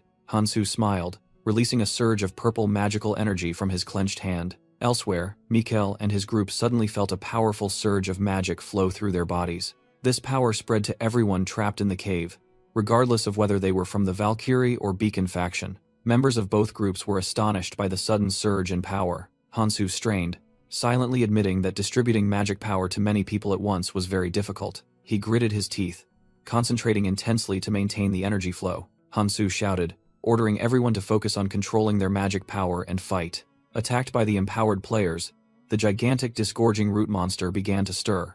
A system window appeared, identifying the monster's core as a plant-type target. Defensive tentacles stretched out, and Hansu realized he couldn't directly confront the entire tree yet. Inside the tree, a voice echoed as it sensed the presence of an intruder. A gigantic guardian with blue skin appeared, declaring it would eliminate the threat. Meanwhile, the warriors outside were being overwhelmed by the horde of monsters. Liu Hong laughed maniacally at the incredible power she possessed, but also admitted to an unprecedented feeling of helplessness. Clenching her glowing hand, she was secretly astonished that Hansu Kang had hidden such terrifying power. The enhanced energy continued to surge around Liu Hong as she was overwhelmed by its magnitude. She gasped, determined to immediately report Hansu's true power. She believed that with that ability, Hansu could easily break through the magical root layer surrounding them. While fighting, Liu Hong planned to capture Hansu to prove herself superior to Karl's Morin. But as she prepared to strike, the golden energy in her hand suddenly flickered and then died out. A Beacon clan warrior screamed in pain as he was flung away by a monster. Liu Hong was stunned, wondering why the flow of magic power had suddenly vanished. Elsewhere, deeper inside, Hansu easily froze a gigantic reptilian monster.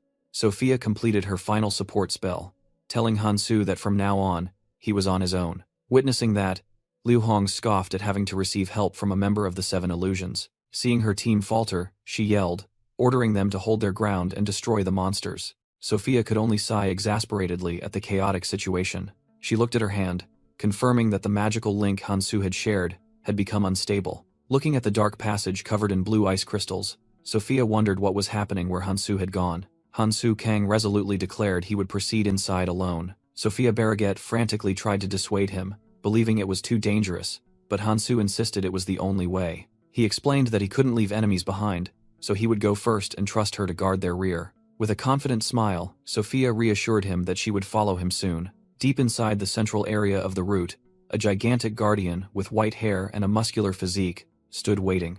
Hansu confronted it, revealing that he had deliberately entered to lure out the route's security system. He exhaled, focusing energy into his sword to prepare for battle. Hansu realized this guardian was the last surviving member of the Elvenheim army, an extinct race. Immediately, he charged forward with astonishing speed, swinging his sword to attack. The guardian easily blocked Hansu's attack with its bare hand in an explosion of energy. Overwhelmed by the power, Hansu was thrown backward.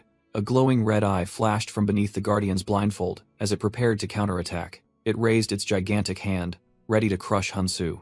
The guardian unleashed a devastating punch onto the ground, causing the entire area to shake violently. Hansu braced himself, enduring the aftershocks of the powerful attack. He blocked the guardian's punch with his sword, realizing its movements were unusual, and began to devise a new strategy. The guardian unexpectedly grabbed Hansu's sword blade with its hand, a surge of red energy emanating from the point of contact. However, the guardian seemed astonished by what was happening. Hansu revealed his plan, combining the power of the Ring of Nurmak with the relic awakened by the divine stone fragment. Hansu used magical power to break through the guardian's defenses, making it roar in pain. He noticed the attack had been effective. However, Hansu frowned when he saw the wound was shallower than expected, realizing he needed to focus his power even more. Suddenly, a gigantic blade descended from the sky, striking the ground right in front of him. A second enemy, wearing a hooded cloak, appeared and coordinated with the guardian to attack Hansu. The new enemy, with sharp, clawed hands, lunged forward. Overwhelmed by the coordinated attack, Hansu was knocked backward. The force of the attack shattered the surrounding ground. The two enemies were revealed to be Ekidron and Fabian, two of the 5 generals of the Elvenheim army. Hansu muttered, confirming that he already knew the identities of these 2 deceased generals. While Ekidron prepared energy orbs, he realized the previous attack had been blocked by a defensive relic enveloping Fabian's arm. Hansu analyzed that these were Elvenheim's protective devices, still active despite the kingdom having fallen long ago. Acknowledging their formidable power, Hansu coughed, his right arm already injured. He looked down at his shattered right arm, realizing the disadvantageous situation. Hansu secretly assessed his growth rate, but even with power equivalent to a red rune, he still couldn't completely block the damage. He recalled his plan, having divided his strength so that Mikhail and the others could hold off the monsters outside. Hansu concluded that the only variable was the general's overly proficient use of relics, and he needed to draw even more power from his own relic. He affirmed that the true target wasn't the generals, but what stood behind them, the tree's energy core. Ignoring Fabian and Ekidron, Hansu charged straight ahead, plunging his hand into the ground to directly attack the core. Hansu Kang realized the second security device had been activated. A skeletal army named Galadriel's army rose from the ground. Faced with overwhelming numbers, Hansu declared that he too had made preparations. Without hesitation, he charged straight into the midst of the undead horde. Meanwhile, Liu Hong led her subordinates into the chaotic area.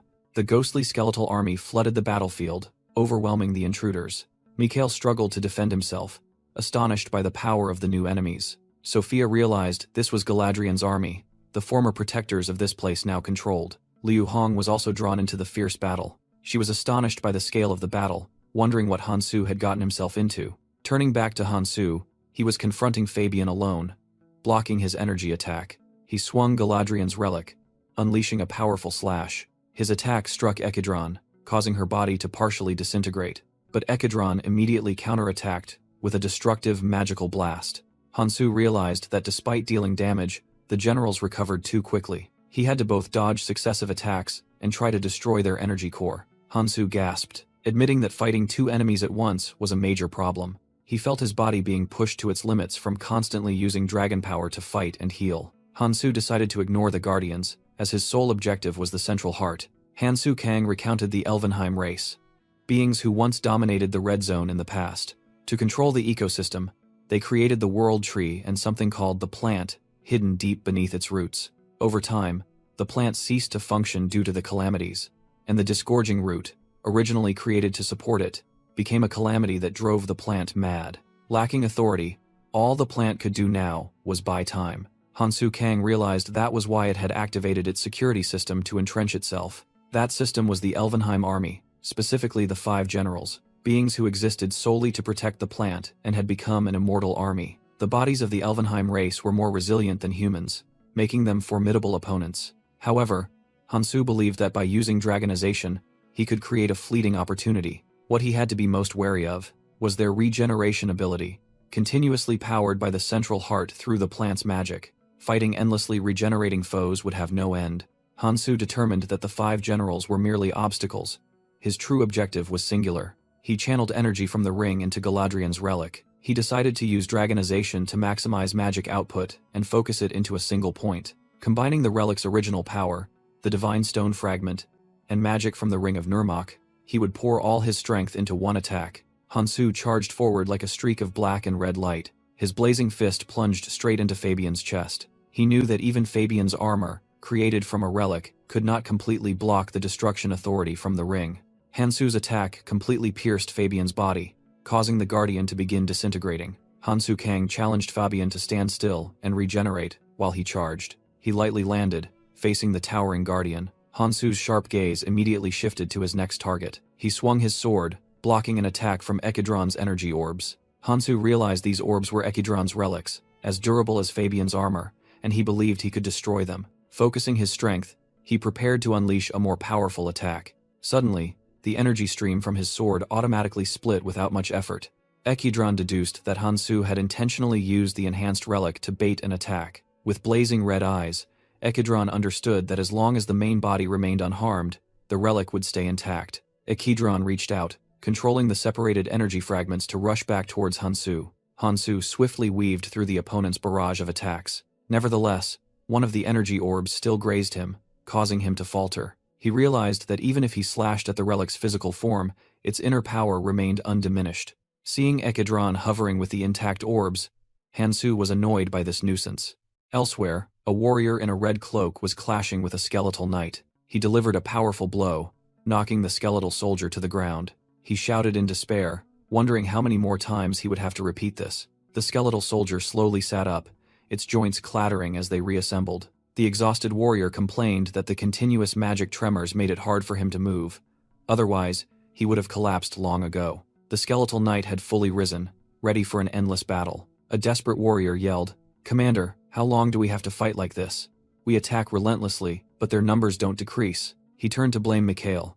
While Mikhail warned that the skeletal knights would regenerate, Mikhail calmly responded to the complaint while accumulating golden energy in his hand. Suddenly, a shower of ice shards rained down from the sky, crushing the skeletal army. The Shadow King appeared, smiling and calling out Sophia Barraget, astonishing the warrior. Elsewhere, Sophia Barraget was shouting, urging everyone to focus on fighting Galadriel's army, or they would all die. Lu Hong pondered. Initially, he thought Sophia was the one who had defeated the calamity. But now, after observing, he understood who truly knew everything, and acted. He concluded that Hansu Kang was stronger than he had imagined, and decided to report back once he escaped. Returning to the battle, Hansu faced Ekidron as he unleashed a colossal energy attack. Hansu swung his green greatsword to block the opponent's purple energy slash. He gritted his teeth, realizing, "Damn it, I block one attack, and 2 more come. I can't block them all." Finding evasion impossible, Hansu decided to change tactics. Ekidron's energy orbs converged simultaneously, creating a dazzling explosion. Hansu was caught off guard and took a heavy blow to his side. He staggered from the impact, blood trickling from the corner of his mouth. Another attack struck his leg, feeling as if it were about to be torn off. Despite being thrown back, he calmly analyzed, "But if the damage is only this much, I'll use this momentum to break through."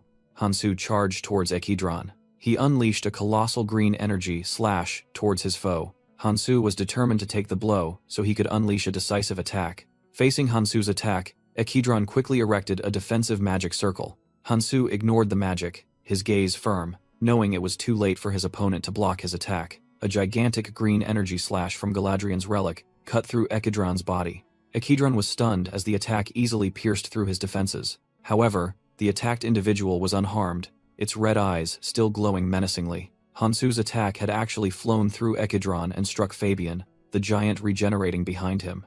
Hansu thought to himself, his target from the beginning was not Ekidron. Fabian, the guardian of the tree roots, disintegrated in a brilliant explosion of golden energy. Hansu landed, realizing he had spent too much time here while Ekidron still stood firm. He swung his greatsword once more, preparing to end the battle. With a series of continuous slashes, Hansu finally completely annihilated Ekidron. Elsewhere, Sophia Barraget gasped for breath, exhausted but also relieved. Mikhail and Sophia were astonished when Galadriel's army suddenly stopped moving. The mysterious black-haired man confirmed that their energy source had vanished, and they were safe. Hansu retrieved an ornate chalice from the ruins, declaring that this was just the beginning and they needed to move on. Liu Hong, on behalf of the Beacon clan, declared that they would retreat and not advance further. He explained that they only followed Hansu due to the emergency situation and were not obligated to take orders from him. Hansu agreed with Liu Hong's decision, acknowledging that they were not obligated to accompany him. But just as Liu Hong was about to say goodbye, a sudden burst of energy flashed right in front of him. Liu Hong angrily questioned Hansu Kang, unable to believe he hadn't noticed his hand movement. Hansu calmly explained that it wasn't an attack, but merely forging the path he would take. A gigantic fissure suddenly tore open the ground in front of them. Liu Hong and his subordinates watched in horror as the fissure spread. From underground, a massive torrent of pink water erupted, heading straight towards the gathered crowd of players. Liu Hong screamed in desperation, trying to stop Hansu's insane actions. The entire crowd was engulfed by the pink flood, swept away without a trace. The torrent formed a colossal pillar, leaving only Hansu and Liu Hong's group. Liu Hong, drenched, gnashed his teeth in fury at Hansu's cruel act. He decided he couldn't stay here any longer, pulling out a dazzling calamity feather to escape. However, a system notification appeared, stating that the teleportation artifact could not be used. Hansu explained that the feather wasn't working because they were inside the world tree. He clarified that the divine stone fragment itself was preventing its use. Hansu revealed that they were in the heart of the red zone, within the roots of the world tree. He held up the purified divine stone fragment, announcing that they were close to the chamber containing the plant. Hansu declared he would use this fragment to awaken the relics of the 5 generals. He explained that increasing the number of relics helped him stabilize the fragment's power. Surrounded by energy, Hansu confidently stated that everything would be easier from now on. Liu Hong glared at Hansu in outrage, unable to accept his nonchalant attitude. He declared that as the future commander of Beacon, he could not overlook this matter. Hansu Kang casually reiterated that if they wanted to leave, the fastest way was to defeat the main entity. A green-haired man pondered, thinking that enduring the poison was still better than being burned alive. Liu Hong roared in anger, declaring that no one was allowed to order him around. Hansu coldly replied that he was free to do so, while offering others the choice to follow him. He promised with certainty that if they followed him, they would be able to leave here safely. Hansu warned that the red zone was about to undergo an unprecedented change and urged them not to miss the opportunity. The green-haired man mumbled about the impending change in the red zone. Deep down, he admitted he craved this change, and Hansu was the only one who could make it happen. Watching Hansu's retreating back, he decided that he needed someone like him to break the stalemate. He forced a smile, thinking to himself that sometimes one had to be careful what they wished for. He boldly declared that his group would act independently of Beacon. Liu Hong contemptuously threatened to make Hansu pay, but only received an indifferent reply. He was stunned when he realized Hansu had vanished right before his eyes. Hansu thought to himself that he couldn't keep dragging everyone along, and sometimes there had to be exceptions to Eris's expectations. While Liu Hong was still shouting, Sophia Barraget felt something strange. She realized that perhaps Kang Hansu had miscalculated this time. God's sclera, Sophia's observation skill, was immediately activated. She frantically announced that her skill had detected movement in the vicinity, where a group of people were gathering. Suddenly, hideous malformed monsters gushed out from the tree trunk, charging towards the survivors. Hansu recognized the situation, wondering if the plant was losing control. Hansu Kang pondered that these malformed creatures were not complete creations and wondered if the disgorging root had lost control of the plant. He confidently scoffed, asking if such half-baked measures could stop him. Meanwhile, elsewhere, the fierce battle against the monsters continued. At a makeshift settlement on the World Tree's roots, a voice rang out, ordering the Vanguard assault team to return and demanding the helpers to report. Amidst the chaos, someone announced that they needed more supplies. A man named Johann answered the call, rushing over with a crate of nutrient fluid.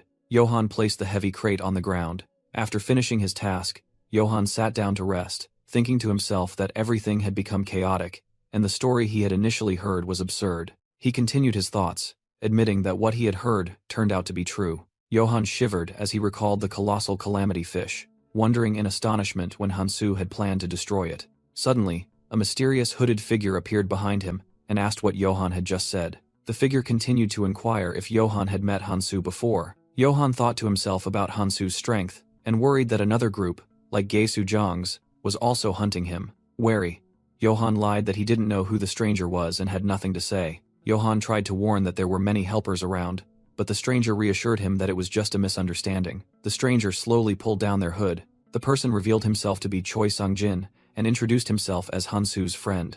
Johann explained that he had made it here thanks to Hansu's help, just like on the ship. Sung-jin acknowledged Hansu's uniqueness and directly asked what his true objective was. Sung-jin evaded, saying he didn't know the details, causing Johann to ask suspiciously, "Didn't you say you were his friend?" Faced with Johann's question, Sung-jin could only awkwardly dodge. Johann mumbled that Hansu always had his own plans and wasn't the type to explain everything, then wondered why he was like that. But Sung-jin brushed it off, clenching his fist resolutely that it didn't matter, because he had made up his mind. He thought to himself, "Use me, Hansu." Meanwhile, the memory of Hansu's resolute gaze appeared in Johann's mind. Johann recalled the moment he was saved and told himself that he, too, was someone whose life Hansu had saved. Looking at his hands, Johann decided he would follow Hansu's path to become the person he needed. Turning back to Sung-jin, he also realized the crux was whether he could keep up, and the reason Hansu hadn't sought him out was because he was too weak. Just then, a teammate called out loudly, "Sung-jin, we have to go." Sung-jin quickly turned away, thanking Johann to the latter's bewilderment. He paused, intending to tell Johann something if he met Hansu again, but then stopped, confident that he would do it himself, because that's how Hansu would act. Elsewhere, as Hansu departed, Johann watched him go and felt that he still had a long way to go, needing to strive much harder. Johann was certain that while he was like this, Hansu was still fighting fiercely. The scene shifted to Hansu, who was unleashing a colossal green energy stream, sweeping away the malformed monsters. Magical light rays continuously pierced through, completely annihilating the enemies. His hand summoned a swirling energy orb with a complex magic circle within. Hansu stood amidst the horde of monsters, controlling the flying magic orbs, slaughtering everything around him. He told himself that he was using the divine stone fragment to supply magic power, so he would focus on strength rather than durability.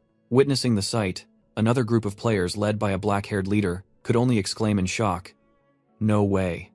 I knew he was strong, but to this extent, Liu Hong wondered in horror how Hansu Kang could have become so strong so quickly, suspecting that even Karl's Morin had been defeated. Hansu turned his back, coldly warning Liu Hong that the path back was now merely a waterfall of poison. With a smirk, Hansu wished them luck and turned away. He declared that he would go first and invited the rest to follow if they wished, then sped off with a large group of players. A subordinate of Liu Hong anxiously suggested they should follow, as only Hansu knew the way out. Liu Hong yelled that if they wanted to live, everyone must quickly follow Hansu, and the entire group hastily obeyed. In another space, a mysterious entity declared its work was nearing completion.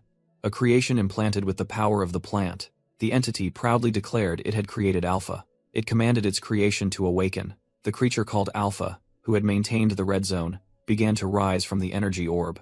A hand with pitch-black claws broke through the casing. The muscular Alpha creature with blue skin and white hair clenched its fist, demonstrating its power. Standing before the colossal tree entity that created it, Alpha silently listened to the praise. The entity ordered Alpha to destroy the intruders, but it didn't move.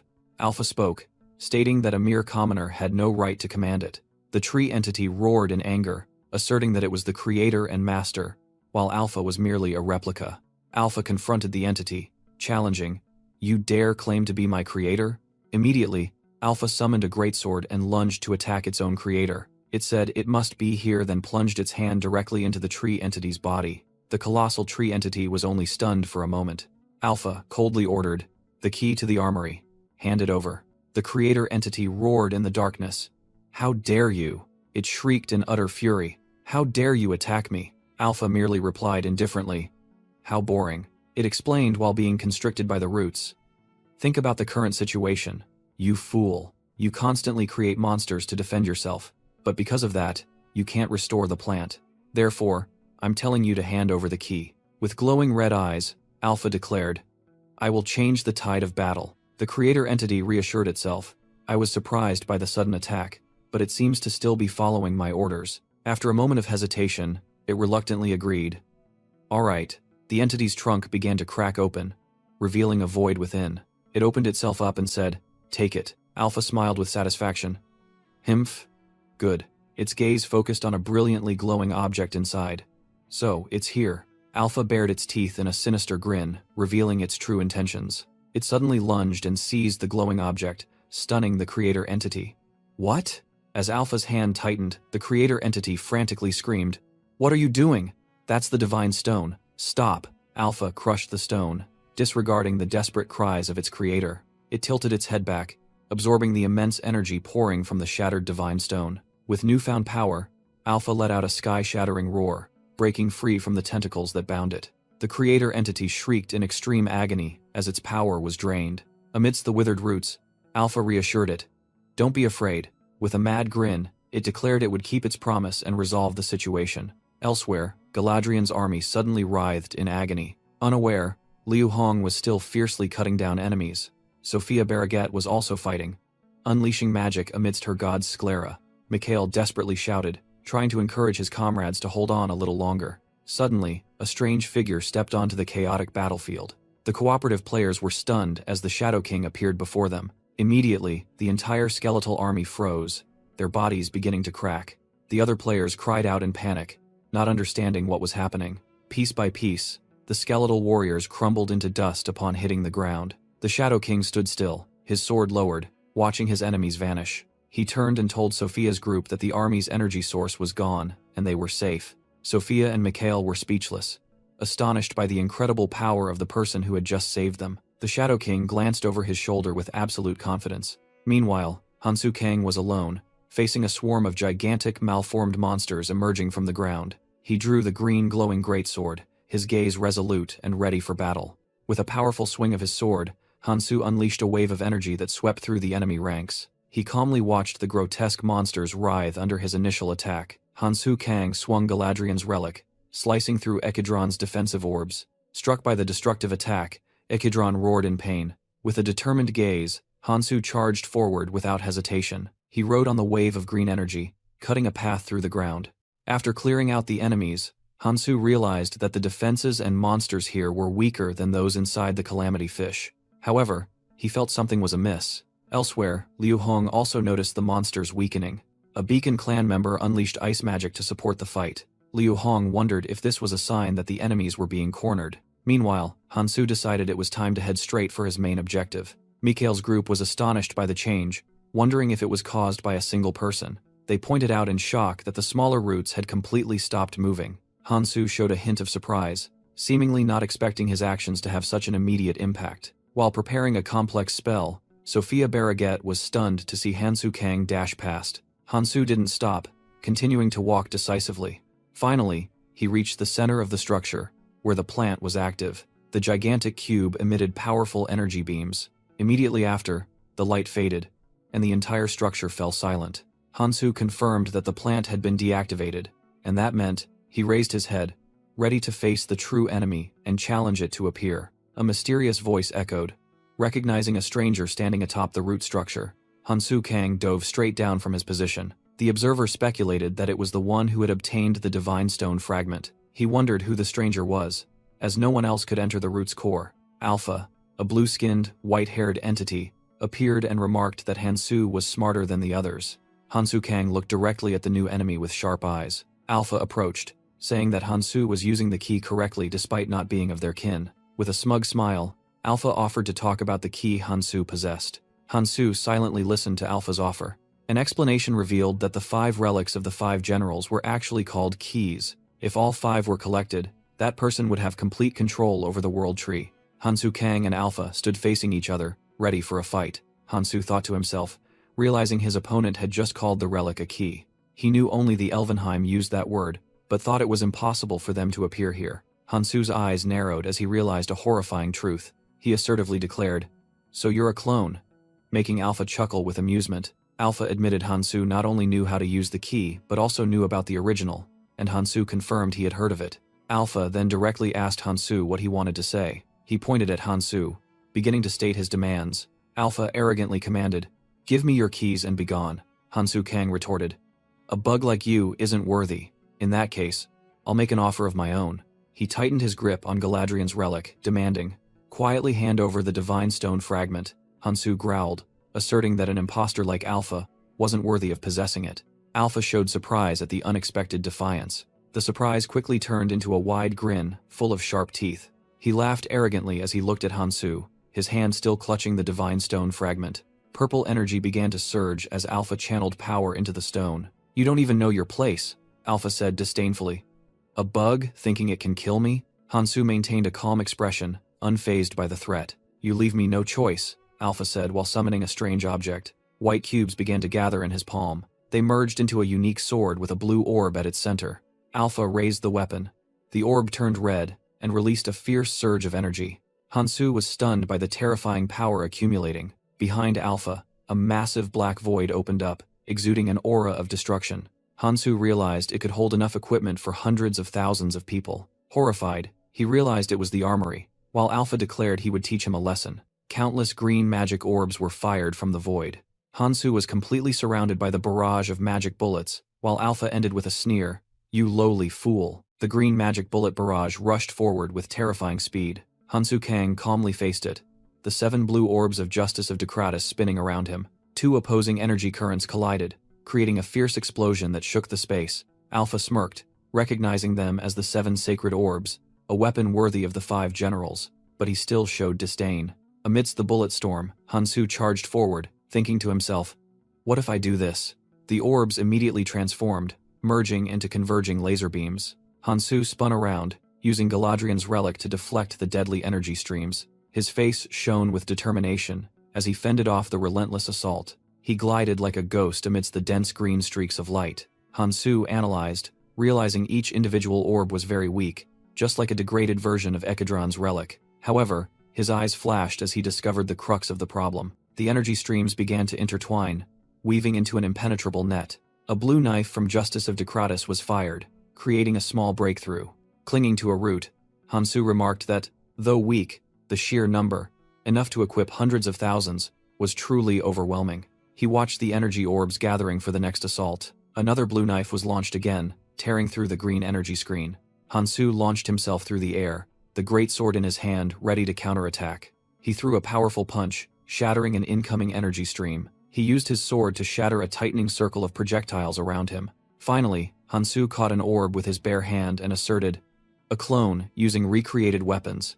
Hansu Kang decided, "Then I will use that method." He unleashed his power, affecting the countless energy orbs flying towards him. Alpha's armory weapon suddenly flickered, losing its stability. Hansu easily grabbed an orb, its energy now completely within his grasp. He charged through the rain of magic projectiles, completely unharmed. Alpha exclaimed in shock. "What?" He roared in panic. "Impossible! I can't control the 7 sacred orbs?" Alpha realized the armory was malfunctioning. The magic power that should have been channeled into the orbs was automatically dispersing. He looked at Hansu with an incredulous expression. "You? No way." Alpha stammered, realizing the horrifying truth. "You know the magic code?" Hansu coldly turned his back. "I already told you." Immediately, the green orbs changed direction, hurtling straight towards Alpha. Hansu casually said, recalling a past conversation, "I've heard a bit about it." In the memory, Alpha had once explained something to a skeptical Hansu. Back in the present, Hansu scoffed. "I'm surprised. Even as a mere replica, you can still summon the armory." The energy orbs under his control converged into a powerful attack. He continued, "However, a good weapon is only as valuable as the skilled user wielding it." Hansu landed decisively, preparing for the finishing blow. He swung his sword, provoking Alpha. "Is that all you've got?" Hansu Kang stared with glowing eyes, ready to end the fight. Alpha roared in fury, refusing to accept defeat. With Galadriel's relic in hand, Hansu charged to attack. Alpha looked up, bitterly uttering, "Then, this is the end." The green blade sliced across Alpha's body, making him cry out in pain. He gritted his teeth and cursed. "Damn it." In a fit of rage, Alpha summoned an energy sword and yelled, "Go to hell." Hansu calmly observed his opponent's desperate counterattack. He landed decisively, preparing for the next attack. In a flash, Hansu charged again, catching Alpha completely off guard. He delivered a punch straight to Alpha's face while the sword was still incoming. Alpha staggered back, screaming in pain as he tried to hold onto the divine stone fragment. Hansu raised his sword, preparing for a decisive blow. The green energy blade pierced through Alpha's chest. Alpha stared in horror at the fatal wound on his body. Hansu coldly remarked that the stab was still too shallow. He gently landed as Alpha's massive body fell backward. Hansu extended his hand, beginning to cast another skill. The 7 orbs of Justice of Decretus appeared, and he declared that he would not let Alpha escape. Hansu unleashed 7 blue energy orbs from Justice of Decretus. Alpha was hit directly, engulfed in a fierce energy explosion. He cried out in pain as another energy blast struck his leg. Losing control, Alpha dropped the purified divine stone fragment. Hansu shot past the falling stone, continuing to aim straight for Alpha. With a wound on his chest, Alpha gritted his teeth in anger and exclaimed, "Damn it!" He staggered to his feet, silently acknowledging Hansu's extraordinary magic control. Alpha couldn't comprehend how Hansu could control the key so perfectly. He found it absurd, even if Hansu was using a divine stone fragment. Alpha compared himself, realizing Hansu's skill was on par with his own decades of experience. But then he had to bitterly admit that Hansu was not just equal, but overwhelmingly superior. Hansu summoned a green short sword and then descended from the air. Alpha frantically retreated, completely helpless against the impending attack. Accepting defeat, he stood still, waiting for death, with only one thought in his mind. Kill me. That thought suddenly stunned Alpha as a horrifying memory flooded back. He recalled the image of his creator also begging for mercy in the exact same way. In the flashback, Alpha stood watching his creator slowly die before he could do anything. Back in reality, Alpha screamed in despair, refusing to accept such an ironic fate. He was determined not to fail again, pouring all his remaining strength into the armory for a counterattack. Determined to survive for his goal, Hansu Kang charged down to attack Alpha. Alpha roared that he couldn't die in a place like this, clutching the armory tightly. Hansu's green energy sword violently clashed with Alpha's weapon. Hansu was stunned when he realized he hadn't felt the slash. Alpha screamed as a stream of white-blue energy enveloped his body. Hansu landed, cautiously watching Alpha transform. With a serious expression, Hansu realized this form was unmistakable. A full white armor enveloped Alpha. It was the unique skill, number 6, Heavenly Soldier Armor. This armor was an invulnerable equipment, capable of evolving by absorbing weapons and resisting them. Hansu bowed his head, admitting that the situation had become troublesome. However, he smiled confidently, declaring that he now had another reason to take down his opponent. Hansu continuously slashed at the new armor, but the attacks only produced harmless sparks. He silently acknowledged its defensive power was as expected of a unique skill. Hansu leaped into the air, preparing for an aerial attack. He roared at the armor's annoying toughness as he unleashed an energy punch directly at it. Alpha noticed that even if the armor didn't absorb the full impact, it was still protecting his life. From inside the helmet, he assessed the current situation as very difficult. Alpha regretfully thought that he couldn't use the armory simultaneously with the armor, otherwise victory would have been his. He knew that if he couldn't turn the tide, being defeated by Hansu was only a matter of time. Cornered, Alpha desperately thought he had run out of options. But then an idea flashed, and he realized he still had an ace up his sleeve. He decided to use the physical weapons inside the armory itself, which were originally only nullified by magic codes. As Hansu Kang continued to charge and attack, Alpha began his plan. He concentrated all the weapons from the armory into the Heavenly Soldier armor. Hansu wondered about his opponent's actions, as he knew the weapon production ability was locked. Suddenly, Hansu froze as he realized Alpha's true intention. Countless weapons flew out from the dimensional space, radiating a blazing red energy. Hansu screamed in horror as he watched the armor begin to devour them all. One by one, the weapons were absorbed, merging with the white armor. Alpha laughed maniacally, declaring that it was too late to stop him, and he would show his true power. But immediately after, his smile vanished, replaced by an expression of astonishment. The armor began to overload, blue energy corroding his very body from within. Alpha realized he could not withstand this corrosion. Hansu calmly observed, concluding that Alpha would not be able to hold on, and he had to end the battle. In despair, Alpha made a final, unexpected decision. He extended his hand towards Hansu and asked if he wanted this. Hansu was utterly stunned by the sudden offer. Alpha declared that he would transfer full control of the Heavenly Soldier armor to Hansu. Hansu Kang endured the excruciating pain inside the armor. From afar, Alpha coldly declared that it was useless. with the heavenly soldier armor having a 9/10 death rate upon possession. He explained that the inheritance test was already difficult, and now it had become even harsher after the armor absorbed all the weapons in the armory. Alpha thought to himself that he initially expected Hansu to be immediately devoured, but was surprised he could hold on so well. He decided to go to the World Tree first, as he wouldn't be able to use the armor immediately after Hansu died anyway. "I'll come back for you when you're dead," Alpha shouted, then turned and left, abandoning Hansu, who was flying away uncontrollably. Inside the helmet, Hansu screamed in extreme agony. He felt the immense pressure and wondered if this was why Alpha transferred control to him.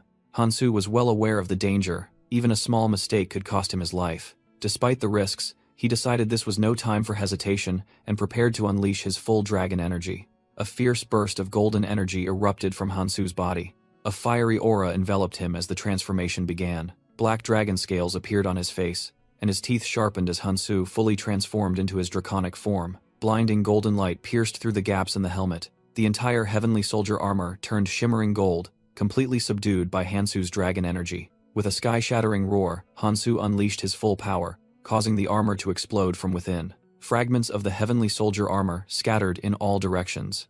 Hansu emerged, his clothes tattered, with golden energy still swirling around his arms. He fell freely into the void below, heading towards the colossal roots. Exhausted but alive, Hansu landed on a root branch of the World Tree. Hansu Kang struggled to brace his hands on the ground, his body aching after the battle. He trembled as he forced himself to stand, his entire body sore from overexertion. A sudden, intense pain struck him. He coughed up a large mouthful of blood, his body having reached its limit. He thought to himself that the situation just now was truly dangerous. Breathing with difficulty, he realized that fully utilizing his dragon energy art was too much for him. He told himself that even using it for a moment had created such a heavy burden, he couldn't freely use it yet. With a determined gaze, he decided he would have to temporarily seal this power. After regaining some composure, he said, "Well, that's done." He looked around and realized his opponent had escaped. He guessed that Alpha had used teleportation to escape, as a giant crystal was left behind in front of him. He bent down to pick up the crystal, deducing that, if Alpha hadn't been in a hurry, he wouldn't have left this behind. He realized it was the heavenly soldier armor. From the crystal, a spectral energy began to form around his arm. The energy quickly transformed into a sharp gauntlet. The full spectral form of the armor appeared, swirling around Hansu. He was satisfied as he felt the armor move according to his will. He thought that besides its weapon-absorbing property, it also had another amazing effect. It demonstrated superior defensive capabilities against weapons of the same type as those it had absorbed. Furthermore, this heavenly soldier armor had completed its red evolution. Hansu speculated that the heavenly soldier armor had grown stronger because it had absorbed all the weapons in the armory. Now, the spectral form of the mighty armor appeared behind Hansu Kang, signifying its submission. He smiled, thinking that the armor temporarily didn't need any more feeding. Meanwhile, Lebanon Mikhail noticed that no more monsters were emerging from the tree roots. He turned to Sophia Barraget, wondering about Hansu Kang's whereabouts. Sophia nervously replied that she had only seen him hastily leave earlier. Suddenly, Liu Hong appeared, and sarcastically asked if Hansu had abandoned them. He continued to mock Hansu as irresponsible for disappearing after telling everyone to follow him. Liu Hong turned to Mikhail, remarking that the Beacon clan had obediently followed, but Mikhail retorted that they had no other choice. Mikhail explained that the Beacon clan had originally intended to retreat, but Hansu forced them to stay by submerging them in poisonous water. Liu Hong smugly issued a challenge, completely unaware that Hansu was standing right behind him. He screamed in terror as Hansu suddenly appeared, who calmly explained that he had gone to take down the main enemy. Mikhail surprisingly asked if Hansu had done it, but he coldly denied it.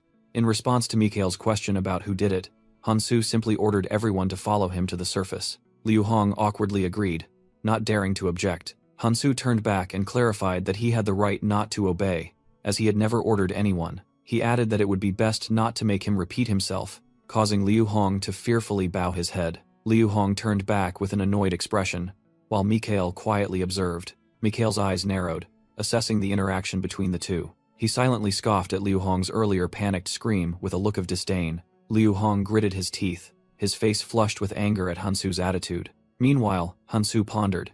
Even though he had defeated the main body and obtained the divine stone fragment, something still bothered him. He recalled the alpha clone he had faced, who seemed capable of wielding the king's full power. If that were true, Hansu knew things would get much worse. He speculated that Alpha might be heading straight for a place called the Flower. Indeed, Alpha had reached the World Tree and exclaimed with satisfaction. He told himself that sacrificing the heavenly soldier armor was worth it to finally obtain the king's full power. However, Alpha's triumphant smile vanished when something unusual occurred.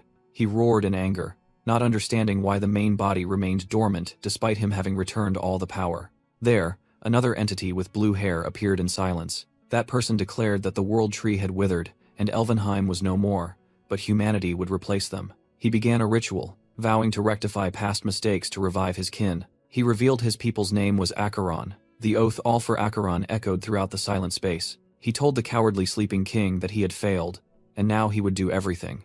His plan began with reclaiming the key Hansu possessed, along with Galadriel's sword, Ekidron's bead, and Fabian's bracelet. He deduced that since Ekidron and Fabian were one, Hansu must also be holding Fabian's bracelet. After reclaiming the administrator's power, he had to enter the flower, a task requiring overwhelming strength, not petty tricks. The king of Acheron stood alone, his gaze fixed forward with determination. A confident and resolute smile appeared on his face. In the vast space, the king of Acheron declared he would use an ancient power. He called out the name of the giant sleeping serpent, Ouroboros.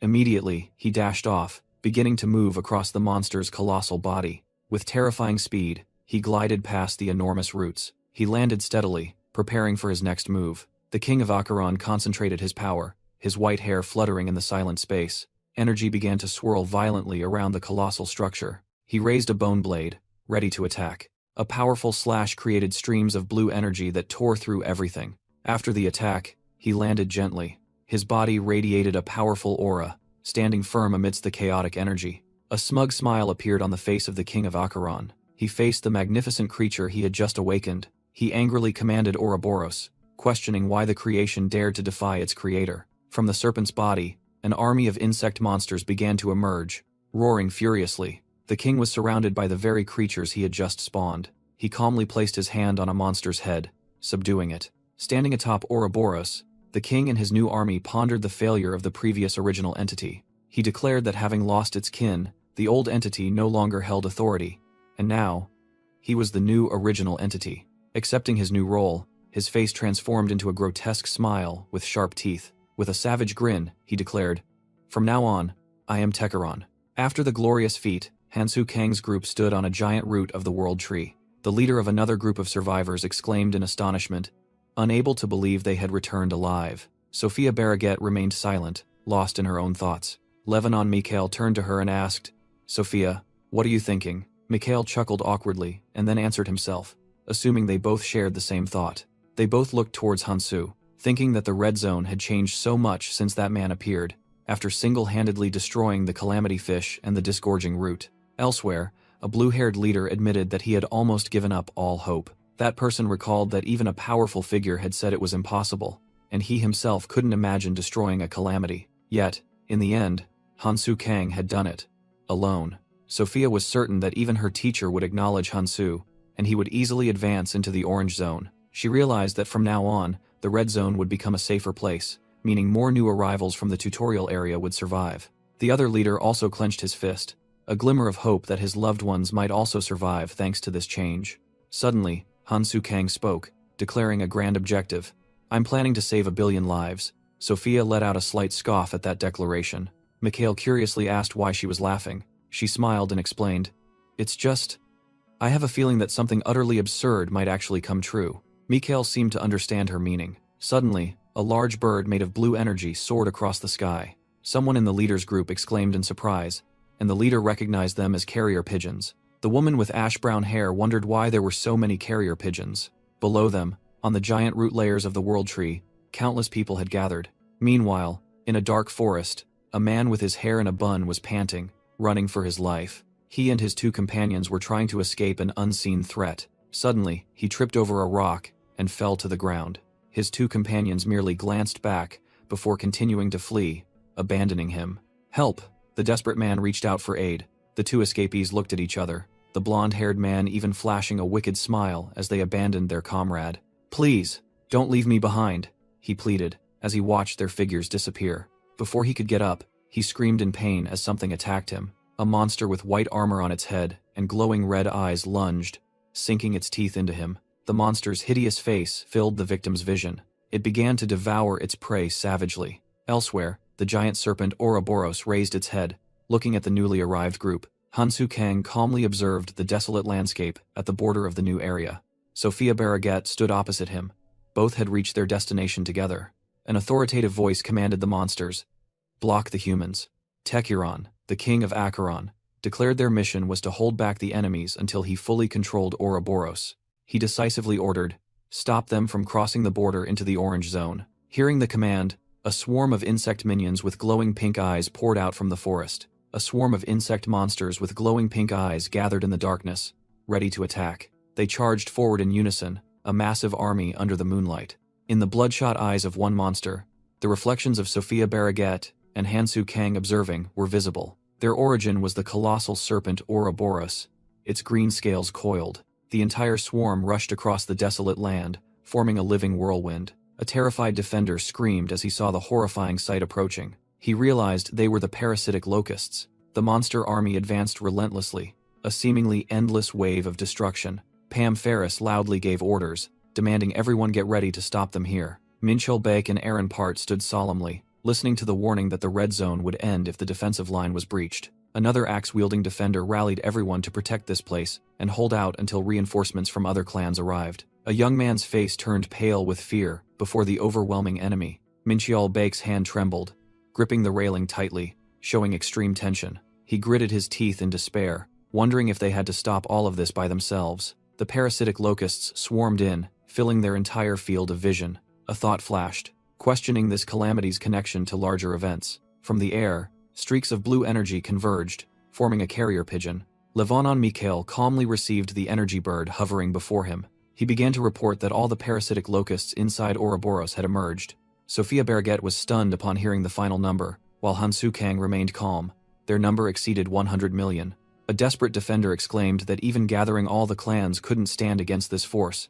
The situation was absurd. Hansu Kang calmly wondered why the parasitic locusts were suddenly attacking like this. He recalled that they were the guardian monsters inside Ouroboros, gatekeepers that destroyed anyone who pierced its scales. Therefore, they couldn't move on their own, and Ouroboros was currently busy drinking poison. With no reason to give orders at this moment, something that hadn't happened in the past 20 years, even in his previous life. Hansu's eyes narrowed as he realized this meant the culprit was definitely the king of Acheron. Hansu admitted that even though he had anticipated him becoming a variable, this situation was still quite troublesome. Suddenly, an angry voice called his name, "Kang Hansu." Liu Hong rushed forward, pointing at Hansu's face and yelling that Ouroboros's parasitic locusts were going berserk because of him. Hansu coldly asked again, but Liu Hong roared at him not to play dumb. He furiously blamed Hansu, claiming that if Hansu hadn't started killing the calamities, this wouldn't have happened, and demanded he take responsibility. Levanon Mikhail calmly interjected, advising Liu Hong not to speak nonsense as these two matters had no causal relationship. Completely ignoring the shouting Liu Hong, Hansu turned to Sophia and asked her to use her library skill to calculate the time. Sophia hesitated, asking if he wanted to know the time it would take for the entire swarm of parasitic locusts to descend. "Not the parasitic locusts," Hansu said, pointing to the sky and asserting that the target was Ouroboros. He repeated his question as the image of the colossal serpent appeared. "I'm asking how long it will take for Ouroboros to descend." Both Sophia and Levanon Mikhail looked up, utterly astonished by his question. Hansu knew that things wouldn't stop merely with the advance of the locusts. He deduced that with the authority of a king, the king of Acheron would not only command the locusts but would certainly try to control Ouroboros itself. Instantly, Ouroboros's eyes flashed with green light, signaling that it had been subdued. Hansu Kang pondered.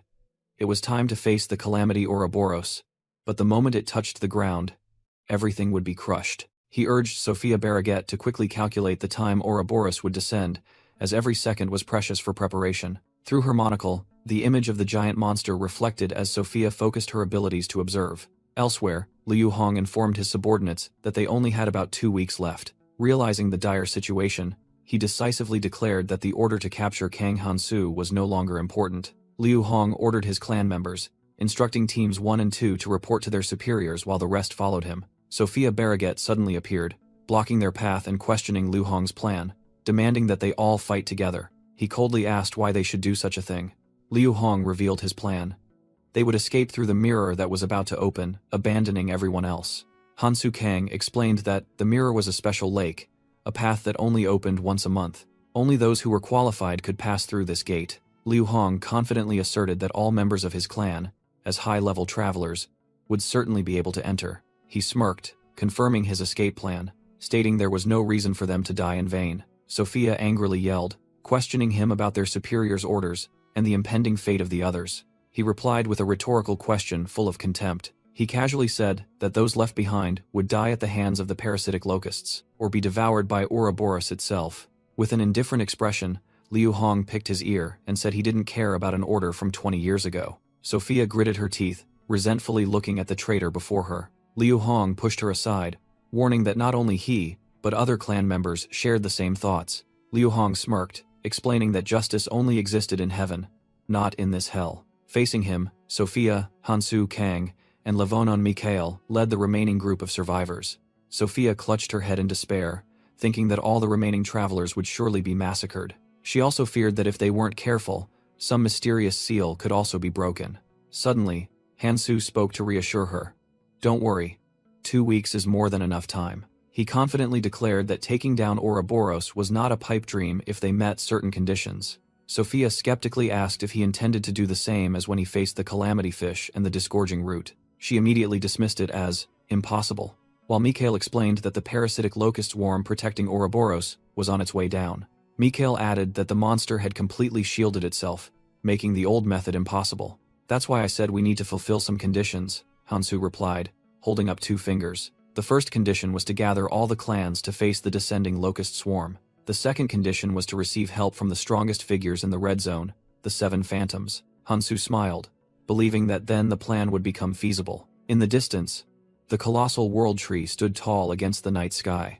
The immense body of Ouroboros coiled tightly around it like a death omen. "This is how we will take down Ouroboros," Hansu declared as the image of the monster gnawing at the world tree appeared. He stood there, leaving Sophia and Mikhail to ponder the audacious plan that had just been presented. Mikhail stammered in disbelief, asking if Hansu intended to unite all the clans to stop the parasitic locusts. He emphasized the absurdity of the plan, when Ouroboros was about to descend and destroy everything. Hansu calmly acknowledged the problem. "That's impossible. The clans won't act as you wish." Sophia Barraget admitted that she had always trusted Hansu Kang's ideas. However, she pointed out a difficult problem. The 7 phantoms could not leave their positions. Hansu resolutely replied that he knew that, and would eradicate the reason binding them. Sophia was stunned by the bold declaration, but Hansu interrupted her. He affirmed that the immediate priority was to unite the clans, to stop the parasitic locust swarm because time was running out. Meanwhile, the colossal body of Ouroboros was tightening its grip around the world tree. Inside the monster's central nervous system, its eyes glowed green. The Acheron King sat there, observing humanity's desperate battle through a series of projected screens. On one screen, a defender was kicked away by a monster. Elsewhere, the leader of the cooperative clan screamed, trying to maintain their crumbling formation. The Acheron King smiled smugly as he heard their desperate cries for help. He contemplatively assessed the situation with a cold demeanor. He admitted that humanity's resistance was stronger than he had imagined. Nevertheless, he still believed all efforts were futile against the numerous parasitic locusts. He muttered that too many people couldn't be allowed to die, as they were valuable resources he needed. Suddenly, the Acheron King's eyes narrowed, focusing on a specific point. In the reflection of his pupils, the image of Liu Hong and his subordinates appeared. He had discovered a group of people acting unusually. It was a large group attempting to escape to the next area, abandoning the battle behind them. The Acheron King contemptuously called them disgusting, willing to abandon their comrades to save themselves. The King of Acheron scoffed, believing this was divine punishment for the useless. Meanwhile, Liu Hong, who had appointed himself assault commander, led his clan. The King of Acheron contemptuously called them vermin. As they approached the teleportation gate, Liu Hong discovered that other groups had also gathered there. He recognized members of the Celestial Association, 6 unaffiliated players, and even the king of the Chimera clan was present. Liu Hong told himself that his decision to flee was correct, as even the strongest had gathered here. He ordered his subordinates to secure a good position so they could leave as soon as the gate opened. Suddenly, a voice rang out, making the king of the Chimera clan turn around. That person, Jokma, the Hecarim clan leader, recognized Liu Hong. Jokma mocked Liu Hong as the one who had usurped the late Karlsmoren's position. He sarcastically asked if that person had allowed Liu Hong to leave yet. Liu Hong refused to answer, but Jokma merely sneered, looking disappointed. Jokma said he had hoped to meet them because they had been so busy he was about to forget their faces. Provoked, Liu Hong hastily defended his superior, saying that person was on a grand mission. Suddenly, Liu Hong's eyes widened in astonishment at an unexpected presence. Both Liu Hong and Jokma simultaneously looked up at the sky with stunned expressions. Han Su Kang descended from above, remarking that the 6 great clans had gathered here quite quickly. Liu Hong paled as Han Su Kang questioned what they were all doing there. Amidst the clan's astonishment, Jokma shouted the name of the newcomer. Han Su Kang? He angrily demanded if Han Su had come here again to obstruct them. Han Su calmly replied that he hadn't come to do that, but to share his plan. He declared the plan was simple. The 6 great clans would block the parasitic locusts. Meanwhile, he alone would stop Ouroboros. The other players whispered, unable to believe their ears, thinking Han Su had gone mad. Levan and Mikhail placed a hand on Han Su's shoulder, scoffing that no one would follow his plan. Sophia Barraget bowed her head, disappointed, asking why everyone was so irresponsible. She turned to Han Su, reiterating that their mission, that of the Root and the 7 Phantoms, was to protect the Red Zone according to the will of Lord Ares and Lord Miyamoto. Sophia erupted in indignation, questioning them about that oath. Han Su thought to himself, so the person they mentioned was indeed Miyamoto. He recalled that Miyamoto had died in the abyss, but had always helped everyone here until then. Liu Hong stepped forward to warn Sophia, calling her a phantom and telling her not to overstep. He growled, saying that even if she was one of the 7 Phantoms, she shouldn't casually mention that person's name. Han Su unexpectedly spoke up, asking Liu Hong in return if he hadn't ignored Miyamoto's words to flee. Mikhail, standing nearby, looked confused by Han Su's accusation. Jokma burst into delighted laughter, remarking that Han Su was even crazier than he thought. He stepped forward to face Han Su, introducing himself and offering him advice. Jokma acknowledged Han Su's feat of destroying calamities, but argued that a clan should act in its own self-interest. Jokma declared that everyone should look out for themselves, as they only needed to hold out for 2 days to reach the Orange Zone.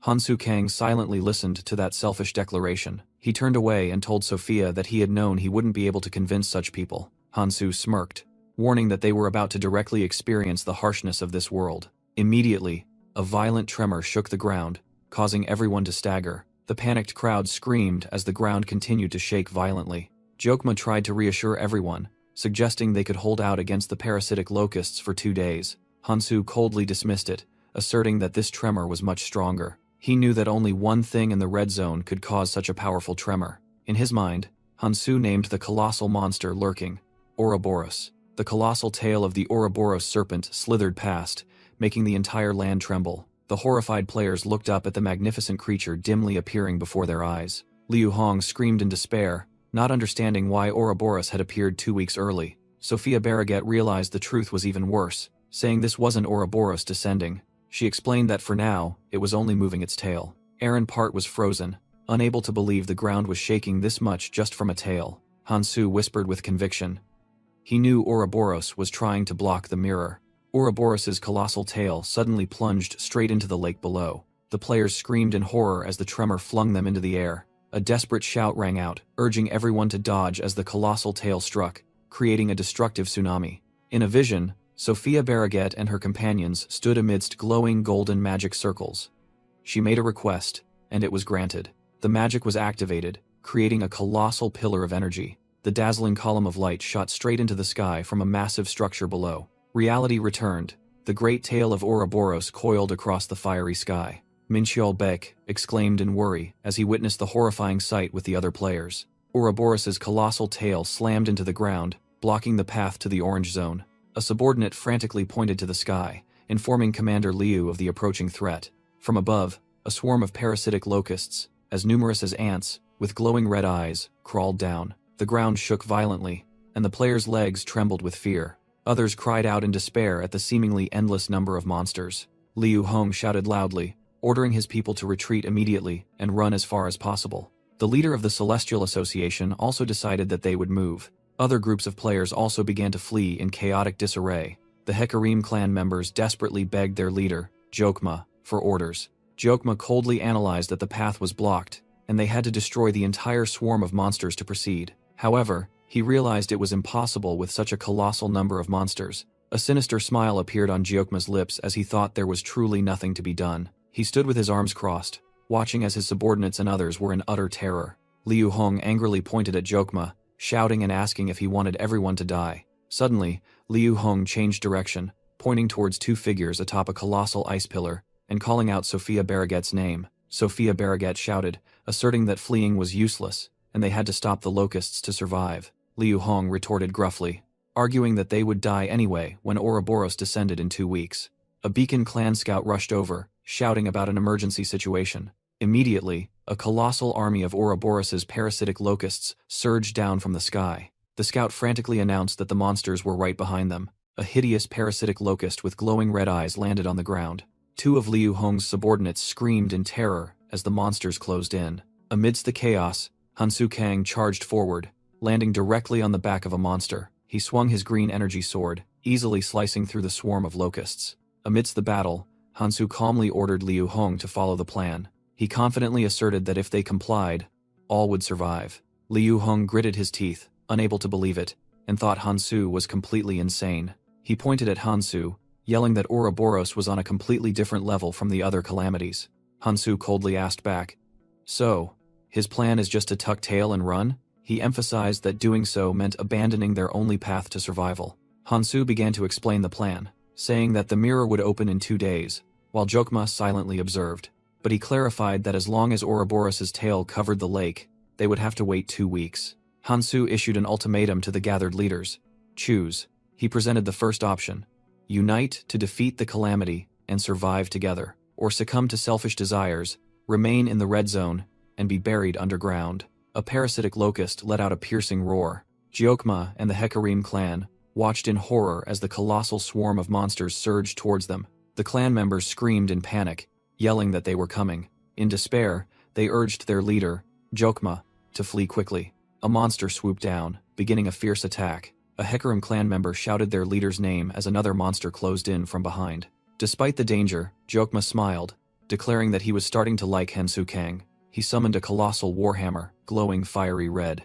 With a determined expression, Jokma raised his hammer, preparing to counterattack. He put all his strength into swinging the weapon forward. Jokma stood alone, shielding his clan, facing the surging wave of monsters. He raised his hammer high and shouted loudly, drawing everyone's attention. Jokma declared that they would stop the parasitic locust swarm right here. He ordered everyone to take up their weapons, proclaiming they would fight for the spoils. Liu Hong skeptically asked if he intended to fight to the death, but Jokma scoffed at the idea. He explained that they would fight, but also be ready to retreat, as it would be more advantageous if the 6 great clans fought together. Members of the other clans realized that if Hansu failed, no one would be able to enter the Orange Zone. Jokma looked towards Hansu, declaring he would hold him responsible if the plan failed. Hansu Kang looked back with a calm expression, asserting that they had nothing left to lose. The colossal Ouroboros coiled under the sunset, signaling an impending battle. In the past, an army of warriors once charged into a life-or-death battle with desperate expressions. Their enemies were a swarm of skeletal insectoid monsters with glowing purple, death-filled eyes. The brave warriors fought, wielding their weapons against the seemingly endless foes. But in the end, a lone survivor could only helplessly watch his comrades being devoured by the swarm of monsters. Back in the present, the other players murmured anxiously upon learning that they too had to fight the parasitic locust swarm. A beacon scout returned, anxiously asking Commander Liu Hong about their plan. Elsewhere, a soldier was stunned to see an illusion of Miyamoto Junichi, a revered deceased leader. Another player ran, filled with regret, thinking to himself that he should have sought to enrich himself instead of joining this battle. Liu Hong gritted his teeth, silently cursing the fools who had rushed headlong into a hopeless battle. Jokma was also full of doubt, wondering how they could withstand the locusts until Ouroboros was subdued. Despite deeming the plan insane, Jokma summoned his colossal warhammer and charged in, smashing a monster. But then a glimmer of hope sparked in Jokma's mind as Hansu Kang appeared, his entire body enveloped in energy. Perhaps it would be different if it were him, Jokma thought, witnessing Hansu Kang effortlessly cleave through the monsters. Donning the heavenly soldier armor and wielding Galadriel's relic, Hansu Kang single-handedly confronted the entire swarm. However, Liu Hong remained unconvinced, insisting that the plan had an undeniable flaw. He decided to return and report to a mysterious individual, using the excuse of wanting to learn more about Hansu Kang. Meanwhile, Lebanon Mikhail quietly observed all developments from afar. Sophia Barraget sensed something, but when she asked, Mikhail coldly denied it. Hansu Kang turned his back on Sophia Barraget and Lebanon Mikhail, preparing to leave. Mikhail thought to himself that thanks to the Hekarim clan, the plan to delay the parasitic locust swarm had succeeded. Hansu Kang suddenly declared that he would entrust the rear to Mikhail, surprising him. After declaring everything was done, Hansu Kang affirmed that his next goal was to recruit the 7 phantoms. He said it was time to meet Miyamoto Junichi, startling Sophia Barraget in fright. Sophia Barraget questioned Hansu Kang about making her stay, and he bluntly confirmed it. Hansu Kang reiterated Mikhail's promise to secure aid from the helpers, making Mikhail flustered. He decisively entrusted everything to them, and then turned and walked away. With an inscrutable smile, Mikhail reluctantly agreed to Hansu Kang's decision. Meanwhile, at the beacon headquarters, a report stated that the parasitic locust swarm had captured the mirror and was being held back by 6 great clans led by Gyokma. A mysterious individual posed the question of whether they should hide within the seal or continue to protect it. The 7 phantoms, whose duty it was to protect the seal, were meeting to discuss the situation. Baek Jong-sung, the 3rd phantom, and Mariant Ark, the 4th phantom, both agreed to hide to preserve their strength. However, Tina Charlize and Kyle Cooper vehemently disagreed, arguing that their mission was to save more lives. A heated argument erupted, causing Miyamoto Junichi, their leader, a headache as he listened. He let out a sigh, preparing to intervene. Miyamoto Junichi, the 1st Phantom and Beacon Clan leader, asked everyone not to argue amongst themselves. He acknowledged that discussion was good, and Kyle Cooper and Tina Charlize listened in silence. But he emphasized that they were not allowed to create discord.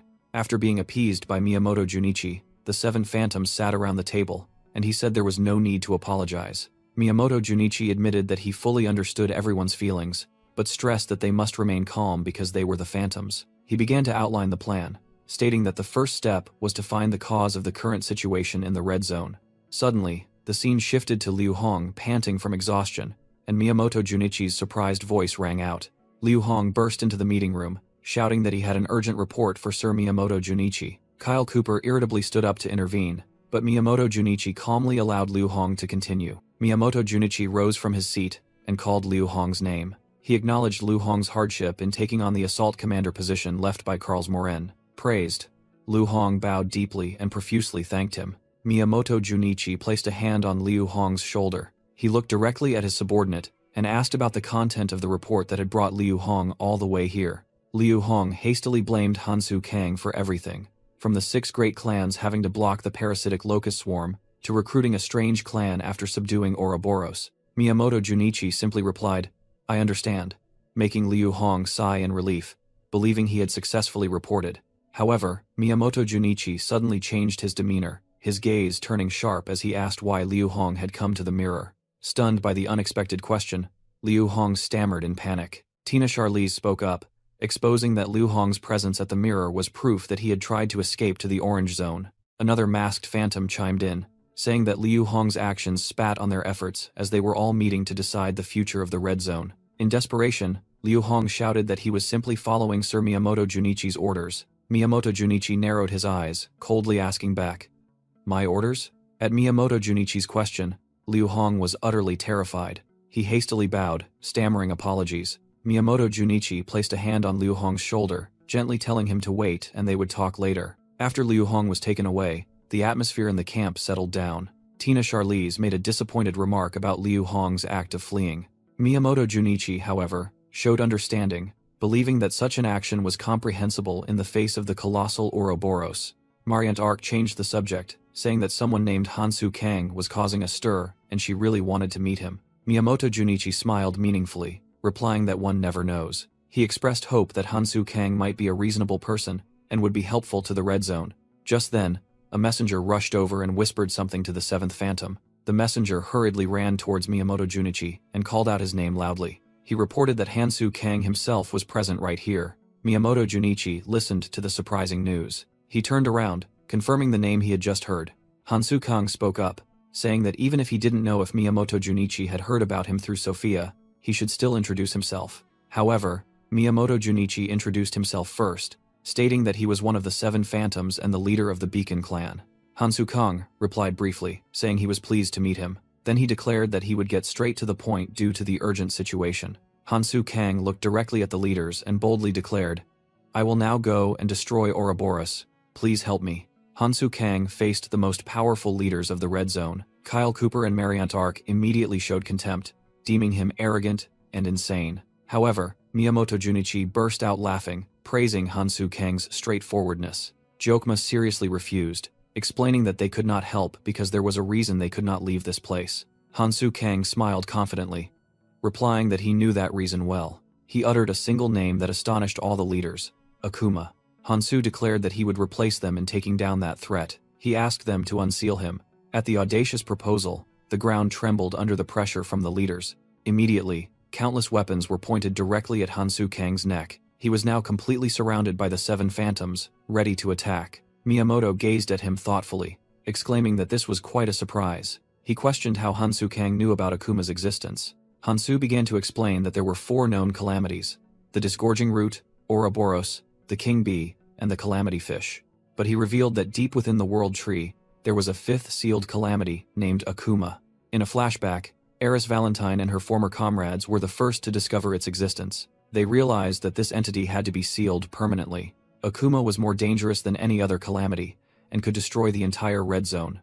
Hansu concluded that this secret was known only to Miyamoto and the 7 phantoms, who inherited his will. Miyamoto Junichi sternly questioned Hansu Kang, asking if he truly wanted to break Akuma's seal. Standing before the 7 phantoms, Hansu calmly confirmed, explaining that it was for the relics Akuma was guarding. He revealed that he needed the chains of Ekim and Caghorn's spear to subdue Ouroboros. Miyamoto turned to look at Sophia, calling her name with an inquiring gaze. Taken by surprise, Sophia hastily denied it, asserting that she hadn't said anything and Hansu had known those things himself. Miyamoto grew even more suspicious, finding it strange that a newcomer to the red zone knew so much about Akuma. Kyle Cooper interrupted, stating that Hansu knowing the secret was not important. He summoned an energy weapon, decisively declaring that they must eliminate Hansu immediately. Kyle accused Hansu's objective of clearly being the rewards from obtaining the relics and defeating Akuma. He concluded that Hansu was a man blinded by greed, willing to brave any danger, just as he had targeted the other 4 calamities. Sophia hastily intervened, asserting that Hansu was not such a person. Kyle turned to question Sophia, asking why she trusted such a person. Sophia admitted that she hadn't believed him at first either, even thinking Hansu was insane when he so easily declared he would kill the calamity fish. But she emphasized that he had truly accomplished it, and had even single-handedly destroyed the disgorging root. Sophia asserted that anyone who witnessed Hansu's feats would believe he could defeat Akuma, because such miracles were entirely possible because he was Hansu Kang. Miyamoto thoughtfully repeated the word miracle, seemingly convinced. He ordered everyone to lower their weapons. Miyamoto told Hansu that he understood his reasoning. However, he pointed to the image of Akuma's seal and said that the remnants of those who were slaughtered still spoke of its overwhelming destructive power. Hansu Kang replied to the phantom's question, "Something you don't have?" He smiled faintly and said, "You ask what?" Immediately, a few phantoms lunged to attack him. The 7th phantom and Bak Jonsong froze in astonishment at an unexpected sight. Hansu Kang spoke, "See for yourselves." As the heavenly soldier armor began to materialize, he declared, "I will prove to you that I can defeat Akuma." As the complete armor appeared behind him, Hansu Kang confidently challenged, "All of you, come at me." The 5th phantom smirked, "You're truly arrogant." That person drew their sword and said, "Then, let me test you." Miyamoto Junichi showed interest, while Mariant Arc was astonished by the armor. The 5th phantom and Tina Charlize led the charge, rushing towards Hansu Kang. The 5th phantom swung his sword with astonishing speed. Hansu Kang easily used his green greatsword to block the attack. Kyle Cooper and Tina Charlize also joined in, attacking from 2 sides while Mariant Arc used binding magic. Hansu Kang's blade and the 5th phantom's clashed, sending sparks flying. As the 2 swords locked, the 5th phantom growled, "We are the phantoms."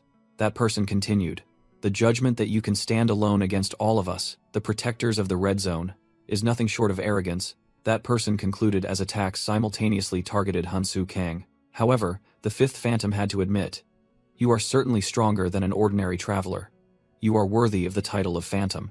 Hansu Kang easily blocked the attack and remarked, "Perfect," causing the 5th phantom to confusedly ask what he meant. Immediately, blue energy erupted as the spectral entity of the heavenly soldier armor fully manifested. It swung its giant arm, creating a wave of power that swept through everything. Tina Charlize and Kyle Cooper were thrown back, exclaiming in astonishment, "What?" The entity's armored gauntlets clenched, demonstrating absolute might. Hansu explained, "I meant perfect for testing the heavenly soldier armor." In another scene, Hansu asked a group of people about Miyamoto, surprising Liu Hong. He explained to a gray-haired woman that he heard Miyamoto had died, but still wanted to know about him. The woman thoughtfully recounted that Miyamoto was different from other leaders. His skills leaned towards defense and support. While everyone was busy pursuing rewards and advancing to other areas, only Miyamoto remained in the red zone. The woman revealed that he had voluntarily stayed to guard Akuma's seal. Hansu listened intently as she spoke of Miyamoto's sacrifice, how he had given up all his opportunities. She concluded that Miyamoto was a completely trustworthy person. She affirmed that he was more steadfast in justice than anyone else in the red zone. Returning to the confrontation, Jokma roared in anger. "Enough!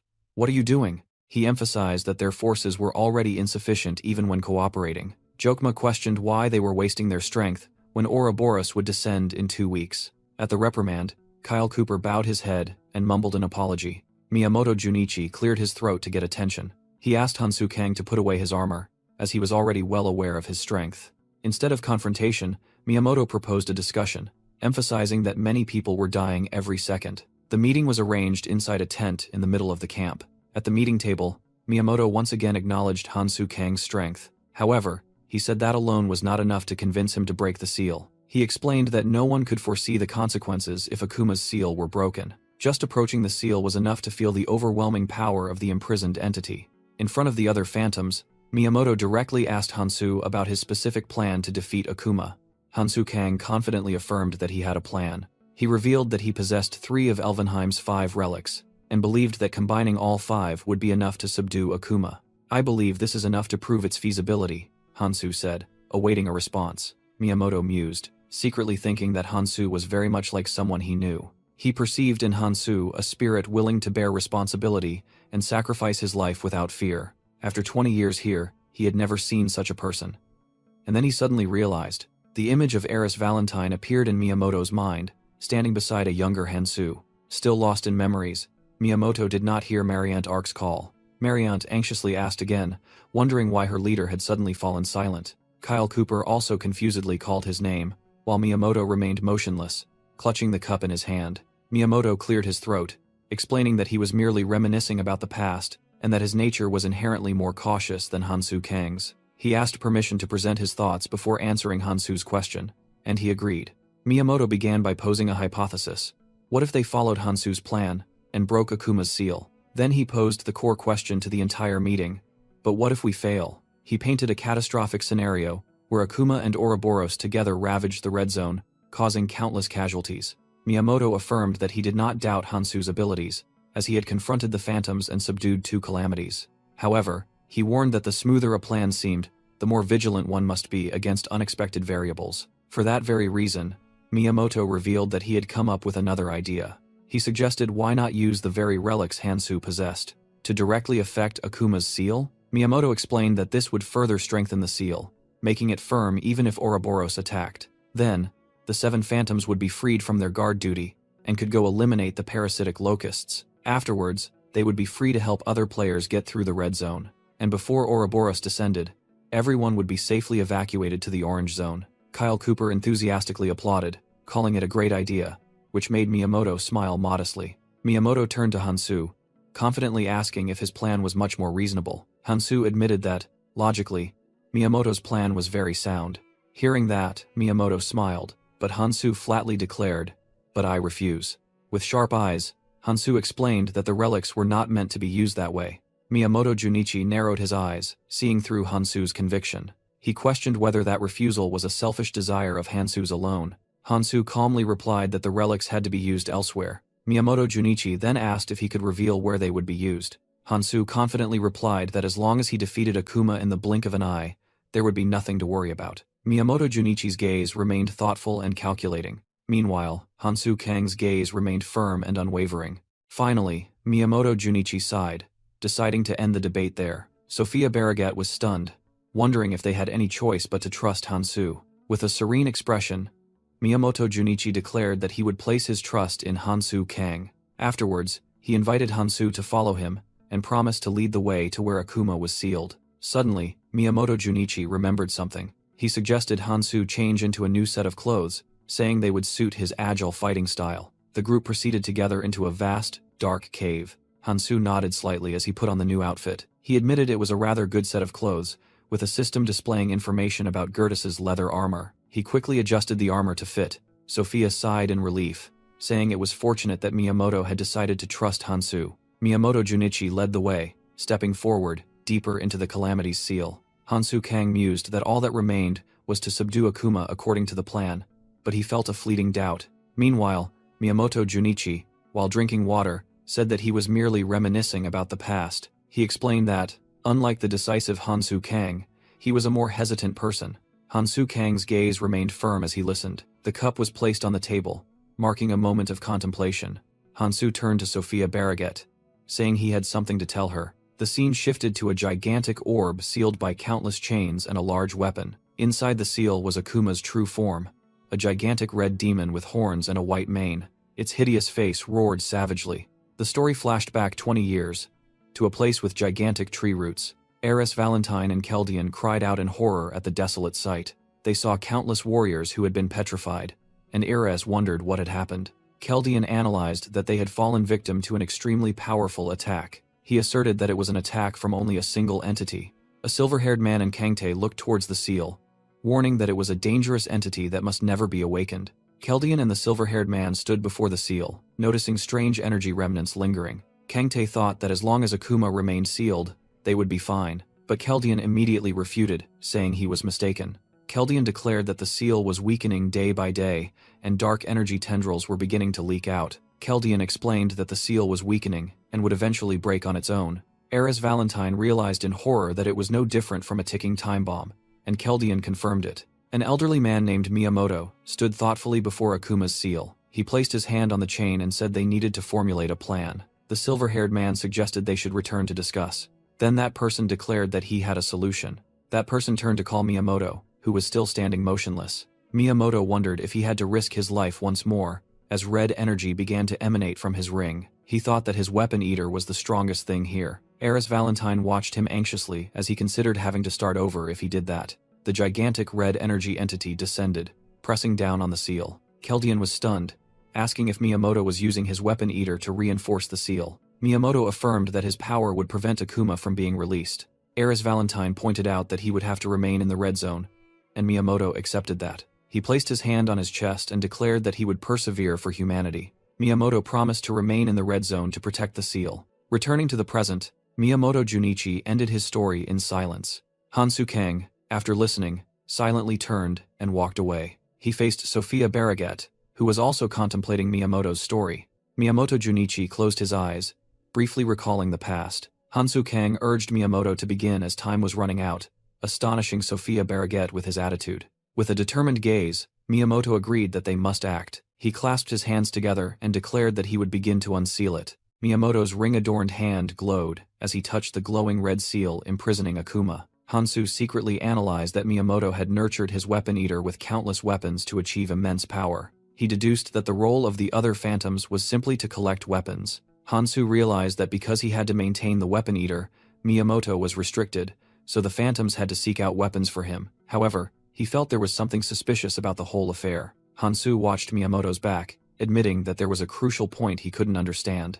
Magical energy erupted from Miyamoto's ring. The colossal chains holding the seal began to shatter. The large weapon pinning the center of the seal was ripped from the ground. The core of the seal, a white orb, was revealed amidst the cracks. The orb shattered, releasing a surge of dark red energy. From within, a colossal demonic shadow rose. Sophia, Hansu, and Tina Charlize watched the scene in horror. Akuma appeared in its true form, a colossal red-skinned demon with large horns and a white mane. Tina Charlize stood motionless, realizing that its killing intent alone was so dangerous she couldn't move. Tina Charlize thought to herself, without a doubt, the creature before them was a monster. Suddenly, Akuma's shadow enveloped Tina, terrifying her as she hadn't realized when it had moved. Instantly, Hansu Kang summoned Galadriel's relic in the form of a green energy sword. He plunged the sword into the ground to use as a fulcrum. In a flash, Akuma was struck by a surprise attack directly to the face. The immense impact sent the demon flying backward. The shockwave from the blow sent both Sophia Barraget and Kyle Cooper flying. Akuma quickly regained its balance, roaring furiously. Hansu Kang appeared, blocking Akuma's claw with his bare hand. He swung the energy sword, charging into a close-quarters battle with the demon. Hansu Kang moved at blinding speed, completely overwhelming his opponent. He unleashed a powerful slash, cutting deep into Akuma's hip. The demon was pushed back, purple blood gushing from its hand. Hansu Kang turned around and spoke to the others standing behind him. Meanwhile, Akuma had risen, ready for another attack. Hansu Kang commanded, "Ensure your own safety, for I will handle my part." He declared that he would face Akuma alone. With that, Hansu Kang charged straight towards the demon to continue the battle. Hansu Kang lunged forward at terrifying speed, his hand transforming into a dragon's claw. The demon Akuma let out a savage roar, ready to retaliate. Hansu Kang's punch struck Akuma's chest forcefully, creating a violent shockwave. In a blurry streak of light, Hansu Kang completely overwhelmed the colossal demon, sending it flying backward. Akuma couldn't resist, continuing to fly through the air. Hansu Kang held his stance, his sharp gaze fixed on his opponent. Giving his opponent no time to rest, he summoned Galadriel's relic, preparing for the next attack while Akuma struggled to get up from a distance. Elsewhere, the ground beneath the warrior's feet began to tremble. Jokma noticed the tremor and said, "The ground is shaking." Mariant Ark looked worried, asking, "Isn't it the locusts?" A muscular warrior with many scars on his face refuted, "No, this is..." The person concluded that the tremor is coming from below. Back in the battle, Hansu Kang's Galadriel's relic collided with Akuma's attack, causing an earth-shattering explosion. The shockwave from the collision spread, sending Sophia Barraget flying and shattering the ground. Kyle Cooper also struggled to withstand the tremendous pressure. That person exclaimed in surprise, "This is like a battle between two monsters." Akuma furiously unleashed sharp slashes, but Hansu Kang easily dodged them all with his superhuman speed. He ducked low, narrowly avoiding the demon's claws. Immediately, Hansu Kang used Justice of Dokratos, firing a blue energy stream straight at Akuma. With a resolute expression, Hansu Kang charged straight forward. He unleashed the full power of Justice of Dokratos, aiming directly at Akuma. The energy orbs exploded violently, engulfing the demon in a sea of blue light. When the dust settled, Akuma emerged without a single scratch. The demon roared in anger, lunging out from the epicenter of the explosion. Facing his enemy, Hansu Kang transformed his arm into a sharp dragon claw. He charged forward at dizzying speed, energy orbs hot on his heels. Akuma's glowing red eyes shone with extreme madness. Hansu Kang unleashed an aerial slash, creating a shockwave that tore through the ground. But he suddenly realized something was wrong. A colossal energy fist unexpectedly struck down from above. Hansu Kang looked up, astonished to see Akuma had appeared right behind him. The demon let out an earth-shattering roar, unleashing a crimson wave of killing intent. Its eyes focused on Hansu Kang, preparing for the next attack. Without hesitation, Hansu Kang swung his sword, slashing directly at Akuma's arm. The demon effortlessly dodged the attack, making Hansu Kang exclaim in surprise in his thoughts. Akuma bared its sharp teeth, flashing a savage grin. From a distance, Kyle Cooper and the Seventh Phantom could only watch in horror. Kyle Cooper admitted that this battle was beyond their ability to intervene. Kyle Cooper muttered with a terrified expression. Just as he said, he realized they had no choice but to leave everything to Hansu Kang. Meanwhile, Hansu noticed that Akuma was much faster than expected. Even the partially summoned heavenly soldier armor couldn't keep up. He decided that launching missed attacks was pointless and would only summon his full power when he was sure he could land a hit. Looking at the monster, Hansu thought to himself that he would have to resort to those things after all. Those were the chains of Ekim and Caghorn's spear. Suddenly, a pained voice echoed, begging Hansu to kill it. The demon Akuma stood before him, pleading in despair. With a face contorted in agony, it screamed, "Kill me." Hansu Kang calmly looked at the suffering monster. He replied, "All right, that's why I came here, after all." Immediately after, Akuma lost control again and charged forward at terrifying speed. Hansu blocked its punch, creating a powerful shockwave. He swung his sword, delivering a perfect slash across Akuma's face. However, the blade passed through the demon's head without leaving a scratch. Hansu leaped into the air and attacked again, but his weapon remained useless. Akuma staggered back from the force of the blow as Hansu landed.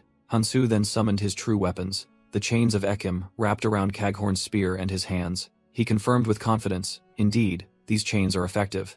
Akuma let out an earth-shattering roar, sending Hansu Kang flying backward. Undeterred, Hansu summoned the chains of Ekim, which glowed with blue light. He charged towards Akuma, the magical chains coiling around Caghorn's spear. Instantly, the chains tightly bound the demon's colossal body. Hansu knew he could only hold it back for a moment. He raised his spear high, determined to finish Akuma before it broke free. But suddenly, Hansu froze with a look of astonishment. His body suddenly couldn't move as he wished, as if held tight by an invisible force. He felt a terrible pressure weighing down on him.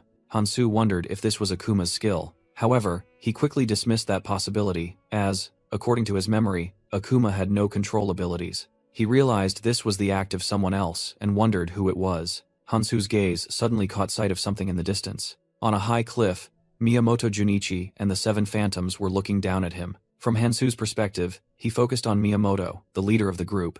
Miyamoto calmly closed his eyes, seemingly concentrating his energy. Then he opened his eyes, exclaiming with a look of utter astonishment, "You bastard! No way!" Hansu also recognized the one interfering and called out his name directly.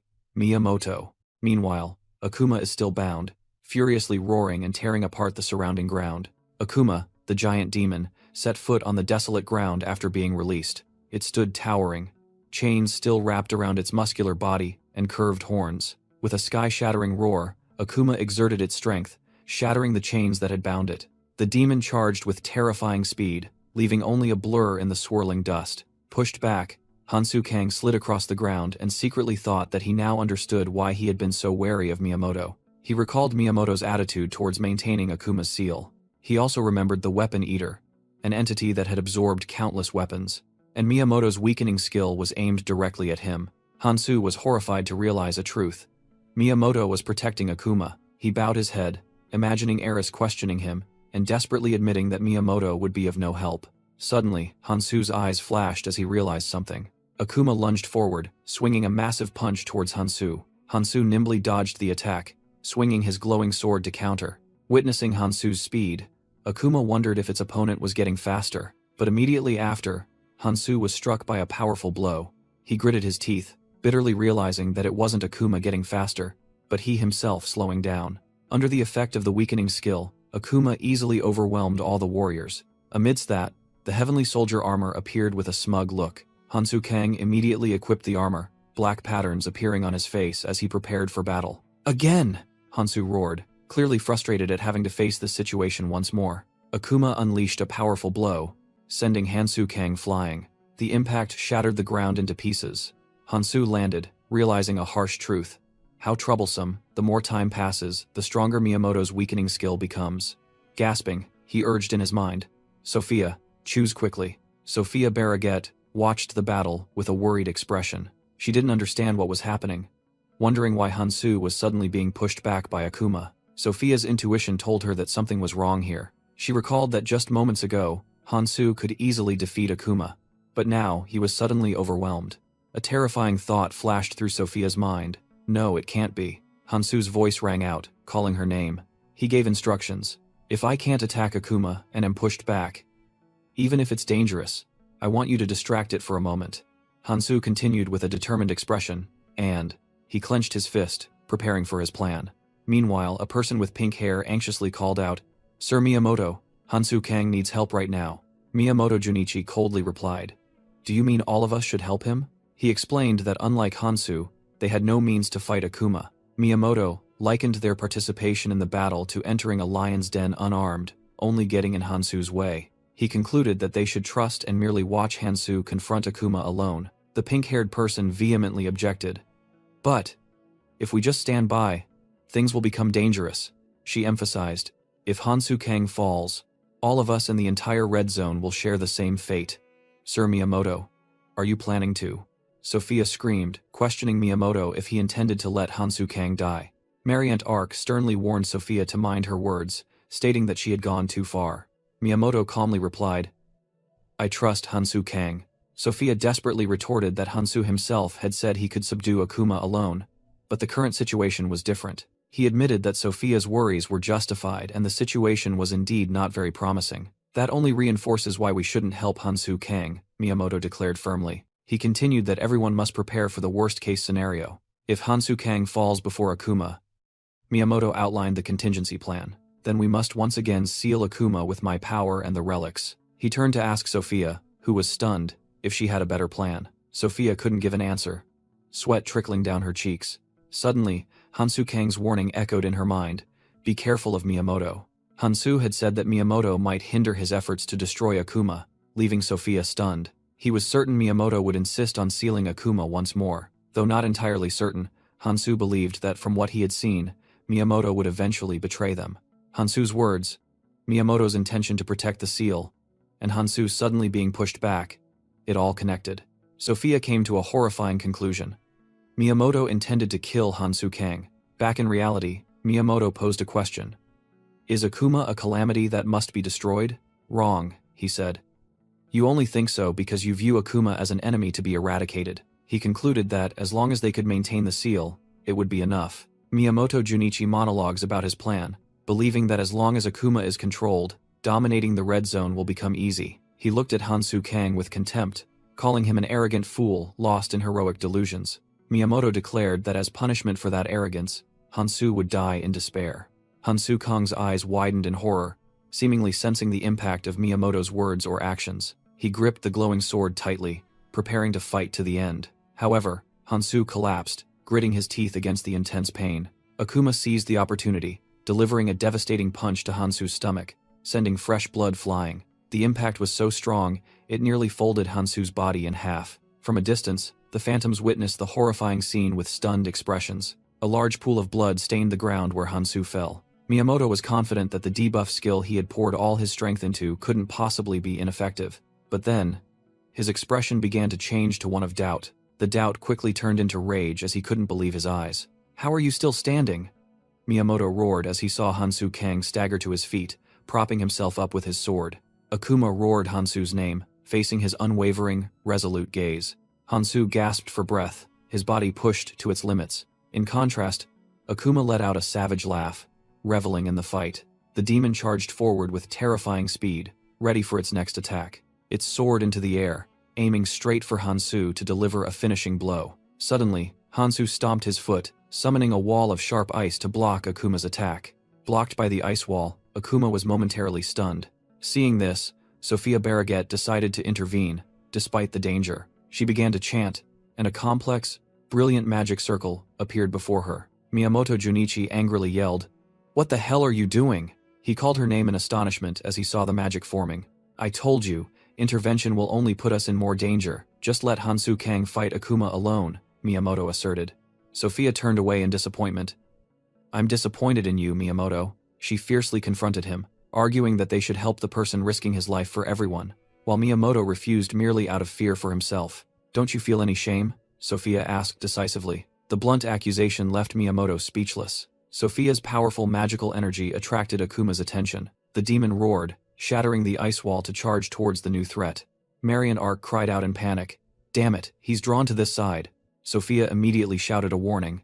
"Everyone, get ready." Miyamoto watched anxiously, his hand emitting a blue light, ready to act to protect her. Akuma snarled as he saw a figure rush to block his path. "Don't even think about looking away." Hansu Kang, clad in the heavenly soldier armor, replied, "Your opponent is me." He swung his sword, unleashing a powerful green energy slash directly at Akuma's face.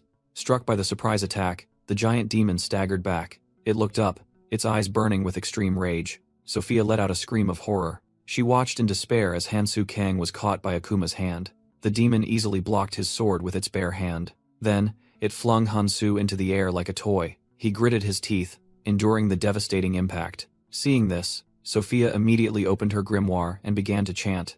A brilliant golden path of light was created, named Descent Route. Hansu smiled, thanking Sophia for her timely support. He landed safely on the ground, ready for the next turn of attack. Without a moment's hesitation, Hansu charged straight towards the demon, but he suddenly stopped, stunned by the sight before him. Countless sharp golden spikes were growing from Akuma's back. The monster let out a wild roar, completely transforming into a raging beast. Then, it unleashed a deadly rain of spikes that covered the entire battlefield. Kyle Cooper exclaimed in horror, unable to believe the demon had such an attack. To counter, Hansu changed his equipment, summoning 7 blue energy orbs to surround him. He directed the orbs straight into the storm of golden spikes. The two terrifying forces collided, creating an earth-shattering explosion. Akuma stood firm after the explosion, seemingly unharmed. Seizing the opportunity, Hansu had already prepared his next move as the chains of Ekim emerged from the ground. The chains of Ekim whizzed through the air. The glowing chains tightened around Akuma's body, binding the demon. Hansu Kang stared at the enemy, his face covered in blood but his eyes resolute. "Akuma." He summoned Caghorn's spear and vowed, "Just a little longer, and I'll finish you." Without hesitation, Hansu threw the spear with all his might. The weapon flew straight to its target, aiming for the bound demon. The spear plunged directly into Akuma's chest, creating a fierce energy explosion. Caught by surprise, Akuma roared in fury. From a distance, Kyle Cooper and the seventh Phantom were stunned by Hansu's power. Miyamoto Junichi also couldn't hide his astonishment, wondering if Hansu could truly defeat Akuma. No, Miyamoto clenched his fist, realizing the critical situation. He decided, if I don't stop him, Akuma will die. Miyamoto's eyes flashed with green light as he prepared to act, buying time for Akuma. He identified his target. I must stop Hansu Kang. Hansu stood firm, seemingly unaware of Miyamoto's intention to intervene. Suddenly, a surge of crimson energy erupted from Hansu, shattering an invisible barrier. Miyamoto exclaimed in horror. It was destroyed? Hansu spoke coldly, his hand wearing the ring of Nurmak glowing brightly. Give it up, Miyamoto. I won't tolerate your nonsense anymore. He glanced with a challenging look, saying, just stay put. I'll deal with him first. Miyamoto cried out in pain, his body restrained by an invisible pressure. Miyamoto Junichi thought, it was because of Hansu Kang that he was recalling the past. A long-forgotten feeling. It was astonishment, the feeling he experienced when looking at Hansu. And then, memories brought him back to the past, when he was a warrior on the battlefield. He recalled the figure of a female warrior standing proudly amidst the desolate battlefield. It was someone with eyes full of determination. Miyamoto realized that for 20 long years, he had never forgotten that feeling, an emotion he had always held tightly in his heart. It was envy. In the flashback, Miyamoto gasped for breath, exhausted in a life-or-death battle. He cried out in pain, his body covered in wounds. His enemy was a gigantic winged monster, surrounded by flying creatures. He was thrown backward by an attack. Dark claws pierced through his body. Even so, his gaze remained unwavering. Just then, a gigantic golden magic circle enveloped the battlefield. Heiress Valentine appeared amidst the light, smiling and saying that everything was fine now. Miyamoto recalled that she was the lord of another world, and the most beloved person. All those in the red zone held her in the highest regard. As for me, Miyamoto bitterly admitted, I cursed her. Miyamoto continued his confession, stating that it was then he found another opportunity, a hidden calamity named Akuma. He admitted that he only needed a small amount of mana to maintain the seal, and had deceived everyone to stay in the red zone. All of that was solely for his own safety and pride. However, his illusion of control shattered. Hansu Kang stood there, silently witnessing the entire confession. Trembling with rage, Miyamoto clenched his fist. You dare! He roared, his fury erupting. He unleashed a massive surge of dark energy towards Hansu. Hansu calmly faced the destructive attack. Suddenly, Keldian appeared, casting a green magic circle. His magic erupted, seemingly to neutralize the attack. Miyamoto and Baek Jansong watched as the smoke gradually cleared. Miyamoto scoffed, thinking to himself that even if he didn't know how Hansu had nullified the magic, he was certain he had landed a direct sword strike. However, Miyamoto looked up in utter disbelief. Hansu had stopped his energy blade with his bare hand. With black patterns appearing on his face, Hansu recalled a ruthless command. Kill. Without hesitation. Keldian's memory echoed, stating that there was no need for leniency towards those who stood in the way. That's right, Hansu thought to himself, and crushed the energy blade with his hand. Miyamoto Junichi suddenly realized that this man was an enemy and would be a major obstacle to his plans. Hansu Kang recalled a piece of advice. Avoid unnecessary killings. In his memory, Heiress Valentine said that humanity's hope lay in his hands, and to save as many people as possible, even when facing brutal evil. When Heiress concluded with, I'm entrusting it to you, Hansu, he merely clicked his tongue in annoyance. Miyamoto stood opposite, muttering, Aye. But then Keldian's cold teaching echoed, that all evil must be destroyed for humanity's sake, for death was their only repentance. Heiress pleaded earnestly again, for humanity's sake, to give even evil a chance, believing they would repent and change through compassion.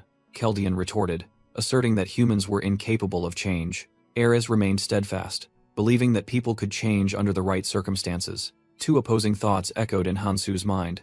Kill them, and spare them. With a resolute gaze, Hansu made his choice. He struck, his dragon-scaled hand crushing Miyamoto's arm. Miyamoto's eyes widened in horror and extreme pain. His face was filled with unbelievable skepticism. Miyamoto collapsed to the ground, clutching his bloodied arm and screaming desperately. Looking at the broken sword, Hansu coldly stated that this was his last chance, the pity he offered him. He asked impassively, Do you intend to continue? Miyamoto gritted his teeth and roared, Kang Hansu, you bastard. Grabbed by Hansu, he yelled at his comrades, What are you doing? Attack him now. Don't just stand there. Hurry up, Miyamoto shrieked. But the other phantoms could only stare in stunned silence. As Hansu Kang stood silently, Miyamoto's desperate command rang out. Silence. Miyamoto. Sophia Barraget cut in coldly, her face shrouded in shadow. She declared assertively, "We are not your subordinates." Enraged, Miyamoto shrieked, "Sophia, you bitch! How dare you disregard my orders?" Sophia didn't flinch, replying, "Stop deceiving yourself. We are the protectors of the red zone, and act for that purpose." She looked him straight in the eye, her gaze sharp as a knife. "One who has committed such a heinous act of betrayal as you has no right to command us." Kyle Cooper and the Fifth Phantom bowed their heads, showing silent agreement. Mariant Ark and Baek Jun-sung also took a step back, distancing themselves from their former leader. Miyamoto was stunned by the collective defiance of everyone. Now, Hansu and all 7 Phantoms stood on the same front, facing the collapsing Miyamoto. Kyle Cooper spoke up, explaining, "We, the Phantoms, exist to protect the Red Zone. We followed you for that mission," he concluded with disappointment, "but I cannot understand your actions now." As Sophia said, "I can no longer follow you." In Hansu's mind, Keldian's image appeared, saying he was disappointed in Miyamoto. Abandoned and accused, Miyamoto desperately clutched his face. Hansu recalled Keldian's cruel philosophy, and Eris Valentine's benevolent ideals. Suddenly, Miyamoto began to let out distorted chuckles. His laughter grew louder, transforming into a wild and savage cackle. "Protect the red zone? Fine, go ahead and try to protect it," Miyamoto roared defiantly. Hansu coldly reached out, replying, "And I told you it was useless." Hansu Kang realized the energy he was transmitting was not a curse. He channeled a surge of fiery red power into his weapon. That energy enveloped Akuma, strengthening the demon astonishingly. Empowered, Akuma charged forward with terrifying speed. Its colossal claws slammed down onto the ground. The demon let out an earth-shattering roar, showcasing its new power. Baek Jun-sung and Mariant Ark nervously observed the chaotic situation. Akuma unleashed a destructive shockwave across the battlefield. Kyle Cooper braced himself against the fierce attack. Mariant Ark also struggled to resist, realizing this attack was unavoidable. Baek Jun-sung shouted loudly, warning everyone that another attack was imminent. Both Baek Jun-sung and Kyle Cooper steeled themselves to face it. Akuma opened its maw full of sharp teeth, ready for the next attack. Suddenly, a colossal pillar of light descended from the sky, striking Akuma directly. The demon was pinned to the ground, leaving the Phantoms confused as to what was happening. Sophia Barraget was also stunned by this unexpected turn of events. Taking advantage of the chaos, Miyamoto Junichi opened a warp gate and began to flee. Sophia gritted her teeth in fury as she witnessed Miyamoto's cowardly act. Baek Jun-sung urged everyone to pursue, but Mariant Ark hesitated, still having to deal with Akuma. Amidst their panic, Hansu Kang calmly spoke up. "Calm down." Hansu Kang ordered the Phantoms to pursue Miyamoto Junichi, while he would stay behind to deal with Akuma. Kyle Cooper anxiously asked if he would be alright alone. Hansu firmly replied that he would. He said that he had promised, while Akuma vaguely appeared behind him. Following his words, Baek Jun-sung, Kyle Cooper, and Tina Charlize immediately set off in pursuit. However, Mariant Ark, Sophia Barraget, and the 7th Phantom remained, facing the demon. Hansu said that they should have gone with the others too. Sophia Barraget explained that she stayed to maintain contact, and for another reason, she wanted to witness the monster's destruction with her own eyes. Even so, Sophia Barraget secretly thought that Akuma's killing intent was now on a different level, and Miyamoto Junichi had turned it into an even more terrifying demon. She looked at Hansu with suspicion, wondering what his plan was. Suddenly, Hansu dispelled his golden sword. To everyone's astonishment, Sophia Barraget exclaimed in shock, not understanding what was happening. Hansu just smiled, reassuring her not to worry. He said that he no longer needed it. While the image of Eris Valentine briefly appeared behind him, Akuma stood there, its entire body radiating a surging dark aura. Sophia Barraget analyzed that it might be a type of regeneration enhancement charm. If that were the case, Akuma would continue to fight without rest. It would never stop, even if it completely ran out of life force. Immediately, the demon charged straight towards Hansu with terrifying speed. Hansu Kang thought to himself, if that's the case, then lunged to attack Akuma. He unleashed a powerful blow, striking the demon directly. Akuma collapsed to the ground, completely overwhelmed. Hansu Kang pinned the demon's head to the ground and called its name. He grabbed Akuma's face, commanding, "Wake up." Inside the demon's frenzied eyes, a change began to occur. Its true consciousness emerged, a blue-skinned child with sad, tearful eyes. Hansu gently placed his hand on the child's forehead. The demon's rage had vanished. The child confusedly asked who he was, while Hansu thought to himself, "I knew it." He realized that Akuma wasn't completely insane, it was merely consumed by rage. Ironically, Miyamoto Junichi's regeneration charm helped Akuma regain its consciousness. Hansu knew the child's true identity. He called its name once more, Akuma. Then he asked a memory-provoking question. "Do you remember your father?" The child blankly repeated. "Father?" A painful memory flooded back, an image of countless blades pointed at it. Standing before it was an army of white-haired warriors, growling the command, "Die." The one giving the order was its father, who continued with a cruel smile. "My son." The child screamed in despair as it remembered everything. "Father!" It collapsed in pain, repeatedly asking itself, "What did I do wrong?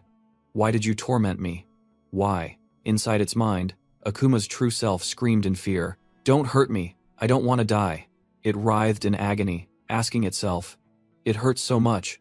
Why does everyone hate me?" Terror surged as it screamed, "Don't come near me, leave me alone." The rage erupted into a wave of energy, throwing Hansu Kang far away with a shout of, "Stop!" The powerful impact created a cloud of dust. Hansu lay motionless amidst the rubble. He slowly raised his head, his face covered in wounds and blood.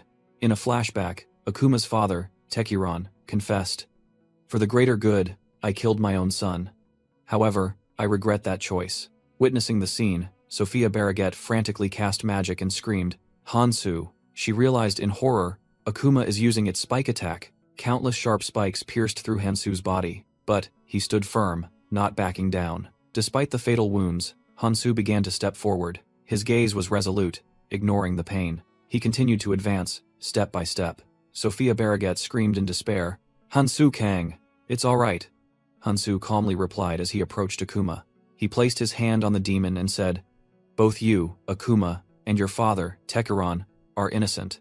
Akuma returned to its true form, falling to the ground as Hansu knelt to comfort it. "You've suffered too much alone." Tears streamed down the true self's face, its suffering seemingly vanishing before the understanding. Hansu Kang smiled, red energy surrounding him. Akuma blinked, regaining consciousness. It looked around blankly, not understanding what was happening. Akuma realized its body had calmed down. Hansu explained that he had neutralized its rage, allowing it to move freely for now. Akuma asked in surprise if it had been completely cured. Hansu coldly replied no.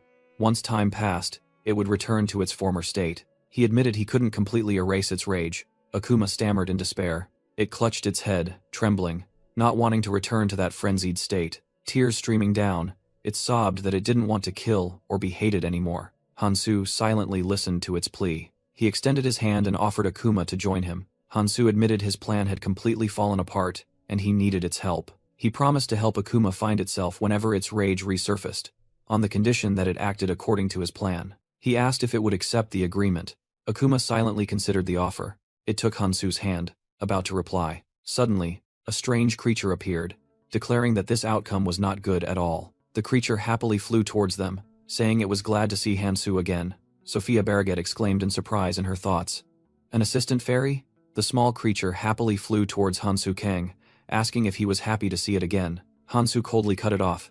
"Shut up. Get straight to the point." He growled, asking what it wanted. The strange creature merely narrowed its cunning yellow eyes. It pouted, complaining that Hansu's attitude was too cruel and cold. "Well, the reason I'm here is very simple," it said, then snapped its fingers. Suddenly, Akuma convulsed in a surge of dark energy. The demon screamed in pain, to the horror of Hansu and Sophia. The small creature whispered a single command into Hansu's ear. "Kill it." It confessed that it had watched Hansu's entire battle with Akuma. It recalled the bloody battle, the despicable betrayal, and the life-or-death struggle that Hansu ultimately won. "Unbelievable! It was so much fun I couldn't tear my eyes away," it exclaimed excitedly. However, it immediately looked disappointed, saying it didn't like the ending at all. Hansu replied, "And that's why you interfered." "Bingo," the creature confirmed. "It's all to see what we want to see." It explained that it had made it easier for Hansu to act, rendering Akuma unable to resist now. It suggested Hansu could finish Akuma with a single strike, or tear the demon to pieces. "But I'd be very happy if you executed Akuma as painfully as possible," it added.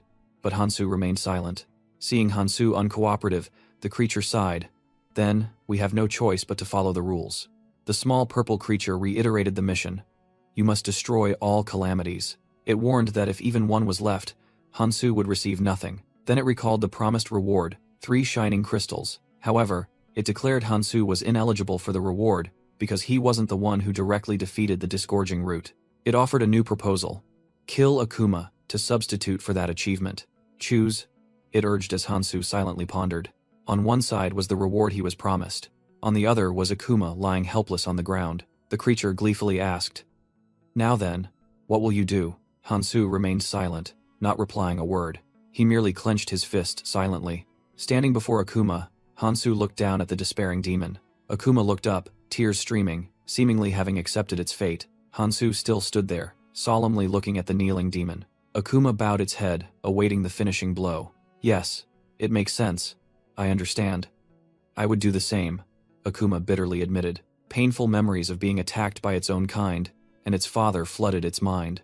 "No one cares if I die anyway," it whispered in despair. But instead of striking, Hansu knelt down and gently placed his hand on Akuma's head. Akuma snapped its head up, completely stunned by this unexpected action. Hansu Kang began speaking to the confused Akuma. He revealed that Akuma was Tekuron's son, a prince and the rightful heir of Elvenheim. Hansu called Akuma by his true name, Shane. Shocked, Shane asked how Hansu knew his name. Hansu whispered something only Shane could hear. Shane listened in silence, his eyes wide with astonishment. From afar, Sophia Barragat witnessed it all with a stunned expression. Meanwhile, the assistant fairy burst into laughter, declaring that this was exactly the sight it wanted to see. It cheered, praising Hansu Kang for never disappointing it. Shane bowed his head, seemingly accepting his fate. With the message "I will wait," Shane's body began to disintegrate into red crystal fragments. Hansu stood still as Shane's fragments enveloped him. Those fragments condensed into a massive rune treasure, astonishing the assistant fairy with a reward befitting a secret calamity. The assistant fairy scoffed at Hansu, suggesting he couldn't resist killing Shane for this reward. Hansu maintained a calm expression, completely unfazed. He ignored the countless red rune crystals, reached in, and picked up a small black orb. The assistant fairy, surprised, asked if he was truly only taking that item, and Hansu confirmed. Hansu's gaze was firm, without a hint of hesitation. He clutched the orb, a fragment of memories, and declared that this was all he needed. Hansu Kang, Sophia Barragat, and the assistant fairy stood in a strange cave, amidst glowing red crystals. The assistant fairy yawned, remarking that Sophia seemed at ease, while Sophia silently watched Hansu. With a worried expression, Sophia called his name, Hansu.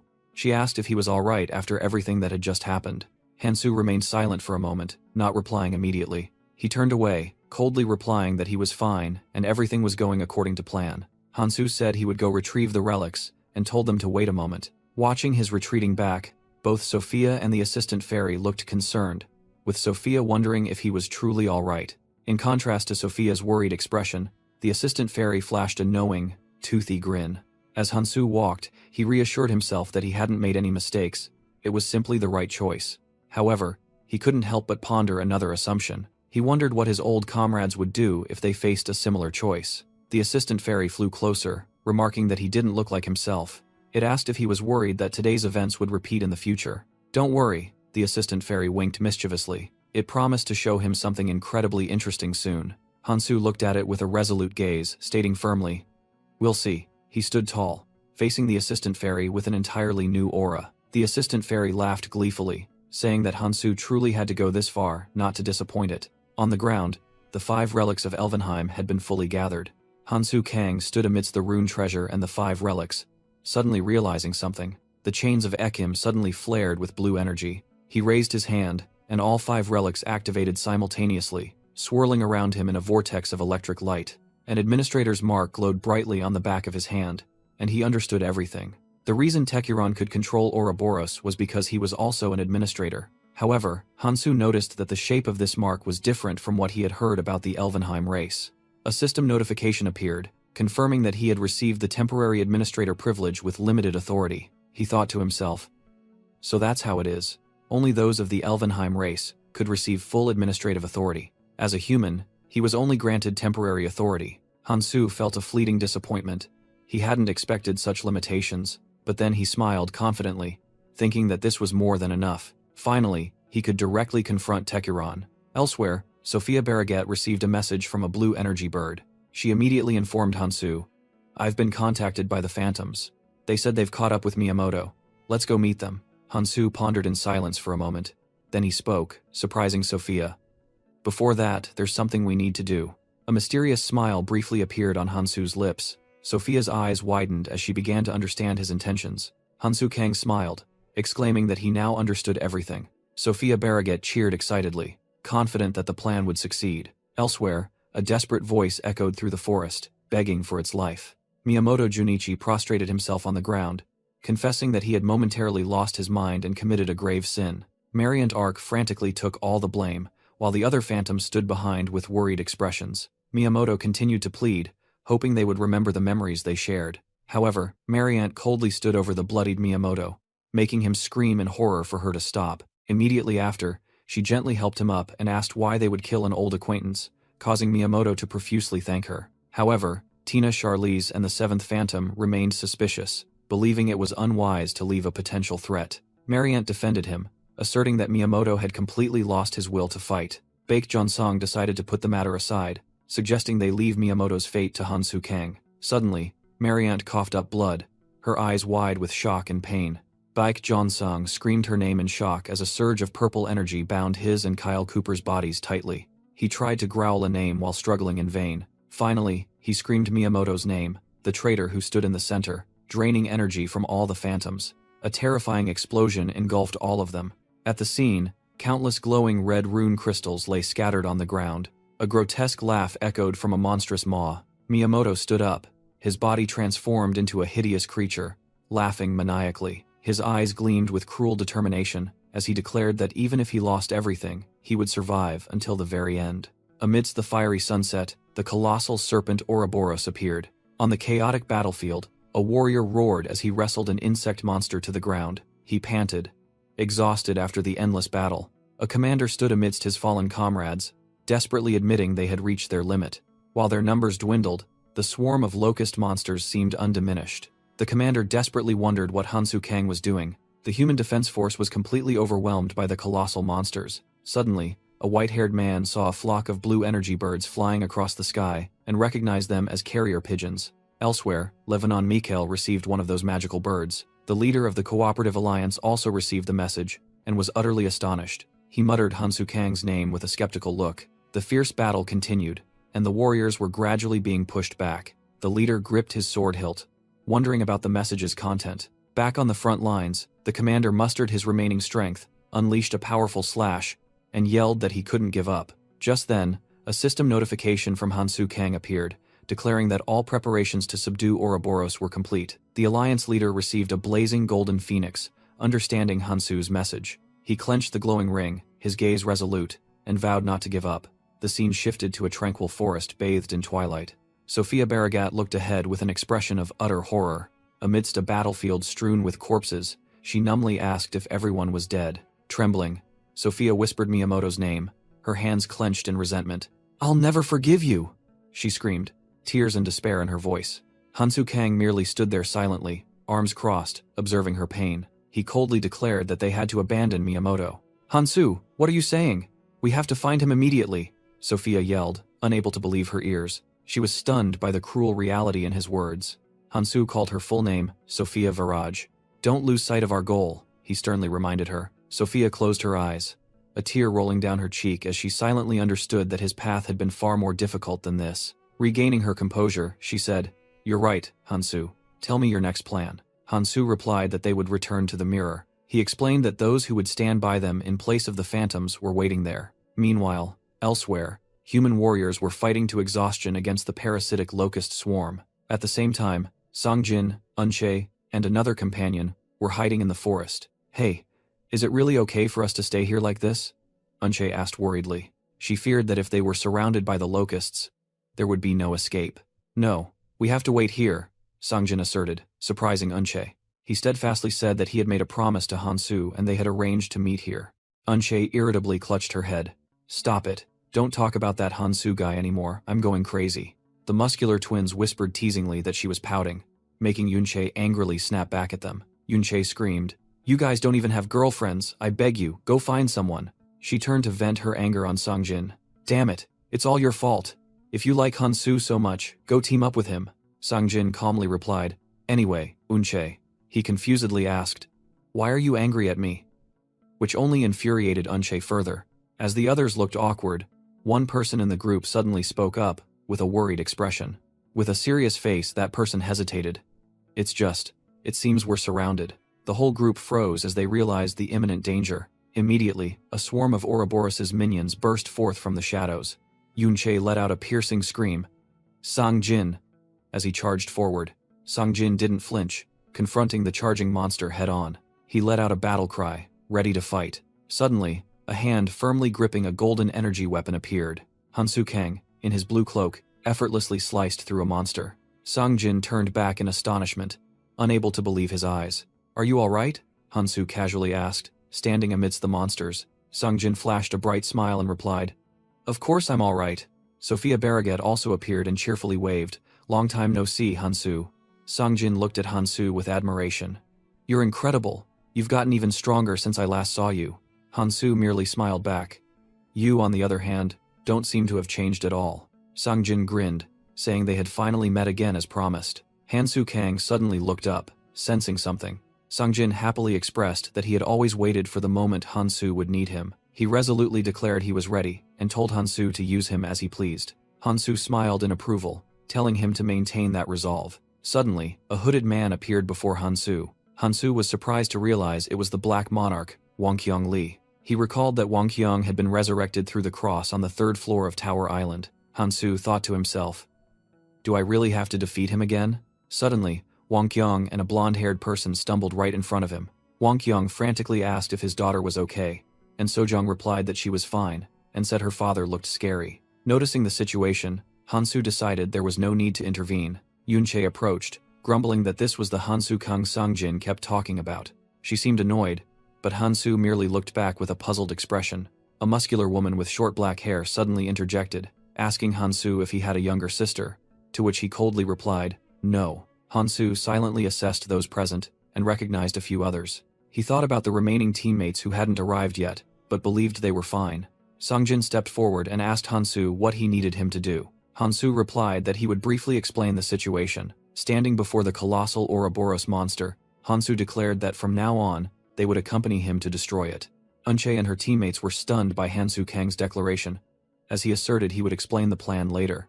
Hansu decisively ended the conversation, stating that was all. Unche's entire group could only stare at him in silence, unable to believe what they had just heard. Her anger erupted, and Yunche shouted, questioning Hansu about his insane plan. She turned to Sangjin, demanding he say something, believing Hansu had lost his mind. Contrary to her expectations, Sangjin happily agreed, promising to follow all of Hansu's instructions. Furious at his unconditional obedience, Unche called Sangjin useless and threw a punch. She screamed frantically, demanding to bury Sangjin alive, while two teammates struggled to hold her back. Sophia Barraget also spoke up, showing her displeasure that Hansu had decided everything on his own. She whispered worriedly, asking if his plan was truly all right. Hansu was silent for a moment, his eyes gleaming with determination. He briefly recalled painful memories of loss and despair from the past. Images of his old comrades' sacrifices and suffering resurfaced, strengthening his resolve. Hansu smiled resolutely, reassuring Sophia that everything would be fine. Just then, a figure with long brown hair appeared from a distance. An unfamiliar woman approached where the group was gathered. Hansu smiled and greeted her, saying it had been a long time, and received a similar reply. Another blonde-haired woman also appeared, happily calling his name. The new comrades had arrived, gathering with Hansu's group. The brown-haired woman smiled in relief as the reunion took place. Yunche grabbed the startled Sangjin. Hansu Kang confidently declared that he had gathered members to replace the 7 phantoms. With this plan, he looked towards the colossal Ouroboros serpent. He thought to himself, "As long as I find the treasure, Ouroboros will be destroyed." From a distance, Tekeron watched Hansu, unable to believe his eyes. He roared, wondering how that person had obtained the administrator's privilege. His anger erupted as he realized Hansu was not from Elvenheim. Tekeron recalled Hansu inheriting the heavenly soldier armor and collecting all 5 keys to become an administrator. He scornfully looked at Hansu's group, seeing them as nothing but a bunch of insects. Sitting on his throne, Tekeron gnashed his teeth, vowing that Hansu could not be forgiven. He frantically asserted that in this red zone, he was the only administrator. Meanwhile, a human settlement was plunged into chaos. A warrior fell under the claws of a parasitic locust. Amidst the panic, a commander shouted, urging everyone to their battle stations to fight for their lives. Amidst the panic, Liu Hong secretly observed from behind a tent flap. He decided that to survive, he had to flee. Noticing the meager defensive forces, he believed fighting meant certain death. He planned to use the distraction of everyone fighting to sneak to a safe place. But just as he turned to leave, a subordinate spotted him and called his name in despair. Liu Hong frantically excused himself, claiming he was just going to the bathroom, when he was stopped by a subordinate. The subordinate urgently asked Liu Hong to follow, which confused him. He was led to Miyamoto Junichi, who was slumped over and breathing with difficulty. The subordinate announced that Miyamoto was in critical condition. Liu Hong rushed into the room, horrified to see Miyamoto severely injured, and shouted his name. Miyamoto, covered in injuries, weakly called out Liu Hong's name. Liu Hong pressed him with questions, asking who did this and about the situation of the phantoms and Hansu Kang. Miyamoto only remained silent to his questions. Then, Miyamoto ordered everyone to leave, keeping only Liu Hong. The two subordinates hesitated, worried about Miyamoto's injuries if left untreated. Miyamoto suddenly roared in anger, yelling at them to shut up and get out. The two subordinates were stunned by their commander's sudden outburst of rage. After they left, Liu Hong stood silently alone with Miyamoto. Suddenly, Miyamoto forcefully grabbed Liu Hong's arm and demanded him to look at him. Miyamoto grabbed Liu Hong by the collar, yelling that it was all Hansu Kang's fault. Enveloped in a purple aura, Miyamoto declared that Hansu must die. He ordered Liu Hong to go kill Hansu Kang, leaving Liu Hong speechless with fear. Liu Hong's face was filled with doubt and horror at the impossible task. He confessed his weakness, believing he had no chance against Hansu. Miyamoto placed a hand on Liu Hong's shoulder, calmly reassuring him that it was all right. Miyamoto Junichi revealed he would tell Liu Hong the location of the secret armor to protect the seal, ordering him to mobilize the Beacon clan and grow stronger. Liu Hong was stunned by Miyamoto's unexpected offer. He quickly regained his composure and exclaimed, praising Miyamoto for always having a plan. With a passionate expression, Liu Hong knelt down and declared that Miyamoto's command was his desire. He secretly thought this was a perfect opportunity, a path for him to definitely grow stronger. However, a sinister smile appeared on his face as he whispered that he would finish off Miyamoto after dealing with the immediate enemy. In another forest, a fierce battle was taking place. A locust monster had its head sliced off. Songjin charged into the swarm of monsters, swinging his weapon and cutting down enemies. Mihiyu also swiftly moved across the battlefield after taking down a monster. Hansu Kang led the group, urging everyone to hurry because they were almost there. Hiding behind a tree, Yunche hesitantly replied. Hansu explained that they had to get there before Miyamoto could act. Yunche clenched her fists, her gaze becoming more resolute, and replied that she understood. Meanwhile, a female archer in Hansu's new army was drawing her bow, creating 3 arrows of light. She was suddenly attacked by a charging monster, which bit her shoulder. Immediately, a gray-haired mage in the group used ice magic to freeze the enemy, saving the female archer. Another black-haired swordsman also quickly charged forward, slicing off a monster's head. Witnessing the power of the new army, Yunche quietly observed from behind. The sunset sky signaled a long and arduous battle was coming. After the battle, Songjin and Mihiyu sat exhausted on the ground. Yunche also panted, her face filled with despair. Someone in Yunche's group spoke up, saying they couldn't continue anymore. That person stepped forward to declare on behalf of the entire group that they were sorry but would retreat. Hansu Kang turned to tell his core teammates that they were extraordinary people, with enough skills to survive on their own. He clenched his fist, saying that was why they couldn't understand the desperate desire to survive of ordinary people like Yunche's group. Yunche explained that they were simply calculating the path with the highest survival rate. With blazing eyes, she asserted that she couldn't take it anymore. Songjin angrily yelled, saying Yunche was too weak and should be grateful to be led by Hansu. Unable to bear it, Yunche roared at Songjin to shut up and threw a punch straight at his face. Mihiyu quickly intervened, scolding Songjin as a thoughtless idiot. While Yunche grabbed Songjin by the collar, Sophia Barraget secretly thought that such a strong person could definitely survive. Sophia quietly approached Hansu Kang. She suggested he continue forward. Sophia believed that following them was ultimately each person's choice. Hansu firmly replied, "No." He turned towards the desperate people and loudly declared, "Trust me, and follow me." Yunche knelt on the ground, looking up at Hansu with a confused gaze, and asked, "Why?" Yunche sharply questioned Hansu. "You alone are enough to win. Why do you want to drag along weaklings like us?" With a resolute gaze, Hansu Kang replied simply, "It's to save people." He explained that when confronting Ouroboros directly, the surrounding area would be destroyed, and he needed them to save as many people as possible. When Yunche sarcastically asked if they were supposed to be his rescuers, Hansu Kang casually confirmed that was exactly right, and they would save dozens of lives.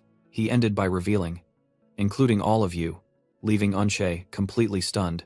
Hansu Kang turned and walked away, making an enticing offer. "Of course it won't be free. I will make all of you strong." He paused for a moment, letting his promise sink in. Then he added, startling Yunche. However, if you wish to turn back, I won't stop you. Hansu Kang asserted that in this world, each person must be responsible for their own survival, and he would respect their decisions. He looked back with a serious expression, saying, however, remember this. Standing firm, Hansu Kang declared loudly, if you trust me and follow me to the end, you will not regret it. Unche silently watched Hansu Kang and his group walk away. A delighted smile suddenly appeared on her lips as she mumbled, well, I thought you were just some crazy guy. She completely changed her tune, admitting, looking back, you're crazy in a good way, aren't you? Meanwhile, Songjin stared with a frantic gaze, thinking to himself, Hansu Kang has gone mad. Mi-hee Yu and Sophia Barraget also watched Hansu Kang, both lost in thought. As the group began to follow, Sophia Barraget couldn't believe Hansu Kang's change, thinking that the old Hansu Kang would never say such words. Songjin gripped his dagger tightly, his eyes gleaming with terrifying certainty. That's right, it must be. Songjin's delusion peaked as he held the dagger to his own throat, concluding that this was an impostor, causing Sophia Barraget to intervene in annoyance. Sophia Barraget approached Mi-hee Yu and Songjin, asking about their relationship with Hansu Kang from the tutorial days. Mi-hee Yu hesitated to deny it, saying they weren't exactly teammates but more like old friends after going their separate ways. She then asked Sophia Barraget in return, who had accompanied Hansu Kang right from entering the red zone. Sophia Barraget mused, suggesting their relationship was more accurately working together. She offered her assessment that Hansu Kang was ultimately a lone wolf. Both Sophia Barraget and Mi-hee Yu looked at each other, realizing they shared the same thought. They burst out laughing at the surprising similarity in their perception of Hansu Kang. Mi-hee Yu then asked Sophia Barraget to recount what had happened with Hansu Kang. As the conversation unfolded, the surrounding trees rustled softly. Suddenly, Songjin spoke with admiration, admitting that what they said was very much like Hansu Kang. He excitedly recounted Hansu Kang's exploits, praising him as a true hero, which left the other two bewildered. Mi-hee Yu listened in silence, lost in her own thoughts. Sophia Barraget concluded that Hansu Kang was an enigmatic man. Mi-hee Yu explained that he had a goal they could never truly understand. That was why he always kept his distance, creating an invisible wall between them. But then she remembered something. In her memory, Hansu Kang had said they had a choice, and it was their own weakness that prevented them from willingly following him. He had urged them to trust him and follow him to the end, promising to save many lives. Returning to reality, Mi-hee Yu watched Hansu Kang's retreating back and realized he was different from before. Mi-hee Yu smiled, thinking to herself that she was beginning to understand the true nature of Hansu Kang. Sophia Barraget announced that the group had arrived at a dense forest. Without a word of warning, Hansu Kang bent down and placed his hand on the ground. His eyes flashed with a determined light. He activated the first authority of the Ring of Nurmak, unleashing a destructive red energy surge. The power spread, sweeping across the ground and destroying the hidden skeletons. Sophia Barraget raised her hand to shield herself from the powerful aftershock of the skill. Through her monocle, she was astonished to notice something unusual. She exclaimed as a secret entrance was revealed. Hansu Kang turned back and asked, "Do you know why I'm called the Artifact Hoarder?" In a flashback, Hansu Kang explained to Kang Tae that he had hidden items in various places to prepare for his return to the past. Kang Tae listened to his comrade's plan with a thoughtful expression. Hansu Kang also revealed a secret skill rune that even Miyamoto Junichi didn't know about. Back in the present, Songjin and Sophia Barraget were stunned by the sight below. A colossal treasure trove with countless items and gold and silver appeared before their eyes. Mi-hee Yu gasped, exclaiming that there was an unbelievable number of runes and artifacts. The muscular twins in the group cheered joyfully as they picked up new equipment. Yunche realized Hansu Kang had told the truth, and he confidently asserted that she would not regret it. Hansu Kang handed Unche a glove, and she was utterly astonished to learn it was a numbering 623 item. Yunche was still amazed, wondering how Hansu Kang knew about such an incredible hiding place for artifacts. Songjin was also lost in thought, trying to figure out what kind of person Hansu Kang truly was. Amidst this, someone in the group suddenly realized Hansu Kang had disappeared. They quickly found him heading deeper into the treasure trove, and guessed that he had a specific objective. Hansu called Songjin's name. Songjin rushed over and saw Hansu holding a glowing purple crystal item. He curiously asked what it was, and Hansu pointed to the item in his hand. He explained that it was an unrivaled skill he had to acquire from here, numbering skill 8, Lord of the Dead. Hansu secretly thought of his old comrade Kang Tae, acknowledging that this skill would be a huge advantage for him. He recalled the past, when he had rejected the fairy's offer, and believed it was the right choice. However, Hansu realized that with its activation conditions, this skill wasn't suitable for him. He turned to Sungjin and told him to take it, leaving Sungjin completely stunned. Hansu placed the crystal in Sungjin's hand, asserting that this skill would become a tremendous source of power for him. Overwhelmed, Sungjin could only whisper Hansu's name. He swore to keep it for life, but Hansu firmly told him to use it now. Meanwhile, Sophia Barraget was helping Mihiyu choose a better item from the treasure. Suddenly, Sophia's gaze sharpened as she noticed something through her monocle. She dashed away at blinding speed, the magic book in her hand beginning to glow. A comrade cried out in surprise as Sophia unleashed a giant golden magic circle. A party member screamed in horror, realizing they had been ambushed. Sophia Barraget clenched her fist, her eyes showing fierce determination in the face of the sudden situation. The leader of the group, Liu Hong, appeared with a glowing red energy orb in his hand. Behind him was an entire army from the Beacon clan, ready for battle. Mihiyu turned to ask Sophia if she knew the enemy, and Sophia replied with disgust that she wished she didn't. Liu Hong roared, calling Sophia Viraj a traitor. He continued to accuse her of daring to steal Sir Miyamoto's treasure, leaving Sophia utterly bewildered. With a malicious grin, Liu Hong declared this was the perfect opportunity to eliminate everyone before Hansu Kang returned. At his command, the Beacon clan warriors collectively roared that Miyamoto's treasure would be theirs, then charged to attack. The melee erupted as one of the muscular twins blocked an attack from a Beacon soldier. Mihiyu was also targeted by a brown-haired female warrior, while Yunche stood stunned in the back. Yunche cried out in terror as a hand suddenly reached for her. Liu Hong channeled his power, dark energy swirling around his hand. The battle raged fiercely everywhere as the party members tried to fight back. Mihi and Sophia stood side by side, one drawing her bow while the other prepared magic. However, one of the twins was already injured, revealing the formidable strength of the enemy. Seeing this, Liu Hong angrily cursed his subordinates as a bunch of idiots. He ordered his troops to target the opponent's rear. Yunche became the primary target as Liu Hong shouted the command to take down the weak ones first. Mihiyu shouted a warning as the ambush began. A comrade's eyes widened in horror at the sudden attack. A muscular Beacon clan subordinate charged, aiming directly for Yunche. Yunche's followers frantically screamed, urging her to dodge the attack. Paralyzed by fear, Yunche could only watch the incoming attack as another warning shout rang out. Memories flooded back, Yunche recalling a past battle where a comrade had to fight alone. She was lost in thought about her own weakness back then. In the flashback, the comrade had saved her life, leaving Yunche exhausted on the ground. She told herself that the only reason she survived was pure luck. With a resigned attitude, she had once believed that death was natural for the weak. Back in reality, Yunche was still haunted by the memory of her helplessness. But then, Hansu Kang's image appeared in her mind, along with his words to trust and follow him. She remembered the moment she placed her hand in his, deciding to put her faith in a new path. Regaining her courage, Yunche stood up and declared firmly that she was no longer afraid. Her gauntlet flared with a burst of power. Yunche's red eyes flashed with determination. "I've changed," she thought to herself, delivering a fiery punch to her attacker's face. The Beacon subordinate was sent flying by an immense force.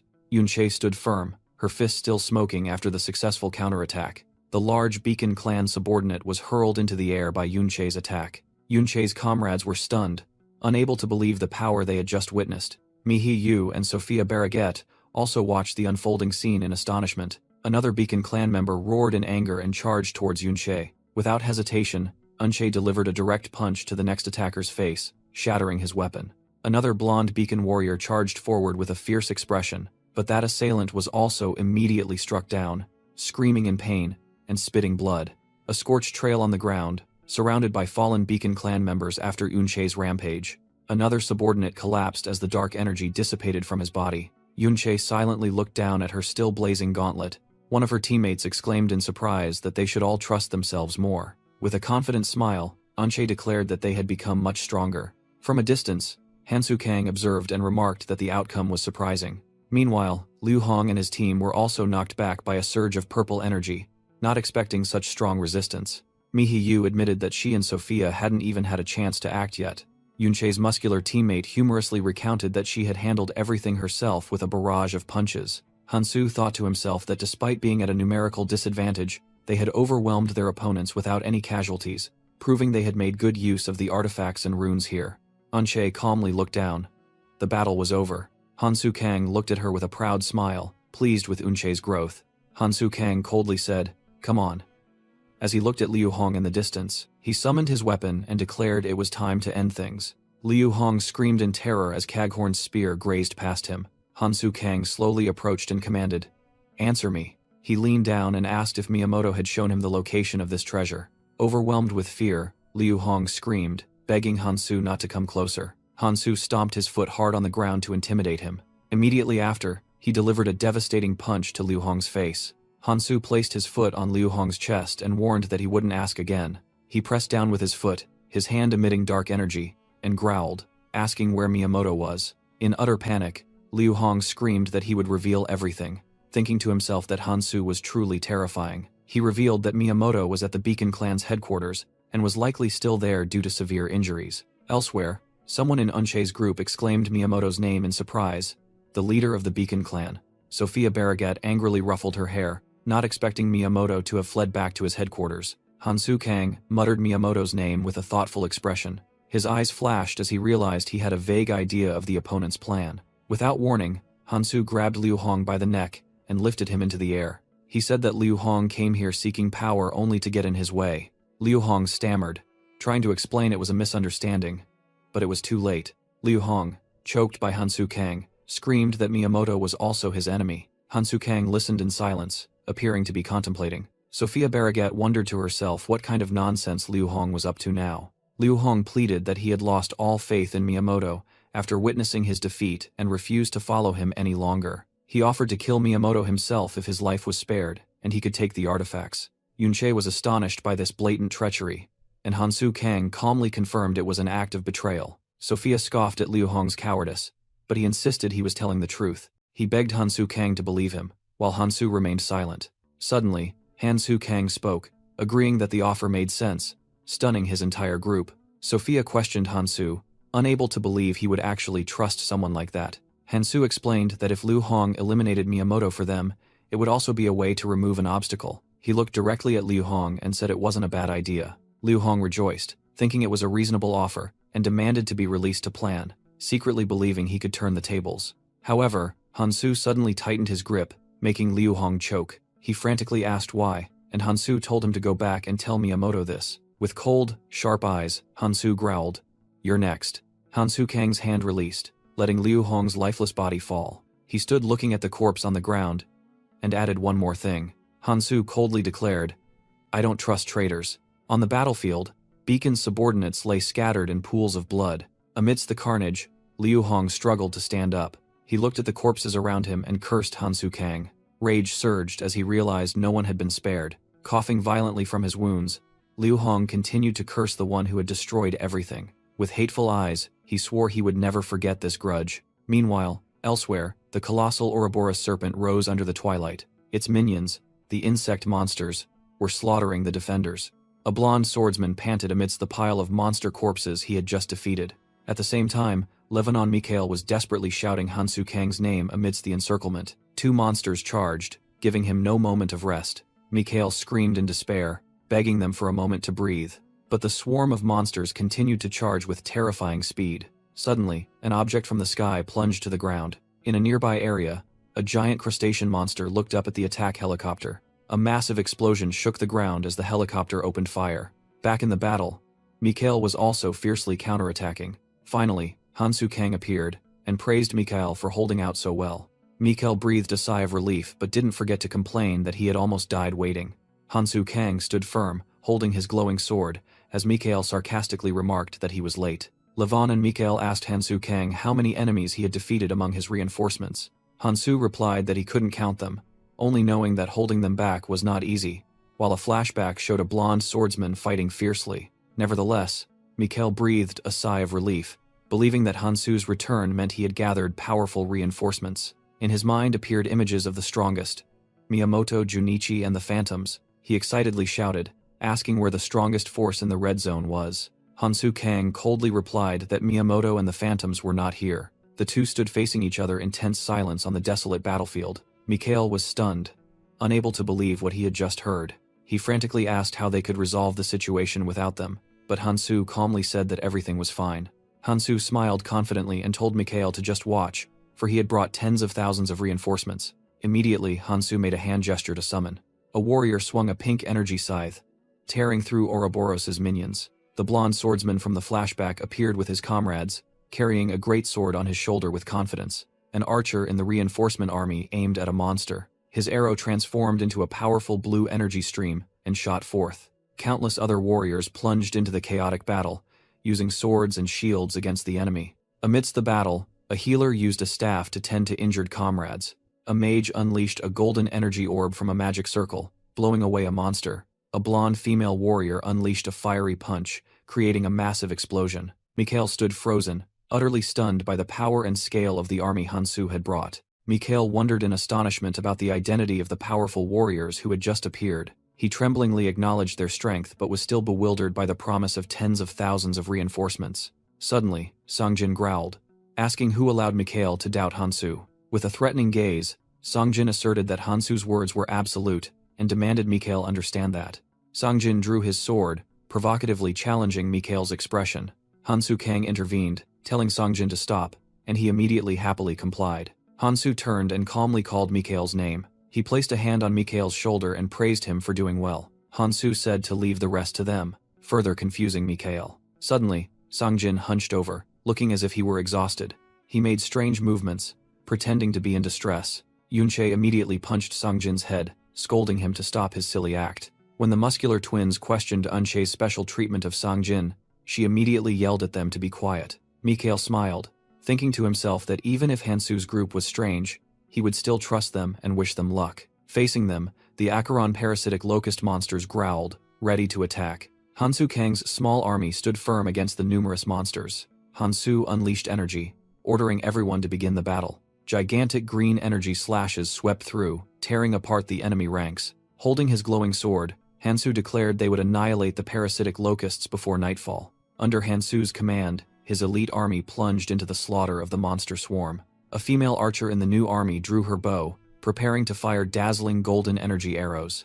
An Acheron parasitic locust roared and charged with terrifying speed. Amidst the chaotic battlefield, a warning rang out as the female archer barely dodged an attack from the left. Immediately, another warning sounded as a white-haired swordsman confronted an enemy from the right. A shield-wielding warrior struggled to defend, desperately shouting that their numbers were endless. Yunche fought while shouting loudly, urging her teammates not to waste time complaining. Another swordsman slashed at the enemy, telling himself to just try a little harder. Amidst the battlefield, Ouroboros's colossal leg descended, while everyone hoped they could hold out until night. Sophia Barraget screamed in panic, warning Hansu that they were about to be completely surrounded by enemies. Despite the chaos, Hansu Kang maintained a completely calm expression. He was silent for a moment, seemingly having a plan ready. Hansu turned and called Songjin, who was standing right behind him. He said it was time, and asked if Songjin still remembered the plan.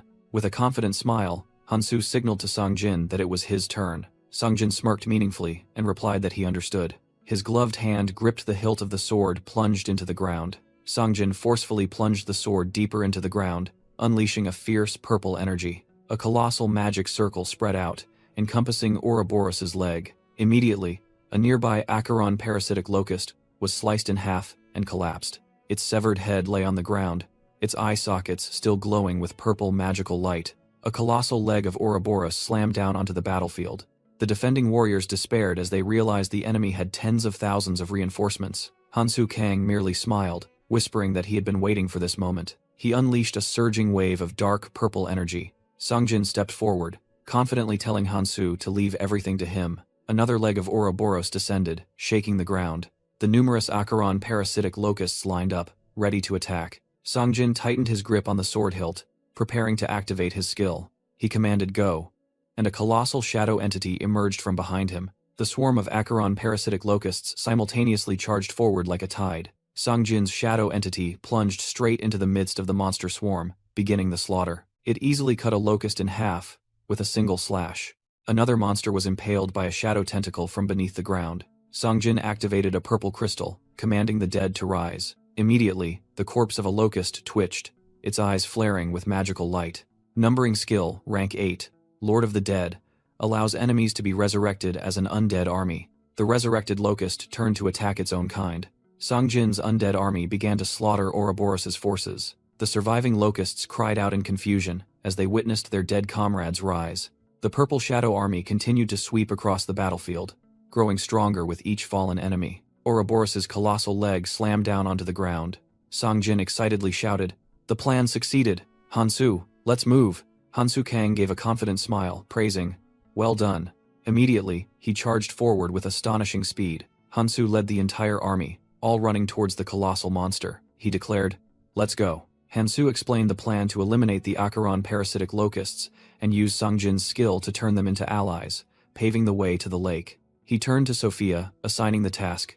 "Sophia, take me to where the strongest magic power is. Alpha will be there." Sophia looked up at the magnificent creature, anxiously asking how they could climb it, but Hansu reassured her that it was very simple. He revealed, "We will use your declining path skill and climb directly onto it." The entire team landed on Ouroboros's sturdy, scaled back. One person in the army exclaimed in astonishment at the dizzying height. While Songjin feared a fatal fall, Unche reminded everyone to focus, and the others were relieved that the surface was sturdier than expected. Hansu drew everyone's attention. With dragon scales beginning to appear on his face, he declared, "From now on, I will lead the way. Follow me." Sophia, Unche, and the other female warriors all assumed battle-ready stances. "Let's advance," Hansu shouted, leading the entire force running along the serpent's spine. The formidable reinforcements charged after him with surging morale. The hooded female warrior focused intently, charging forward with her comrades. The parasitic locusts roared, surging forward like a dark tide. Hansu Kang landed on Ouroboros's surface, ready for battle. The warriors, led by Yunche, plunged into the chaotic battle, slashing and killing relentlessly. A blonde swordsman shouted, declaring that he and Yunche would hold back the enemies so everyone else could quickly clear a path. Meanwhile, a hooded female warrior and other archers took on the task of blocking the monsters attacking from behind. Hansu Kang narrowed his eyes, calmly declaring that he had seen the target. A boundless sea of locust monsters stretched across the giant creature's scales. Unche and the blonde swordsman continued to fight fiercely, coordinating seamlessly. Hansu Kang gritted his teeth, channeling his power, causing brilliant golden energy to erupt around him. He concentrated all his strength, preparing for a decisive attack. With a slash from Galadriel's relic, Hansu Kang tore through the enemy ranks, creating a straight path. Yunche and her teammates were stunned by the destructive sight that had just unfolded. Hansu Kang turned back, calmly ordering everyone to follow this path. Sophia Barraget and Mihi Yu were also astonished by that unimaginable power. The group gathered at a large hole, surprised to discover an empty space beneath Ouroboros's scales. Hansu Kang explained that this was the entrance to the nerve ganglion, where the monster's core was stored. He revealed that Ouroboros had 3 cores, including its brain, and all of them had to be destroyed to defeat it. With that, Hansu Kang handed Unche a vial and told her to take it. He explained that it was an item used to destroy the core. She just needed to throw it at the target 30 minutes after entering the nerve ganglion. Yunche suddenly realized that this was what Hansu had quietly crafted earlier. Hansu Kang ordered, "We will split into teams, 1 core per team." He assigned the first team, consisting of Unche, Songjin, and another warrior. The second team was formed with a nun, an armored warrior, and an archer. Finally, Hansu pulled Sophia Barraget closer and declared them the third team. Hansu assigned Unche's team to the first entrance, making her ask in surprise why it was them. He explained that there was no need to complain about the order, as the entrances were in different locations and each team had to take one. Yunche reluctantly accepted the mission. She turned back and said to Hansu and Songjin, "Then we'll go first." Immediately after, Unche led her team, jumping into Ouroboros's dark entrance. Hansu ordered Sophia to block the entrance so the parasitic locusts couldn't follow, and she immediately complied. A gigantic ice crystal barrier was erected, completely sealing one of the entrances. Hansu thought to himself, now all that remained was to move to the entrance above. Meanwhile, a gigantic swarm of parasitic locusts continued to charge relentlessly. 2 members of the second team exclaimed in horror at their overwhelming numbers, wondering if they were self-replicating. Hansu summoned Galadriel's relic, asserting that their numbers were not an issue. He gripped the glowing relic firmly and signaled his team to advance. Inside Ouroboros was a gruesome flesh tunnel. Yunche and her teammates were astonished by the sight before them. They had discovered a gigantic, glowing blue-green nerve ganglion deep within the monster. The vast landscape inside Ouroboros unfolded, where other armies were moving along organic pathways. Inside Ouroboros, a parasitic locust was cut to pieces by Hansu Kang's sword. He and Sophia Barraget fought side by side amidst the swarm of slimy organic monsters. With sharp eyes, Hansu Kang focused on their next objective. He stood before a gigantic biological entrance and announced that this was the second entrance. Hansu Kang turned and ordered Team 2. "It's your turn. Go in." The commander of Team 2 responded decisively, confirming the mission to throw the explosive after entering. Under the command of the pink-haired man, Team 2 quickly advanced towards the entrance. The archer led the support group, walking with a focused and serious expression. Hansu Kang suddenly paused. He watched the archer with a curious gaze. Caught off guard, the archer flinched, awkwardly unsure what to say under his gaze. She stood silently and awkwardly before Hansu Kang and Sophia Barraget. "Sorry, I forgot what I was going to say," she stammered, trying to hide her embarrassment. Sophia smiled, reassuring a seemingly puzzled Hansu Kang, telling him not to worry. "I have to go before it's too late," the archer said, then quickly turned away. She looked back at him one last time and promised to talk later. The archer quickly traversed the treacherous terrain to catch up with her teammates. Hansu Kang silently watched her retreating figure, lost in his own thoughts. He turned to Sophia, ordering, "We'll block this path too. Remember to remove it after 30 minutes. But as he watched Sophia prepare to cast her magic, the image of Mihi appeared in Hansu Kang's mind.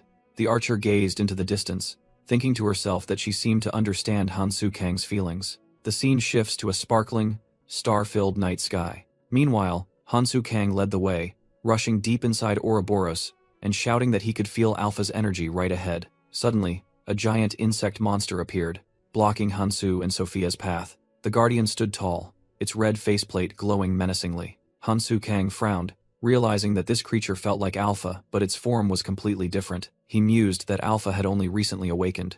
Hansu concluded that this monster was a decoy Alpha had set, utilizing his temporary administrator authority. A voice echoed from the monster, asking Hansu if he was looking for him. A spectral projection of Alpha appeared, smugly saying that he knew Hansu would come immediately. Alpha's projection transformed into a more demonic form, calling Hansu his longtime enemy. Alpha mocked Hansu's plan, deeming it too flimsy to send weaklings to destroy the cores. Hansu coldly interrupted, asking if Alpha was done talking. Alpha continued to provoke, declaring that such arrogance would be Hansu's undoing. Without another word, Hansu Kang swung his sword, unleashing a massive torrent of green energy. The Ouroboros Guardian was utterly annihilated with a single strike. Sophia worried that the real Alpha was targeting another team, but Hansu asserted that was precisely why they needed to quickly destroy this core. After clearing the obstacle, Hansu declared that the nerve node was open, and they both proceeded inside. At the same time, Eunchae and her teammates arrived, astonished by the sight within. Team 1 advanced deep inside Ouroboros and discovered the first nerve node. Eunchae remarked that the space inside was wider than she expected, and not too dark either. A team member pointed to Songjin, addressing Eunchae as, "My liege." The group identified the massive glowing crystal as Ouroboros' core. The twins in the team were astonished by its size, but then reasoned it was fitting for a colossal monster. Eunchae held up the item Hansu had given her, and ordered everyone to prepare to destroy the core within 30 minutes. Suddenly, she paused, sensing something unusual, and asked if anyone heard anything. Her teammates looked confused, not understanding what sound she was referring to. Immediately, the surrounding fleshy walls began to shake violently. The ground suddenly trembled, causing the entire team to stumble in alarm. Eunchae startled, looking up at the cave ceiling. A warning shout rang out as a swarm of giant parasitic locusts descended from above. Team 1 was quickly surrounded by countless monsters pouring down. Eunchae stared directly at the charging enemies with a determined gaze. The swarm of monsters landed on the ground, completely blocking all their escape routes. With a cold expression, Eunchae sarcastically remarked that the enemy had brought quite an army. Countless monsters with glowing red eyes growled, ready to tear the intruders apart. A commander in the team quickly gave orders, telling the twins to defend the flanks while he held the center. The team's archer also drew their bow, ready to unleash arrows without restraint on command. The commander shouted, urging the team to just hold out for another 30 minutes. Songjin, in his hooded cloak, charged forward to attack a parasitic locust. Eunchae also spun around, swinging her weapon at dizzying speed. The blonde swordsman unleashed a fiery slash, incinerating the enemy. Time continued to tick by, and with only 20 minutes left, the silver-haired mage was still fighting relentlessly. From the perspective of a pierced monster, the commander's figure appeared resolute. Eunchae yelled, encouraging her teammates to hold their ground at all costs. Just as the defending team was about to be overwhelmed, a faint blue light suddenly appeared in the distance. Meanwhile, Hansu Kang and Sophia Barraget had entered another area, facing a group of minions with blue, crystal-like exoskeletons. Sophia narrowed her eyes, her monocle glinting as she analyzed the enemies. She opened her grimoire, beginning to cast a binding rune called Tree Jade Frost Light Orb. Sharp ice pillars immediately shot up from the ground, freezing the monster's feet and astonishing them. Hansu Kang smirked, declaring that they were now just target practice. He shot forward, the ground beneath his feet cracking from his incredible speed. With the green energy sword in hand, Hansu easily cut down the immobilized monsters. He continued the slaughter, moving like a whirlwind through the enemy ranks. After clearing them out, Hansu stopped and looked up at a mysterious figure observing from above. Unexpectedly, the parasitic locusts in another area were swallowed by Ouroboros's fleshy walls. Hansu noticed the strangeness, wondering why the other locusts merely watched instead of charging to attack. Hansu Kang looked at the countdown timer, musing that holding out for 30 minutes wasn't difficult, but still couldn't believe Alpha would abandon the first central core. A projection of Alpha appeared, mocking Hansu's plan, and pointing out that his avoidance of him to protect another core was completely unlike him. With furious eyes, Hansu silently vowed to make Alpha regret his choice. Sophia ran over, pointing out the strange behavior of the locust swarm, just watching and asserting that it was definitely a trap, which Hansu agreed with. Hansu declared a change in plans, deciding to destroy this core immediately and then deal with the remaining cores himself. Sophia worriedly asked if the situation was that urgent, and that acting without explanation would only cause more chaos for the other teams. Hansu explained that if it were just the parasitic locusts, it wouldn't be a concern, but Alpha was inside Ouroboros, and he had to be the one to confront him. Sophia frantically questioned, fearing that destroying the cores would make Ouroboros move, and wondered if Alpha was more dangerous than Ouroboros itself. Hansu calmly admitted that Alpha was very dangerous, but asserted that Ouroboros was the more overwhelming threat. Sophia appeared confused by the contradictory words, but Hansu merely reassured her that he had a plan and told her to follow him. Sophia felt disappointed that Hansu still didn't fully trust her and explain everything to her. At the same time, a soul fragment of Miyamoto Junichi was activated, a skill that allowed him to control the mind of the person implanted with the fragment. Miyamoto's soul fragment roared in her mind, declaring it would take over Sophia's body. Sophia was stunned as she felt the intrusion into her mind. Sophia's eyes began to glow green, indicating she was resisting the possession. A surge of dark energy erupted from Sophia, with Miyamoto's enraged face appearing and screaming, challenging Hansu that he was not dead yet. Miyamoto mocked Hansu for trusting Sophia and turning his back on her, vowing to make him pay for what he had done to him. In contrast to the chaos, Hansu remained calm, standing before the crystal core, a vial of solution ready in his hand. Hansu coldly looked forward, thinking to himself that he had been waiting for Miyamoto to appear for a long time. Hansu Kang delivered a punch directly to Sophia Baragat's possessed body. The ring of Nurmach on his hand glowed, activating the destruction authority. Crimson energy enveloped Sophia, aiming directly at Miyamoto's soul fragment hidden within. He caught her body, bitterly reflecting that after regression, allies had become enemies, and enemies had become allies. With a cold gaze, Hansu Kang declared that he had found Miyamoto's location and would let the King Bees deal with him. Through his administrator authority, he ordered Miyamoto to be teleported directly to the King Bee hive. At his base, Miyamoto Junichi panicked as a teleportation magic circle suddenly appeared beneath his feet. A pillar of blue light enveloped him, preparing to take him to his destined location. Miyamoto appeared in the middle of a dark forest, surrounded by a swarm of giant king bees. He horrifyingly realized he had been sent to the monster's deadly territory. Amidst the swarm of king bees, the figure of Akuma, the true ruler of the Red Zone, emerged. Miyamoto screamed in despair as the swarm of monsters rushed to tear him apart. Back inside Ouroboros, Hansu Kang calmly stated that the soul fragment was gone and the king bees must be having a grand feast. Miyamoto's crystallized soul fragment shattered into pieces. Hansu looked at the unconscious Sophia and realized they didn't have much time left to escape. He worried that she wouldn't wake up soon and considered using the Heavenly Soldier armor for protection. A system notification appeared, stating that his magic power was below 50% and suggesting he use the World Tree's energy. Hansu Kang decided to take the risk, silently apologizing to the World Tree. Immediately, a powerful surge of blue energy from the World Tree flowed into his body. Filled with magic power, Hansu Kang was confident that he could use his power as he pleased. He simultaneously activated Dragon's Defense, Dragon Transformation, and summoned the Heavenly Soldier armor. Hansu carefully placed the unconscious Sophia safely on the ground. Immediately, a massive surge of energy erupted from his position, shaking the ground. He soared into the air, his body enveloped in the mighty armor. His attack shattered the enemy's crystal defense. The target was revealed to be the colossal serpent Ouroboros. A brilliant golden explosion struck the monster's body. Suddenly, a colossal branch of the World Tree emerged from the ground. The branch lunged forward, beginning to coil around Ouroboros's head. The colossal serpent's green eyes widened, recognizing the threat. Its pupils contracted into sharp vertical slits. Ouroboros thrashed wildly, trying to escape the restraint. Hansu observed and realized that this monster acted purely on instinct, without intelligence. He decided to temporarily set aside the pursuit of Alpha to focus on stopping Ouroboros first. Using his administrator authority, Hansu commanded the world tree branches to begin moving. The colossal branch tightened its grip around Ouroboros's body. Crushed, the serpent opened its mouth wide and let out a silent roar. Finally, Ouroboros was completely bound and neutralized by the world tree branch. Miyamoto, in Sophia's body, hovered above the bound serpent. From a distant location, Tekeron declared that it was almost time to reunite with an old friend. He was determined to soon walk the path of the king.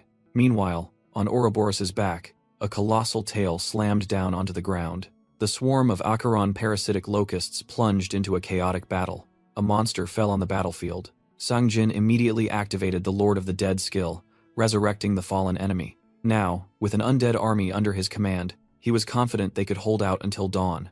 But suddenly, the ground cracked open, spewing out a grotesque mass of flesh. From it, new parasitic locusts emerged. Unexpectedly, Sangjin's entire undead army simultaneously looked up. They began frantically climbing the colossal body of Ouroboros. Sangjin was stunned, wondering what was happening above. He realized that if those monsters reached Hansu, they would become a burden, and was determined to stop them at all costs. Sangjin gripped his sword hilt tightly. He roared, ordering his army to destroy the climbing locusts. But seemingly having lost control, he desperately thought that he couldn't stop them all. High above, Hansu Kang in his transformed state was carrying an unconscious Sophia. He looked down at the colossal Ouroboros, now completely restrained by the world tree's branches. Carrying the unconscious Sophia, Hansu Kang thought to himself that the after effects of Miyamoto's skill were worse than he expected, and she couldn't accompany him. He looked down at the young mage, deciding that he had to take her to safety. A system notification appeared, confirming that Hansu's World Tree Administrator Authority had been activated, and Sophia had been teleported to Mikael. As soon as the teleportation was successful, an angry shout echoed from below, catching Hansu's attention. He turned his head in surprise to identify the source of the sound. On the back of the colossal Ouroboros, Sangjin was single-handedly facing the swarm of parasitic locusts, roaring a challenge at them. Seeing that sight, Hansu smirked, thinking that the timing was perfect. He shot down from above like an arrow, heading straight for the battlefield. From afar, Sangjin, who was fighting, noticed a winged figure soaring in the sky. He looked up and was astonished to realize it was Hansu. Sangjin was stunned, wondering if Hansu had come to help him, but then he was even more shocked by his transformed appearance. Hansu summoned countless brilliant blue energy orbs as he descended. The magic orbs rained down, creating massive explosions and sweeping away Ouroboros's minions. Sangjin stood firm against the powerful aftershocks of Hansu's attack. Hansu gently landed on the back of the colossal monster. Sangjin immediately approached, anxiously asking about Hansu's wings and horns. Hansu brushed off the question, saying he would explain later and had something for Sangjin to do. Hearing that, Sangjin's confusion immediately turned into determination, ready to accept the task. Hansu ordered him to go assist Unche's team and destroy the core with them. Sangjin said that Hansu didn't need to ask so politely. With a firm gaze, he asserted that a command was enough, as he had already told Hansu he could use him as he pleased. He smirked confidently, accepting the mission. Hansu stood within a magic circle, declaring that he would send Sangjin directly to Team 1's position and entrust them to him. He gave one final command: do not die. Standing amidst the teleportation light, Sangjin resolutely replied that the Lord of the Dead would not die. The magic circle flared with blinding light as Sangjin vanished. Witnessing that, Hansu thought to himself that entrusting the skill to Sangjin was the right decision and promised to take him to the next area. Driven by Sangjin's will, Hansu felt he couldn't stay still. He shot off, telling himself he would go help Team 2 and ordered them to survive.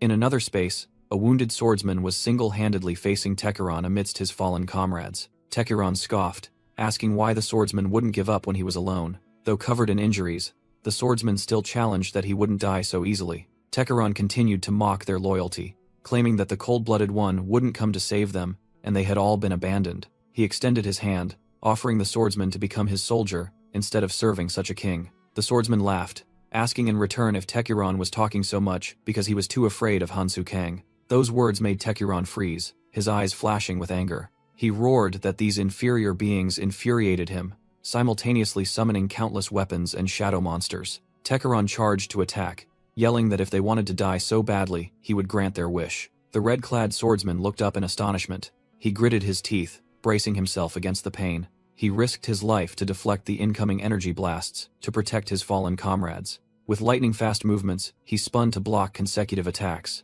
Tekeron stood there, amidst the rain of weapons he had summoned to attack them. he smirked, remarking that it was a noble act for the swordsman to try and deflect every attack to protect his kind.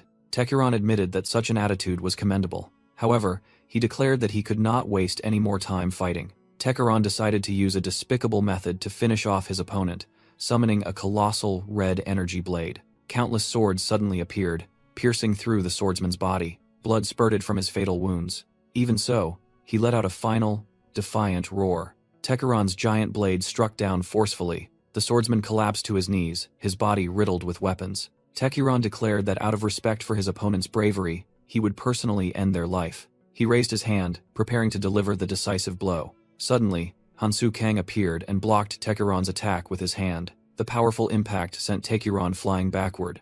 Hansu Kang stood before the injured swordsman, saying he had arrived late, and told him to rest. Inside the gigantic body of Ouroboros, Hansu Kang single-handedly faced a swarm of parasitic monsters, while his two comrades lay collapsed in the distance. The gigantic monster roared, lunging its massive head towards Hansu Kang, with the intent to devour him.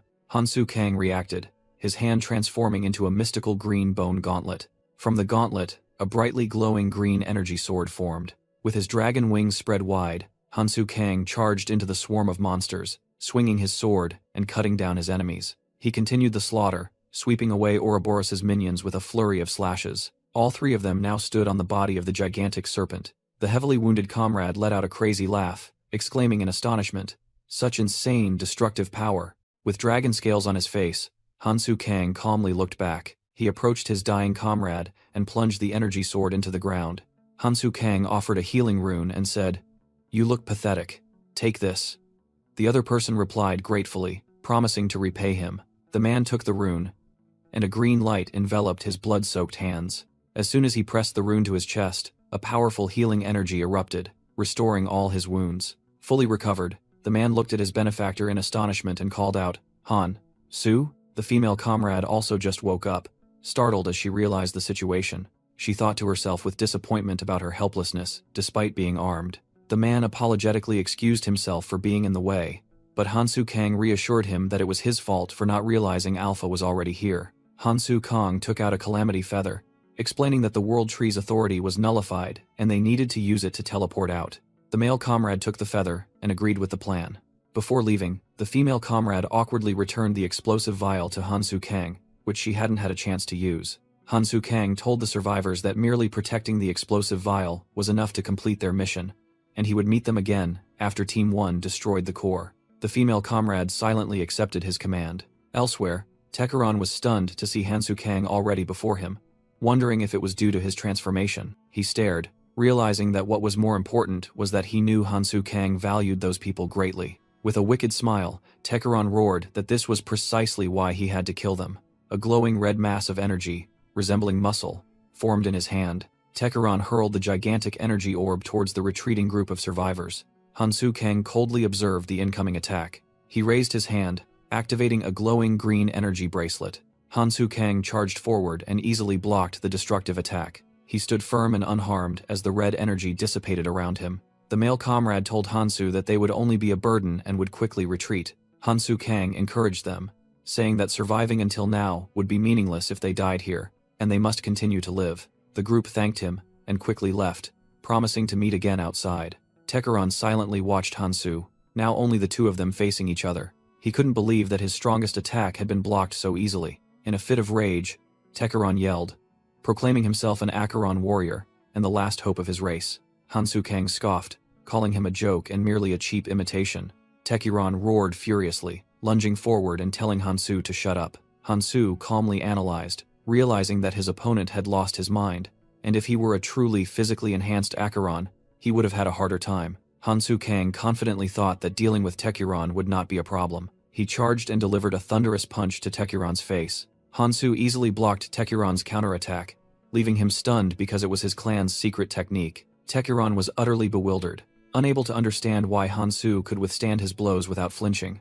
Hansu secretly analyzed that it was very difficult to control one's power when affected by racial transformation. He compared, thinking that with his current power, killing Alpha right now would be almost trivial. However, he realized that killing Tekuran while unable to control his power would be a mistake. That would destroy the body Shane needed for a physical form. He also couldn't dispel his dragon chi arts because he didn't know how bad the side effects would be. If he passed out, all his plans would fall apart. What a mess, Hansu thought irritably to himself. He decided to use the power of the heavenly soldier armor, deeming it the best option in the current situation. Tekeron was startled by the sudden shift in energy from Hansu. A layer of white-blue energy armor began to form around Hansu's fist. Tekeron roared in pain as he was struck by the armored fist.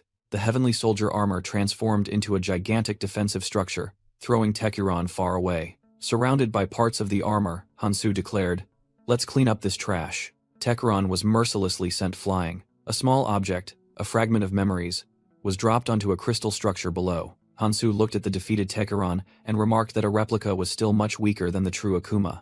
Hansu Kang thought it best to return Tekeron's body to Shane as soon as possible. Suddenly, a loud noise echoed throughout the space. Hansu was startled, recognizing this unusual sound. He turned back with a satisfied look, thinking to himself that Songjin had completed his mission. Meanwhile, Tekeron lay slumped on the ground, unable to believe he had failed despite using even his clan's secret techniques. He desperately wondered if his decision had been a mistake, as his dream of racial revival had shattered. Despair quickly turned into hatred, as Tekeron believed it was all caused by an inferior being. Filled with malice, he swore to snatch away everything Hansu Kang held dear. Tekeron reached out and touched the purified divine stone fragment. Hansu Kang realized his opponent's intention in horror and cried out in despair. He roared, calling Alpha's name and demanding it stop, wondering if all hope would be abandoned like this. Ignoring the dissuasion, Tekeron scoffed that Hansu was still truly insulting in the end, but now it no longer mattered. He declared that he would replace the core and make Hansu taste the consequences of his own actions. The divine stone fragment began to emit intense energy, preparing for a terrifying explosion. Hansu and his heavenly soldier armor could only watch as the energy core was about to erupt. He bitterly acknowledged Tekeron's hot temper, not expecting him to prioritize winning and losing over the prosperity of his own people. The divine stone fragment shattered into pieces in a blinding flash of light. A wave of purple energy spread out from the center of the explosion. Immediately after, a green corrosive slime began to pour down from above. The heavenly soldier armor easily protected Hansu from the strange falling fluid. Inside the armor, Hansu Kang silently cursed the root that had created such an immature replica. He irritably thought that its immaturity was causing unnecessary trouble. The heavenly soldier armor emitted a surge of pure energy, repelling everything around it. Suddenly, the colossal Ouroboros serpent began to writhe violently. Losing her balance, Unshe screamed in panic. "What's happening? Why is it moving so suddenly?" Songjin remained unusually calm, advising Unshe not to act like a child, while she feared they would fall and die. He smiled confidently, saying he had faith and told her to look up. Unshe irritably looked up, muttering about what could possibly be up there. Her eyes widened in astonishment at the unbelievable sight. Hovering in midair was Hansu Kang, enveloped by the armor's aura, leaving Unshe stunned. A system notification appeared, declaring that Hansu was using his administrator authority to transfer Unshe, Songjin, and the others to Mikhail. A brightly glowing blue teleportation magic circle enveloped Unshe. She and the others were transported away, leaving the battlefield where Hansu remained alone to face Ouroboros. Sparkling blue energy particles shimmered on the colossal serpent's scales. In a quiet forest, Mikhail stood waiting as Unshe and Songjin's group appeared from thin air. Mikhail thought to himself about the burden Hansu had entrusted him with, sending him Sophia Barraget, Wang Qiongli, Mi Hiyu, and Sojong. He worriedly wondered, if Hansu wanted him to do something, he should at least let him know what the plan was. A voice rang out, calling Mikhail's name. He turned and saw Sophia Barraget, who had just woken up, vaguely asking how long she had been unconscious. Mikhail replied that it hadn't been long, then immediately asked her what had happened up there. Sophia Barraget confusedly admitted her memories were very vague because she had lost consciousness midway. Mikhail showed concern, as not knowing the current situation made him uneasy. He suggested they both retreat because Ouroboros was moving, and Sophia Barraget agreed to contact the Beacon clan. As Mikhail prepared to contact the other clans, a colossal magic circle began to form. Both were astonished when a surge of magic power, even stronger than Mikhail's magic, suddenly appeared. Right before them, Unshe, Songjin, and the others emerged from a blue teleportation gate. Mikhail sighed in exasperation, wondering if he was a babysitter since Hansu kept sending everyone to him. Looking up at the colossal Ouroboros, he decided to put his trust in Hansu and hoped he wouldn't die alone. Mikhail asserted that his life was also in Hansu's hands, and he would complain after Hansu won. Meanwhile, Hansu Kang hovered alone in midair, facing the colossal Ouroboros monster. From afar, Tekiron, king of Acheron, recognized Hansu Kang's presence. Tekaron scoffed that even Hansu couldn't dodge his upcoming attack. He began to accumulate a colossal, destructive energy stream in his mouth. A gigantic fireball was shot out, hurtling straight towards Hansu. Hansu realized he couldn't dodge it as it would cause massive casualties, even though he knew facing it head-on was also very dangerous. He decided there was no other way but to block it. At Hansu's command, a complex defensive entity was summoned right in front of the fireball. Tekaron smirked, for he had anticipated Hansu's actions. He revealed that the defensive skill would erode the user's very life force. As the attack collided, Hansu's defense began to show cracks under the tremendous pressure. Hansu Kang was astonished as his defenses shattered. A terrifying explosion engulfed him immediately after. Tekaron's attack erupted into countless destructive fireballs. The king of Acheron coldly observed his power being unleashed. Hit directly, Hansu was sent flying amidst a sea of fire. The flames spread, incinerating the surrounding ground. Amidst the ashes, Hansu still stood firm, his body smoking profusely. He coughed up a mouthful of blood, evidence of severe internal injuries. Despite his severe injuries, his eyes still shone with unwavering resolve. The heat from the attack transformed the entire area into a fiery inferno. Even Ouroboros's minions were mercilessly burned by the flames. Realizing he couldn't confront it directly, Hansu decided he had to use magic. He decisively ordered, "That's right, all of them, not a single one left behind." The temporary administrator authority was activated, and a gigantic magic circle enveloped Hansu. On the battlefield, Mikhail and the other leaders looked up as the system announcement rang out. Jokma and the others were informed that they would be teleported to the intersection zone. Hansu gave everyone a choice. They were free to leave if they wished, but he also warned that they would die instantly if they approached Ouroboros. The teleportation circle glowed brightly, ready to transport everyone. The entire allied force appeared safely at the port of the Red Zone's intersection zone. Hansu Kang's allies appeared at the port settlement of the intersection zone, their faces filled with astonishment. At the same time, the 7 Phantoms were also teleported to Beacon Hill, completing the relocation of all 469,011 people. Hansu Kang gasped for breath from exhaustion, and a warning appeared, stating that the World Tree's magic power reserves were only at 40%. Now, he floated alone in the air, facing the colossal Ouroboros monster. Ouroboros roared in fury, mocking him for wasting power on the weak, and challenging him to confront it. Hansu calmly replied, thinking to himself that he needed a single decisive blow to take down this colossal monster. He thought of the lightning splitter, a weapon containing the king's authority, and realized he had to confront Tekuron to obtain it. However, he couldn't leave now, because if Ouroboros wasn't defeated, all of humanity would be annihilated. With no other choice, Hansu decided that he had to gamble on a slim chance. A sudden system notification appeared. His Dragon Chi art skill had reached maximum proficiency and could be upgraded. Hansu smirked, deeming it the perfect moment, and immediately agreed to the upgrade. His skill merged with the Heavenly Soldier armor, upgrading into Vessel of the Dragon God, Heaven's Spear. His hands transformed, covered by sturdy scales and sharp black claws. Hansu's entire body erupted in a brilliant golden energy surge. The activation process was complete.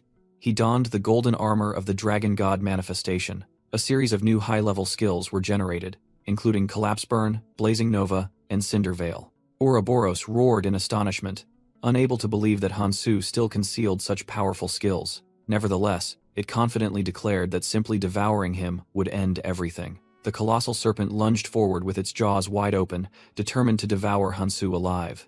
Hansu, in his new form, charged straight into a direct confrontation with Ouroboros. Tekuron was stunned, exclaiming in disbelief, "No way, he blocked that attack with his bare hands?" In his dazzling golden armor, Hansu Kang coldly declared the name of his new skill, Collapse Burn. The colossal Ouroboros let out an earth-shattering roar, its body convulsing violently under the power that had just struck it. An orange energy explosion swept across the ground, completely incinerating Ouroboros's minions. In a safe location, Sangjin and his teleported comrades could only watch the battle from afar with astonishment. Mikhail broke out in a cold sweat, wondering if Hansu should still be considered a normal human. Yunche questioned in confusion, not understanding why Hansu had to bring them along if he could handle everything himself from the start. Sophia calmly explained that Hansu was merely trying to protect them, and the colossal serpent was only temporarily unconscious. The entire group was startled by the information that Ouroboros had not yet been defeated. A hopeful comrade asked if Hansu could finish it off if he continued attacking like that. "No," Sophia replied decisively. "Reusing that attack is too much." She explained that the Dragon God manifestation skill consumed an enormous amount of magic power, and Hansu was almost depleted after that last attack. Sophia worriedly added that he had been fighting non-stop and could collapse from exhaustion at any moment. Yunche frantically asked why he had teleported them away if he couldn't fight alone, and Sophia simply replied that it was to keep them safe. Amidst the chaos, Songjin spoke up, telling everyone to stop making a fuss. With unwavering conviction, he asserted that Hansu had never failed, and this time would be no exception. Back on the battlefield, Hansu charged straight towards the recovering Ouroboros. The colossal monster tensed, its dark scales gleaming menacingly. Ouroboros let out one final roar and then lunged, its massive jaws wide open. Hansu was completely swallowed, and at the same time, a system warning appeared, stating that the World Tree's magic power reserves were only at 12%. Inside Ouroboros, Hansu Kang thought to himself that he had bought some time but gained no advantage, while the World Tree's magic power warning system was about to run out. He was determined to end the battle with a decisive blow, and hoped the World Tree could hold out. With wings spread wide, Hansu darted through the dark, damp space inside the colossal monster. He glided past the guard bees, realizing their presence meant the path to the king bee was near. Hansu maintained his focus, flying through Ouroboros's internal forest of organs. He noticed only old worker bees remained, far fewer than the 10 billion Kangtae had once mentioned, a sign that the World Tree's forces were weakening. Suddenly, the colossal king bee turned around, seemingly having sensed the intruder's presence. The monster charged straight at Hansu with terrifying speed, ready for an attack. Hansu didn't flinch, swinging his weapon to create a blazing red streak that slashed directly at the king bee. After the attack, he landed, facing the colossal calamity. Hansu provoked, asking if the king bee didn't seem to like the meal he had prepared for it. The king bee laughed, replying that the magic power feast was the best, allowing this old veteran to fly again, and it only felt grateful. However, it also warned that the World Tree's magic power was almost depleted, and if it disappeared, the red zone would collapse. The monster looked directly at Hansu, asking if he intended to destroy the red zone. Hansu affirmed that he came to save this place and urged the king bee to start the battle if it wished, as he didn't have much time left. The king bee burst out laughing, thinking Hansu was joking that an administrator would want to fight a dying veteran like itself. It admitted that even so, Hansu's attack was indeed very powerful. The king bee explained that it had been too excited and only wanted to see the skill behind the attack aimed at its sworn enemy. Realizing there was no more time, it apologized for the delay and offered to lead Hansu to Tekiron, the king of Elvenheim. The king bee took flight, and Hansu and a squad of worker bees immediately followed. Deep within the World Tree's king's path, the king bee led Hansu Kang and the worker bees inside. The king bee announced they had arrived at the king's abode, but expressed doubt as this king hadn't appeared for 500 years. Hansu Kang confidently replied not to worry, as he already had a plan. He called out to Tekiron, saying he had come to keep his promise, and asked him to quickly use Mind's Eye. The king bee was astonished that Hansu knew about the skill that allowed others to see into one's inner world, wondering who this human warrior truly was. Noticing Tekiron still didn't trust him, Hansu thought to himself that he had to give a small hint. He decided to play his trump card.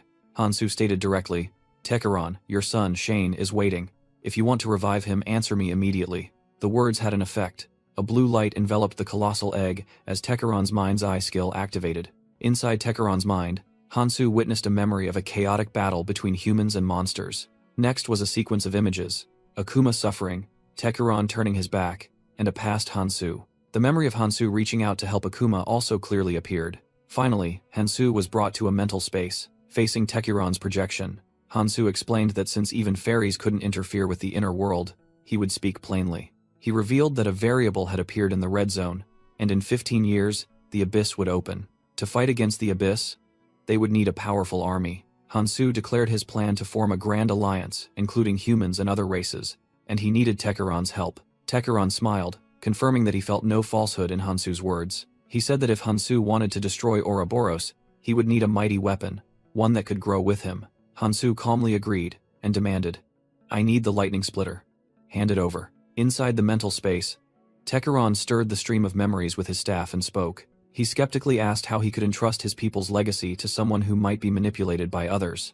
Hansu Kang showed annoyance, asking back, "You think I'm being controlled by someone?" Tekiron affirmed his suspicion was well-founded, based on what he had seen in the memories. He admitted that in the past, Hansu was the vanguard of the Valkyrie clan and a hero of the Abyss, someone worthy of being entrusted with the future. "But I cannot entrust it to a puppet," Tekiron concluded decisively. Hansu questioned, stating that his comrades had sent him here with the hopes of 6 billion people on his shoulders. He angrily warned Tekaron to retract his words, disrespecting his comrades, asserting that they would never rely on a mere curse. Tekaron explained that he didn't mean to mock, but was simply curious. He revealed that Keldian, known as the Great Sage, had placed an overly obvious curse on Hansu. Hansu immediately deduced, "You mean letting you discover it was also part of the plan?" Tekaron confirmed that was his assumption, then abruptly asked if Hansu had ever truly rested since arriving in this world. He likened Hansu to a wild beast constantly charging forward, suggesting he would soon collapse and was unworthy of receiving the lightning splitter. Hansu showed a hint of self-mockery, realizing that was how others perceived him, something he had never known himself. Tekaron offered advice and proposed breaking the curse, and Hansu decisively agreed. Tekaron began the ritual, chanting Breath of Manifestation to awaken a dormant power within Hansu. Energy from Tekaron's ritual flowed, enveloping Hansu as he stood within his own aura. A colossal, intricate magic circle formed above Tekaron as he continued the ritual. Tekaron secretly admired Keldian for combining the rituals of Acheron and Elvenheim into a message only he could recognize. Meanwhile, Hansu grew impatient, urging, "What are you waiting for? If you're going to break it, do it quickly." Tekaron reassured Hansu, saying that this curse was made to be broken, and he would remove it immediately. He began the ritual, declaring that the Breath of Manifestation would shatter all restraints and sever the chains. With a cry of "Unleash," the magic circle erupted with energy. Hansu Kang's mind violently shook as a mental barrier shattered. Memories flooded back. Eris Valentine screamed, urging Hansu to get up and not waste the sacrifice of 6 billion people. But the Hansu of the past only remained silent, steeped in despair. Eris looked at her comrades around her and desperately realized that the light in Hansu's eyes had faded. While Eris was furious, Keldian coldly apologized, asserting that they needed a warrior. The painful memory of holding Kiriel's corpse vividly resurfaced. Back in the present, Hansu admitted Keldian was right, that he couldn't continue fighting back then. A familiar silhouette of Keldian appeared, saying that the fact his message reached Hansu proved he had always been on the right path. Now, in the mental space, Hansu, Tekuron, and Keldian's thought form coexisted.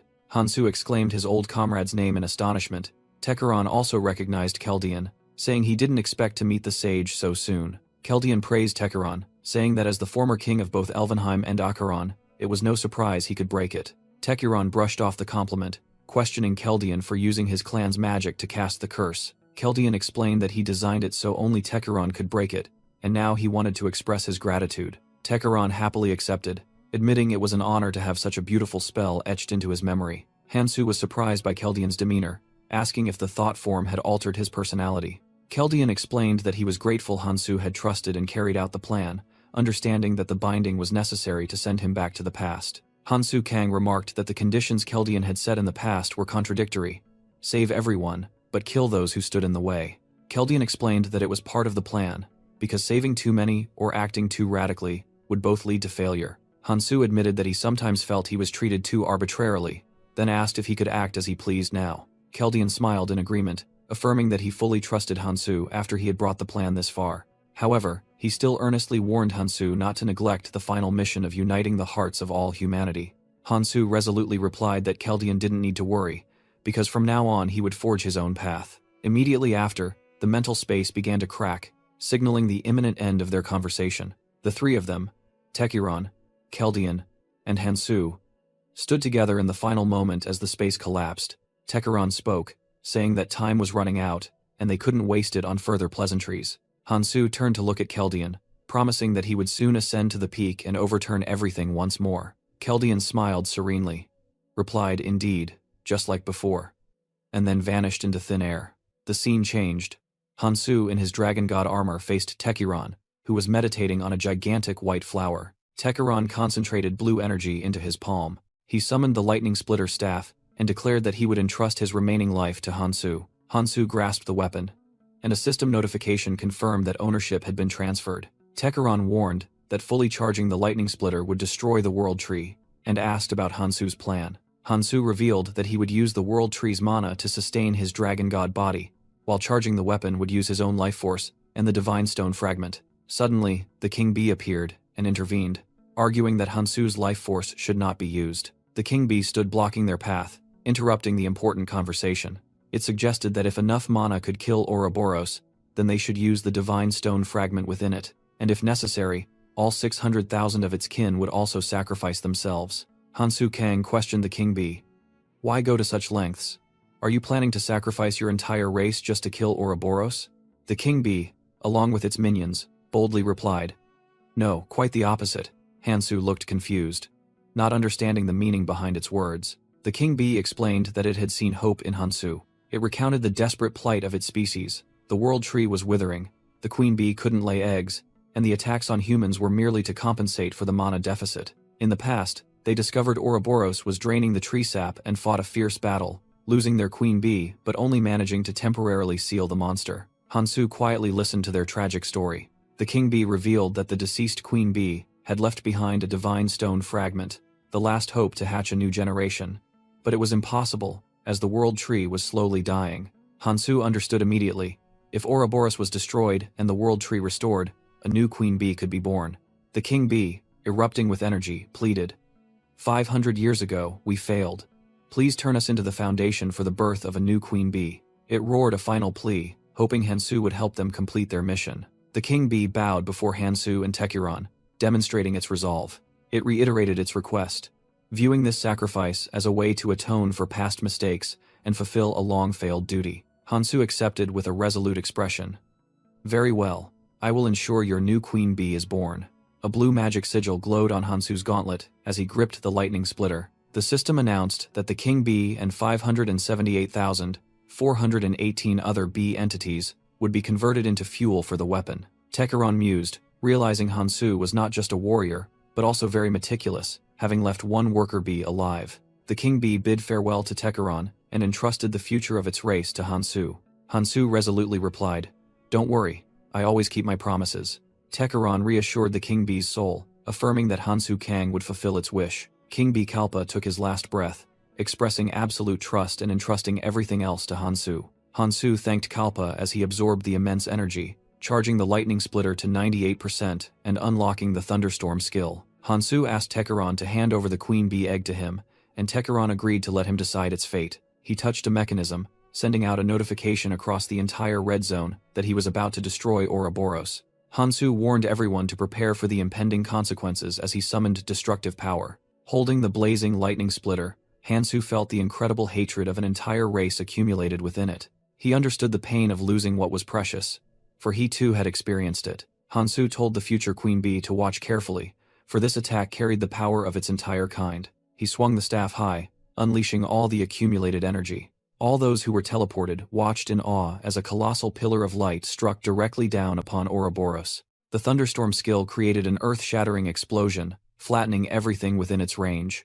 Ouroboros was engulfed by the energy, its colossal body beginning to disintegrate. The monster's sturdy shell shattered under the irresistible force.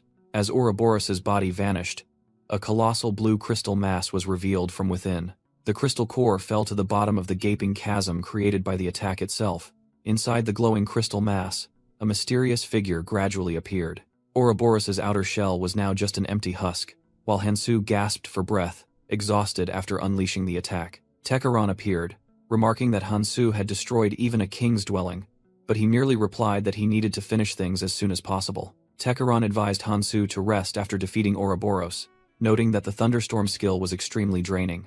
Hansu resolutely refused, saying he still had work to do and would only rest after completing it. With that, he immediately dashed away from the shattered ground. Black dragon wings unfurled behind him, sending Hansu soaring away. Witnessing this, Tekuran silently pondered the physical pain Hansu was enduring and wondered what compelled him to seek out a corpse. Curious, Tekuran's spirit decided to follow him. Hansu flew straight down into the colossal chasm, where Ouroboros's blue crystal core glowed. As he brought his hand closer, a system notification appeared, confirming that no life signs were detected. Hansu realized he couldn't use explosives as it would also destroy Alpha's body inside, forcing him to find another way. He activated a new skill, Vessel of the Dragon God, Blazing Nova, causing his hand to erupt in golden flames. The powerful ring of fire from his skill carefully melted a hole in the crystal mass, revealing a human silhouette within. In his blazing golden armor, Hansu was confident that it was enough. He reached inside and began pulling Alpha's motionless body out of its crystal prison. Hansu gently embraced Alpha's lifeless body after fully freeing it. He silently thought that with this, he would be able to keep his promise to Tekuran. Hansu placed the fragment of memories, the small black orb, onto Alpha's chest. The orb immediately emitted a brilliant blue light as the system announced it was reacting with Alpha's body. Hansu confirmed that Shane's soul had been successfully implanted, and now only the promise to the King Bee remained. Alpha's body opened its two-colored eyes, and Shane's voice rang out, thanking Hansu for keeping his promise.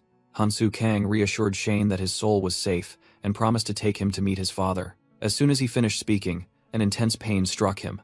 Hansu suddenly coughed up blood, his body beginning to collapse. Shane screamed in horror upon seeing his benefactor bleeding. A system notification appeared, stating that Hansu's magical link with the World Tree had been temporarily severed for recovery. Due to the lack of magic power, his vessel of the Dragon God state was dispelled, causing a terrible backlash. Shane frantically rushed towards Hansu as he collapsed. Hansu silently thought that he knew the backlash would be severe upon losing his magical link. He fell to the ground, despairing that he wouldn't be able to keep his promise to the King Bee. Shane hastily supported Hansu, shouting at him to hold on. With an angry and pained expression, Shane questioned why Hansu was abandoning him. Suddenly, a familiar phantom appeared. It was Keldian, and he chanted Agnes Sting. From a magic circle in the air, pillars of fire shot down directly towards Shane. Shane screamed in pain as he was attacked by the magical flames. The pillars of fire pinned Shane to the ground, preventing him from approaching Hansu. Keldian coldly ordered the filthy beast to retreat, but Shane roared that he would kill anyone who dared harm the world's savior. Shane was confused when he realized Keldian had no intention of attacking Hansu. In a flashback, Keldian questioned Tekaron about daring to use Ouroboros to destroy the Red Zone. With a look of utter contempt, Keldian declared Tekaron disgusting, and ordered him to disappear. In a dark cave, Tekaron faced the unconscious Hansu Kang and his lost son. Shane, the son, desperately recounted the long, arduous days he spent waiting alone in the darkness. With tears streaming down his face, Shane sobbed that he had always believed his father would come to save him one day. But now, upon their reunion, Shane painfully realized that his father seemed to want to kill him once more. Shane choked back tears, saying he had once hoped his father would call him by his true name and welcome him warmly. But perhaps he was mistaken. Hearing the name Shane, Tekaron was stunned, unable to believe his ears. Shane quickly embraced the unconscious Hansu Kang, pleading with his father to save him instead of unleashing his wrath upon him. Tekaron choked out an apology, admitting that as a father, he had failed to recognize his son. He reassured them that he had intended to heal Hansu from the very beginning. Tekaron cast the magic Elysian Circle, Cycle of Life, creating a circle of healing light that enveloped Hansu. Witnessing the scene, Shane, astonished, called out, "Father?" Tekaron burst into tears, blaming himself for having once called his own child an abomination. He gently touched Shane's face and offered his sincerest apology. Tekaron embraced his son tightly, confessing that he and Shane's mother had always loved him boundlessly. "I've missed you so much, my son," Tekaron whispered in a tight embrace. Shane was overcome with happiness and emotion, crying out, "Dad." The scene shifted to a peaceful, sun-drenched place. Hansu Kang was resting on a wooden bed. He slowly opened his eyes, waking from his stupor. Hansu sat up, realizing he was in an unfamiliar yet safe room. Hansu Kang checked the runes on his hand, realizing the magical link had been safely restored. He quickly got out of bed. With a resolute expression, he spoke into the air, stating that he knew someone was there. Sitting on the bed, Hansu casually demanded that the fairy reveal itself. A wide, toothy grin appeared, and the fairy remarked that he was truly perceptive. The assistant fairy fully materialized, saying it had been worried to see him bedridden but that he looked much better now. Hansu brushed it off, directly asking if they didn't want him to suffer, then demanded his reward for subduing the calamities, the Dive Zero skill. The assistant fairy seemed delighted, praising Hansu for knowing exactly what he wanted. It conjured a glowing red crystal, explaining that this was the reward for the entertainment he had provided. The fairy slyly asked if he intended to use this world-destroying skill to deliver even more violent spectacles in the Orange Zone. Hansu snatched the item, coldly replying that how he used the skill was none of their business. The fairy pondered for a moment, then said, "Ah, I see." It leaned close to Hansu's face, grinning widely, and asked directly, "You're planning a mass genocide, aren't you?" It went on to explain that Hansu's progression was too merciful, causing some superiors to complain and desire more exciting actions. Hansu firmly denied any genocidal intent and countered, asking if requesting something from a traveler violated the rules. The assistant fairy visibly showed its annoyance. It pouted, saying it only wanted to do something for him, then told him to do as he pleased. Afterward, the assistant fairy vanished in a pillar of purple light. Alone in the room, Hansu pondered the new skill, admitting it was suitable for genocide, but if used precisely, it was a tool to annihilate enemies. He continued his calculations, realizing that in the Orange Zone, he couldn't use the World Tree's power, and activating Vessel of the Dragon God might cause him to pass out. Hansu Kang mused, realizing that with the Dive Zero skill in hand, everything had changed. He was confident that with improved speed and magical efficiency, he could anticipate many things in the Orange Zone. Suddenly, a message from Tekiron appeared, requesting an urgent conversation about his race. Hansu accepted the offer and agreed to meet. Immediately, he was transported to a mental space where Tekiron awaited amidst the stars. Tekiron explained that the previous situation had been too tense, and now he wanted to ask if his Acheron kin were still alive in the Orange Zone. Hansu confirmed that the Acheron people had survived, but the original Nagar tribe had failed to adapt and went extinct. Hearing this news, Tekiron was both pained and relieved, trembling as he learned that at least a part of his people still existed.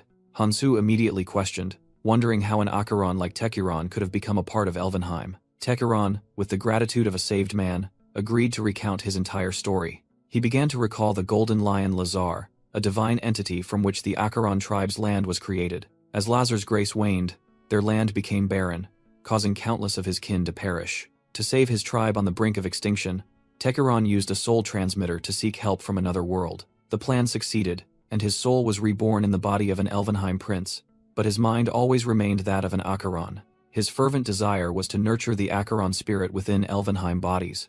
Tekiron bitterly admitted that this misguided ambition had led to Alpha's creation. After learning of the Acheron tribe's extinction and witnessing Elvenheim's downfall, his life was steeped in failure. He looked back at his life, a series of tragedies where he lost his son twice and couldn't save his people. Tekiron bowed his head, expressing boundless gratitude to Hansu, who had restored everything and brought hope. Hansu responded with a shocking offer. He would save the entire Acheron tribe. In exchange, Tekiron had to reveal the locations of ancient relics and soul transmitters. Tekiron skeptically asked if Hansu could cure Lazar's illness, which was their core problem. Hansu affirmed that he would cure Lazar, but warned that there were only 2 years left before Pope Grashi caused a disaster that would destroy the Orange Zone. Tekiron screamed in horror, unable to believe that the Pope, the protector of the Orange Zone, could bring about destruction. Hansu explained that the Pope's motives remained a mystery, but preventing the disaster was an absolute necessity. Despite his shock, Tekiron still trusted Hansu and decided to advance into the Orange Zone with him. Hansu knew this beforehand and said that they needed to resolve the remaining issues, starting with finding Shane. The group arrived at the Queen Bee's hive, preparing to execute their next plan. Shane anxiously asked about his father's health, but Tekiron reassured him that he was fine. Hansu praised Shane for pre-infusing mana into an energy orb, saying that this would make everything go smoothly. A system notification appeared, stating that Administrator Hansu Kang had infused the World Tree's mana into the Queen Bee. Enveloped in light, the Queen Bee began the process of transforming into a new form.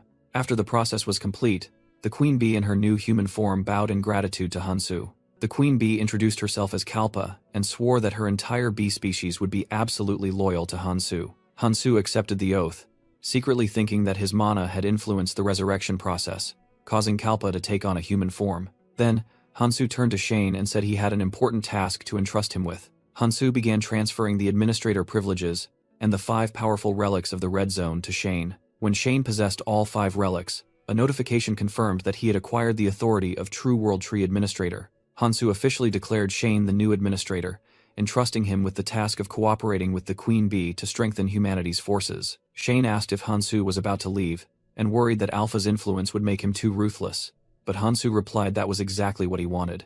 With renewed determination, Shane happily accepted the task, ready to fulfill his role. Queen Bee Kalpa, in her new form, told Hansu Kang that she had something she wanted to give him. Hansu recognized it as the soul fragment Miyamoto had left behind, an item he needed to retrieve. He thought that if he implanted this fragment into Shane, he could communicate with him even in the Orange Zone. However, a difficult problem arose in Hansu's mind. He hesitated, as taking Tekiron with him would ruin the 500-year reunion of the father and son. Although he felt guilty towards Shane, Hansu knew he didn't have much time and had to make a decision immediately. Shane noticed Hansu's pensive expression and asked about it, creating an opportunity for Hansu to tell the truth. He surprisingly asked if there were any other serious problems after all the calamities had been eliminated.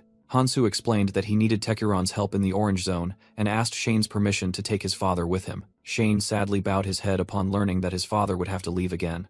Hansu gave the soul fragment to Shane, promising that it would help them stay in contact and that he would send updates regularly. Despite his regret, Shane still smiled and accepted, as being able to hear news about his father was the most important thing. Hansu thanked Shane for his understanding, and promised that this separation would not last long. Shane calmly replied that he had already waited 500 years, and absorbed the soul fragment into his body. When everything was done, Hansu asked Tekuran to take him to the lake, and Tekuran thanked him for giving them time. Tekuran agreed to take Hansu to a place with humans, as that would be more convenient for him. Hansu nodded in agreement, and teleportation energy began to envelop him. In a flash of blue light, Hansu vanished from the red zone. As soon as he arrived, he summoned a golden energy carrier pigeon, sending a summons to his allies. The energy bird soared through the twilight sky, heading towards the camp to deliver the message. Hansu Kang stood before his numerous allies and thanked everyone for gathering. He especially thanked Mikael for mediating with the clans and wished for him to continue supporting humanity. He turned to Mihiyu, acknowledging her remarkable growth rate and expressing his hope that she would become a great monarch. Next, he praised Yunshe and her clan for their crucial role in subduing Ouroboros and entrusted her with helping Mihi. Hansu Kang looked towards Sophia, Songjin, and Wang Qiangli. Knowing that they intended to accompany him, he sternly warned that the Orange Zone was extremely dangerous and demanded their absolute obedience if they wished to follow. Songjin immediately agreed, asserting that he was always ready to obey Hansu Kang's commands. Sophia also accepted, saying that she wanted to clear the path for her younger sibling to safely pass through the zones. Wang Qiangli also agreed, wishing to pave the way for his daughter and search for his lost son. Once everyone had decided, Hansu Kang declared that they would depart for the Orange Zone tomorrow. Wang Qiangli entrusted his daughter Sojong to Mikael's care, and the girl bid her father farewell. The group met their guide, Tekuran, who welcomed Hansu Kang's new companions. Wang Qiangli was stunned upon recognizing Tekuran, memories of a past confrontation flooding back. Hansu Kang reassured Wang Qiangli, explaining that Tekuran was now an ally. Tekuran noticed the hostility and offered his apologies to Wang Qiangli for what his clone had caused. Hansu Kang interrupted the conversation, focusing his energy to prepare for the journey. He ordered Sophia, Wang Qiangli, and Songjin to be ready to enter as soon as the gate opened. A brilliant energy orb exploded, signaling that the teleportation gate was ready. Hansu Kang boldly declared that they would enter the Orange Zone and led the group into the stream of light. His entire army appeared in a new, wild, and perilous land of the Orange Zone. As soon as they stepped through the warp gate, Hansu Kang and his team plunged straight down from the Orange Zone sky. Immediately, the entire group was ambushed mid-air, and Hansu had to swing his energy sword to block the attack. He shouted a command. "Sophia, shield us with a landing path." Despite a moment of confusion, Sophia quickly replied, "Understood," determined not to let them fall into the monsters' mouths. She began casting a spell, while Tekuran and another blonde warrior also prepared themselves. Hansu plunged down, aiming straight for the giant reptilian monster waiting with its mouth wide open. A sharp sword strike swept out, cleanly severing the Mago's giant tongue. He landed on the desert ground, while the monster roared in pain. The severed tongue flew off, slamming hard onto the barren ground. Hansu silently assessed, knowing that his current strength wasn't enough to deal a fatal blow, but perfect for a test. He calculated that, with the ability to cut off a Mago's tongue, his strength was only average in the Orange Zone. The injured Mago let out an earth-shattering roar of rage. But the problem wasn't just one. An entire pack of other Magos was charging from a distance. Sophia frantically screamed, urging Hansu to get up because he couldn't fight the entire pack of monsters alone. Hansu admitted her judgment was accurate, praised her library skill, and realized he couldn't face 5 of them at once. He decided to spare the Magos for now, planning to deal with them after his physical enhancement skill wore off. Tekuran stood guard in front of the roaring monsters, his staff in hand ready to fire. A Mago's giant leg slammed down, threatening to crush everything. At the same time, another one charged forward, brandishing its sharp claws.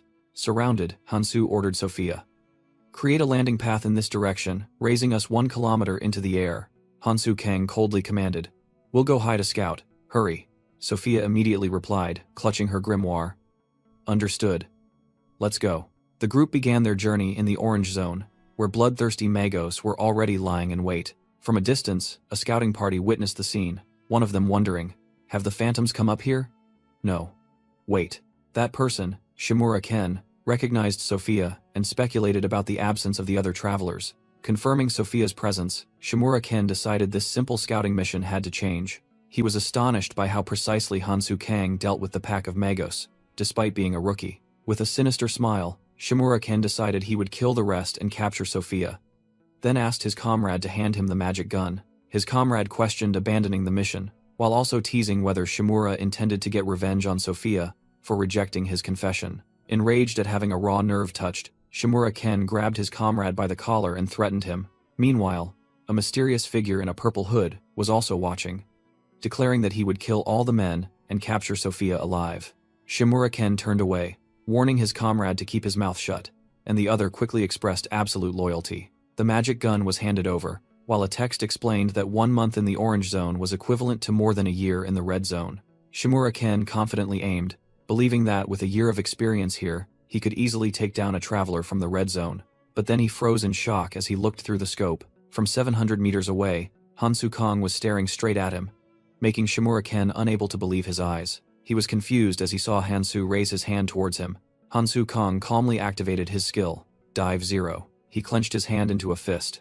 But Hansu himself was surprised to see strange dark energy emanating from his fist. A member of the sniper team screamed in horror as he saw Captain Shimura Ken's body being engulfed by a surge of dark energy. Immediately after, that very person also panicked, realizing he was disintegrating under the effect of the same power. The sniper's body completely vanished into thin air. Shimura Ken's gun and equipment fell to the ground, next to 3 orange crystals that had just appeared. From the ground, Hansu Kang coldly commented on the foolishness of the one who aimed a Mago hunting gun at humans. Sophia Barraget anxiously asked Hansu if something was wrong. Hansu reassured her that nothing was wrong, then signaled for the group to continue flying higher. The team continued to ascend, while Hansu remained alone on the ground. He thought to himself that from this distance, the Magos must have lost track of him.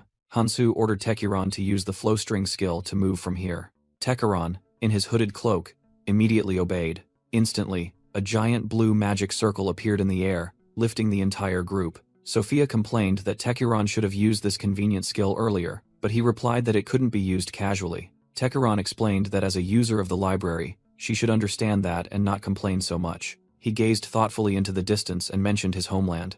The scene revealed a barren desert, where Tekiron regretfully recalled a lush forest that once existed. Sophia asked in surprise if the orange zone was his homeland, and Tekiron confirmed it. Tekiron pointed towards the wasteland, a small magic circle appearing on his hand as he asked the group what they saw there. Sophia confusedly replied that it was just a desert, wasn't it? Tekiron explained that to those unfamiliar, his homeland might seem simple, but in reality, it was not.